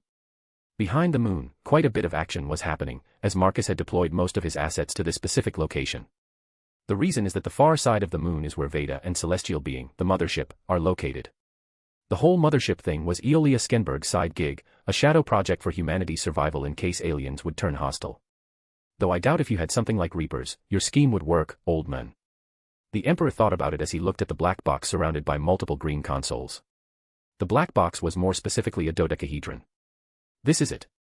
Veda, damn, that is one big computer. Locken commented as he looked at it. At that moment, Marcus ASP poured in, followed by mechanics and engineers. It is, a quantum computer is quite something, even my legion is lacking in some fronts to this computer, and he gets support from my entire empire, Marcus commented as he walked over and activated his code and interacted with the computer. Locken looked surprised to see Marcus' chest glowing red. This must be his precursor civilization power. Soon enough, the floor section of the Veda opened, and a capsule was raised. The ex-celestial being's pilot sharply inhaled when he saw who was in the capsule. Eolia Skenberg, damn. Soldiers and engineers picked the capsule, making sure the old man was fine inside it. Take him to Celestial Being, and prepare that asteroid for usage. We will use it as a base. Marcus instructed after turning off his interface with Veda. You are going to use that thing. Yes, that is why you got Euclides from me. Euclides is the moving factory that Locken acquired for him after collecting Gundam 1 and GN cannons. The mobile factory will manufacture assets which will be used to develop Celestial Being mothership. Marcus is planning to build a defensive line around Jupiter when ELS arrive. Since the Emperor is aware of what they are, he can build specifically for them and, most importantly, develop GN drives en masse in that location. The excess of those can be shipped to his empire. The thing is, he has around 7 years. But that's the canon timeline, and he can't trust that anymore. Simply because he doesn't have someone flexing their brainwaves to attract the living metal, Setsuna is not even in this reality anymore. He has moved Setsuna to Marcus Earth to get some holidays. I never expected something of that size to even exist. Celestial being keeps impressing me with its size. Lachlan shook his head. His old organization was massive in scale. Indeed, thanks to you, I can rebuild all of that in my empire. I was a bit surprised as well. Moving factories never crossed my mind. I might be old-fashioned in that regard. Factory should be stationary, but Celestial being proved me wrong, and I will learn from it, innovate. Marcus smiled. It might sound evil or cruel, but war and conquest are what allow one to adapt and improve. I see, so you are collecting all of that and will build similar assets in your empire. The sniper nodded. Marcus was learning from Celestial being. Indeed, Rome was one of the greatest empires in human history, not because of some fancy doctrine but because it would learn from their enemies and improve itself. They learned smithing and shipbuilding from Carthage. Hell, they copied gods from Greeks to look more like Greeks because they idolized them. I am not big on history. Lachlan scratched one of his cheeks. The conversation took a turn he was not good at. You should, you are part of Rome now. Marcus chuckled as he said that. Rome. But I thought. The guy was confused for a second. I didn't take the Holy Roman Empire name because Napoleon dismantled it. I went with Holy Byzantine Empire because I hold Constantinople as my personally controlled domain, and to put it bluntly, Byzantine is Rome, just that Western Europeans didn't like to call it Rome, they call it Greek Empire. Marcus shrugged a bit. It was thanks to religion and the whole Great Schism thing. Ugh. Yeah, I know, jealous bastards. Marcus thought that was why Lachlan was groaning, but it was not the case. The whole definition was confusing to him. Anyway, let's make Celestial being livable first, then we can meet the illustrious founder of your old organization. I am curious to see what he will say. The sniper smiled immediately when the conversation returned to where it was supposed to be. A bit later, more people joined Marcus and Lachlan aboard Celestial being. Faresht's old leader, Chalakustika, and Lisa Kujo were there. None of the younger girls came with them, as those were with Millie. The Empress took them as hers, as she wanted to spend time with them. She wants some female friends who are aware of her identity, and there is nothing to hide. Besides what she told her husband, they want to compare notes on her world with their, a cultural exchange kind of thing. Marcus shrugged at her and told her to do whatever she wanted. The guys who worked in Ptolemaeus moved to Academy City. One of them was half a cyborg, which was wild, as the Emperor had forgotten that one of the crew was a literal trove of information on robotics and cybernetics. Something Lloyd will find fascinating to play around with. This only led these two ladies, who wanted to see Eolia Skenberg in person. It took a while, as the cryo capsule opened and a bald man in his 40s or 50s slowly emerged and looked around. It was a considerable-sized hall, and there were black-armored people spread out in strategic spots throughout the area. It appears my plan has failed. This was the conclusion the founder of Celestial Being came to. The Earth sphere has been united under me, Eolia Skenberg, Marcus replied as he walked over and stood in front of him. It was a bit of a flawed plan of yours. The Emperor poked at the genius before him. How come? Do tell me where I was wrong. He frowned. The bald genius spent years devising the steps that would lead to his vision. You might be a genius who created the concept of GN drive, the orbital system, but you lacked understanding of human nature. Marcus motioned for him to follow him. He got a table ready with a set of chess. Seeing that board game made the genius a bit interested. Very well. Though, do tell who I am playing against. I will even tell you my story, so that you can understand the current world situation. Marcus smiled thinly at him. A bit of distance away, the trio from Celestial Being looked at Marcus, and the founder of Celestial Being sat down in front of a table with a chess set. The game started moments later. You think he even wants to recruit Eolia Skenberg? Do you think that will even work? Lachlan Stratos whispered to Lisa Kujo and Chalakustika. Knowing how proud he is, I bet that this is his final goal in this reality.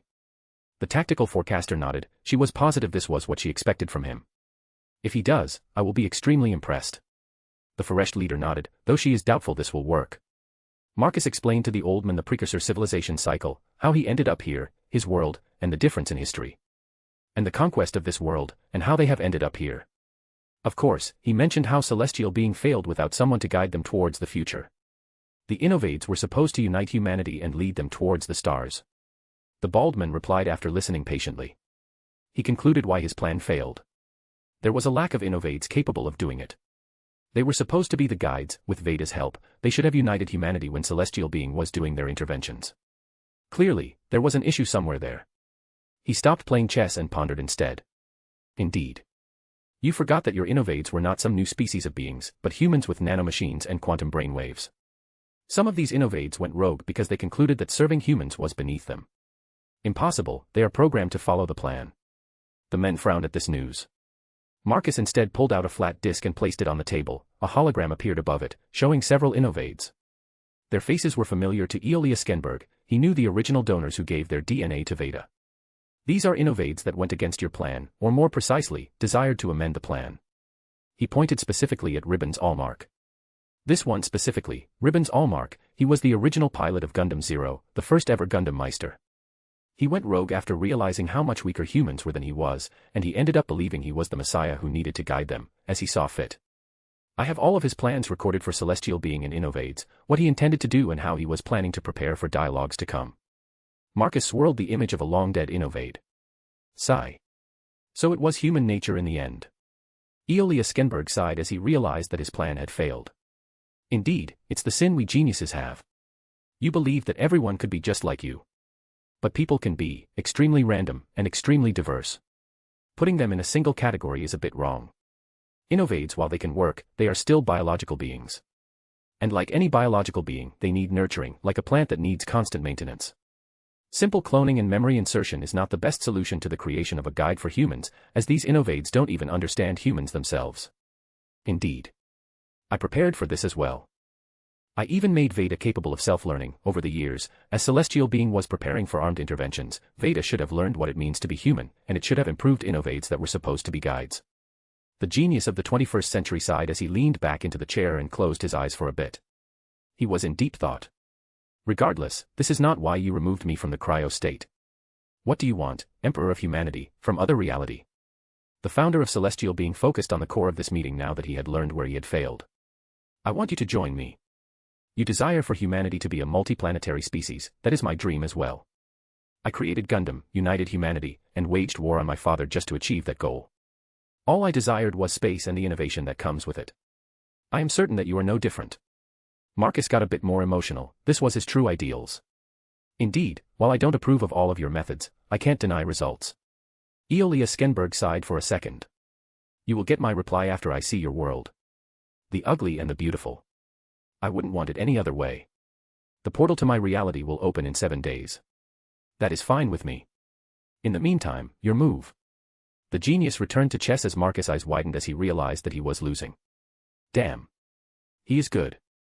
The Emperor began to sweat. It had been a while since he needed to think this much in a chess match. Unbelievable. He actually did it. Chow looked with pure disbelief. She heard it herself. The founder of Celestial Being is considering joining the empire that conquered Earth and destroyed his organization. It proves to me that Celestial Being was nothing more than a clutch needed for the unification of the world. Locke smirked a bit as he was able to read between the lines of what it meant to be part of this terrorist organization. Yes, Celestial Being intended to unite the world against us. We were never intended to survive beyond a specific point, Lisa said with a sigh. She understood that as well. Then it's a good thing it worked. I had this feeling that I could have died if we continued with the whole interventions thing, Locke commented with a relieved tone. Locke had no idea how right he was. More chapters, Chapter 68 and 69 are up, and other stories on my PAT. Chapter 185, Book 2, Chapter 60, Back to Basics. A/N. This is last week's 1000 Power Stones extra chapter. Is that it? Are we just going to surrender? Chow whispered under breathing. Part of her hoped for some sort of miracle. When she heard that Eolia Skenberg was alive and that Marcus was going to speak with him, she hoped that there would be some resistance from the founder. But all she got was two men talking over a chess, and at the end of the day, Marcus convinced him to join him. It was underwhelming. She expected the founder of Celestial Being to be more idealistic and have a bit more heat in that idealism. But at the end of the day, he accepted it. Marcus had already finished the job. There was no need to kick up a fuss about how the job was done, from the genius man's perspective. Yet, in Chow's perspective, she wasn't that happy she embraced his ideals, so what she is looking at leaves a bit of a sour taste in her mouth. She wanted it to be done the right way. Surrender? There is nothing to surrender to. The bald man walked over to their side after the chess match was over. He went to see the members of his Celestial Being, or more precisely, what remains of it. The job is done. Celestial Being was supposed to be a tool that unites the world. With the unification complete, humanity can now focus on the final frontier. And I agree with Millie Anaheim, what happens now is no longer relevant. Humanity must grow and expand, colonize planets, build space colonies and constantly reinvent itself. As long as there is no infighting, nothing else matters. Is it just me, or does this old man talk just like Millie Anaheim, only that one is young and the other one is old? Lock-in Stratos is feeling like it's déjà vu, I see. I suppose it makes me picky. Chal Acoustica commented as she closed her eyes for a second. At the end of the day, she lost her friends for this, so the very least she wanted was for it to be perfect for them. You fought for your ideals, in the end of the day, the one with more resources and power won. Eolia Skenberg looked at the soldiers and watched Marcus Anaheim walk away. He never considered another world with an empire that has united its world. Such a thing is unpredictable with countless possibilities. Not to mention a completely different concept of technology and its progress. Spiritually based, carved in stone. None of that is easy to predict. Instead, focus on the future, the world is united, focus on spreading humanity and its influence through the stars, that all that matters. With that said, the old man, Eolia Skenberg, walked towards the soldiers, who motioned for him to follow. They would take him to Earth so that he could see how it had changed over the years. He needs to catch up after all. He is right, for once, I am excited that this is over. Locken grinned for a bit. He can't wait to see what the future has in store for them. Sigh. I suppose you are right. I will see after that. Lisa Cujo still needs to see if the whole afterlife thing works. Same with Chal, she still wants to see the two people who sacrificed themselves for her. I am certain that I got everything that I wanted. Marcus looked at his bingo book. Gundam 00 to-do list. Conquer the world, Palpatine style, done. Put a bullet in Ribbon's forehead, done. Collect GN stuff, yep. Take over Celestial Being and take their stuff, done. Get one over Setsuna, yeah. Get the princess, done. Collect Gundam 1, yep. Get Living Metal. The Emperor tapped on the last remaining quest to do. I suppose I need to prepare for them. I should add one for becoming an innovator. To become an innovator, he needs to get decent exposure to GN particles. To do that, he only needs to use a Gundam with twin drives and bask in excess particles via Trans-AM. Marcus pondered as he was brought back to South Pole Base. Once there, he walked to the hangar. Tell the crew that I want these to be taken to my house on the west coast. The Emperor said to the mechanics in the hangar. He wants to work on this by himself. The only thing he needs to do in this world is stabilize his control and wait for the arrival of the living metal. So around 10-ish years. The production of GN drives would make people evolve into innovators either way, so that they will arrive, maybe in more than 10 years, but they will arrive, and he needs to wait for them. For that, he will be staying in this reality.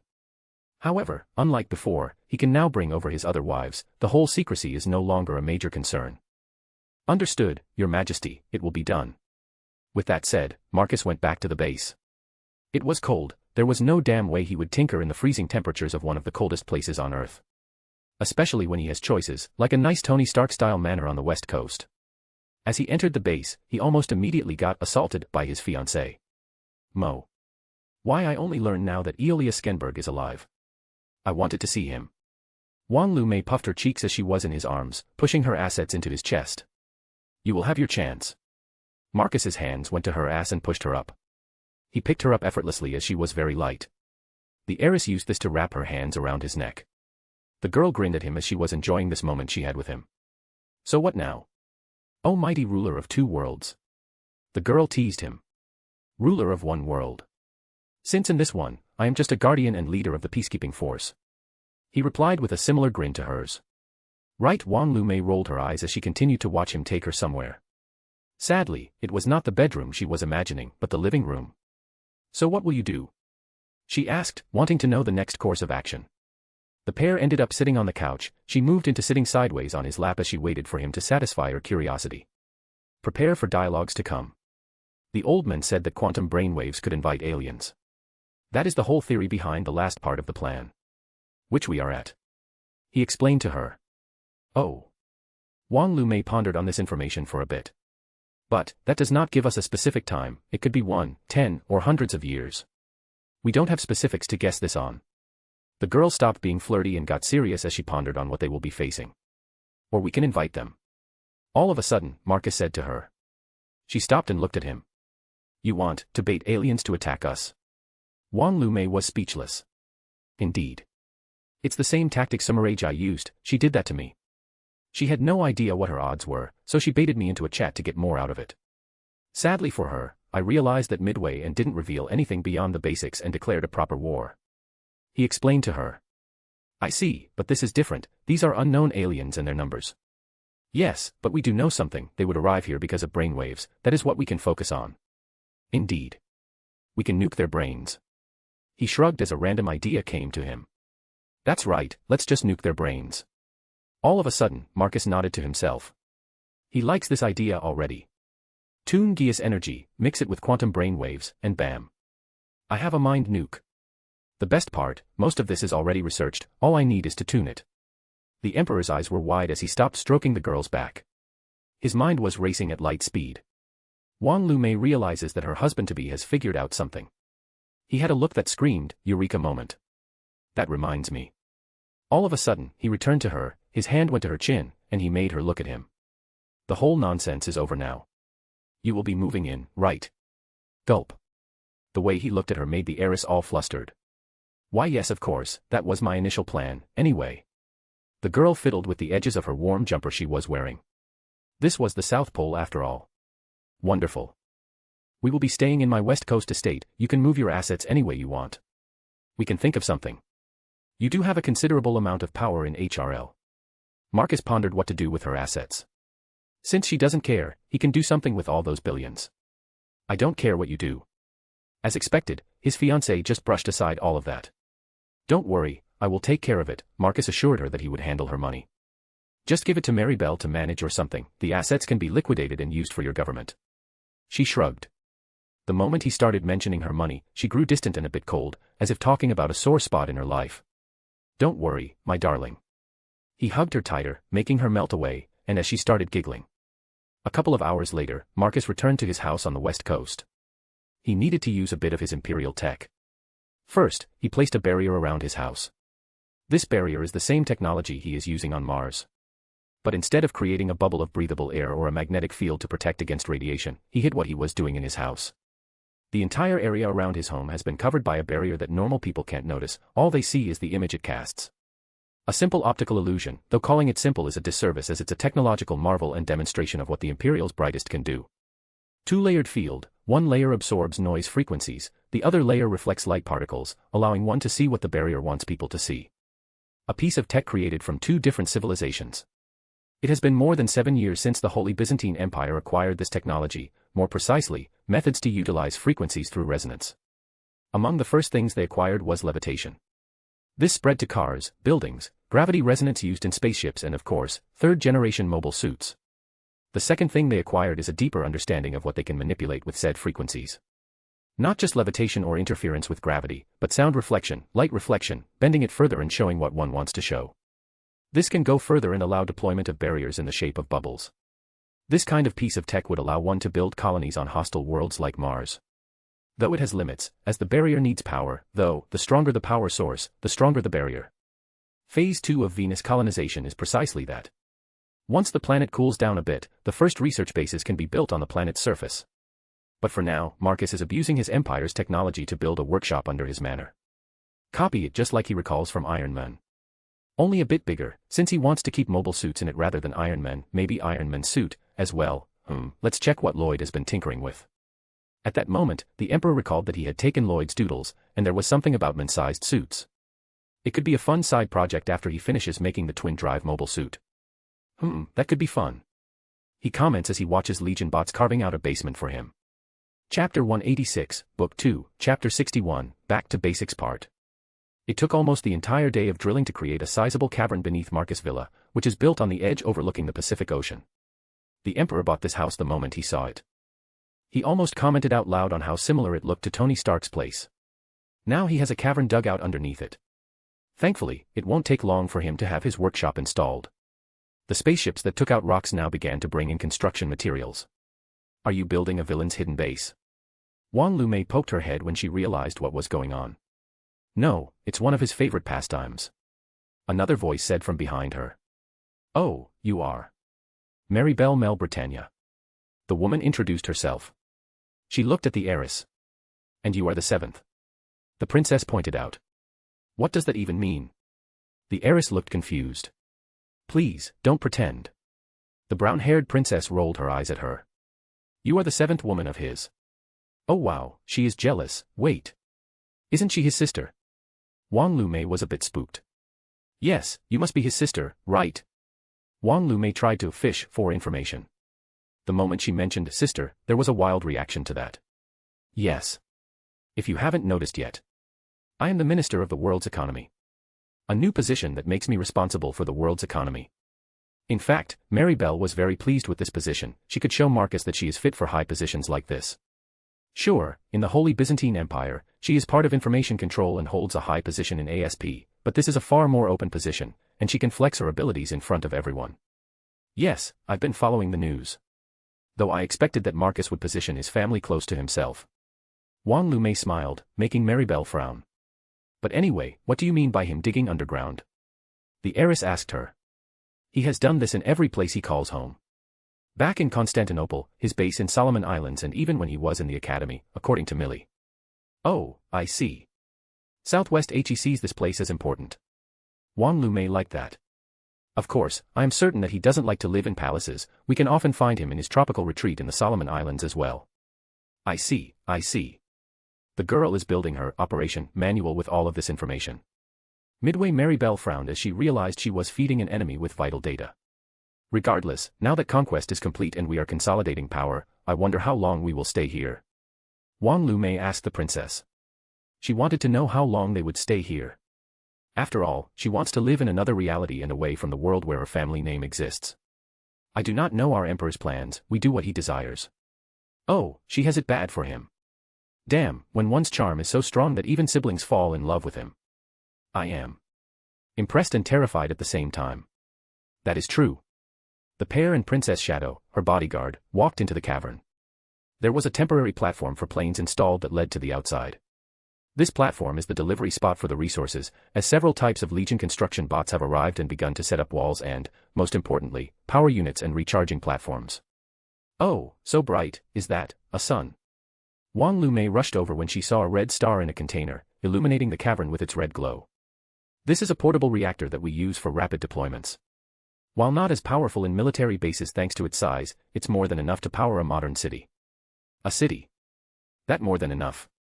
What kind of measurement does this girl use? What she means is that the ones in Constantinople and Solomon's base can power entire nations. So what you are looking at is quite weak. A new voice said as Wong Lu May turned around to see a pinkette in an office suit. It was the same with Maribel, who was in an office suit.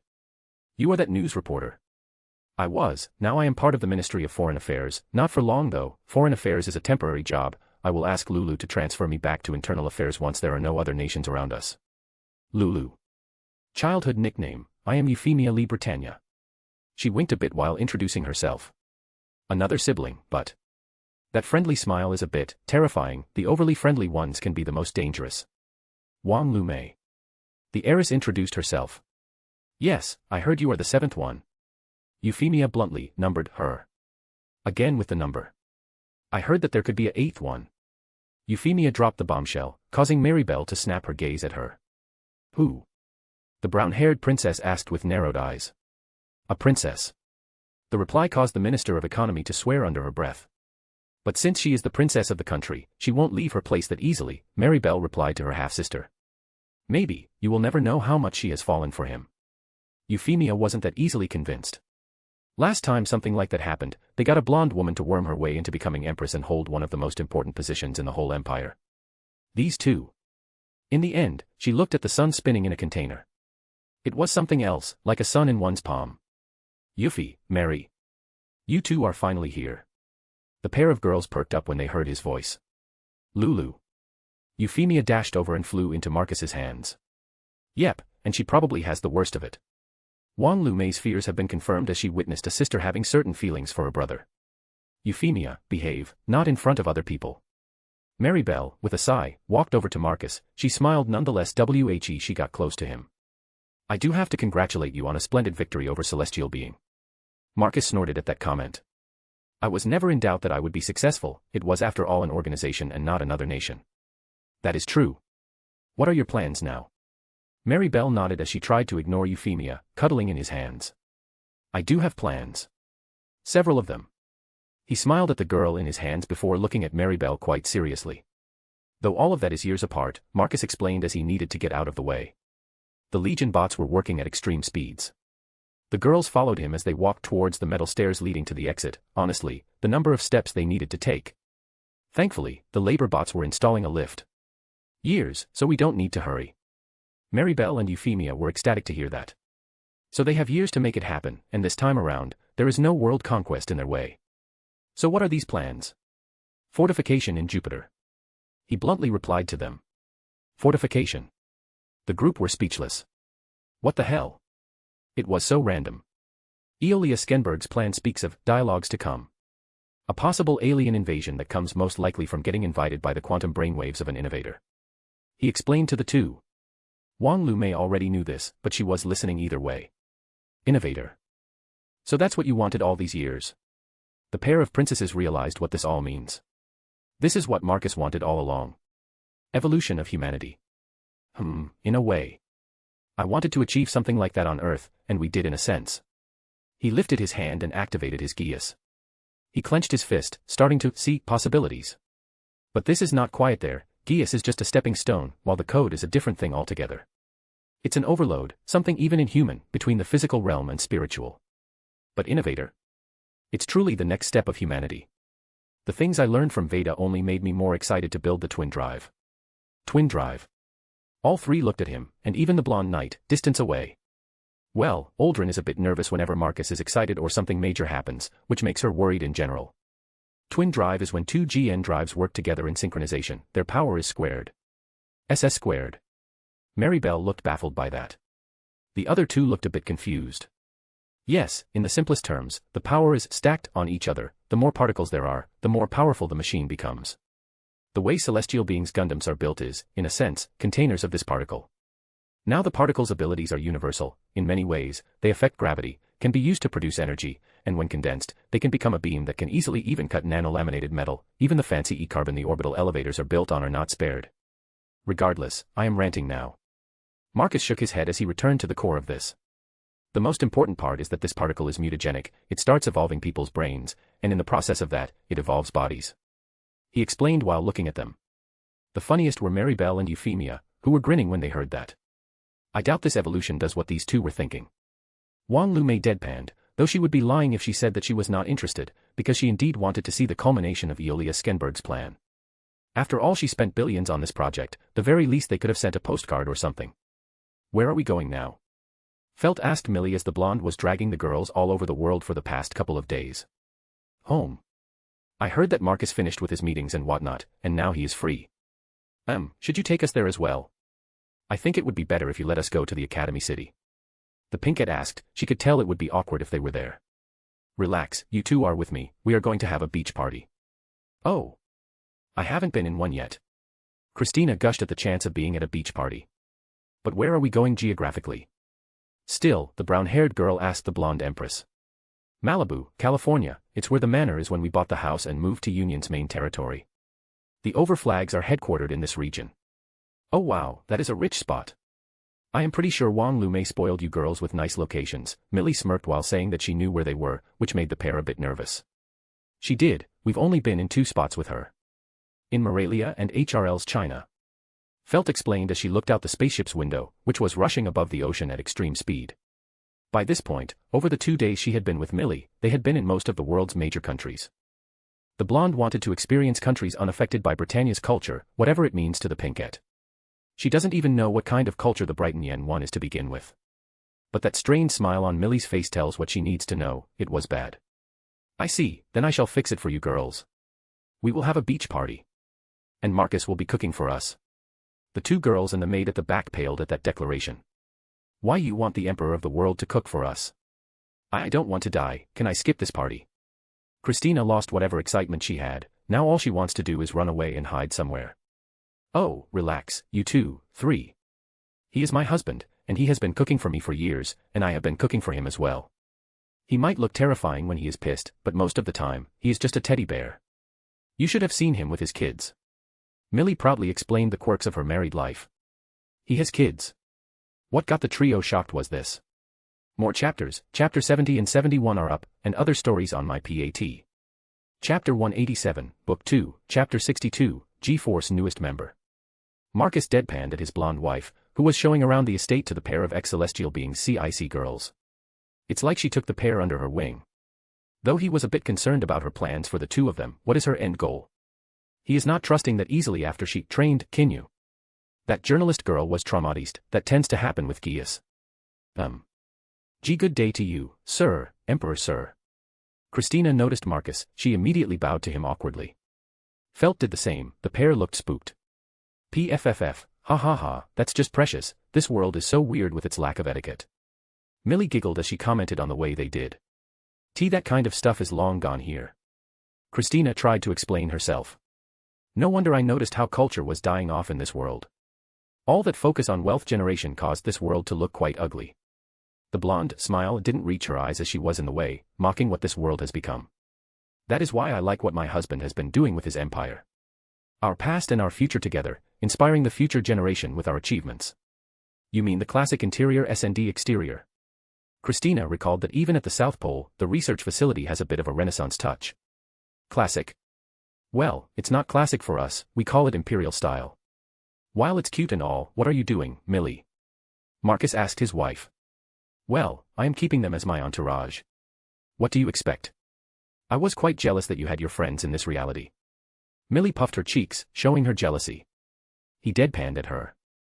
I was part of the military, I had to have subordinates. He explained himself as he massaged his forehead. I think it's fine.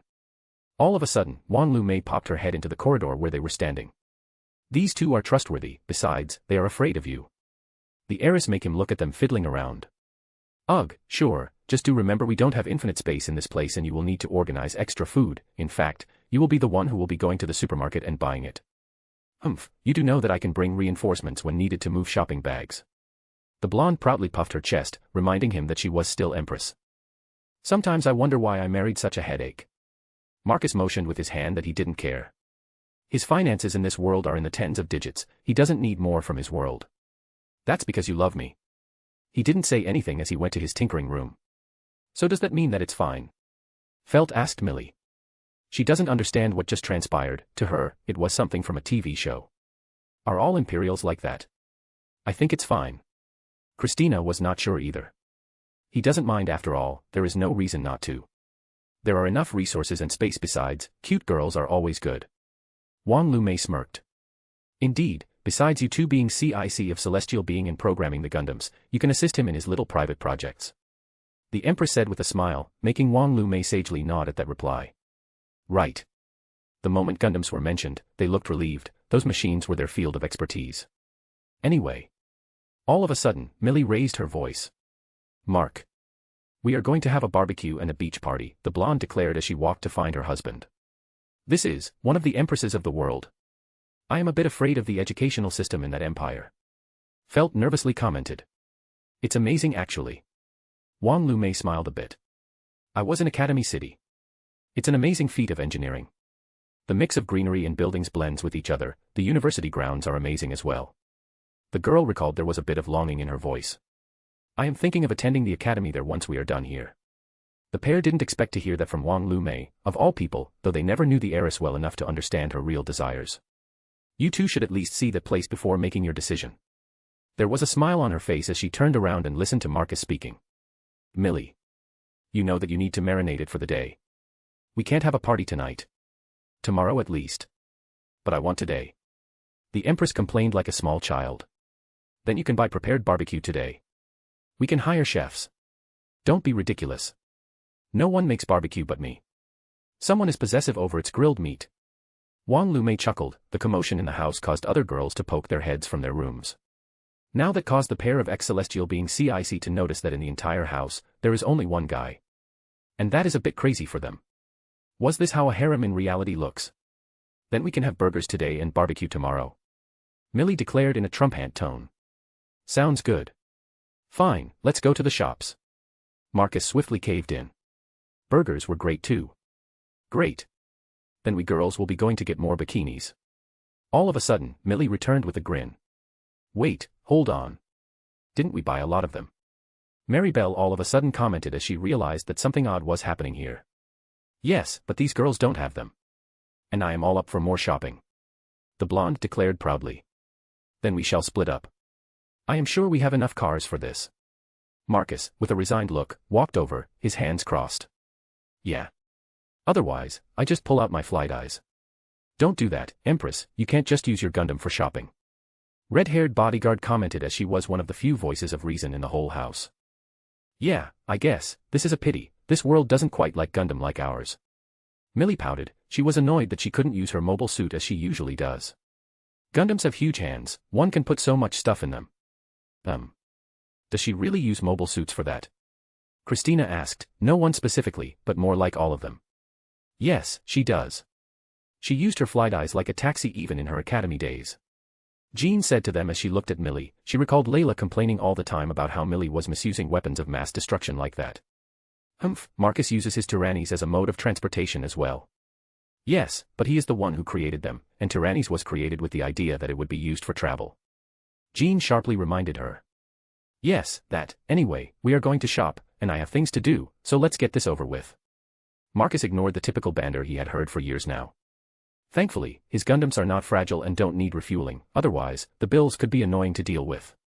Oh, come on. You can tinker any time you want. It's not like your toys will walk away if you don't play with them. Millie immediately complained, knowing what he wanted to do. So, instead, she was giving him jobs. Who knows? He rolled his eyes, the blonde men from the overflags looked with wide eyes at the selection of Gundams parked in the hangars.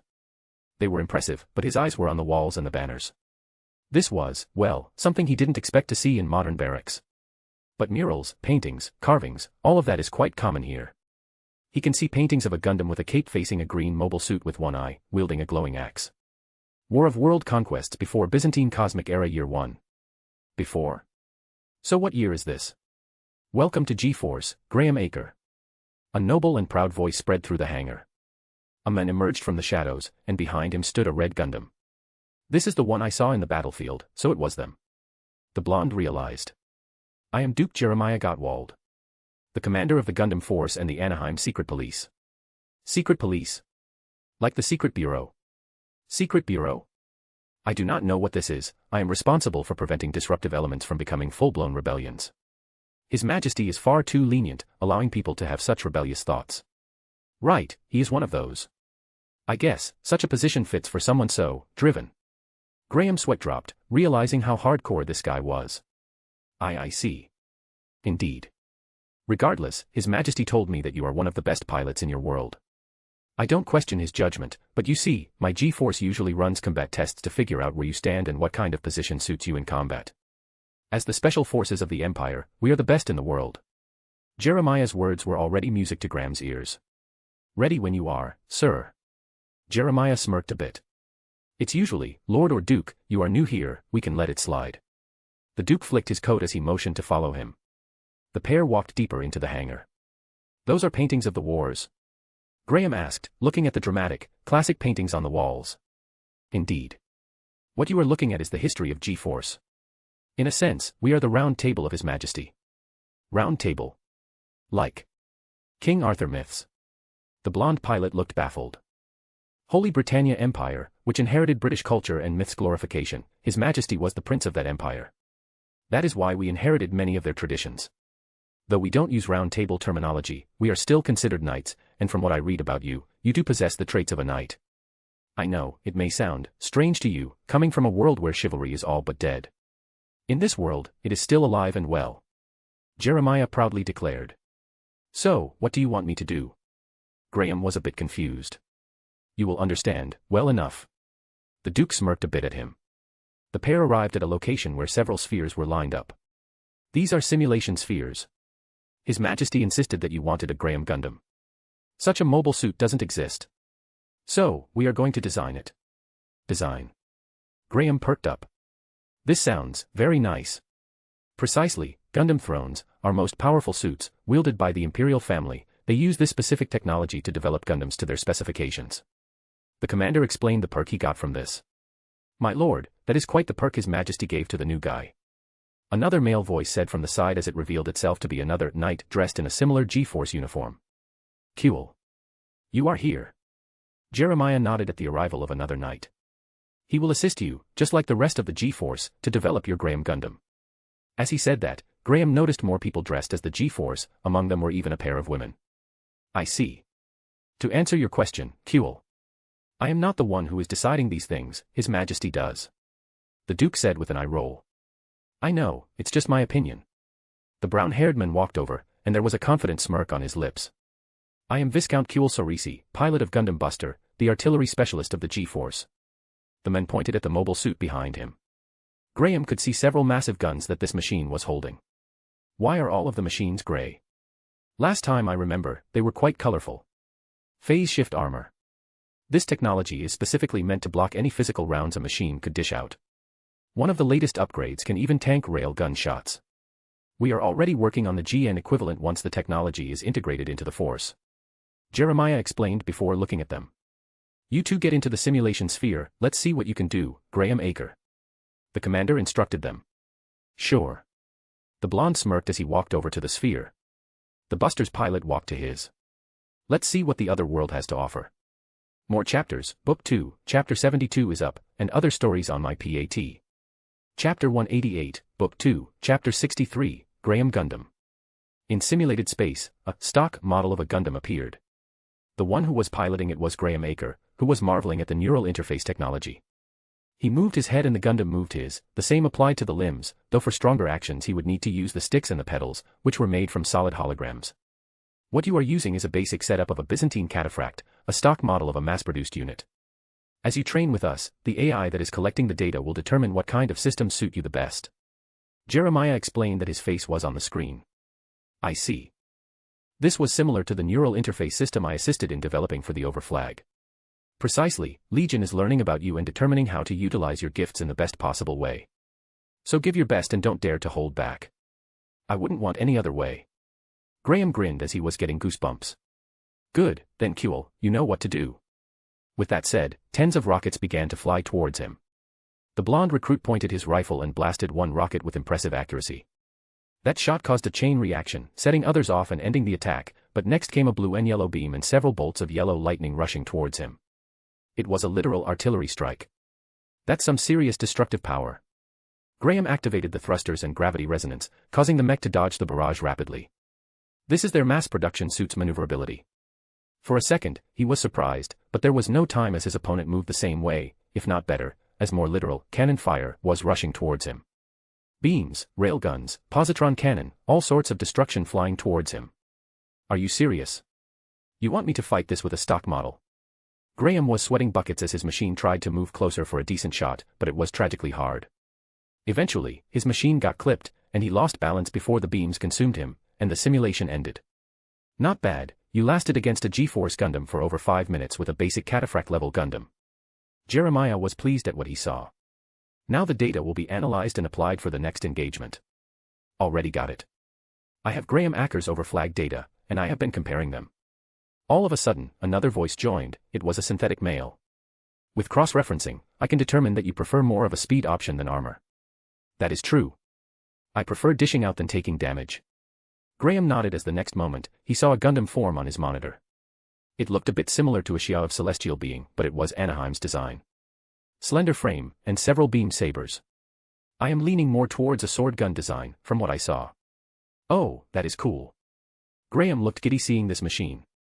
Adjustments finished, next test can commence. Let me fight you this time. The brown-haired knight said with a friendly smile on his face. I am Suzaku Kururagi, pilot of Gundam Duel and Close Quarters Specialist of G-Force. As the knight introduced himself, he saw a Gundam manifest in front of him. Graham's eyes perked up as he recalled this machine utterly crushing a Xia in close-range combat. It was even an unfair fight, how brutally one-sided it was. All right. Then let's fight. Moments later, the blonde's machine changed. He has a couple of moments to play around with the controls. It's even lighter than it was before. This simulation thing is incredible. The Union's ace grinned like a small child, he already likes this G-Force thing. This place rocks. All right. I am done. Let's do it. Graham's Gundam pointed its new sword gun hybrid at Duel and shot it while moving forward. This was the first time he had done it, but he already had a general idea of how this weapon worked. He is good. He already knows how the weapon works without even testing it. Suzaku effortlessly dodged the shots before moving in and activating his beam sabers. The blonde grinned as he engaged the Gundam before him. Before he could advance, Duel's shoulder moved, revealing a weapon on it. It was a cannon. Shit. A railgun. Graham moved his Gundam's head to dodge the shot, but this is where Suzaku showed him why he was a master at close-range combat. The knight was a freak of nature, and his duel can imitate some of that freakishness. With a knee strike to the gut, Graham reacted and tried to counter with his sword gun, but Suzaku had anticipated how the blonde would react. The next two exchanges caused the blonde pilot to lose his limbs before his Gundam's head was cleanly cut off. Not bad. You lasted against Ser Kuruji a decent amount. Jeremiah nodded with satisfaction. Lasted. I got cut to pieces after the initial exchange. The blonde wasn't feeling that good after that. And that is more than anyone else. Applying new data. There were some minor changes to his machine. Let's do this again, Ser Kuruji. Graham wanted to fight Suzaku again. Very well. After this, the pair continued to spar, and the Union's ace showed them why he was an ace. He was learning rapidly, and after several losses, he was able to exchange a decent amount of strikes before he was taken apart. Impressive, he is good. That growing curve is unheard of. Maya, who was standing next to Valletta, commented. She was a bit concerned that someone from another world was offered such a privilege, but now, as long as this guy is loyal to the crown, then she doesn't mind that he joins G-Force. This is to train Legion as well. Jeremiah chipped in. We need more talented people to utilize this system so that unique weapons can be created. Weapons that could lead to systems, like the one created by Princess Cornelia when she trained with the system for the creation of her Morrigan Gundam. The beam deflector and energy absorption system. The pair of them knew this system well. It became standard issue equipment and is utilized on warships and even in colonies in the event of an attack. Precisely, His Majesty would use any chance he has to use it to develop something unique. Yes. But I assume it's not that simple. Maya commented that if it were that important, it would be widely spread throughout the Empire. Of course it's not. Legion's processing power, and the talent has to be way above normal. Even then, it could lead to nothing impressive but some basic improvements. Jeremiah snorted as he looked at them. Besides, we all know that this depends on His Majesty's whim. He designed this system to help create mobile suits for himself and the ones he acknowledges. Truth to Jeremiah's word. Legion did come up with a new system for Graham Gundam. It was based on data from Gundam Andraste and Celestial Being. The gun sword was improved to the point that it can extend and grow with bits that attach to the weapon. These bits are stored on the shoulders and the Gundam's skirt. This system is devised with GN future technology in mind. Custom Anaheim Gundam Force 71 Graham. A variable close-range Gundam that can be used for range, deal with multiple threats at once or engage in close range. Amazing, so this is what all of that data leads to. I have never seen those detachable pieces before. Are they based on Gundam's Vi's fangs? The blonde asked the AI. Partially, the Holy Byzantine Empire had its own version of it. The funnels, ranged or physical units. Eventually, it could also deflect beams using the beam deflection technology developed during wartime. However, this is a new piece of technology as I designed a transformable frame for future utilization with GN particle. Using the neural interface, you will be aware of the pieces. This will help you in dismantling threats to the Empire in the most literal sense. This is far more impressive than I have expected. Jeremiah commented as he saw the machine on the screen. The frame is slender and equipped with a custom sword rifle that expands into a huge sword or a prototype wave beam. For the wave beam, simply put the bit attached to the barrel and use the bit parts to launch the beam as an extension. If this technology is applied properly, for example, on warships, it could be used to deliver splash damage instead of a straight line. It could be horizontal or vertical. It could end as revolutionary in a broadside exchange between warships. Improving this tech was something that we have been considering. The last person to pioneer it was Empress Layla, but she is not an active combatant anymore. With Celestial Being's data and now your data, we created something praiseworthy. His Majesty will be pleased. The moment Jeremiah starts speaking about the Emperor, Graham can tell it's becoming zealous fanaticism. Though, he can tell all of the members of G-Force are like that. I wonder how Billy is doing. I hope he is having as much fun as I am. A sun, a literal sun confined and properly utilized as a source of energy. Absurd, this is utterly absurd. Billy Katagiri was gawking at the red sun behind a container. This was the power source that was powering the whole station they were in. Much more than that. The sun is heavy, it generates gravity, those rods and the sections on the sides are rotating, generating the gravity which we use to stand at this moment. Lloyd explained to the newest addition to G-Force. It will take a while, but Billy will eventually be added to the rest of the team. But they just added more than 250 people from Celestial Being. There could be some friction, so for now, Billy will be with Lloyd. That. I assume this was made possible with the Precurson civilization's expertise in frequencies. Billy had already heard about the crazy technology humans wielded in the previous cycle of civilization.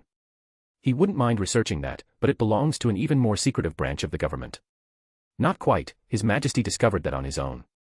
The technology from previous humans expanded on it and allowed it to be utilized in easier ways. Lloyd explained, motioning for me to follow him. That lazy, casual behavior from this top researcher is making it hard for Billy to take this seriously. Almost everything sounds like a game to him. I see. Indeed. His Majesty might not look like a scientist, but he is one scary individual. He made the first proto-fusion reactor back when he was just a student at the academy, using scraps from old military hardware in the basement. That is where he found his faction, Anaheim, in the basement of the occupied nation. So when you sometimes question his choices, just know that he made a son in a basement, with scraps. Lloyd chuckled while saying that. Not that Billy found it funny. Yes. I am well aware. I did find him unique. When I first saw the proposed changes to our flag, I thought it was too easy, but it turns out that we had a mobile suit developer who could build this. Now it made sense. He was maximizing our technology without revealing anything excessive. Billy recalled his gut feeling years ago, when he felt it was easy that Marcus was pulling technological advancements out of thin air. All of a sudden, years of advancements passed in a matter of days, and their overflags, powered by simple batteries, could keep up with machines powered by perpetual motion engines. It does sound like something His Majesty would do. Now come with me. Let me show you one of the greatest inventions of mankind. All of a sudden, he got excited and motioned to come after him. There is no need to rush, sir. Billy needed to run after him. What an eccentric man. Come. Let me show you automated assembly lines. Lloyd was grinning as he ran towards the wide doors ahead of him. More chapters, Book 2, 73 chapter is up. Plus chapter 4.5 CC Lemon chapter, and other stories on my PAT. Chapter 189, Book 2, Chapter 64, Designing Twin Drive Machine. Marcus sighed in relief. He had done his part. He grilled the burgers, set up the barbecue for tomorrow, and let the females do their thing. Now he can relax and do his tinkering. Finally. Peace and quiet. Just how it's supposed to be. The Emperor leaned into his comfortable chair, closed his eyes and enjoyed the hum of his computers in the background, the waves smashing on the beaches outside, and the fresh air that came through the open windows. This was life. After conquering the world, one should always spend a couple of days developing more advanced forms of 18-meter-tall killer robots. Right, back to the drawing board. Marcus opened his eyes and looked at the holograms that appeared on the table. Legion, are you with me? Always. What can I do for you? Those two GN drives I have, can we synchronize their output? The so-called twin drive theory I found in the black box. You want me to try it? Yes. My own initial observation is that they need to link up the frequencies of the particle dispersal. If they are not in balance, it can cause them to lose power and reset. Marcus concluded after watching the GN drives in action. Understood. That is my observation as well. I checked our frequency databanks, and we confirmed over there as well. I suggest we put both GN reactors into a single mobile suit frame, then balance the synchronization rate. Exactly, like I have thought. Then we can do that once the workshop is done. What's the progress? The concrete foundations have been laid, with reinforced nanotubes. The walls and ceiling will be strong enough to take shots from a mobile suit's rifle. Good, from the sounds of it, it will be a couple of days. With the current speed of construction, I will finish the workshop in around 36 hours. Wonderful, for now we play around. Marcus smiled as he used his fingers to flick through the databases and selected his AGT-01 Gundam Throne Tyrannis and CB-01 Gundam 1. With casual finger motions, he broke these two machines apart. Let's compare the core joints and frames, which units have the best ones? He asked his AI as he looked at two holograms of skeletons spinning above his table. Running diagnostics, followed by tests, here are the statistics. Two windows popped before him. What he got were tests with the recorded specs. Benchmarks, right, they aren't docked, are they? Marcus rubbed the back of his hair. Not needed, Your Majesty. Anaheim frames and joint technology is superior to anything Celestial Being has produced to this date. The AI highlighted the parts. Our technology is based on millions of biological joints we have scanned and is based on them. While Celestial Being tried to replicate organic limbs, and succeeded to some extent, they are a far cry from what we achieved. Indeed. They were not competing with us, but what nations of this world have produced, and so far, their technology was leagues ahead. As Marcus commented, he flicked aside Gundam 1's skeletal frame and threw it into a holographic bin. He left behind his Tyrannis frame and added GN particle storage areas. Something akin to muscles. Bit by bit, based on Celestial Being's data, he finished in a decent amount of time. But then he reworked the whole thing and slimmed down the muscles. The reason is very simple, Sakuradite. Nemesis Gundam had synthetic Sakuradite installed, and the experiment proved to them that their pink magical material is effective with GN particles. In fact, the power transfer is far greater than anything celestial being has made so far. Next, he considered installing the fusion reactor, but it was not needed. While it is the most stable power source to date, it lags behind in what the GN drive can do. In one-on-one benchmark competition, his third-generation fusion reactor would beat GN drive down without competition. But twin drive technology, with its squared energy boost, it's a completely different ball game. After muscles, Marcus checked out the cockpit. He needed to adjust as the muscles were originally Gundam ones, so he altered a bit to fit his sphere cockpit. With that done, the only thing left was Tyrannis' wings. It has been a while since he messed around with the wing system of his mobile suit, now it's the perfect time to improve the configuration. Since it's a pure GN machine, I should focus on Verners. Verners are the thruster equivalent of the GN system, they are placed in similar locations to where the thrusters are supposed to be. So Marcus didn't need to think much about that. The data from all 13 celestial beings' machines is enough to work with. After placing the Verners, Marcus focused on the wings. The original design had 8 wings, 4 on each side, powered by gravity resonators to assist with movement and energy control. Now he can make more and add more functions to them. Oh, data on fangs. The Emperor pulled up information he had on Gundam's Vi's fangs. The AI system is linked to the machine's neural interface. Now it's nothing special, compared with the systems he developed for Andraste, his wife's machine is far more complex. The system in that Gundam is leaps and bounds more advanced, and it has been utilized in true warfare situations. In fact, Andraste was one of the most destructive machines in the whole Independence War and world conquest. The small funnels on the mech's wings are a piece of art. And now he is going to develop something from them. I don't need them to shoot anything, let's go with amplification. The wings will be Verners and gravity resonators. At that moment, he decided to mix it up. Can he make them separate 2 types of particles at once? Locken and the Nemesis Gundam showed that it could do so. GN particles can be emitted through gravity resonators. Could I ditch Verners completely and use resonators? Resonators look similar to glass, but they're more like miniature thrusters with nets inside. It's from where the thrust comes from. The particle needs to be pushed through this net so that it can leave the resonator, which causes the propulsion to happen. It's nothing fancy or groundbreaking, just a bit of ingenious tech. Verners are similar but much more primitive pieces of tech. Legion mark resonators as possible complete replacement of the celestial being's Verners propulsion system. Understood, marking for review. After playing around with Verners and then replacing them with resonators, Marcus improved the wings once more. He went for 12 wings this time around. He played with 10, a bit bigger, then made them a bit smaller, added another set of wings, and made them 12 in total. With the wings in place, he began designing new attachments.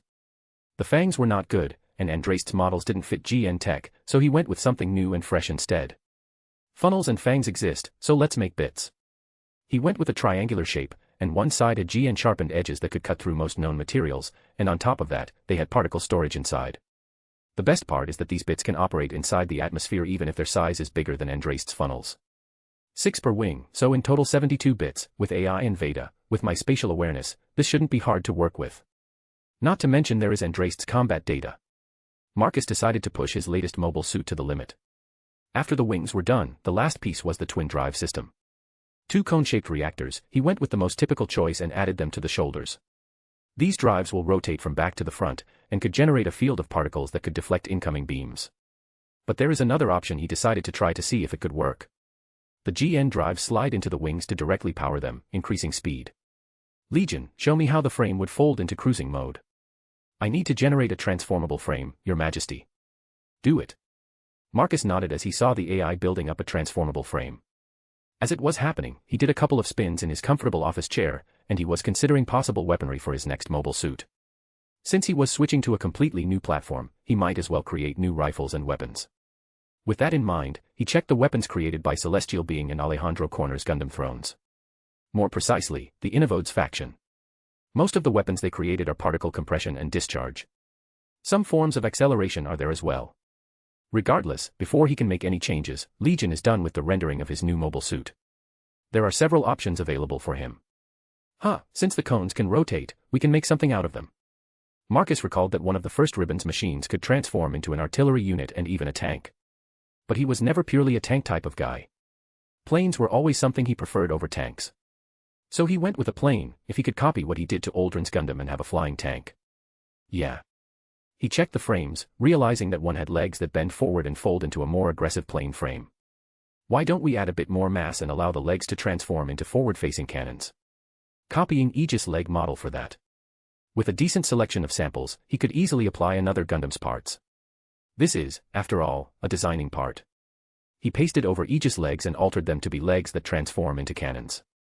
The principle was similar, condensed and released in a burst shot, while the beam saber is condensed and keeps releasing energy at a steady pace. What do you think? Marcus asked his AI. The legs will be transformable. We need to rework the leg frames, it will be weaker than the regular design. No one needs to know that legs are on the fragile side of things. Marcus hummed as he stroked his chin. From the looks of it, he was somewhat done with the initial design. The last thing he needs is to decide on the head unit. Gundam 1 is supposed to be the bad guy machine, so that I will keep it. The Emperor flicked with his finger and selected the head. After that, he pressed on to execute the model, and the AI, with Veda's assistance, began compiling it. Do you want to send this build request to HQ, Your Majesty? No. I will compile a list of parts that I want them to send over, alongside the tools. Marcus explained to his AI. Understood, I shall assist you in the assembly. Legion understood what his creator desired. Indeed, I have years to waste in this. Regardless here or on my Earth. After waiting for a bit, he decided to check what the females of his household were doing. When he left his room, he strolled around his house.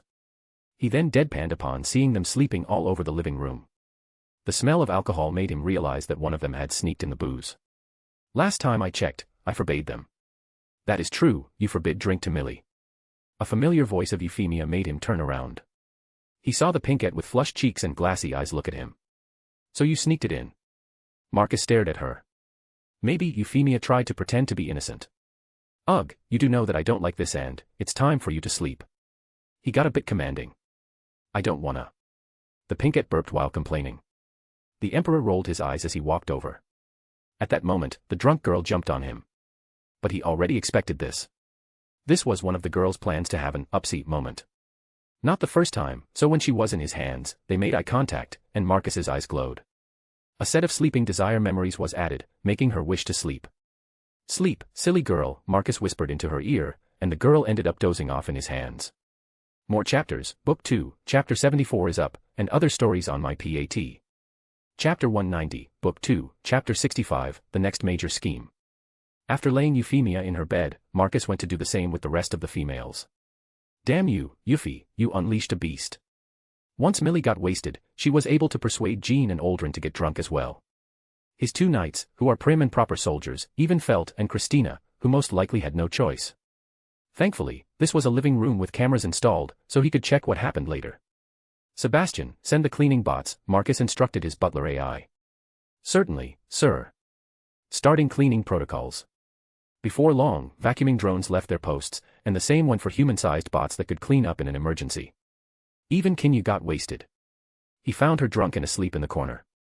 Marcus groaned as he massaged his forehead. I do need to get a maid for myself, this is getting ridiculous, Millie wasted my knight and family maid. After sorting out the messy living room, the Emperor returned to his tinkering room. He checked the consoles for something. Let's see. Innovates, databases, memories. The Emperor's eyes skimmed through some internal files of Veda. This stuff is not open to anyone. In fact, only Veda should have access to these functions. Now these options are off, and Marcus is the only one who can access Innovate creation. It would be hilarious if I made a female version of Ribbons and kept her as a maid. For a second, Marcus chuckled with amusement. But then again, Innovates can be a bit dangerous. That is why he decided to patch this system a bit. The Emperor's eyes began to glow as he activated his Geass and began patching the Innovate system. The issue with this system is memory. While synthetic Veda installs only essentials and assumes that a biological being will be fine with it, there is a need for nurturing, especially for biological life. Let's make one for myself. The Emperor decided that he needed an Innovate assistant. A biological terminal to Veda, eventually a computer of his own. Marcus smiled a bit as he decided on a model. A lavender-haired, chestnut-eyed girl. Though he might have selected what to make, he is a bit skeptical. He needs to fine-tune the systems first before he can start producing Innovates. I need test grounds. The Emperor tapped his finger on the table, looking at his new Tyrannis getting rendered on a hologram. His eyes went to the wings. Freedom. Oh, that could work. Entire reality dedicated for me to play around in. He could fine-tune genetic modifications, cloning, and biological research. These things, while relaxed in his world, are still tightly controlled in Lagrange 3 Academy City. But the same can't be said in a world like Gundam Seed. I could infiltrate and make that place an experiment grounds for me. Marcus pondered this a bit. His fingers moved to his console, and he went through the project options, creating a new file. Named Project SEED, he needs to stick with the name coding of that universe after all. With that in mind, for the rest of the night, he prepared things he wanted to do there. He needs a colony, a company, and manpower. Nothing new, he already has experience in running undercover operations. This is nothing special for him. Not to mention, this time he doesn't care. It's a lesson learned, one universe is enough for him. He won't be conquering again, no, this time around, he only needs data for his empire. What happens in this sandbox, he won't give a damn. Only a single empire is enough. Yes, looks good, initial preparations done, now to lay foundations and allocate resources. Marcus leaned back into his chair and noticed that it was getting bright outside. Morning already, then I guess I start making breakfast. The Emperor commented as he got up. Some distraction would be useful, he needed to think a bit more and consider what to add to his growing list of stuff he needs for his next project. Around a couple of hours later, one of the princesses crawled from her room, and the smell of food attracted her attention. Mary Belle ended up in the kitchen. Her eyes brightened for a second when she saw Marcus, and she sat in the closest chair to the door. Ugh. What happened last night? She asked him after putting her head on the table. The cool surface made her feel a bit better. From what I saw, Euphemia spiked the fizzy drinks with alcohol. The Emperor replied without looking away from the stove. Ugh. I knew the taste was strange.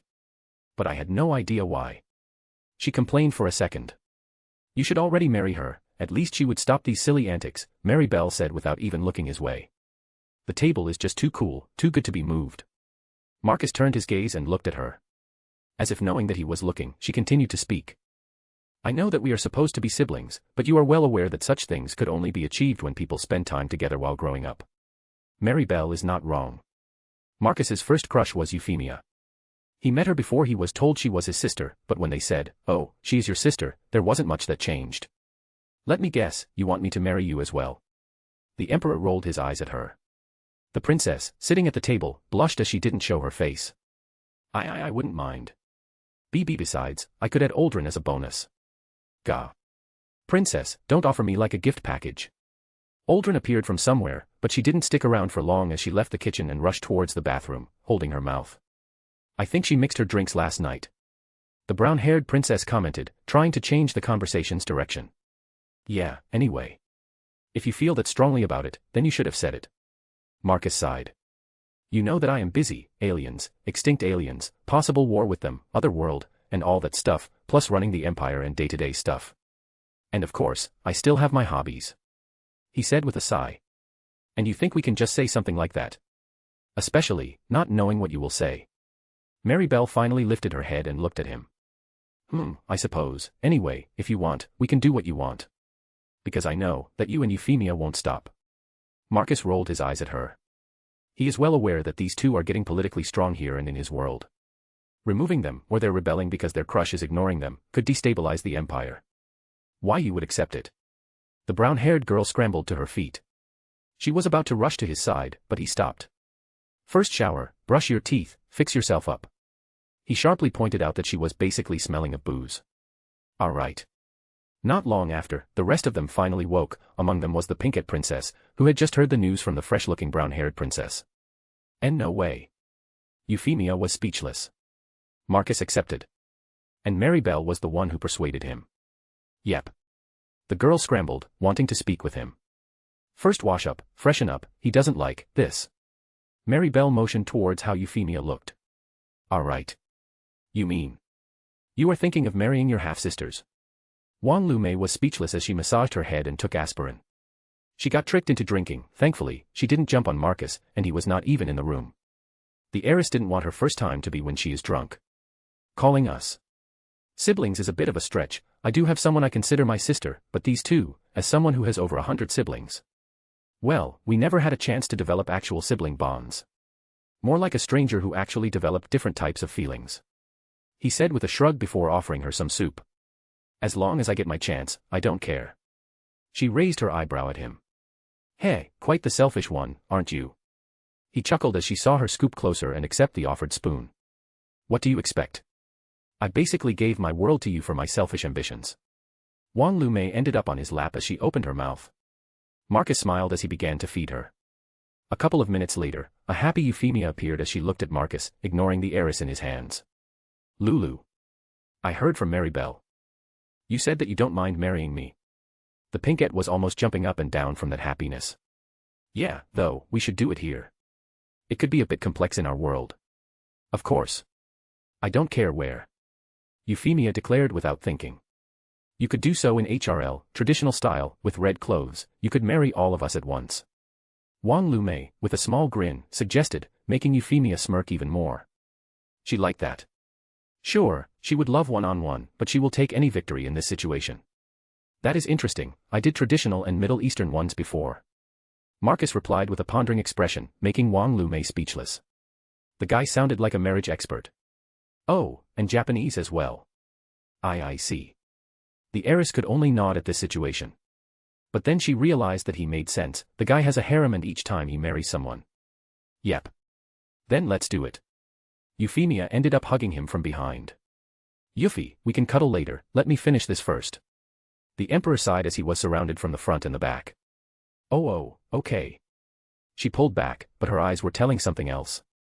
Since she got a green light, as in he accepted her, there is no need to play games anymore.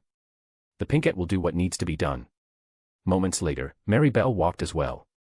Followed by Millie, who was the worst of them. Oh, my naughty wife is back. Please don't, your voice is digging into my skull, please, quiet. The blonde begged. At that time, the Emperor noticed that the CIC girls were not there, nor was the maid. Sure, but do remember we have standards, Millie. I might conquer the world, but I don't make minors drink. Ugh, shut up, and it was your wife-to-be. Not me. The blonde groaned as she waved her hand to get some water. Which one? Today I got 2 more. Marcus teased her as he cuddled with Wong Lu May. Ugh, that's what I mean. Millie complained as she took the mineral water and slipped out of the kitchen. That's that, Euphemia commented on Millie. As the most guilty one, she completely ignored the accusations. We should rest for today, my head is killing me, Mary Bell commented. She was in no position to work or anything like that. Sure, then. I will grill the barbecue alone, in a corner. Marcus sighed, pretending to be alone, and sad, forgotten. I in the evening. Okay. All of a sudden, Mary Bell felt guilty for getting wasted last night, the same with Euphemia, who panicked after seeing Marcus' expression. The pair swiftly left the kitchen to rest and recover. That's quite evil of you. Wong Lu May saw through his acting, it was gaslighting. Is it? Well, they need to learn, when they mess up, I will be there to make sure they know that they messed up. He hugged his wife-to-be. Now let's continue with the part that I'm feeding you. Fufufu, it's a bit unfair that you are having fun alone, let me do this as well. The heiress's eyes gleamed with a bit of desire to do something similar. Of course you can join me. Marcus took another spoon that he had prepared beforehand, he was one of the best tacticians from his world after all. More chapters, Book 2, Chapter 75 is up, and other stories on my PAT. Chapter 191, Book 2, Chapter 66, Plans for Making Portals. This is 500 Power Stone chapter from last week. Around midday, when Marcus was about to start preparing for his barbecue, his comms device began to vibrate. He activated it and checked who it was. To his surprise, it was one of his wives, Shamna. What is it? The Emperor asked the blonde Empress. I do have some good news. The Empress smiled, her smile was a wicked one. Oh. Come to the South Pole. We can continue there, it's quite important. When the Emperor heard that, he took a deep breath, recalling that he had Tyrannis here, so he might as well do a quick visit. All right. He got up from his seat. I will see you there. With that said, he ended the call and took the skewers and the pot full of meat back into the house. Then washed his hands and went downstairs, where the construction of his workshop was full steam ahead. He walked around his Legion bots to the platform where 2 mobile suit containers were. The Emperor used the container's ladder to get onto the mech. He walked over to the cockpit, which opened automatically, and got in. Moments later, his machine powered up, and the Gundam began to stand up. Marcus activated the gravity resonators, causing the mobile suit to float upward. Midway, he made the machine fold into a plane and rush out of the artificial cavern and into the ocean. Once out, he sharply turned south. Less than 5 minutes, Tyrannis blasted into the South Pole base, where it landed in the primary hangar. A bit later, he was in his favorite living room, enjoying tea and waiting for his wife. You are quick. I barely had enough time to prepare my case. The blonde said with a proud tone. She didn't expect him to pull up so quickly, considering how many women are in his house and want his attention. I know that you have something very fascinating waiting for me. He smiled back. I rest my case. This is very fascinating.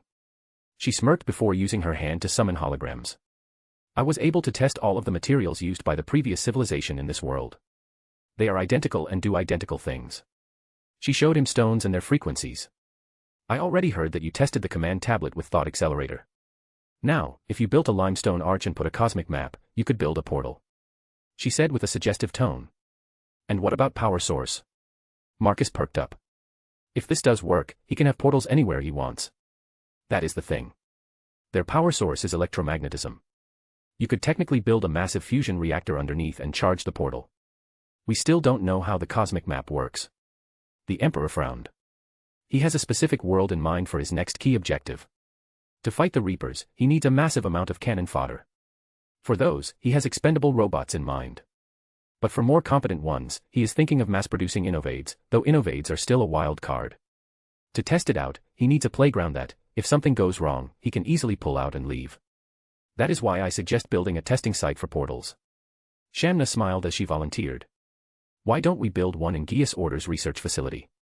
We have a massive reactor there and just enough space for mobile suits to pass through. Marcus leaned back as he pondered her suggestion. Well, since you are my wife and responsible for my dirtiest empire's secrets, there is something I want to tell you. Oh. When I used the Thought Accelerator to gaze at the edge of our galaxy, I sensed something, cold, and quite evil, Marcus said with a concerned tone. Shamna felt a chill just from his tone.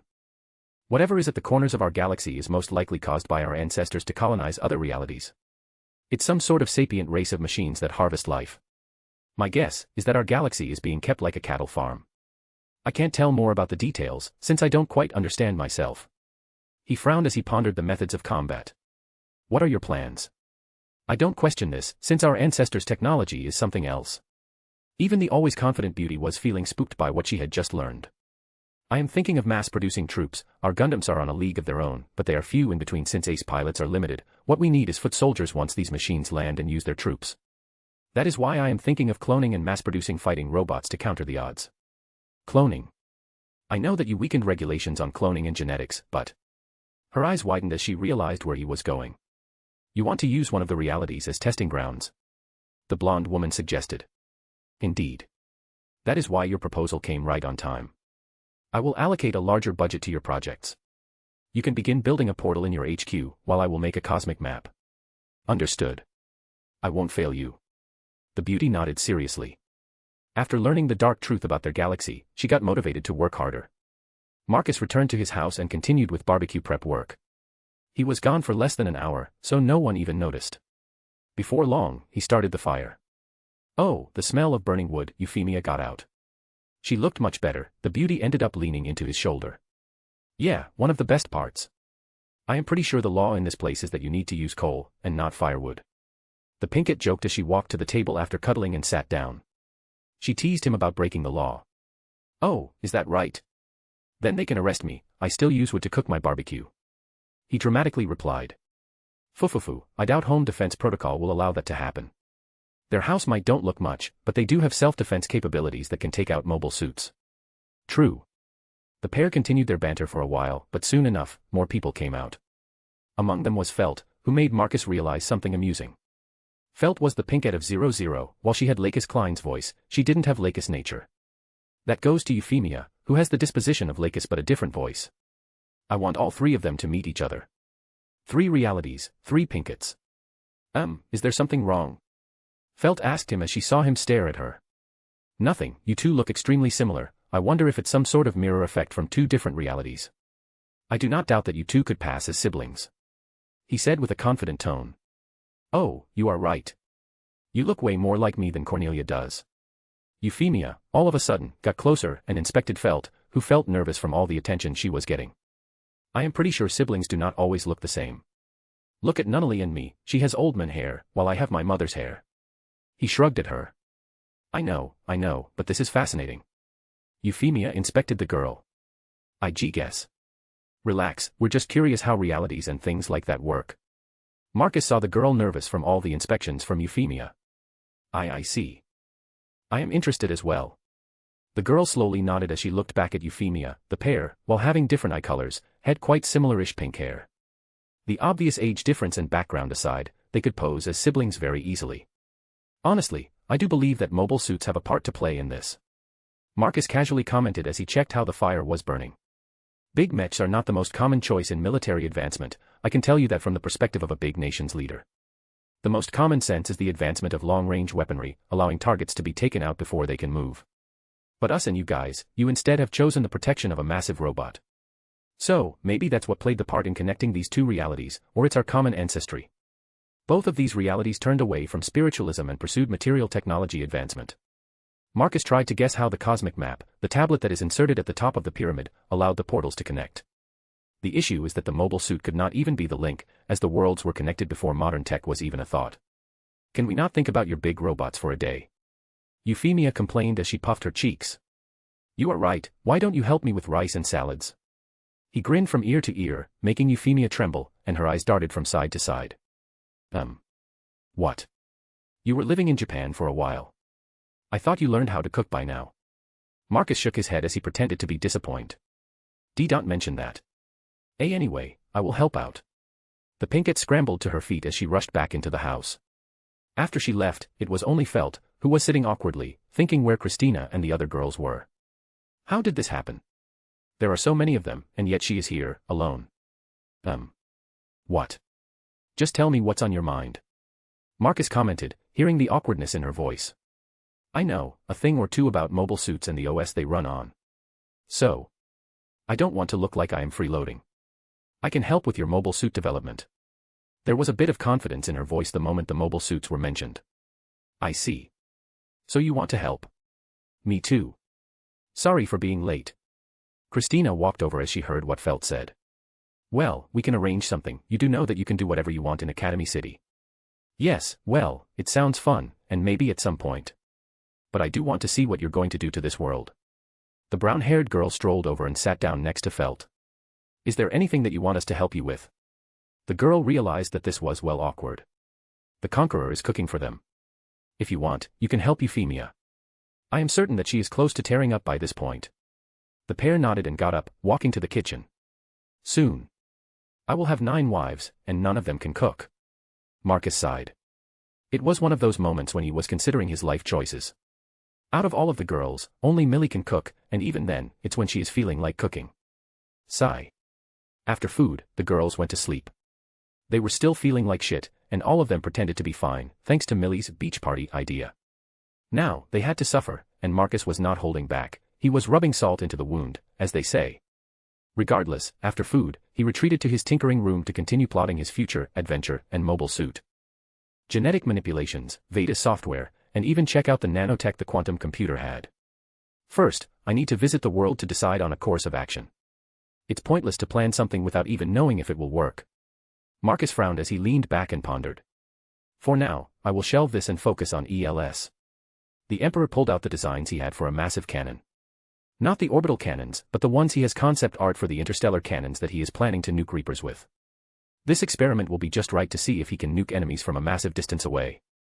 Geass energy as core, quantum brain waves as medium. Marcus pulled out the schematics on how the quantum brainwave interface works. It was time to make a huge weapon in this reality as well. Chapter 192, Book 2, Chapter 67, Workshop and Cult of Personality. Around 12 hours later, Marcus finally descended to his new workshop. Just 2 days ago, it was a hollowed-out cavern, now. It was the technological power of his empire in action. He was followed by 2 females who wanted to repay the Emperor for his hospitality, finally, and, honestly, to satisfy their curiosity and see the imperial technological prowess in person, as technology was their hobby and their job. That's impressive, this was built in less than 2 days, Christina commented as she looked around. This was an empty cavern not long ago. Now, it was a fully loaded hangar. From the looks of it, the Gundams are placed a bit lower, as their lowered bridges suggest they are 18 meters, which could lead them to the mobile suit's torso. Yes, well, Legion has years of experience working on Earth and space. Each time the data is collected, analyzed and improved upon, making it even more efficient. Marcus explained that as he stepped into his workshop, he didn't even need to design this. All he asked was the same type of workshop he had in Constantinople. His Gundams will form a semicircle around his core workshop. There are lifts that can move his mobile suits if he has more of them. Aren't you afraid that a self-aware AI can go rogue? Christina asked him, recalling some of the horror movies she had seen. Not me. You should be worried, though. Marcus smirked a bit. Why? Core protocols that make my AI are around. Core reasoning that makes Legion. Legion is serving its creator. Just like any organic life, Legion went through a growth cycle to improve its logic and morals. However, in the end of the day it serves one master. Huh, is that so? I do want to see its systems. You would be quite disappointed from a programmer's point of view. He smiled a bit. His smile was a strange one. Why? Because it's a self-aware system, it doesn't react normally to simple coding, Marcus explained. I periodically self-update according to the requirements needed. Only my creator is allowed to see my internal files. The AI said, making the girls a bit spooked. What is with that reaction? You have been interacting with Veda, who is more or less self-aware. In fact, it could be even more dangerous if it concluded that to unite humanity, the best course of action was to exterminate them. The Emperor rolled his eyes at them. The pair stared at him in terror. At least my AI will protect me. He smirked at them for a bit. But, still, what if? That is why, instead of basing everything on efficiency, it is not the solution. That is why Legion is Legion. It's made of many AIs that delegate operations. The Legion here is not the same as the one in the Holy Byzantine Empire. They are all part of a huge AI network with specific missions. Self-containment that doesn't allow one AI to get above another. Oh, that is genius. Christina exclaimed with wide eyes. Felt nodded at him as well. Now this revelation caused them to relax considerably. I know. Marcus nodded as he motioned for them to move forward, deeper into the workshop. Since you two want to help, I will share some data with you. Simply by mentioning that holograms appeared around him. He flicked his fingers and sent it towards them. Hologram windows surrounded them. This is data on 2 Gundams that I want to make into one. At the same time, new technology will be developed to boost this new machine's performance. The Emperor explained to the pair as he watched them check it over. Oh. Gundam 1. Never heard of this machine, it was not in the databanks of Ptolemaios. Christina commented as she looked at Felt. Same, I have never seen it before. The Pinkette frowned, confused by the existence of this machine. Innovate use. The mobile suit was developed around 5 years ago by Veda. The initial interventions the quantum computer decided were to be done by innovates. But eventually Veda shelved that idea and focused on human intervention. This is what I said just a moment ago. The quantum computer could have chosen a different alternative. He chuckled. His AI has checks and balances. Imposed by another Legion AI whose sole goal is that it maintains a balance among its other AIs. I see. The girls nodded, they were a bit spooked. Thankfully, Celestial Being is done and dusted. They continued to read over, stopping at something groundbreaking. Twin drive system. 2 GN drives at once. This is new. How did you even come up with this? Felt asked him. I didn't. It was Eolia Skenberg's plan. He put a theory in place, and we are going to see if it's possible. I see, this is interesting. Indeed, so get to it, girls. Let's see what you can do with it. With that said, Marcus walked to the edge and looked at his 2 Gundams standing next to each other. I should tell my girls to bring their Gundams here just to make my workshop look cooler. The Emperor smirked as he recalled Constantinople's workshop. He now has a collection section built as an extension. At first, he had just a few nightmares from the war, so there was no need.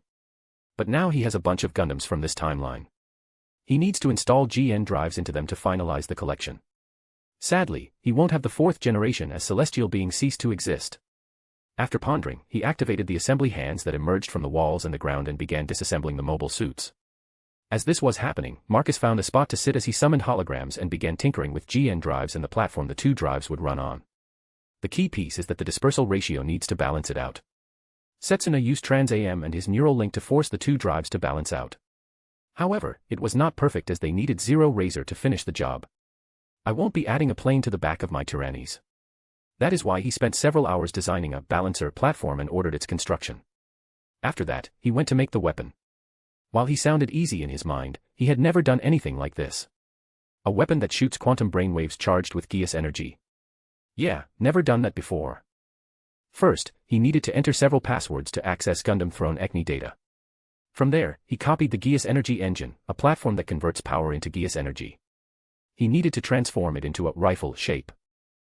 This is not hard, making the engine emit energy into magnetic Sakuradite rails and blast it out. But there has to be a part where it's charged with quantum brain waves. Marcus pondered for a bit. Geass energy is, by the looks of it, only works on humans, since the source of the power is the collective unconsciousness. But this is where quantum brainwaves come to play. Human mind power transcends its boundaries and reaches its next step in evolution.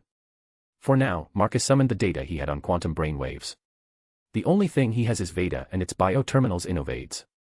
He lacks technology in this field. So I need to become an innovator or create innovates that could assist me in this. The Emperor leaned back as he pondered where to proceed. Sigh. No need to rush, I guess. For now, with a flick of his finger, he saved the files for the prototype weapon for ELS and went to check on the progress of taking apart the two Gundams. Now that his Tyrannis is out of commission, he will need to use his spaceships to travel around for a while. A couple of days have passed, and Marcus got the GN balancer in place. 2 Legion bots inserted the cone-shaped engines into the slots, and with a loud click, the 2 drives were locked in place. Oh, so that's how you are going to do it. Indeed. This is like tire alignment used on cars back in the day. The Emperor smiled a bit as he recalled classic cars. Back in the day. You don't have cars. Christina gawked as she realized he had mentioned his world, not hers. Oh, right, never mentioned before, right. My Earth doesn't have conventional cars anymore, we use flying cars. While they can't cross oceans on a single charge, we are working towards a method that combines planes and cars into one thing. Marcus recalled, midway through one of his projects, the idea of blurring the lines between cars and planes. No more commercial flights, you just use a single car, and you can take it around the world. The issue is speed and battery. Levitation is quite a glutton for energy, as the power has to come from somewhere to keep something like a car aloft.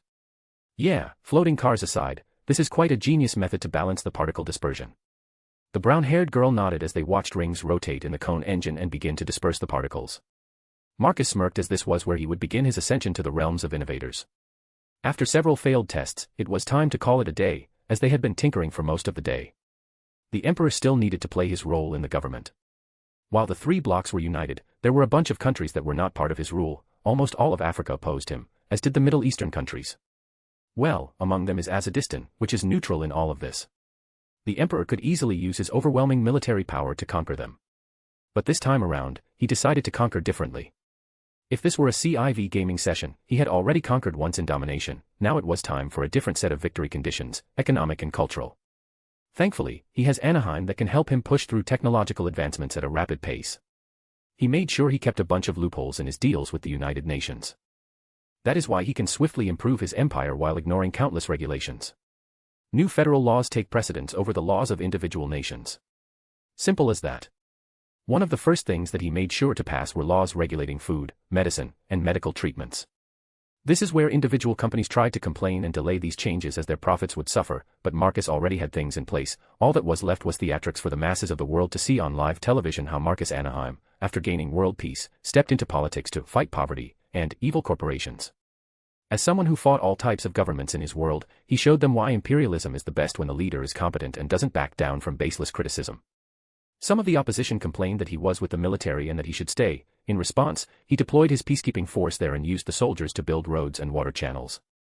In other words, the longer they tried to resist someone and bogged down in some bureaucracy, the less regular people loved government in the first place. Instead, they loved the singular person who is there to help them with their livelihoods. In other words, he was building a cult of personality that would become a dynasty. And there was nothing these politicians or corporations could do as the world was changing before their very eyes. The old system was falling apart, and the new one is rising in its ashes. By this point, people had forgotten about Celestial Being or their Gundams, as Marcus Anaheim was a constant face on the news around the world. The Emperor used the terrorists to propel himself to the top of the world. More chapters, chapters 76 and 77 are up. Extra stuff, chapter 76.5 Euphemia Lemon, is up on Pat. Chapter 193, Book 2, Chapter 68, Trans AM his way through. As Marcus was becoming the world's most famous individual, something else was happening in the Middle East. Princess Marina, it would seem that you are pregnant. The princess doctor declared in a plain tone while looking at the results. The black-haired princess's world at that moment stopped as her mind muted everything around her. Princess. Princess. Oh. Yes. Marina snapped out as she tried to process the information. For now, you should take it easy with your responsibilities and tell your man the great news. The woman smiled at her princess, making the princess smile back. Her smile was a strained one. The doctor had no idea who the lucky person was, but it would be a great day for the kingdom, which was recovering by the day. Before long, the doctor left the princess's room. Once she was gone, the Marina turned pale as she had no idea what to do. Soon enough, she was panicking. The news is fantastic. Sharon smiled, as she was a bit jealous that it was not her who got pregnant. Well, it was not her time of the month when the commander was visiting. How? He is busy. Don't you follow the news? He is close to uniting Africa. Most of the rogue Middle Eastern countries are falling in line for the economic benefits. Now imagine I tell him about this. Marina declared, then motioned toward her stomach. Sharon snorted as she shook her head. Then you clearly didn't understand what was going on. Her assistant sighed. If he wanted nothing to do with us and just had an affair, he would have demanded to use protection. He is a proud individual, so he would just do it and then leave. That means he doesn't mind that you carry his child. The sharp glasses-wearing lady explained with a smirk. I do believe he even wanted to impregnate you, as he did with you twice as much as he did with me. Sharon sounded disappointed as she shook her head. The assistant wants to change that and give birth to the commander's child. You think? Marina wasn't certain, in fact, she was quite nervous. Of course, you are a princess. I am sure he will be happy to hear about this. Her assistant tried to calm her nerves. I suggest you just relax and let me do the rest. Fine, I doubt I can stop you anyway. The black-haired princess sighed as she resigned herself to her fate. It would seem she won't be able to escape the fate that she is sharing with Marcus Anaheim. Indeed. With that said, Sharon went to inform Marcus that he will be a father. Not that the assistant is aware that this will be his 5th child. The Emperor will hear about it soon enough, as Sharon gained a direct link to contact him. The developer of Gundam was in his workshop, continuing to run tests on the twin drive system and getting bathed in green particles of the GN drive when he got the message. Huh, so she did get pregnant, Marcus commented the moment he read the news. Pregnant? Who? Christina overheard him speak. Princess of Azadistan. It appears our fling got something. He smiled as he recalled having his way with Marina. Why you impregnated Marina Ismail? The brown-haired CIC commented in surprise. She didn't expect to hear that something like that had happened. It's simply out of the blue. Well, yeah, that happens when you have a princess for a week and daily, Marcus smirked as he casually explained to them what happened. Christina and Felt blushed when they heard him say that so casually. But. I mean. There was a civil war going on, and. The brown-haired girl tried to process how one led to another. Indeed, a stressful situation requires a method of relief. The Emperor said with a sagely nod. He was speaking from experience. As someone who has several wives, they assisted him with his stress, which is how he got Colin pregnant. So, when Celestial Being was trying to calm down the kingdom, you were working on impregnating their princess, Felt concluded for Christina. In a way. While your Celestial Being tried to blow things up, I was the one who brought in tech to help the economy. Marina had no means to pay for all of the technical support, so she and her assistant decided to use a technique as old as humanity to solve that issue. Marcus explained to them. I see, and now you have a child on the way, are you going to take care of it? Christina asked, several complex emotions to pass through her eyes. Of course. My kid. He snorted at her for hinting at it the wrong way. Legion, book a trip via Anaheim Corporation to Azadistan. It's time to review the infrastructure I placed there. The Emperor turned aside towards the holograms. Understood, arranging a trip for you, Your Majesty. Good.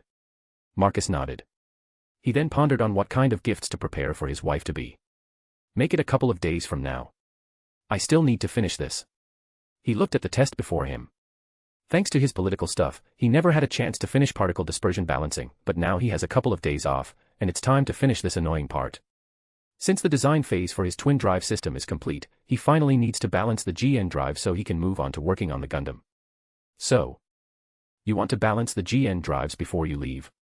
For now, the pair of girls decided to shelve the fact that he impregnated a princess and focus on the job at hand. Yeah, the Gundams are taken apart, and it feels like the only thing missing before I put the new mobile suit together is these two. He points at 2 cone-shaped engines in the middle of his workshop. He has tried to balance it out several times now, but they just begin to become imbalanced and stop at maximum output. I suppose Trans-AM is needed in the very end. Legion, can you order storage tanks for GN particles? We are going to Trans-AM this. The Emperor said after making up his mind. Are you sure?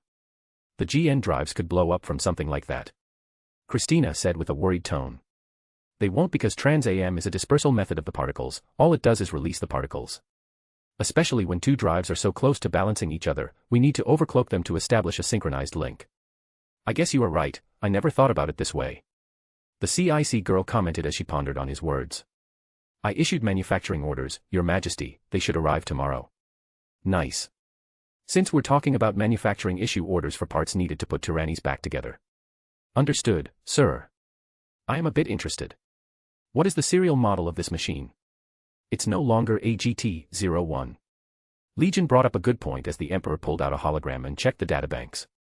He can tell that Legion is keeping a bunch of files on this project under the name in development. Right, can't name a Gundam like that. Marcus chuckled at how bad the machine would sound if it were branded name in development. Not that he was far away from naming it. He typed it ATDGT-0000 Alpha Tyrannis, with Alpha typed in Greek letters. He went with a symbol because Gundam 1, named AI or I Gundam, used a symbol, so he went with a symbol as well, only a Greek one, as the Byzantine Emperor developed it. 4 zeros. Christina saw the name. Indeed, the full name of this machine is Anaheim Twin Drive Gundam Throne 00 Alpha Tyrannis. That is a mouthful one. She grimaced at how long the name was. Because it's technically 3 machines in one development cycle. Celestial Beings machine, Anaheim machine, and a new prototype Twin GN Drive machine. 3 things at once. He explained to her. I see, anyway, we will return to our jobs. I have this feeling a lot of work is coming soon. We will see. Marcus looked at the name of his machine and the rendered image below it. The only thing I need is to develop rifles. Since he has time to wait for those containers, he decided to check out his designs. The 3rd generation rifles don't work here at all, as they utilize regular energy, whereas his new machine is a pure GN beast. Let's see. He began flicking the parts away from the design, then switched in Celestial Beings tech. Wait, we can keep Sakuradite. Marcus smirked as he realized that he could keep the Sakuradite railing in the barrel and the trigger mechanism. The energy transfer will be a complete 100%. Sir, what you are designing is not a beam rifle but a mass particle accelerator. If you use this in an MS combat, it would be classified as a colony or space fortification buster. Even better. Marcus wasn't done, as he added transformation capabilities by improving the frame. At the very end, he even went with the Gauss splash damage model for a wide burst instead of keeping it as single-line damage only. The more he added means to blow up things, the more he was motivated to improve the design. This was the perfect time to do that. No wonder we lost this guy is just a weapons freak. Christina was a bit concerned when she heard that Legion is being the voice of reason and not the humans. I am a bit concerned. The brown-haired girl said to Felt. I am sure it will be fine. We are on the same side. You should be worried for his enemies. The Pinkette tried to reason. That's the thing, who is the enemy? Felt shrugged at that point. One of Marcus's spaceships arrived with a large container under its belly. Inside the container, there were several empty tank-like containers designed to hold GN particles. Legion bots designed for large item carrying walked over, collected these items, and brought them to the GN testing ground in the middle of the workshop. Once there, the humanoid-shaped bots took over. Marcus was there as well, assisting with the assembly. This is amazing. I want a workshop like that. Christina commented to herself that this was the 3rd time she had seen it, and each time her desire to have something like that in the future grew. It's like a toy box for a child, only that the toy box can make items. Maybe a sandbox is a better term. She pondered for a bit as the improvement work was done. Should we really do this in a closed-up space? We have no idea what such a massive amount of particles will do to us. Felt wasn't quite aware of what the particles would do to people. After all, she was part of the intervention cell of Celestial Being, not the development team, which knew the full extent of the particles' traits. This is on purpose, Felt. These particles are what will turn me, and in turn you too most likely, into innovators. He smirked at them. Yeah, shouldn't you do that with your wives and close family members? Christina wasn't sure this was a great idea. I wish. Euphemia and Maribel are busy in the government.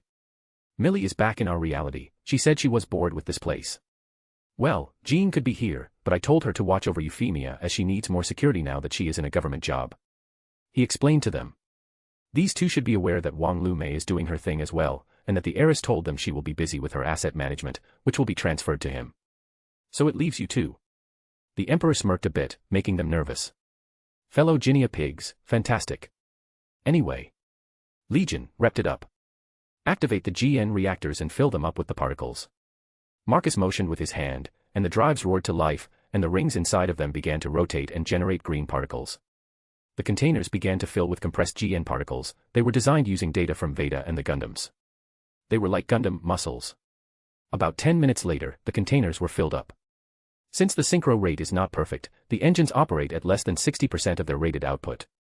So it takes time, but eventually, they were ready for the main test. More chapters, Chapter 78 is up. Extra stuff, Chapter 76.5 Euphemia Lemon is up on Pat. Chapter 194, Book 2, Chapter 69, A New Fiancé. Initiate the synchronization test, Legion, Marcus said to his AI the moment the particle storage containers were full. Beginning the test. The GN drives roared to life as they began to increase their rotational speed.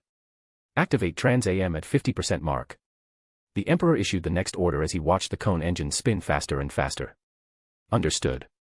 The pair of girls behind him looked a bit worried that something like this was happening this close to them. Though both of them developed a used-to outlook on this situation, so they were not panicking, more like used to this madness. Eventually, the drives turned red, as if veins had appeared on them, and the dispersal magnified several times over. Becoming a fountain of GN particles. Growing brighter and brighter as the number of particles in the air grew. Eventually, it passed the previous failure mark at 78%. Wonderful. 81%. 85%. 87%. 90%. 92%. Now activate the configuration module. Marcus smirked as he saw the 94%. Beginning configuration settings, adjusting particle dispersion. And no way. The green particles disappeared, and a green cloud formed above the GN drives. What is this? The true power of GN drives. This is a mutagenic cloud that formed from excessive GN particles. It stimulates one's brain functionality and begins an evolutionary process. As he explained to them, the synchronization reached 100%, and the cloud persisted, but eventually the stored particles began to dry up, and the Trans-AM ended. Wonderful, the test has been a success. Legion begins storing particles once more. I want another bath soon. Marcus said with a smirk, as he won't stop until he becomes an innovator. Understood, sir. By my estimation, you can have another bath in 30 minutes. Fantastic. This guy. Christina and Felt were a bit concerned about how crazy this man could be. This is unknown technology to them, not properly tested, yet he is doing this. Not even the ex-celestial being know all of the GN drive secrets. These engines were created many years ago in Jupiter's orbit. Yet, he is doing this. Relax, you two. If you want, you can work from the house upstairs. The holographic projectors are there. Marcus smiled at them. He could see that they are spooked, so he will let them work from anywhere they want. Great. We can enjoy the pool as well. Let's go, Felt. The brown-haired girl grabbed the pinkette, and the pair dashed to the lift that would take them upstairs to the house level. Wait, the younger girl tried to complain, but the CIC girl didn't care as she wanted to enjoy the sunshine. Marcus shook his head as he focused on his work. Now that the synchronization was successful, he can begin building his Alpha Tyrannis Gundam. First ever twin-drive mobile suit, most likely the most powerful machine, on the doorstep of Generation 4th. Though this machine branches out from the usual Anaheim Gundam family tree, so calling it a 3RD, or 4th generation is a wrong classification. It doesn't follow the usual requirements the Empire uses for this. Let's begin, Legion. It has been a while since I got dirty. Marcus picked up a belt full of tools and took a loading lift to the Gundam level. By this point, there was only a skeletal frame lying on the ground, and at the corner, there was a small hill of mobile suit parts. I need you to sort the GN containers and highlight the ones we can reuse. The rest can be sent to the assembly line and reforged. The Emperor instructed his AI as he walked around the 18-meter-long frame. Understood, sir. I suggest we bring over the raw materials here and forge them ourselves. Good idea. Then begin assembling the infrastructure below us. I will start with the cables. Marcus nodded at the AI suggestion. He usually manufactures things at home, but in this reality, he has several factories that can do it for him. Very well, upgrading assembly lines with improved furnaces and access to power for this project is enough. Ordering extra raw materials, payment successful. As Legion was arranging things, Marcus went over and picked up cables, ladders, and other tools. He has about 12 hours before he needs to leave for Azadistan to see his new fiancée. The beautiful princess can't escape from him this time around. Marina Ismail fiddled with her dress as she was in the airport where the private jet of her child's father was about to arrive.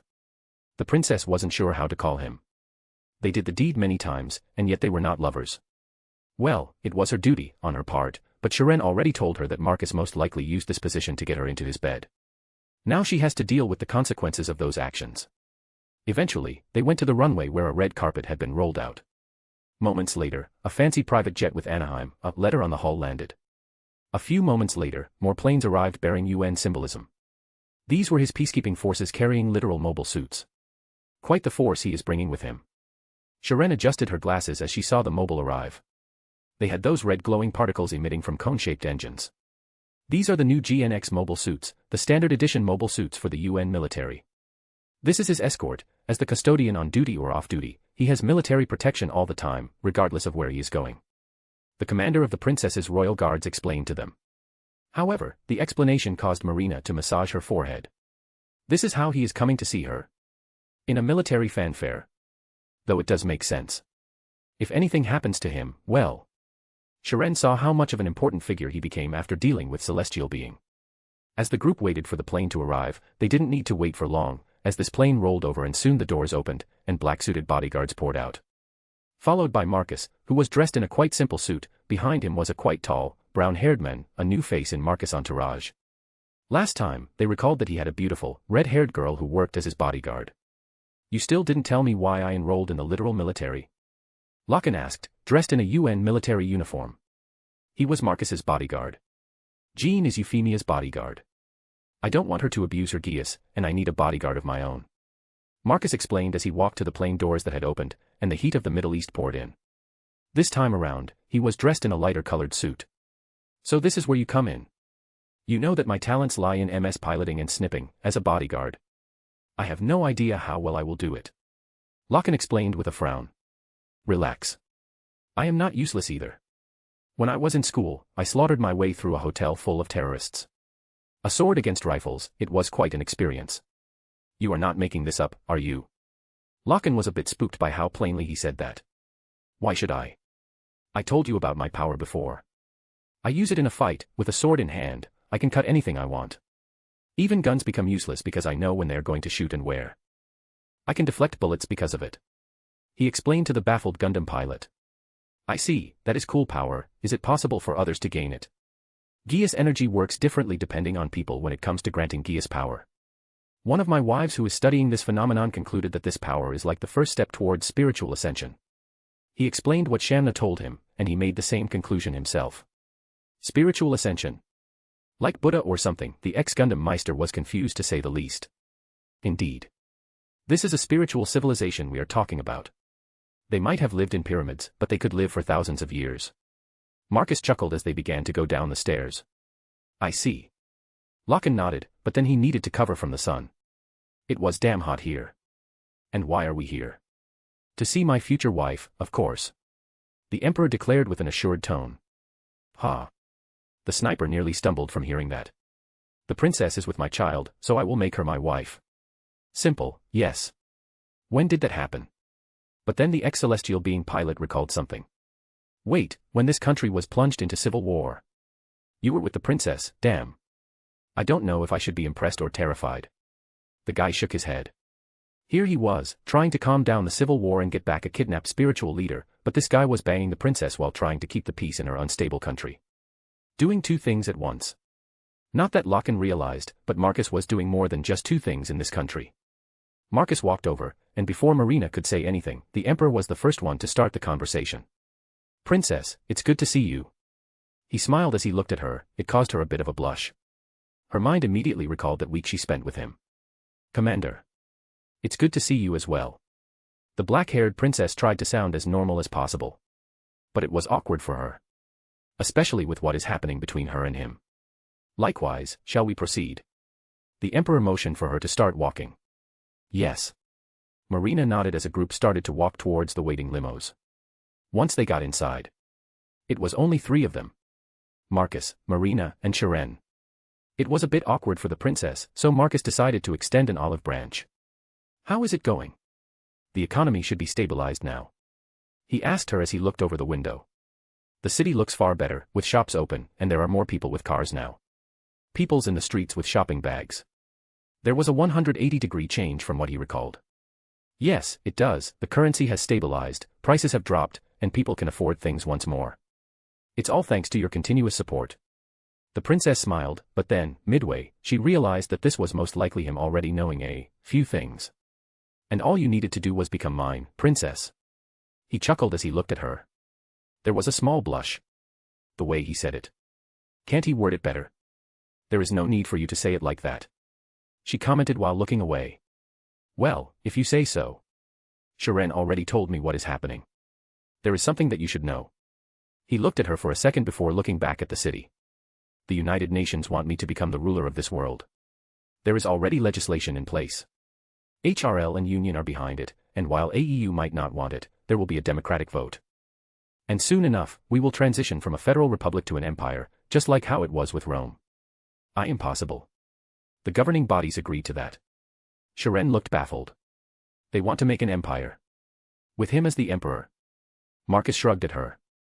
We will see. The current government won't last for long. It's the initial one that works as a transition. The new one will be elected in around 3 years. But the way it's going. Union, HRL, and most of African countries that joined the United Nations already agreed form the Imperial Party. The disguised emperor said with a small smile. He then looked at Marina. It would seem you will be an empress soon, my dear princess.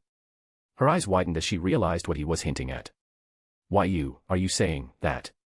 Yes, I will make you my official wife. Amusement danced in his eyes as he declared that. His declaration caused her to lean into the seat as she needed to wrap her head around what she had just learned. More chapters, chapter 79 is up. Extra stuff, chapter 76.5 Euphemia Lemon is up on Pat. Chapter 195, book 2, chapter 70, Signs of Innovation. Y/N, sorry for late chapter, had Easter and stuff. Do I even have a choice? Marina sighed after a couple of minutes of silence. You don't want to. Marcus replied with a raised eyebrow. The princess looked away, there was a thin blush on her cheeks. Thought so. He smirked for a bit. We are going to release a statement to confirm this. Your people will be quite pleased with this development. His statement caused the princess to look at him with a bit of surprise. After all, he was an outsider to her people. Are you sure? You will see. Marcus smiled with a bit of confidence. He has already pacified her population to a considerable degree. There is a reason why his empire is considered a perfect place to live for normal people. Bad elements are removed, it's as simple as that. When you have a rot, you remove it.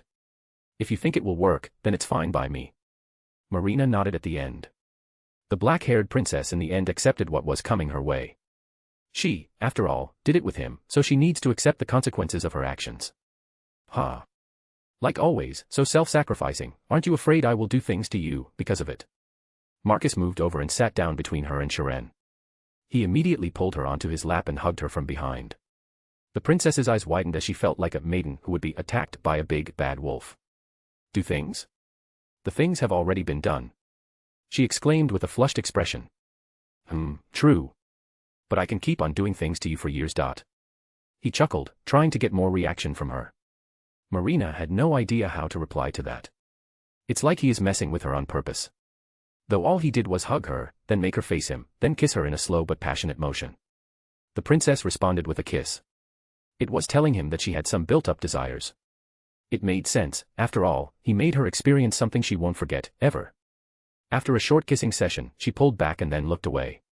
A bit ashamed that she was like that, in a car, thankfully, the limo's back only had 3 of them. Satisfied? She asked him after she had collected her thoughts. Far from it. He replied while hugging her tighter. His reply made her roll her eyes at him. Typical. I have somewhat realized that you made this on purpose. She said while turning her head to the side and looking at him. Oh. Maybe I was. I am an opportunist when I want to be.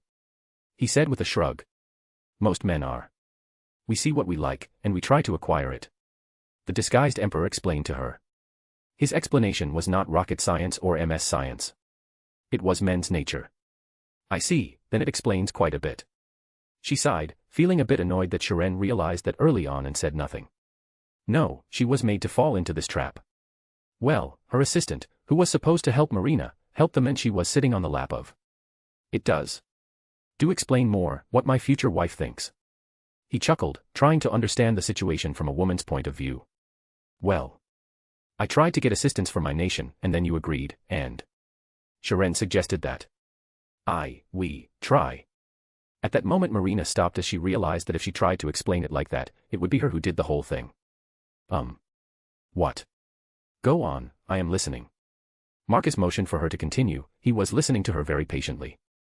Forget about it, everything is fine. The princess looked away, it's becoming even harder to look away.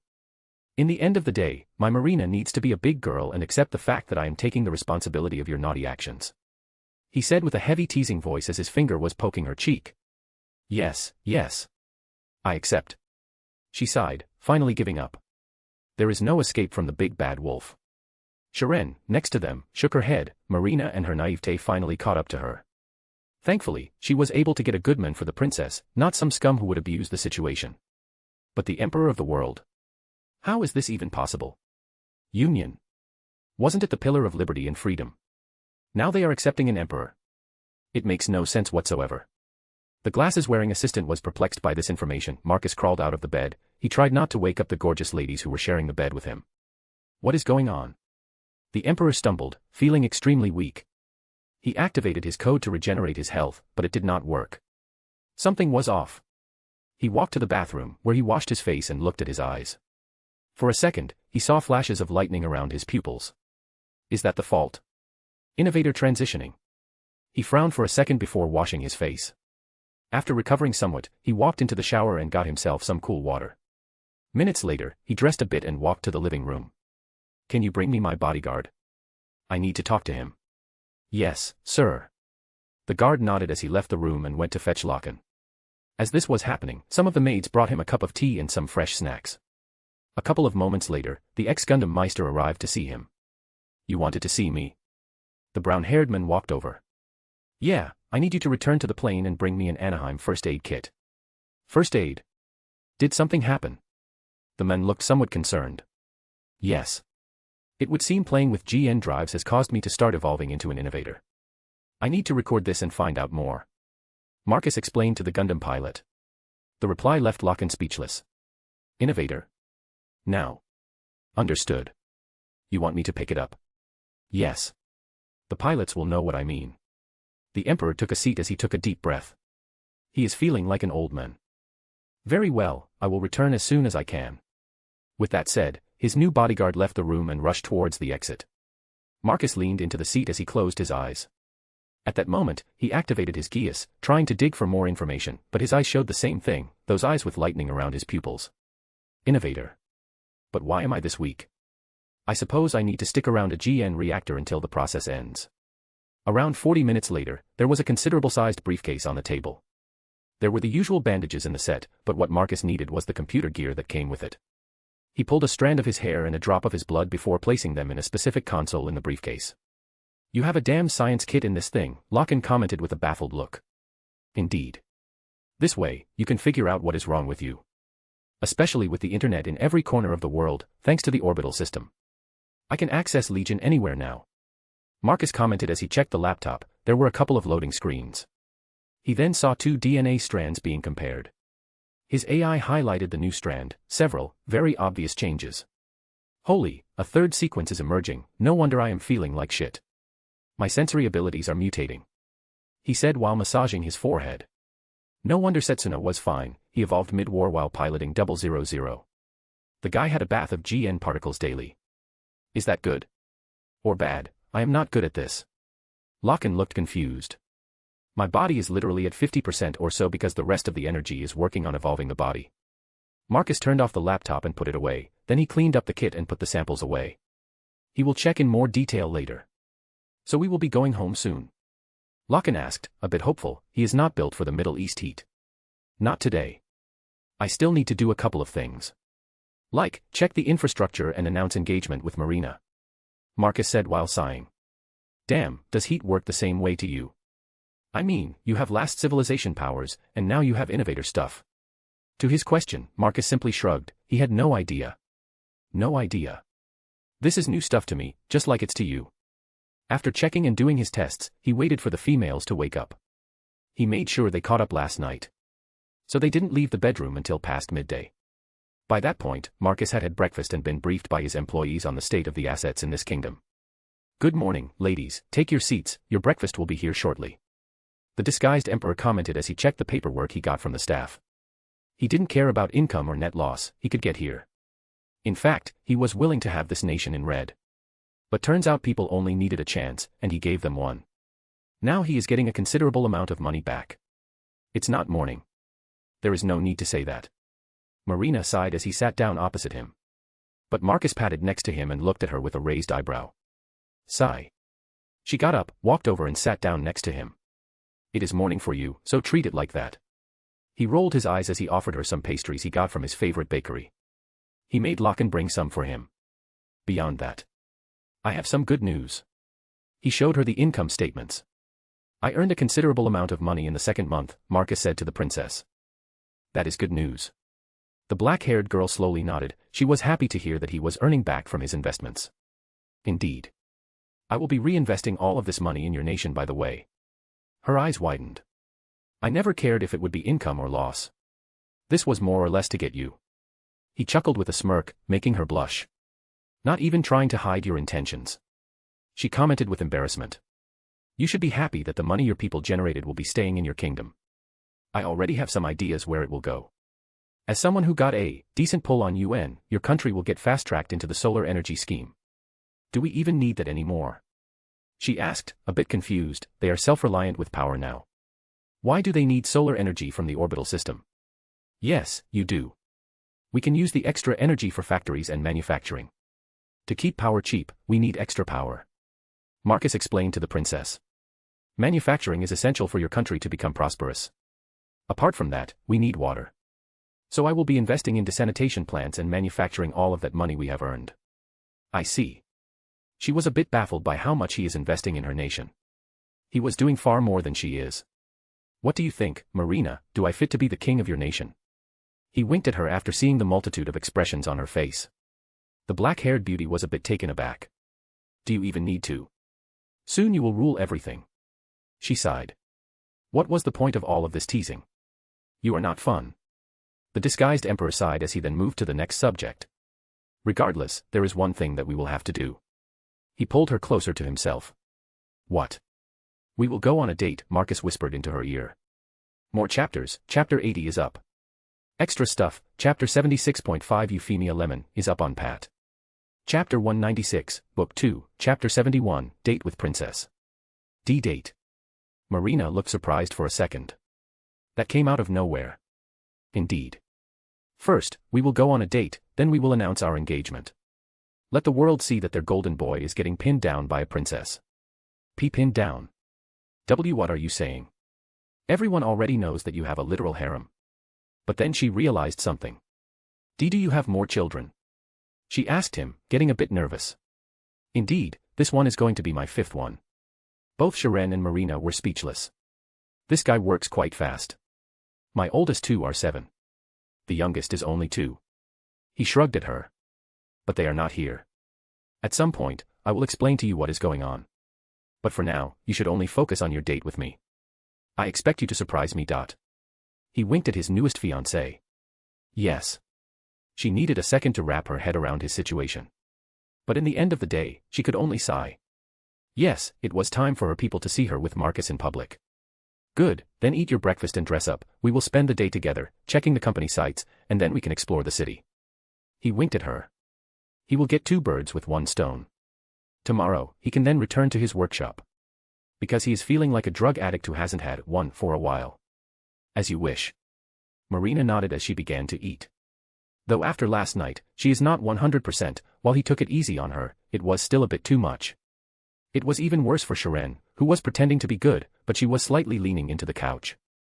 Don't worry, we won't be doing anything strenuous. After all, you are carrying my child, and I have a bit of experience in how to deal with women who are expecting. He explained quite confidently, making her roll her eyes at him. Normally, one should be pissed, but she was in such a strange situation that she had to accept that he had several wives and kids. Eventually, she finished with her food and went to change. Sharon used this moment to excuse herself and went to rest. Marina won't need her as she will be with Marcus. The Emperor abused the geography of the place to generate power for Azadistan. Mountainous and hot, it was a perfect place for new types of solar panels built on poles and moving with the sun. He had a chance to test some of the prototype technologies he can use in space with this. So one of the first places they visited was the power plant rebuilt after Ali al-Sach's attack. Marcus and Marina went there to check out how it was working and to speak with the people who work there. All of them were people from her country, and after teaching them how to operate the system, the specialists returned to Anaheim. This was to satiate the conservatives, not that there were many of them. After the power plant, they went to see the panels. There are more of them. The white-dressed princess commented as she looked into the distance. There were a considerable number of poles holding the panels. There is. I did invest more in this place. If you haven't noticed, they are building several nuclear power plants as well. Marcus chuckled as he liked that expression on her face. What? Never heard of this news. The princess began to pout as she realized that she was left out of the loop. Why am I hearing of this for the first time? She complained, wondering if Shiren forgot to mention that. Most likely, I have free reign to do whatever I want. The perks of being Princess Marina's favorite person. He leaned forward and wrapped his hands around her waist, pulling the beauty closer to his hands. Even so. I am the ruler of this land. Her complaining tone was several times lower now as she was in his hands. She wrapped her hands around his neck and looked at him. I wonder. You might not need to do anything, as the Ministry of Energy confirmed for you, as you most likely issued a decree that allows me to do whatever I want in your lands. He whispered into her ear, making her tremble as his warm breath tickled her nape. And maybe. Though they were in public, some of the workers looked shocked to see their princess do this in the open like that. At that moment, the news began to spread, not that Marcus is hiding anything, but he had already sent a message to his news agencies to post his intentions of marrying the princess. After a brief kiss, they continued their trip. This kind of explanation was what the princess enjoyed as she dedicated her life to this nation, so Marcus is showing exactly what she wanted. They could have gone and done something more traditional, but it would be awkward for the princess, who wants to spend her life serving her nation. Instead, they were exploring the capital first to see how the city had recovered before going into a restaurant. It was not some random restaurant, either, but a local cuisine one, run by a family.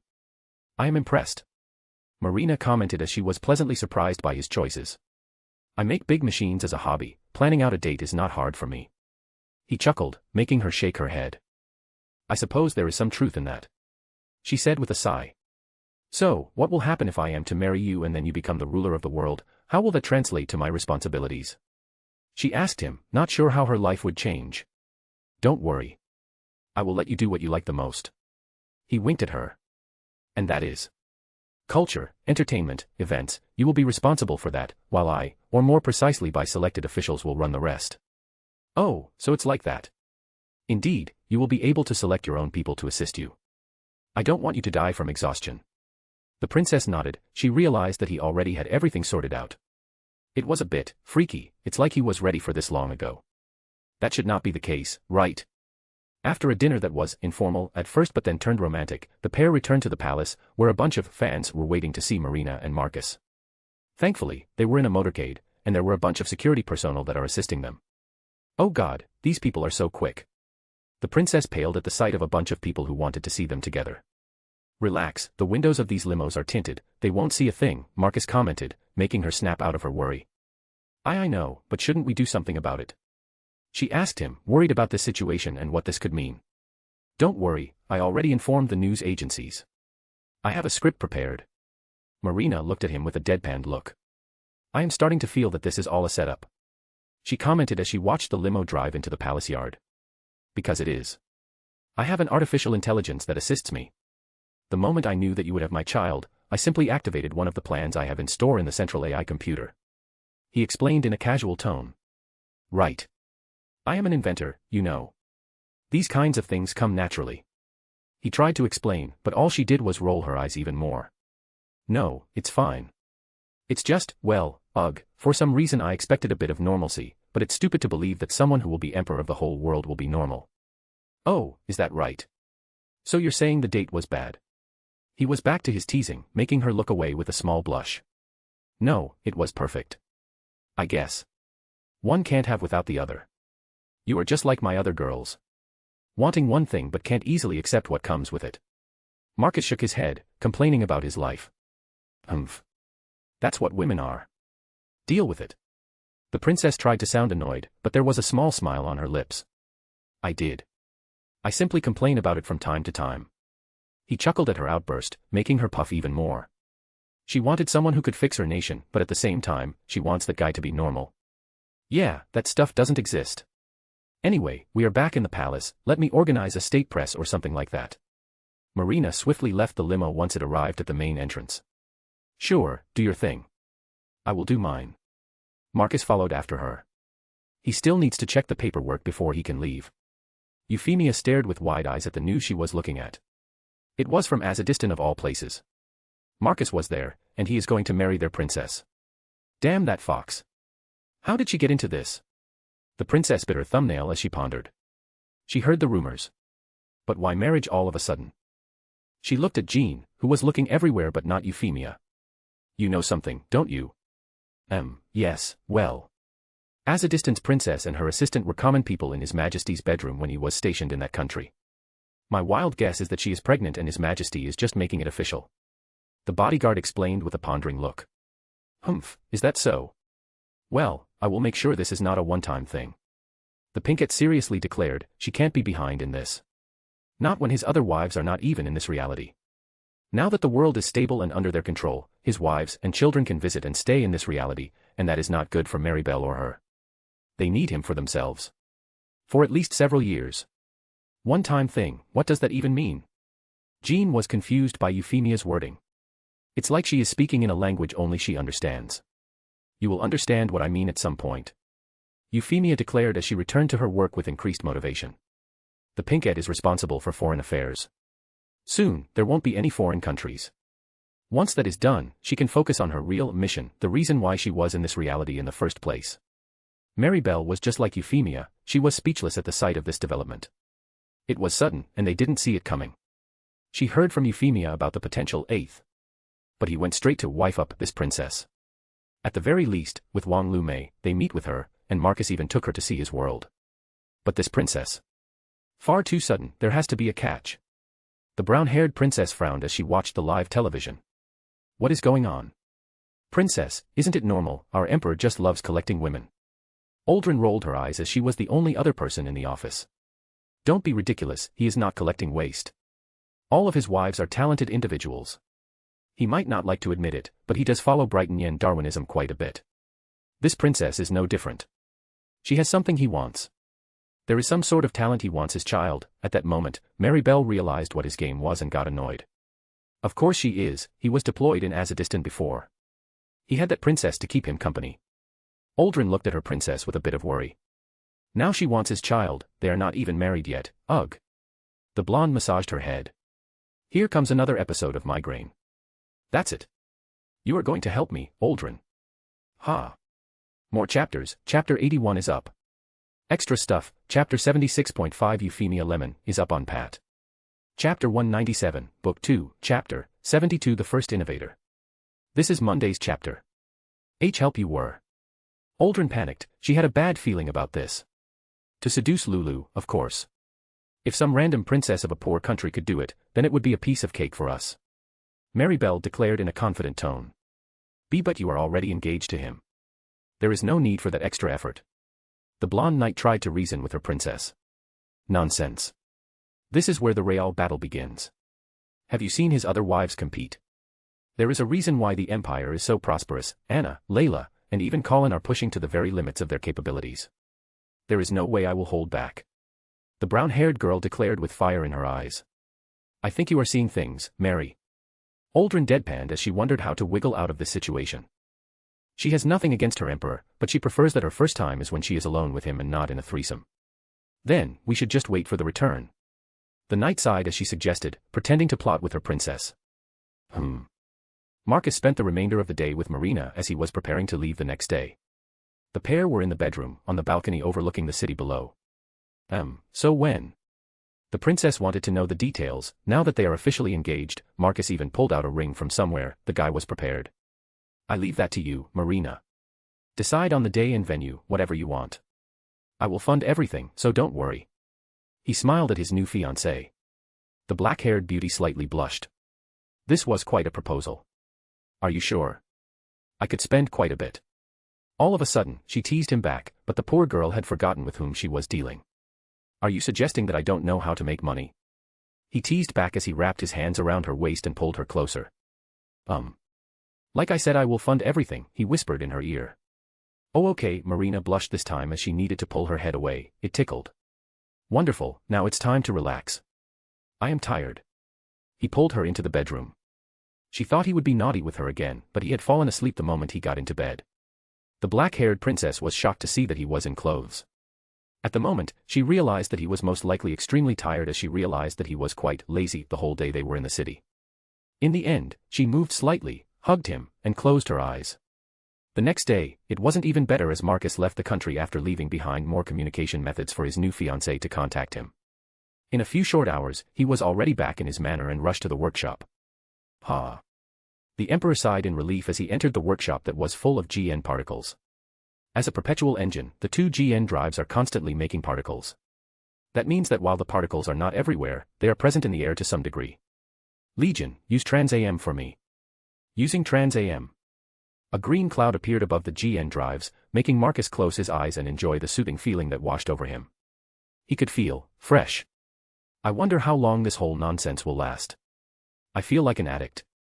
I guess I shouldn't have rushed the process. He frowned for a second before opening his eyes. He looked at his hands. Now that he knew he was transitioning, he needed to test a couple of things. Legion, I want you to order the entire gym equipment. Understood, you desire to test your new limits. Indeed. Prepare everything. Order placed. And send Legion bots upstairs to prepare a dojo for me. I have neglected my sword play for far too long. Marcus frowned as he walked over to his locker and went to change out of his suit. Of course. It shall be done today. Several of the builder bots left their charging posts and walked to the lift. Other bigger ones went to collect materials from the underground warehouse. The Emperor nodded as he changed into his work clothes and went to work on his Gundam. While he was doing quite a lot by himself, considering how big the MS is, there are many parts he needs help with from his Legion bots. But it was fine, he had done this kind of work long ago when he was making his Tyrannis. While that machine was 3 times smaller, the work was similar. For him, this work was back to basics, and he was in his element. In the end, Marcus didn't even realize yet, but his working speed increased several times, the precision, and just how everything about work became smooth. There was no second guessing. It's like his Geass was on, but it was not. What the Emperor was experiencing was Innovator's true potential, the next step in humanity, the power to conquer the very stars themselves. By the time he realized, all of the cables were laid around the frame, he could start putting the muscles, the particle containers. For a second, he just stared at his handiwork. What the?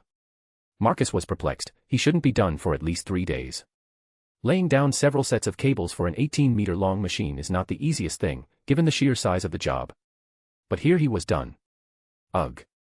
He massaged his forehead. He was feeling tired now. Whatever. With that in mind, he walked to the lift that took him to the workshop floor. What he found in his workshop made him roll his eyes.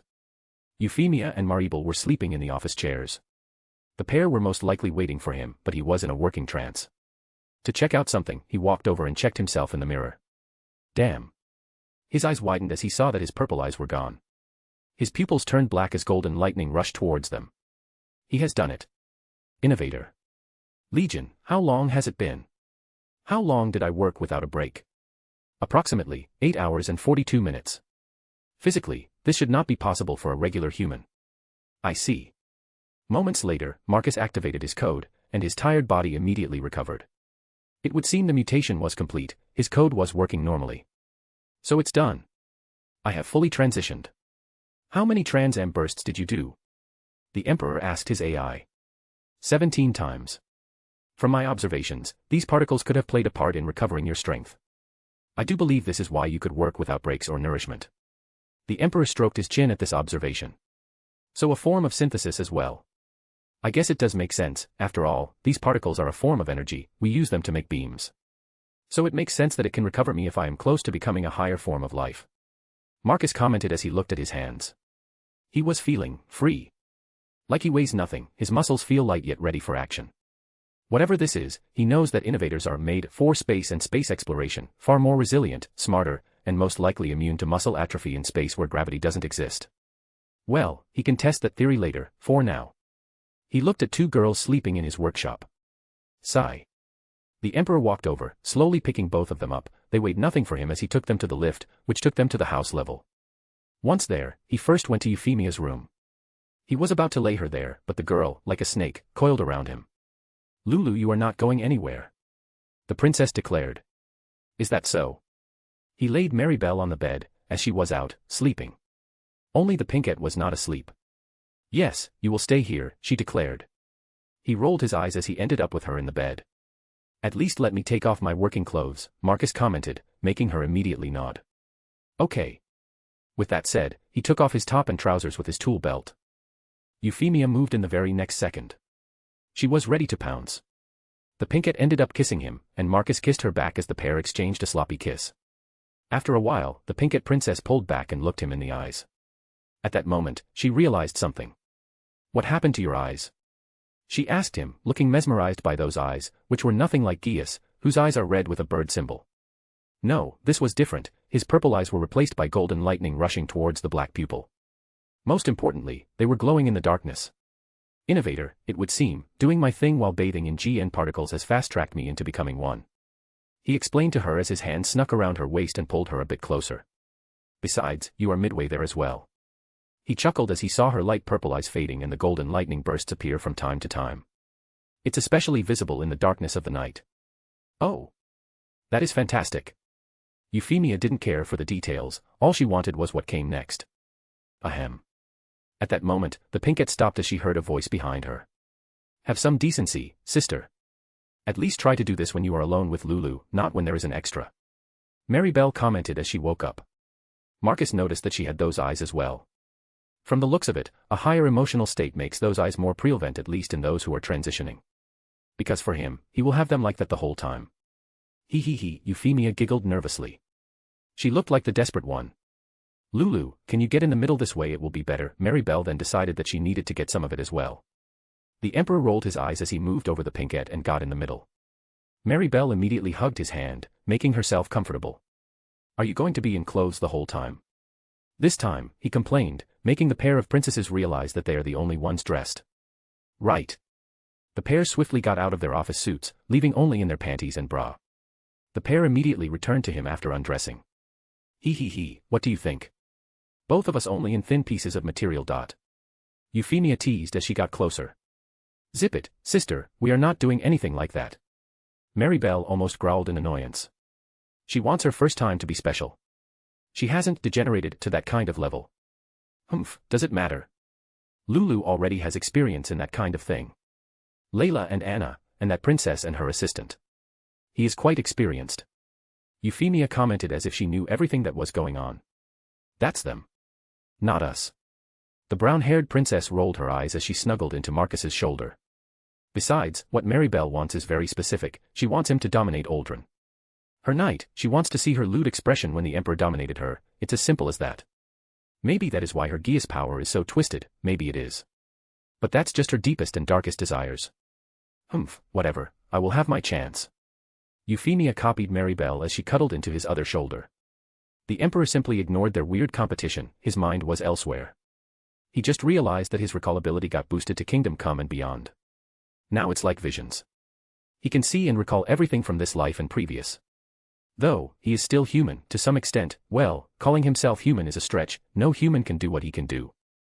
Chapter 198, Book 2, Chapter 73, Limits of Innovator. Marcus walked over to the recently built gym. He was dressed for exercising. First, he did some stretching before jumping on a treadmill. Over an hour at intense speed. This should be at super soldier level. The Emperor took a deep breath as he checked his stats. It was an impressive side effect of Innovator.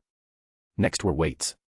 He could easily lift 50 kilograms dumbbells with one hand without even trying. He is certain that he could push beyond this. After that, he went with bench pressing and all sorts of other tests. All of the results were beyond regular human limits. This is amazing. So this is the abilities of an innovator. Wong Lu May commented as she inspected the new room. I leave for a couple of days, and what I see is literal extensions built to the manor. The heiress commented with an amused tone. Oh. Did the girls talk about my new abilities? Of course they do. But they mostly mentioned the fact that you finally shared the bed with them, with disappointing results. She shook her head in amusement when she mentioned the last part. Apparently, Mary wants something special. Is that so? Well, you already conquered the world, so you can take them out on separate dates and do your thing afterwards. I wouldn't mind one as well.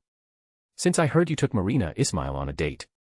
Wong Lu May narrowed her eyes as she walked over to his side and inspected him. Her gaze stayed on his eyes. Amazing, though. You will need to wear contact lenses. With eyes like these. Yes.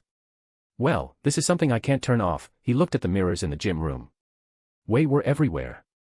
Looking at his new fancy eyes. He still has many tests to run. Like, for example, his quantum brain waves. He can tell things now. His gaze returned to his fiancée. He began to dig into her eyes. So hot, he looks even hotter now. Marcus grinned as he got closer to her and whispered into her ear. Hot, aren't I? Do you think your thoughts are safe from me? He teased her. Wong Lu May reeled back as she blushed. Why, you are reading my mind. That's a strong word. I picked up some of your surface thoughts after hyperfocusing on you. The Emperor commented as his hand went to her chin. It's good to know what my beautiful fiancé is thinking about me. Stupid, do you think I would accept someone I don't like as my future husband? She looked away. Being in this situation is embarrassing. No, I do know that Wong Lu May was naughty, who wanted someone who could change your destiny. Humph, that is true. But you do know that my requirements for a husband were not the lowest. As you can see, only a world conqueror could meet it. Midway, she puffed her chest. I see, do you know that my Geass became even stronger? Oh. As Marcus said, he activated his Geass. At that moment, Wong Lu May's eyes widened as she saw those eyes. It looked like the Geass bird was flying through a storm of lightning. Now I can see the future and past and all sorts of possibilities. If not for me, appearing in this world, let's just say that your future was not the brightest. He dismissed his Geass while looking away. It was a bit hard to look at. Let me guess, I died young. She had a hunch about how she would end up after supporting celestial being. A target for a Gundam, yes. Playing all sides pays its dues. He said while closing his eyes, seeing it firsthand was a bit hard, especially how lovely she would look in 5 years, what a waste. It is fine. She fiddled for a second, but it was not fine at all. Ha, it is.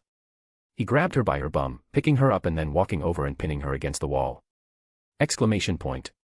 As you can see, this time around. It's worse, as I would have you pinned against a wall, all the time. Marcus teased her even more, making the heiress forget what she had just learned.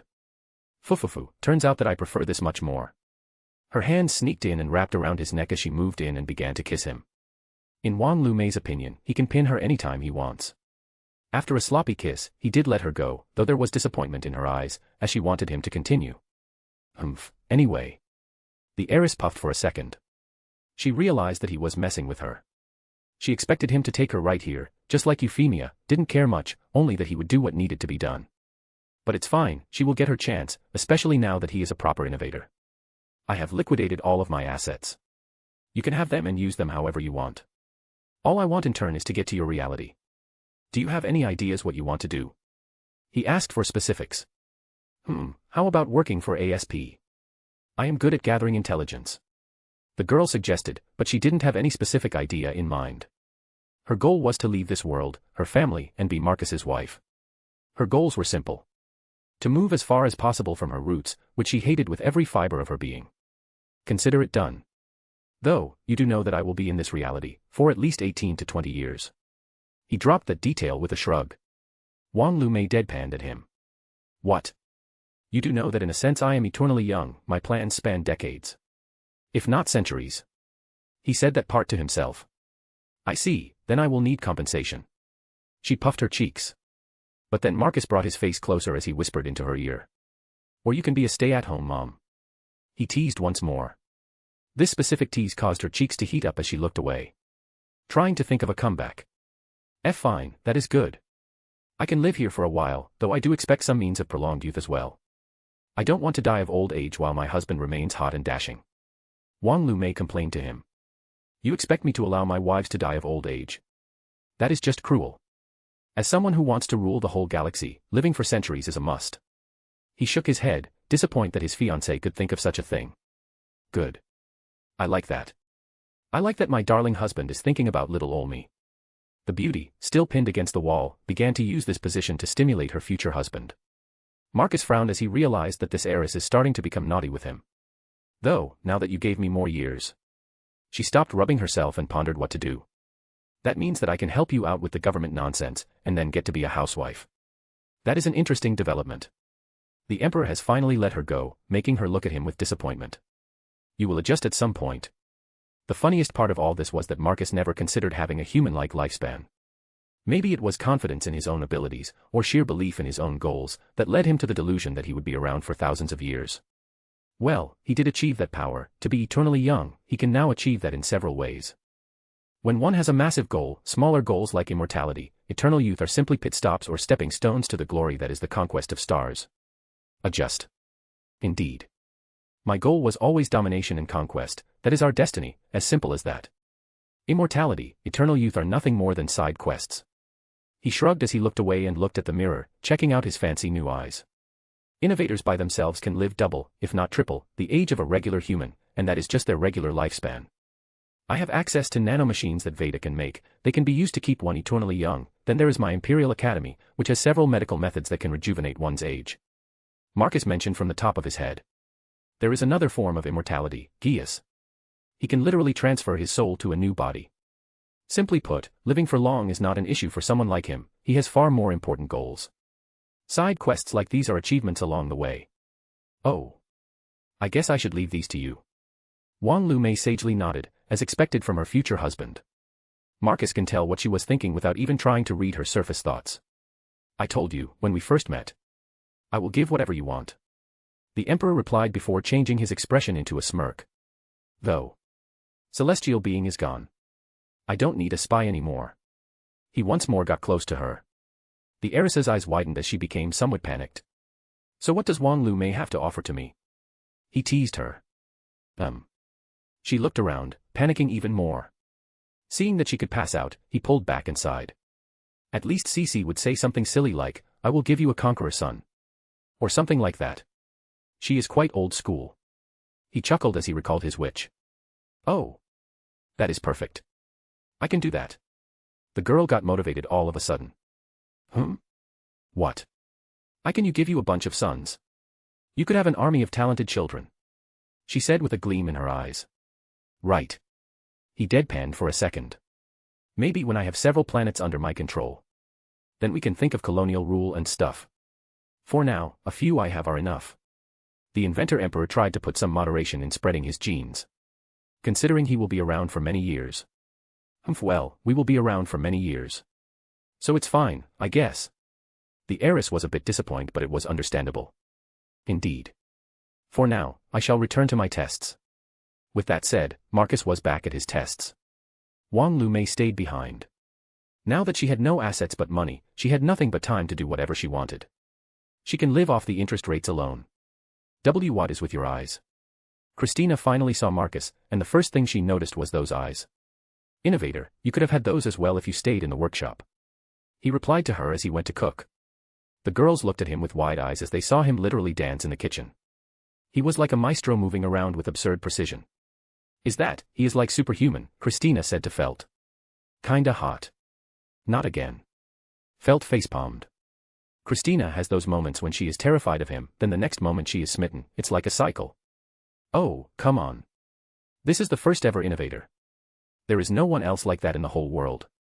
Maribel and Euphemia are close to becoming ones as well, Marcus replied to them. Hi.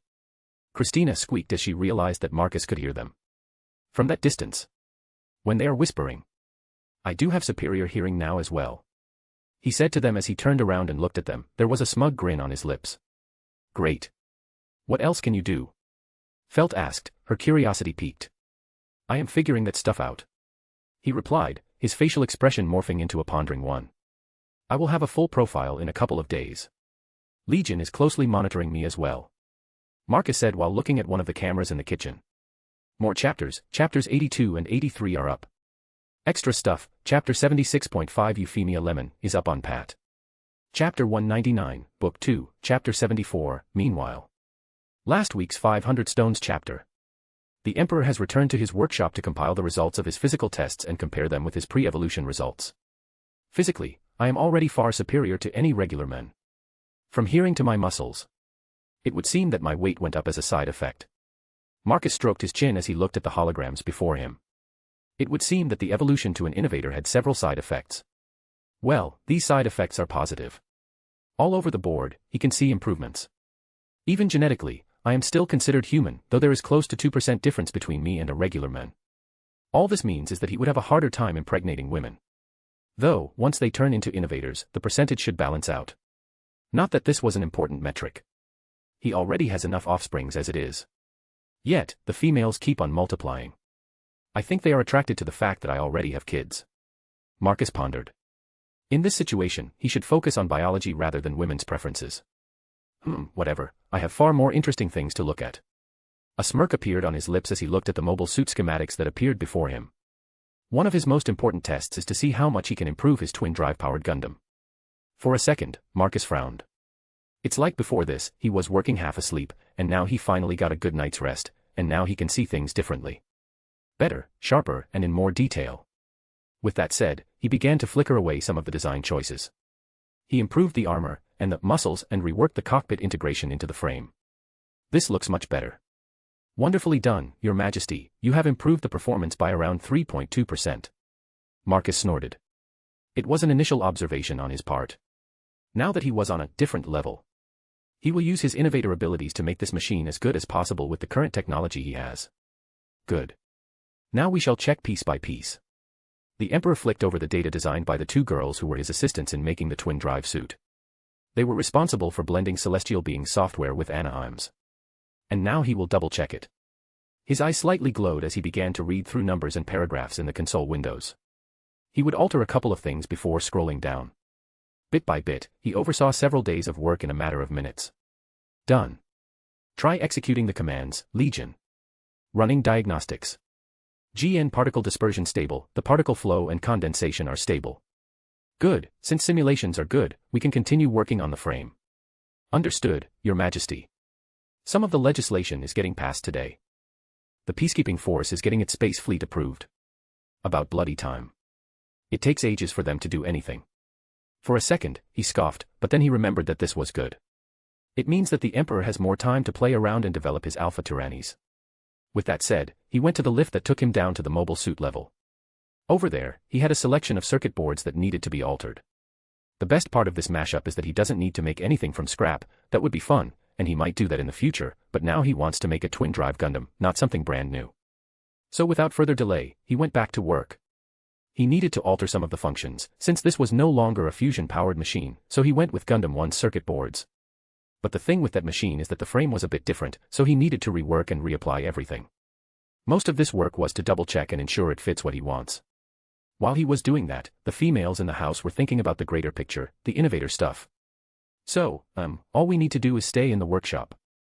Christina asked the AI as she was very intrigued by the whole superhuman powers stuff.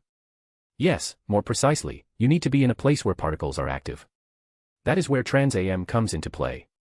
The particles are supercharged and dispersed at once, creating a mutagenic cloud. Oh, so. From my observations, the particles work on people differently. For some people, the transition would take longer. I can safely assume that a mutagenic effect can happen even from regular particles. However, the process could take years. So the Trans-AM from twin drives accelerates that to a massive degree. Wong Lu May said with a pondering look. She was thinking of regularly visiting the workshop just to see how it's going. Since it's a proven concept, I don't see why we can't return to the workshop and work there. Won't it look silly by this point? I am not shameless enough. Felt sighed as she took a sip of her cold drink. What? You call me shameless? Christina looked offended. Yes. We ran away the moment he ran the tests, and now they were proven right. You want to return? The Pinkette asked with a dreary tone. Well, it was dangerous. If you are worried, we can work as his assistants, bring food and stuff. Since Kinyu is gone with Millie, we can replace her. Wong Lu May suggested with a wink. I have this feeling you just want to dress up as maids. Felt deadpanned at the heiress. Maybe. I used to change clothes depending on the situation. The girl smirked at two XCIC girls. I guess. I do wonder how Miss Samurai is doing. All of a sudden, Felt wondered what her old captain was doing. She should be on the other side of the portal. Wong Lu May replied with a distant look. She wanted to see some of the precursor human technology in action. Lisa Kujo looked at the gray pyramids and massive arches that surround this ancient city. Well, calling it a city is a stretch. If you think this is a town or a city, then you are mistaken. Shemna said to the tactical forecaster. I assumed that much. There are not enough houses. This should be some sort of transition hub. The brown-haired woman reasoned from her observations. Indeed. I do not know as much as my husband does. But the pyramids themselves are like power plants, and once you are on top of them, you can control the energy. They would tap into the power generated from the planet itself. Now I do not know of the consequences of constantly using the planet to power it. We do know that we are using the magnetic field to synchronize with Earths that are very similar to ours. Then you can open multiple portals to different Earths, invading them as well. Lisa commented. Another lady was listening to this conversation as well, the second-generation Gundam pilot of Celestial Being. Her scars were healed, and her brown hair will eventually replace her white hair. Not quite. Shamna shook her head. Her reply caused them a bit of surprise. He told me that ruling one empire is enough for him. Whatever other Earths he will visit will be purely for research and technology acquisition. The pair sighed in relief. What? Were you afraid that he would force you to lead armies and fleets? The blonde chuckled at them. He might love collecting talent, but it doesn't mean that he doesn't have a standing army and navy. Just because he didn't want them to get involved, it doesn't mean that he can't. The blonde shook her head. His takeover of your world was nothing more than a side hobby. He never involved anything beyond his essential staff. The wider world doesn't even know that he was in a different world playing politics as well. So what kind of reaction would there be if they find out? Lisa asked with a curious tone. Shamna giggled for a second. What do you think an imperialist society would think when they find out that their emperor is missing? The blonde asked in turn. Point taken. The tactical forecaster grimaced. She immediately imagined armies of Gundams and Knight look-alike mobile suits invading the unsuspecting Earth from the South Pole. Precisely, Marcus was being nice when he appeared in your world. The blonde smirked as she looked at the Precursor human transition hub in the distance. They waited for a while until one of the researchers arrived to inform them. Empress, the thought elevator is ready. The one here will work as well. He delivered the news, making the blonde immediately look at the two ex-celestial being officers. Good. It would seem your consciousness can be elevated. That is wonderful news. Is that why we were staying here in the South Pole? Lisa asked in turn. She was confused why they were staying in this ice cube. It was cold just looking at the ice mountains in the distance. Indeed. I didn't want to lose you too. You do realize how pissed off my husband will be when he learns that his valuable talent became vegetables or something as bad as that. The pair paled a bit. But then they took a deep sigh of relief. So we can use this thought elevator. Indeed. We are going to use Marcus' thought elevator. It's in that hub over there. Shanna pointed at the Precursor human base. Kinyu looked at the sprawling megacity below. While the skyscrapers are the norm in her life, flying cars are not. And they were everywhere. Welcome to the capital of the world. This is Constantinople. Marcus' pride and joy. His private domain consists of Anatolia and Greece. It's where the latest experimental technology is introduced. Of course, nothing beats Academy City, but nonetheless, when he is on a roll, you will find tech first here, then around the world and beyond. Millie explained to her maid. If this is his territory, why are we coming here? Fufufu, I am still Empress, and I still have meetings to attend, and you, as my maid, you will attend them as well. You are doing this on purpose, aren't you? Kinyu sighed. She is learning, bit by bit, how seriously evil this blonde woman can be. How did you come up with that? Millie rolled her eyes at the maid. Ugh. I am simply giving you what you wanted as a reporter. Scoops after scoops. The blonde's eyes gleamed with a bit of sadism. It doesn't matter anymore, now does it? I am in a literally different reality. Indeed. These are your consequences. Marcus saved your life. His Geass literally sees future paths, and in 99.8% paths, yours end very early. Do you understand what this means? Millie asked with a frown. I die. You die. But now, you don't die. No. I serve a devil. Kinyu thought to herself as she returned to looking at the capital. As the shuttle arrived at a massive citadel, the maid realized the scale of things was immense. Far bigger than she thought. The skyscrapers here were at least 3 times bigger. She can't see the tops because the clouds cover them. We utilize gravity technology to allow such a scale of construction. As I said, most of the experimental tech gets tested here. That includes these buildings. Since tech passed the testing phase, it will be used in space colonies and other planets. Millie explained as their shuttle arrived in the Imperial Citadel. Several women were waiting at the landing area. They were all dressed in Imperial clothing. Are those empresses I heard about? Let's go, Anna and Layla are waiting. I heard Jupiter's expansion is upon us. Isn't it fascinating? You will see humanity's greatest achievement to date. Colonizing a gas giant. The radiation of that world could kill you in moments. We have technology to shield against it. You will build a colony around that thing. Not just one, but at least 4 colonies, Millie smirked. Chapter 200, Book 2, Chapter 75, The Return of Empress of Education. So you finally decided to do your job, Layla said, frowning, as she looked at Millie. It has been 2 years since she saw this particular empress. I did my job. It was to be empress to my emperor. The blonde declared with a bright smile. An Imperial Department of Education. The blonde asked the fellow blonde. All she got was a shrug. There are no new colonies for me to focus on. Day-to-day stuff like this I leave to my family. Millie lazily replied. Right. Layla wanted to comment more, but then she looked at the new face. At least you finally got a maid. She commented on the girl standing behind Millie. This is Kinyu. Mark saved her life, Yuffie wanted to terminate her. Yuffie. Layla and Anna looked baffled to hear that. You should have seen her face when Yuffie saw that this girl was alive.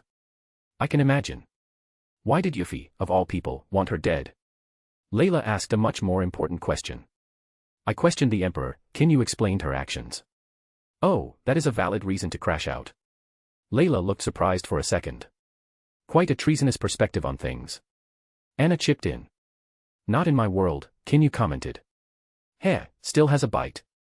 I do hope she knows when to stay silent and when to speak.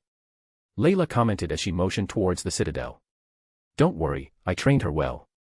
Millie smiled at the maid, making Kinyu sharply nod back. One thing is for sure, she can understand and follow orders. Anyway, good to see you, Millie. Anna smiled as, finally, the runaway empress was back. Likewise, Anna, where are the little ones? Little ones. Not anymore, they are in first grade at school. While Julia is with Colin. The pinkette giggled at Millie. Oh, wow, it has been a while. The blonde realized that the kids were already attending school. Isn't it dangerous? Kinyu asked, aren't these the Emperor's children? Not really in danger, this is Imperial Society, and they are attending special schools for noble boys and ladies. They are developing their own circles for the future. Our husband insisted that they develop their circles for future expansion of humanity. Anna replied with a small smile. He might look busy, but our husband has time for his kids from videos he sends to them to sometimes visiting for a week or two. He is around. He is making sure he doesn't copy his father, who was the Emperor of Britannia. Layla explained with a proud look. Oh. Indeed. Now, Millie, we have a meeting to attend to. I know, Jupiter doesn't wait for anyone. Millie rolled her eyes. The pair of empresses snorted at her remark. Regardless, the colonies are already under rapid construction, and population is getting assigned to them as we speak. Training is on the way around the world. The Empress of Logistics said with a proud tone. And the space station above the sun. Millie recalled Marcus' latest baby. Entering the final stages of its construction. Since it was a massive undertaking, a huge number of Legion bots have been created. These construction bots have been relocated to build Sword Type 3 colonies. Type 3. How different are they? Millie, who was out of the loop, asked them.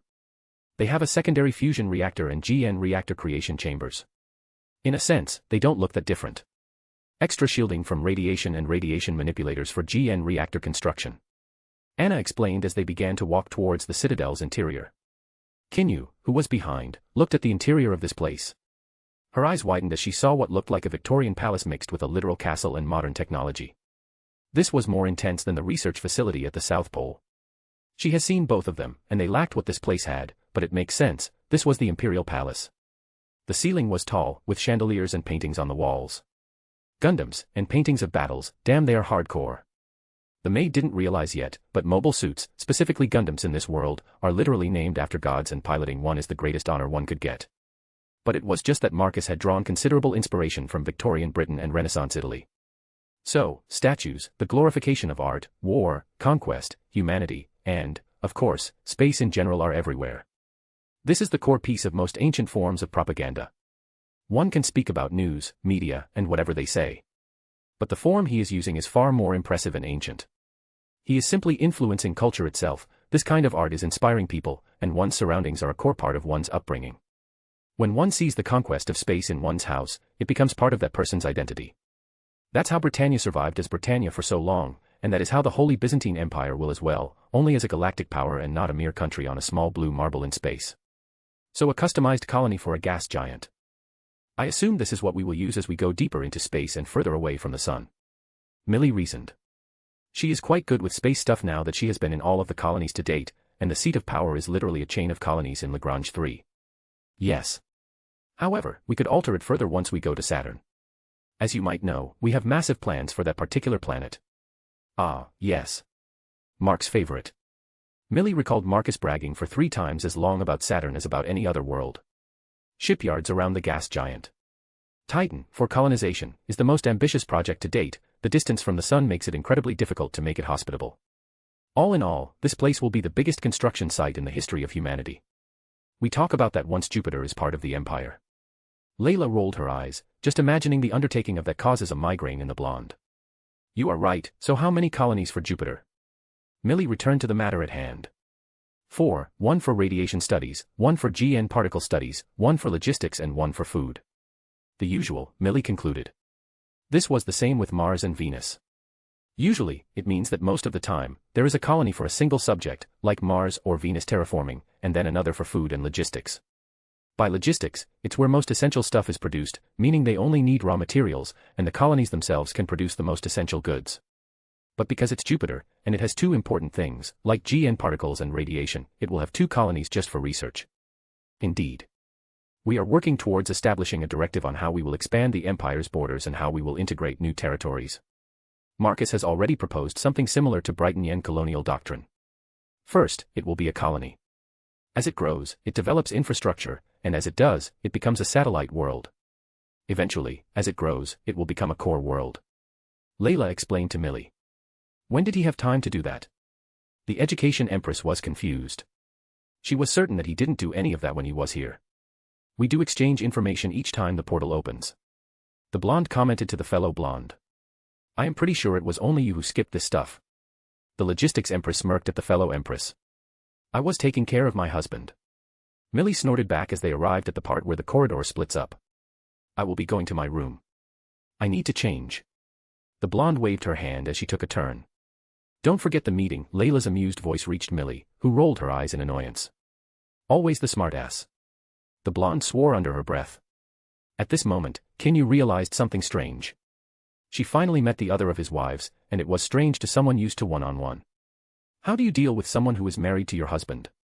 Kinyu's question made Millie slow down a bit, and made the maid catch up. It is quite easy, our husband is the literal emperor of the world. The moment I married him, I became a leader, he made me get a job for life. All of us have massive roles in the government. And, what if you don't want to? Millie laughed for a bit as she showed the maid her wedding ring. This is quite heavy, and it comes with baggage. The brown-haired maid looked at the ring. It didn't look that different, she most likely meant it metaphorically. Besides, he would never marry someone who can't do anything. He might not look like it, but he is looking for talented women who could assist him in running his empire. He is his father's son after all, even more, I do not doubt that Charles is grinning from ear to ear when he sees us on the TV. Millie giggled, imagining that. This is where Marcus did it better than his father. I see, so there is no chance for things to go sour. Oh, the whole jealousy thing. The blonde asked what the maid was hinting at. Kinyu slowly nodded. Hey, let me ask you this. Millie got closer to her and whispered to her. Could you handle him yourself? The moment she heard that the brown-haired girl had several flashbacks that made her pale, she recalled what had happened to her in that particular living room in the South Pole base. And no. I guess I forgot about that. See. I was with him for 2 years, and let's just say that I am happy to retreat to my job. Millie did a spin as she could enjoy spending time in Jupiter. I see. Indeed. We are going to Jupiter. Imagine that. I am going to bring my fly dyes, it's going to be fun. The Empress's giddiness was evident.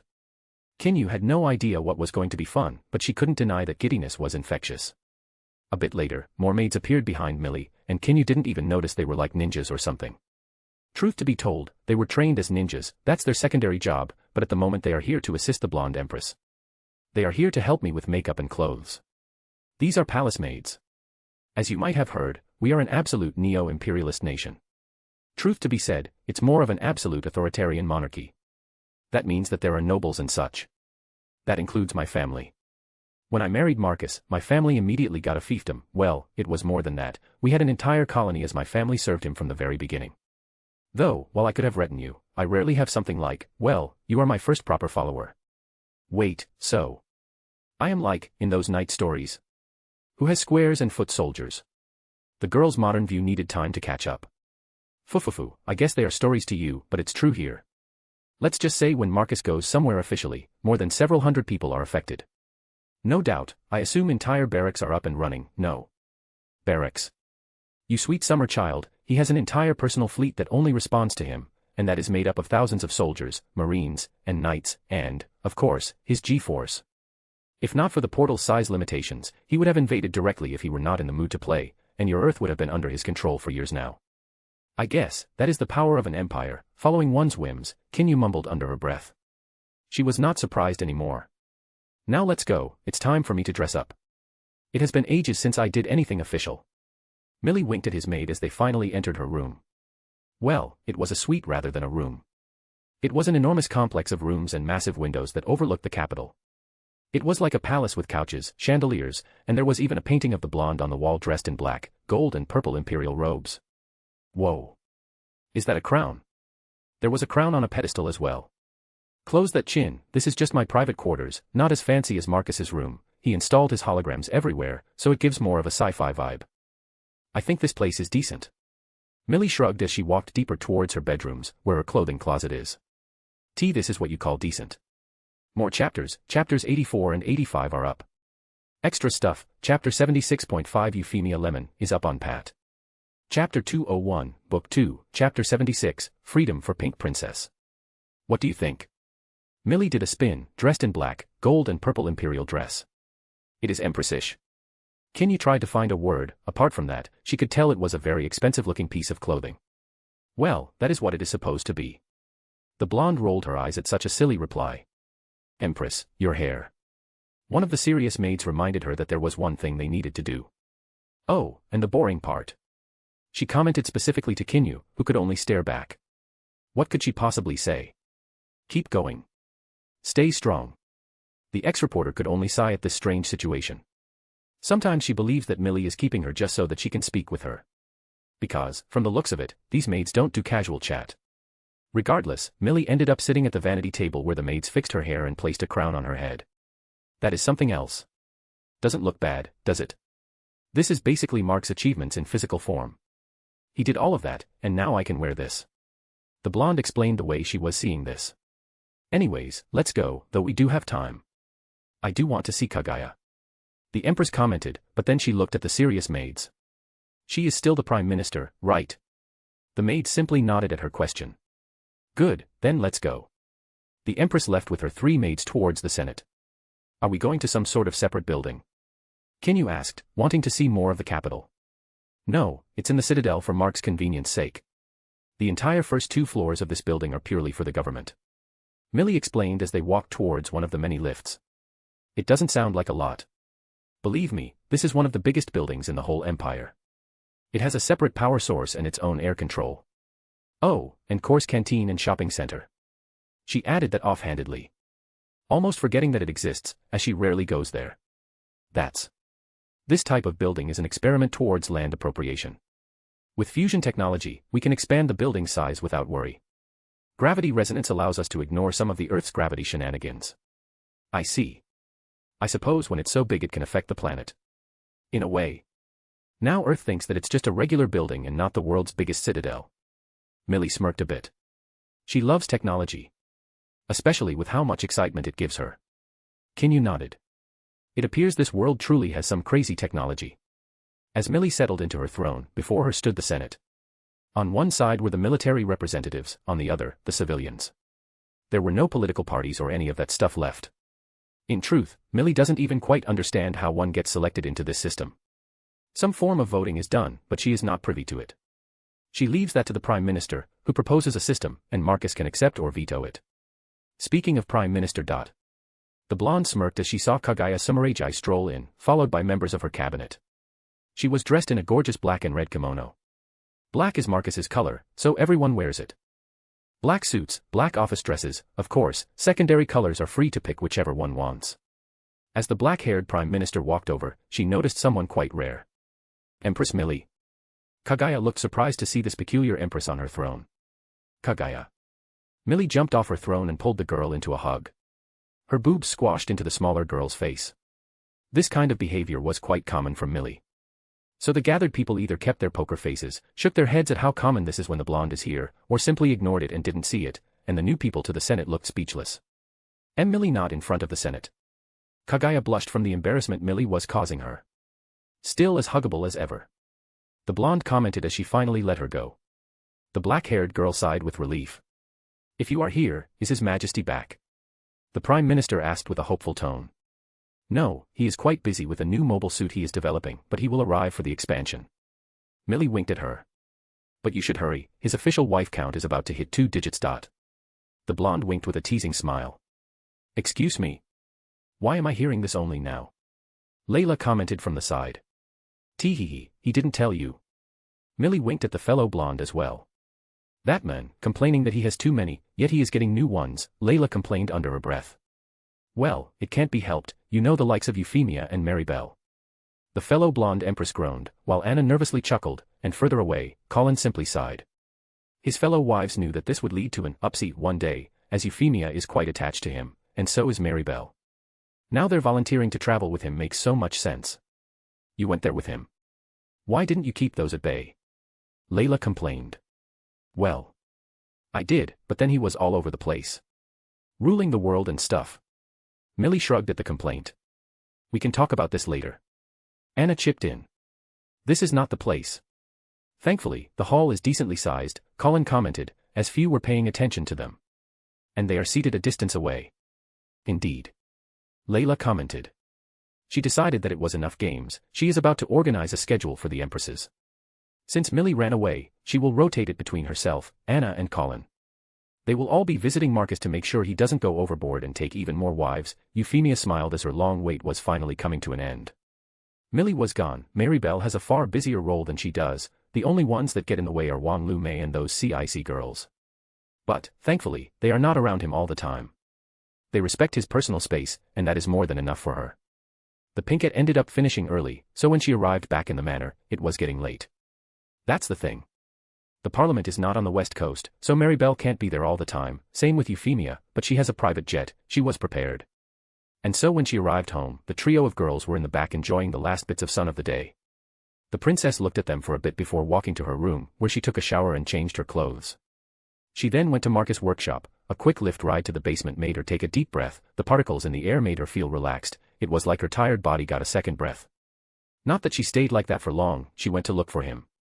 Her eyes perked up as she saw that the Gundam was getting assembled quite nicely. Once Marcus starts, he won't stop until it's completed, which is especially visible when he became an innovator. The princess looked at the mech for a bit. The chest area is getting the cockpit installed, the Gundam is a bit away from being finished, but that's not why she was here. The girl took another lift to the Gundam level, then walked over to the tinkering Marcus. You know, those three are quite slacking, they should know that you need a bit of a break as well. Euphemia's voice brought him back as he looked at her. Euphy. Come with me, I brought you some food. The girl showed him a bag of takeaway food. Oh. I thought you would get me some homemade stuff. Marcus shook his head with fake disappointment. Oh, please, you know that you shouldn't let me anywhere near a cooker. The Pinkette rolled her eyes at him.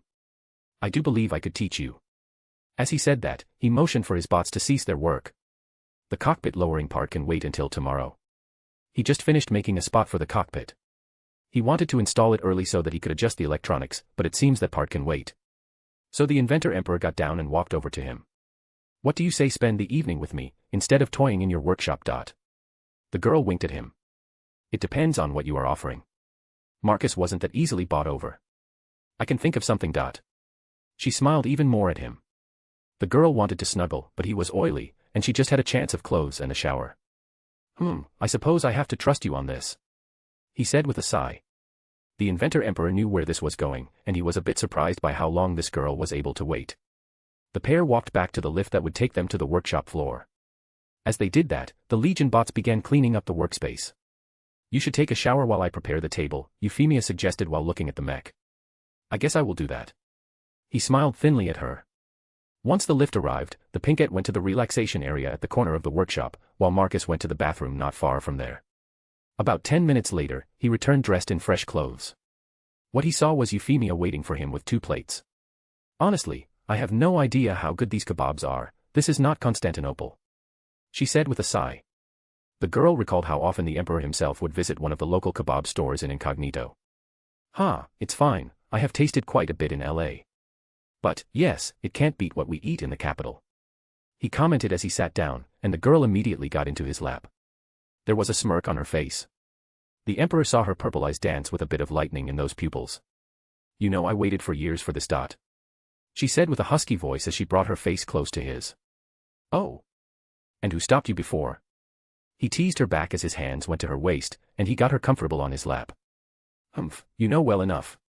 Euphemia puffed as she was feeling that he was messing with her. I do. He shook his head. I am quite busy, it would be better if you just say what you want. the Inventor Emperor said with an eye roll. As if that is easy. The Pinkette puffed at him, but then she leaned forward and kissed him on the lips. Soon enough, a heated kissing session started as his hands began to wander, and so did hers. But then it had to end, as the pair still needed to breathe. We still need to eat. You did bring this for me. Marcus grinned at how needy she was, but he still wanted the doner kebab she brought for him. Euphemia pouted at his teasing, but then she decided that she could play this game as well. If you say so. She pulled back and took the fork and the plate. The plate was full of meat and chips, and full of garlic sauce, just like he likes it. The beauty used the fork to stab a bit of meat and chips and began to feed him. But the way she did it was quite stimulating as she was copying what he was doing to her. The pair were playing a game to see who would crack first. More chapters. Chapter 86 is up. Extra stuff. Chapter 76.5 Euphemia Lemon is up on Pat. Chapter 202, Book 2, Chapter 77, Visiting Afterlife. The floodgates have opened after that evening, as Euphemia decided to catch up for all those years. The princess has been busy for the past several days. If it were her, she would have done it all the time, but Marcus had his mobile suit to build, so she could only do it a couple of times per day. Though eventually, Mary Belle returned, she had some good news. However, the brown-haired princess didn't expect to find that. What is it, Jean? She saw how the red-haired knight was looking. The princess wanted to find the emperor. It was early morning, so she thought he would be in his bed. I think you should look at yourself. With that said, Mary Belle looked curious. It was his bedroom. Did he bring Wong Lu May into his bed? But what she found was a naked pink-haired girl sleeping in his bed instead. Seriously, sister. You can't wait for the marriage day. The brown-haired girl exclaimed as she strolled over. What she found was Euphemia, her hair messy and covered in hickeys. She looked wasted.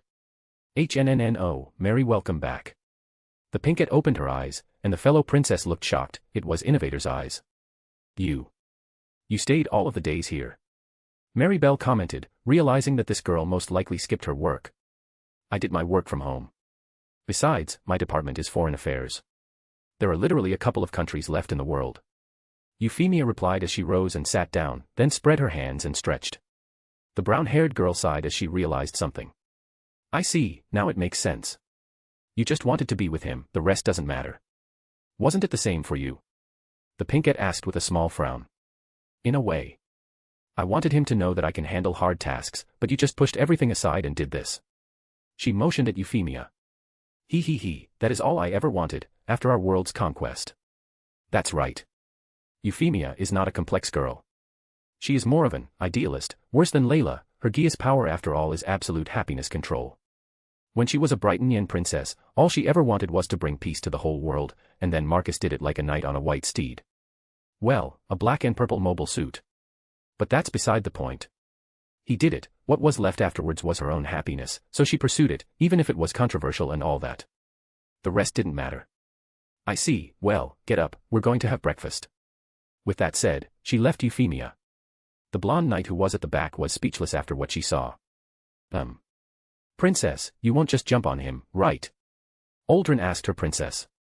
Who knows, why not? Mary Belle winked at the blonde, making her pale. It's not that there is something important stopping us from doing it. She continued with a teasing tone, making her knight wonder what the hell was going on with her. As someone from a proper knight and noble house for Aldrin, it was tradition, and she just witnessed Imperial Princess throw everything aside and just do this. At least get married first. Aldrin stuttered out a response. She found it awkward, to say the least. Foo, indeed. Mary Belle replied vaguely. The brown-haired princess took a lift downstairs, where she found Marcus in his spot, working on his mobile suit. It's only been 4 days, and you're already this far into it. Mary Belle marveled at what she saw before her. The chest of Gundam was complete, only armor left, while now Marcus was filling up the legs and doing some cable management. Mary, good to see you. Yeah, that. She rolled her eyes at him for a second. Couldn't wait until marriage, can't you? The princess complained, hinting at what she found upstairs in his bedroom. Tell that to Euphemia when she comes here almost naked. He shrugged. The emperor was still a guy. One can't resist something like a Pinkette with a t-shirt and nothing else. Ugh. Mary Belle didn't even want to imagine. Regardless, she pushed it aside. On the more important side of things, the bill for the military has been passed, and the first steps of having a space fleet are underway. The work has begun in the orbital system. Same with more Euclides-class mobile factories. They will have Tau drives for now. She explained to him what happened in the federal parliament. Wonderful, then phase 2 has begun. Marcus got down from Gundam's leg and walked over to the pair of the princess and the knight. Yes, but you know more than you lead on. Why are we starting to mobilize now? We don't even know when these dialogues to come will even happen. The princess frowned, something doesn't add up to her. Well, it's living metal that is attracted to quantum brain waves. I found out about them with Thought Accelerator, though the specific date of their arrival is vague at best. He frowned as he explained to them. Now that he has this random idea, why not try to use the Thought Accelerator and gaze at the deep void? Maybe he can see where ELS are. Is it dangerous? Aldrin, behind Mary Bell, asked. Very, if not dealt properly. That is why I have several projects going on. He flicked a hologram design for a massive cannon at her. This cannon looks similar to the one you are building in our solar system. Mary Bell saw the similarities between the cannon in the design and the one supposed to be built in their solar system. Similar designs. He nodded, but then he needed to ask. You checked what is happening in our solar system? Of course. I am not Millie, I do catch up when I can. The brown-haired princess scoffed as she recalled Millie's behavior. Well, Millie is Millie. Marcus shrugged, he wasn't that bothered with one of his wives, he had already got used to it. Indeed. Now that I've stopped working, why don't we grab some breakfast? Mary Bell offered to him. Sure. With a nod, he began to walk towards the lift that took them to the workshop level. Empress Shamna, her entourage and two ex-celestial being ladies walked to the thought elevator. This is a thought elevator? Lisa commented with sheer bafflement. It looks like nothing more than a carving on the wall. It's just a fancy carving on a stone slab, Chow said with a frown. Are they messing with her? Who said it will be some fancy technology? The blonde empress's tone was full of amusement. Sadly, she can't see their expression because they are wearing Arctic gear. But even so, the tone says it all. Now come over and place your hands on it. Shamna had already done it, and the pair of them struggled for a second, not knowing what to do, but at the end of the day, they were here for this, so they followed her. Moments later, the Empress code glowed, and the next moment they were standing on a foggy platform. Everywhere around them was orange and yellow. It was like they were in a different world. Our clothes. Lisa noticed her clothes had changed, she was wearing something quite familiar. In here, you are not in your physical form, but spiritual, the way you are dressed depends on your mind, Shamna said with a smile as she saw the way they were dressed. Her comments caused the pair to look at their clothes. Chow was in her celestial being uniform, Lisa was in the civilian clothes she wore while part of the organization. These were the most comfortable for them to wear and what they imagined wearing. I see. This is a peculiar thing. This is the spiritual world, not physical, remember that. Now follow me. Shamna tried to remind them of that. But she doubts these two understand what she is hinting at. Regardless, the blonde began to walk towards the stairs, and the two of them followed. Soon enough, the fog somewhat settled down, and they could see that there was nothing there in all directions, they were in the air. The platform they were standing on was made of stone, and the stairs Shamna was climbing were floating, not attached to anything. This doesn't fit any definition of physics and science. Don't fall behind. You could be left wandering between life and death without a code. This place was not built for regular humans. Shamna stopped, turned around and looked at them. Her warning caused them to rush over to her side. That's more like it. Now, let me show you something. The trio walked a bit farther and ended up standing on a wide platform. There were some columns made from marble, making this place look a bit Greek in nature. Look up. The blonde empress looked up, and the pair followed after her. Is that Jupiter? No, that's the collective unconsciousness, why it looks like Jupiter I can only guess. We, in ASP and Geass order, assume that this is like that because of culture. In Greek and Roman folklore, Jupiter is considered the chief god. That could be it, or it's just that they look similar, I do not know. So that's the afterlife. Truth to be said, such a thing is not right or wrong. You see. In a sense, you are looking at the source of all Geass. We concluded that when a human dies, his soul ends up here, it joins the collective over many years, one's ego and personality dull down here, and eventually it becomes something akin to a husk, in the end, it turns into energy. We can assume that this is where souls are born. As infants, they move to the world of the living, they grow and mature, once they die, these souls return, and they get assimilated right back here. So it's like harvesting. Lisa mumbled with a pale expression. I would call it a cycle. It's similar to the Greek afterlife, no. Shamna shrugged as she looked up once more, and her code glowed. She placed her hands on the pair's shoulders. All of a sudden, the platform moved up and got extremely close to Jupiter. A fog once more crashed down on them. Find the ones you want to talk to. The blonde empress told them. And sure enough, the pair got spirits before them. Good, the sooner they finish, the quicker they can return to work. With that said, she needed to hold them as they could get assimilated early. This was not an easy place to be in. Any normal human without Geass or code can't be here for long. The first one to return was Lisa, who looked perplexed and annoyed. Well. He said the same thing he said before, it was not my fault, and that I should continue to live however I want. Such a pure soul. At least some greed would have been nice. He could have had some ambition, his girlfriend came to visit, and the men could have had some desire to return to the world of living. Shamna shook her head, she was disappointed. Not everyone is like your husband. The tactical forecaster tried to get back, but this is where the blonde smirked. Of course, there is none, only one. Do you think I would have married anyone other than an emperor of the world? I was a queen before. The blonde replied as she saw fog around Chow disappear, she looked similar to Lisa. Let me guess, your friends were confused why you went to see them. People don't quite want their afterlife to get interrupted. Precursors and humans use this knowledge, not person trips. Shamna said while shaking her head. Yes. I can see that. At least I saw them one more time. Last time I had no chance to say goodbye. Chow nodded, but her face was full of complex emotions. I did my part, now you need to keep your part. With that said, the platform moved away from Jupiter, and she released the pair of women. I will. Same, what do you want us to do? Chow asked. She nodded alongside the tactical forecaster. What you two do the best. More chapters, chapter 87 is up. Extra stuff, chapter 76.5 Euphemia Lemon, is up on Pat. Chapter 203, Book 2, Chapter 78, Sovereign of the Skies, Alpha Tyrannis. Robotic hands moved, carrying a cone-shaped engine, and placed it into its slot prepared on the shoulder of a standing mobile suit. Then Legion-powered robotic hands brought the other another cone-shaped engine and slid it into the other shoulder. As these preparations were underway, Marcus watched the entire session with heightened interest, making sure everything was perfect. Finally. It's alive. The Inventor Emperor softly said under his breath.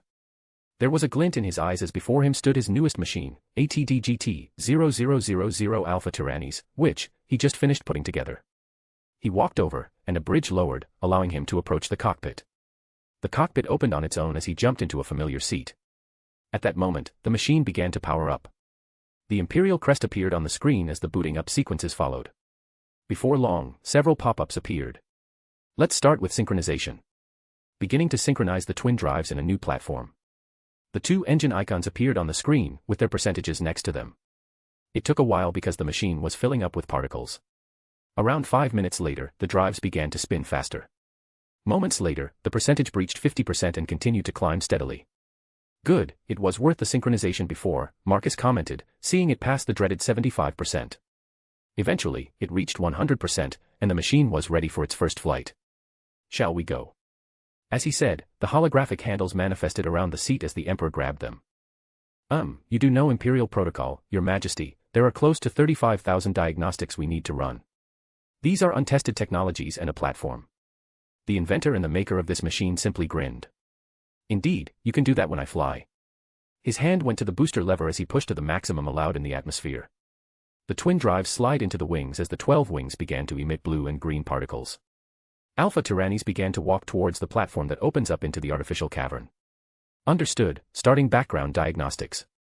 Moments later, the drives began to spin faster as the Emperor pressed the pedal and the machine blasted outside at absurd speeds thanks to gravity resonance. Marcus's reaction speed was just good enough for him to control the new monster he created, as he needed to turn and not smash into a wall. The Gundam of Two Worlds appeared above the Pacific Ocean.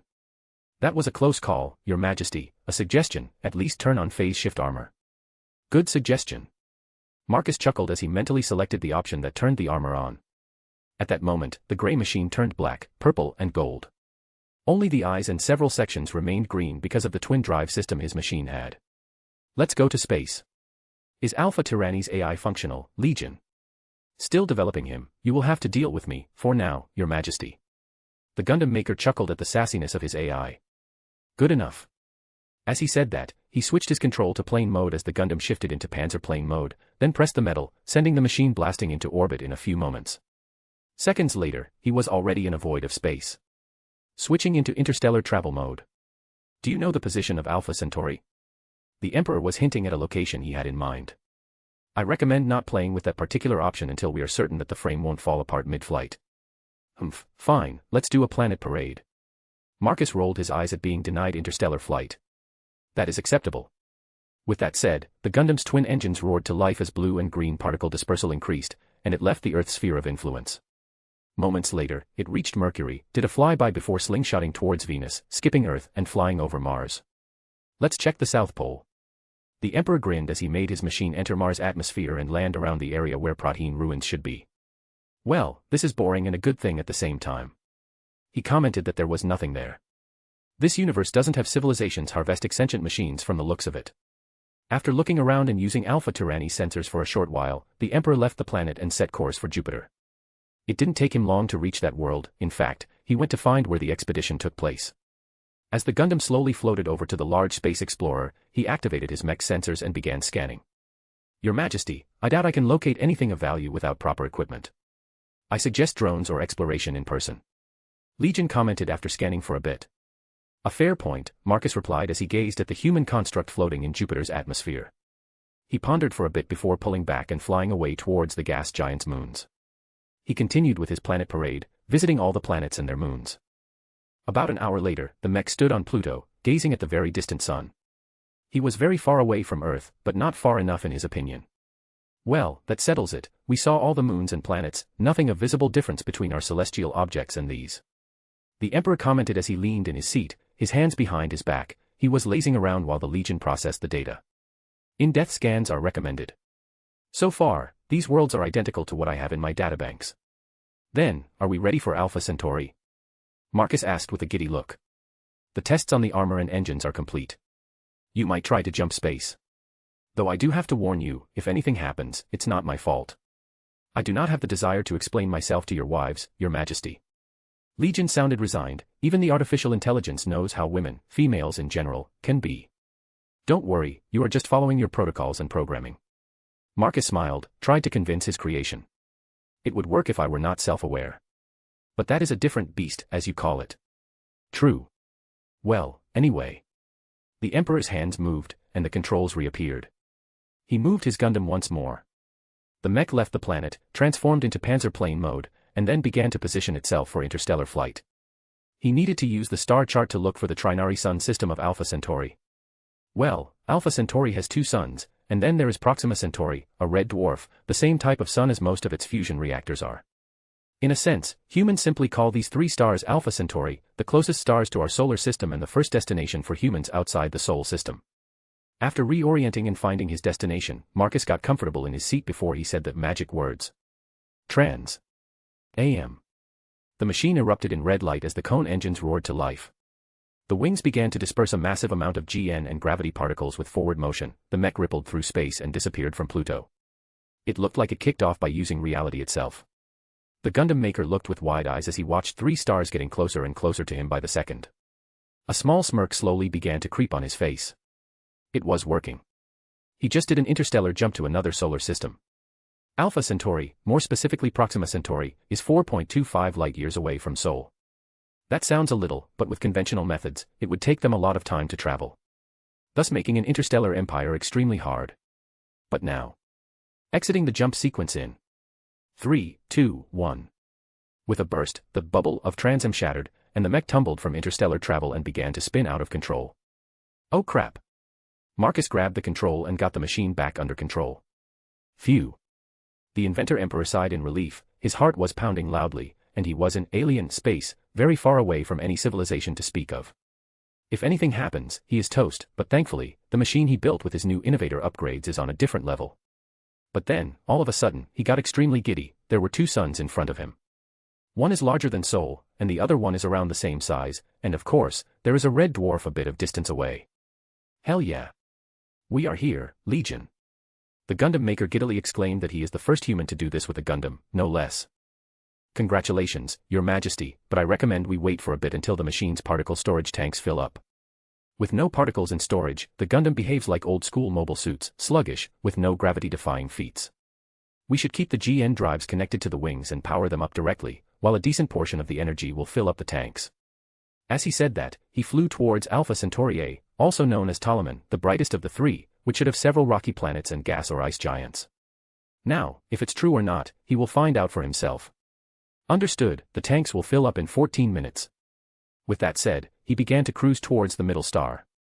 It was bright yellow, while the one on the right, the sun-sized one, was yellowish-orange, same as Sol, and, lastly, on the far left, it was Proxima Centauri.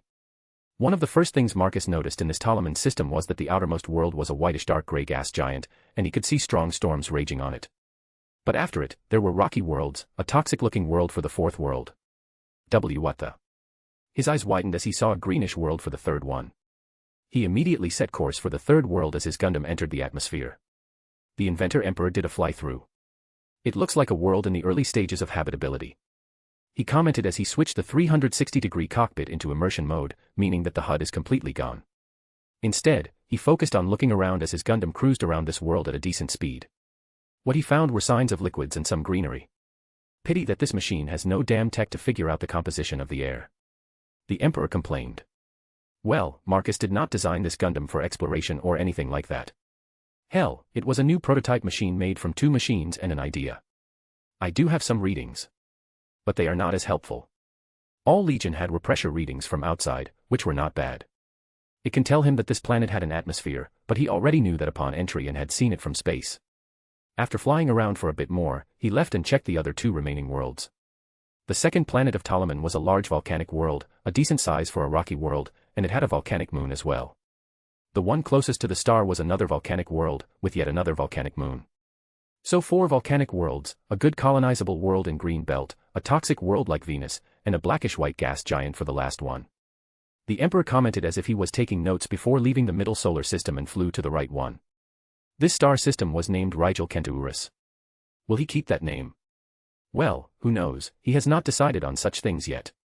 Regardless, what immediately caught his attention was an enormous Jupiter-sized gas giant. While he could not get proper radiation levels, there were a couple of ways to figure that out. One of them is size, the larger the mass, the stronger the core, and that part is covered. Ping this one for future GN drive creation.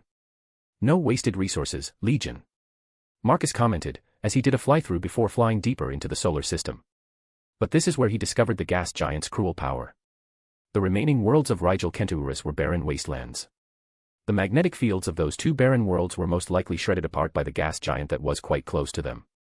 Pity, well, Centauri Proxima is the last one. Indeed, Your Majesty, you have been away for quite a long time. Princess Euphemia and Wong Lu May should be getting worried. Crap, yeah, you are right. With that said, he increased the flying speed. More chapters, Chapter 88 is up. Extra stuff, Chapter 76.5 Euphemia Lemon is up on Pat. Chapter 204, Book 2, Chapter 79, Solar Systems and Warships. Promixa Centauri solar system wasn't anything fancy either. 2 planets were circling a red dwarf. One was a gas giant about Jupiter-sized and a tidally locked, barren world. This tidally locked, barren world is the promised land everyone on Earth has been talking about since the discovery of this solar system. Since it's closest to Sol and has a world in the green belt, it should be habitable, but an enormous gas giant is spinning nearby. Well, not close, it's actually on the opposite side. This planetary alignment could be the key, though it depends on how fast it's spinning. Marcus pondered on that for a bit before turning his mobile suit around and locating the Sol system in the distance. It was quite a distance away, in fact, it was wild to think that this was the previous location, it's so far. Moments later, he activated Trans-AM and gravity resonance to cause a jump space. With that done, he finished his scouting of Alpha Centauri. Now he was excited. He might as well do this more often. Exploring solar systems sounds fun. So how does this gravity particle work? Billy asked Lloyd, the new nerdy scientist, who was catching up rapidly to the Imperial technology. Gravity, or graviton if you feel chunny, is something we discovered by accident. You see, the precursor human race utilize sound to resonate with stones, amplifying it. That is how the portal works. These people use the electromagnetism of our Earth to link it to yours via the thought accelerator. What I understand is that the cosmic tablet locates and allows bonding between 2 worlds. The next part is the portal that opens a gateway. Simply put, the sound is so loud that it rips the space apart and causes a manifestation of a gateway. Lloyd grinned as he saw the face of the fellow, glasses-wearing, mobile suit developer. That. Indeed, however, it's so loud that we can't hear it, and those limestones use specific acoustic properties to make the sound special and unique, meant for space ripping. Now the gravity particle is similar. It was discovered by chance when His Majesty went through countless materials to determine what reacts to the gravity generated inside the fusion reactor. That is where he found out that there was a mix of limestone and sakuradite that causes gravity to resonate with it. After all, gravity is just a fancy name for a wave, and waves bounce, so we just found what bounces off of it. Lloyd shrugged nonchalantly. That's dangerous. Gravity is one of the fundamental forces of the universe. It could easily rip apart something like the space station we are in. Billy freaked out a bit. Precisely, but what you are looking at is a Generation 3 fusion reactor, a perfected technology. In fact, we are so good at it that mobile suits use this technology. The Gundam fusion reactors have 4 of these rods that resonate the gravity through them. It basically vibrates so hard it makes those particles. I think you are oversimplifying so much that it sounds horrible. Should it break apart if it vibrates so much? Billy was freaking out once more. But Lloyd raised his finger as if he knew he would say that. But that's the thing, it's gravity. The nerd summoned a hologram and showed him what's under the hood. You see, we all know what happens when you add weight. It becomes a black hole, but what if we add friction to what doesn't have weight? It creates something akin to the eye of a storm. Where everything is just peaceful. This is the graviton particle. It's gravity, but in a neutral state. From here on, we can modify it however we want. Lloyd explained to the fellow nerd. You mean to say this is discovery by accident? This technology looks as complex as GN technology. Billy exclaimed with pure disbelief. What was discovered by accident was resonance itself. But for this, His Majesty used his eyes to push this technology to the limit and discover a new plateau in science, and created a particle. The Earl of Pudding said clarified.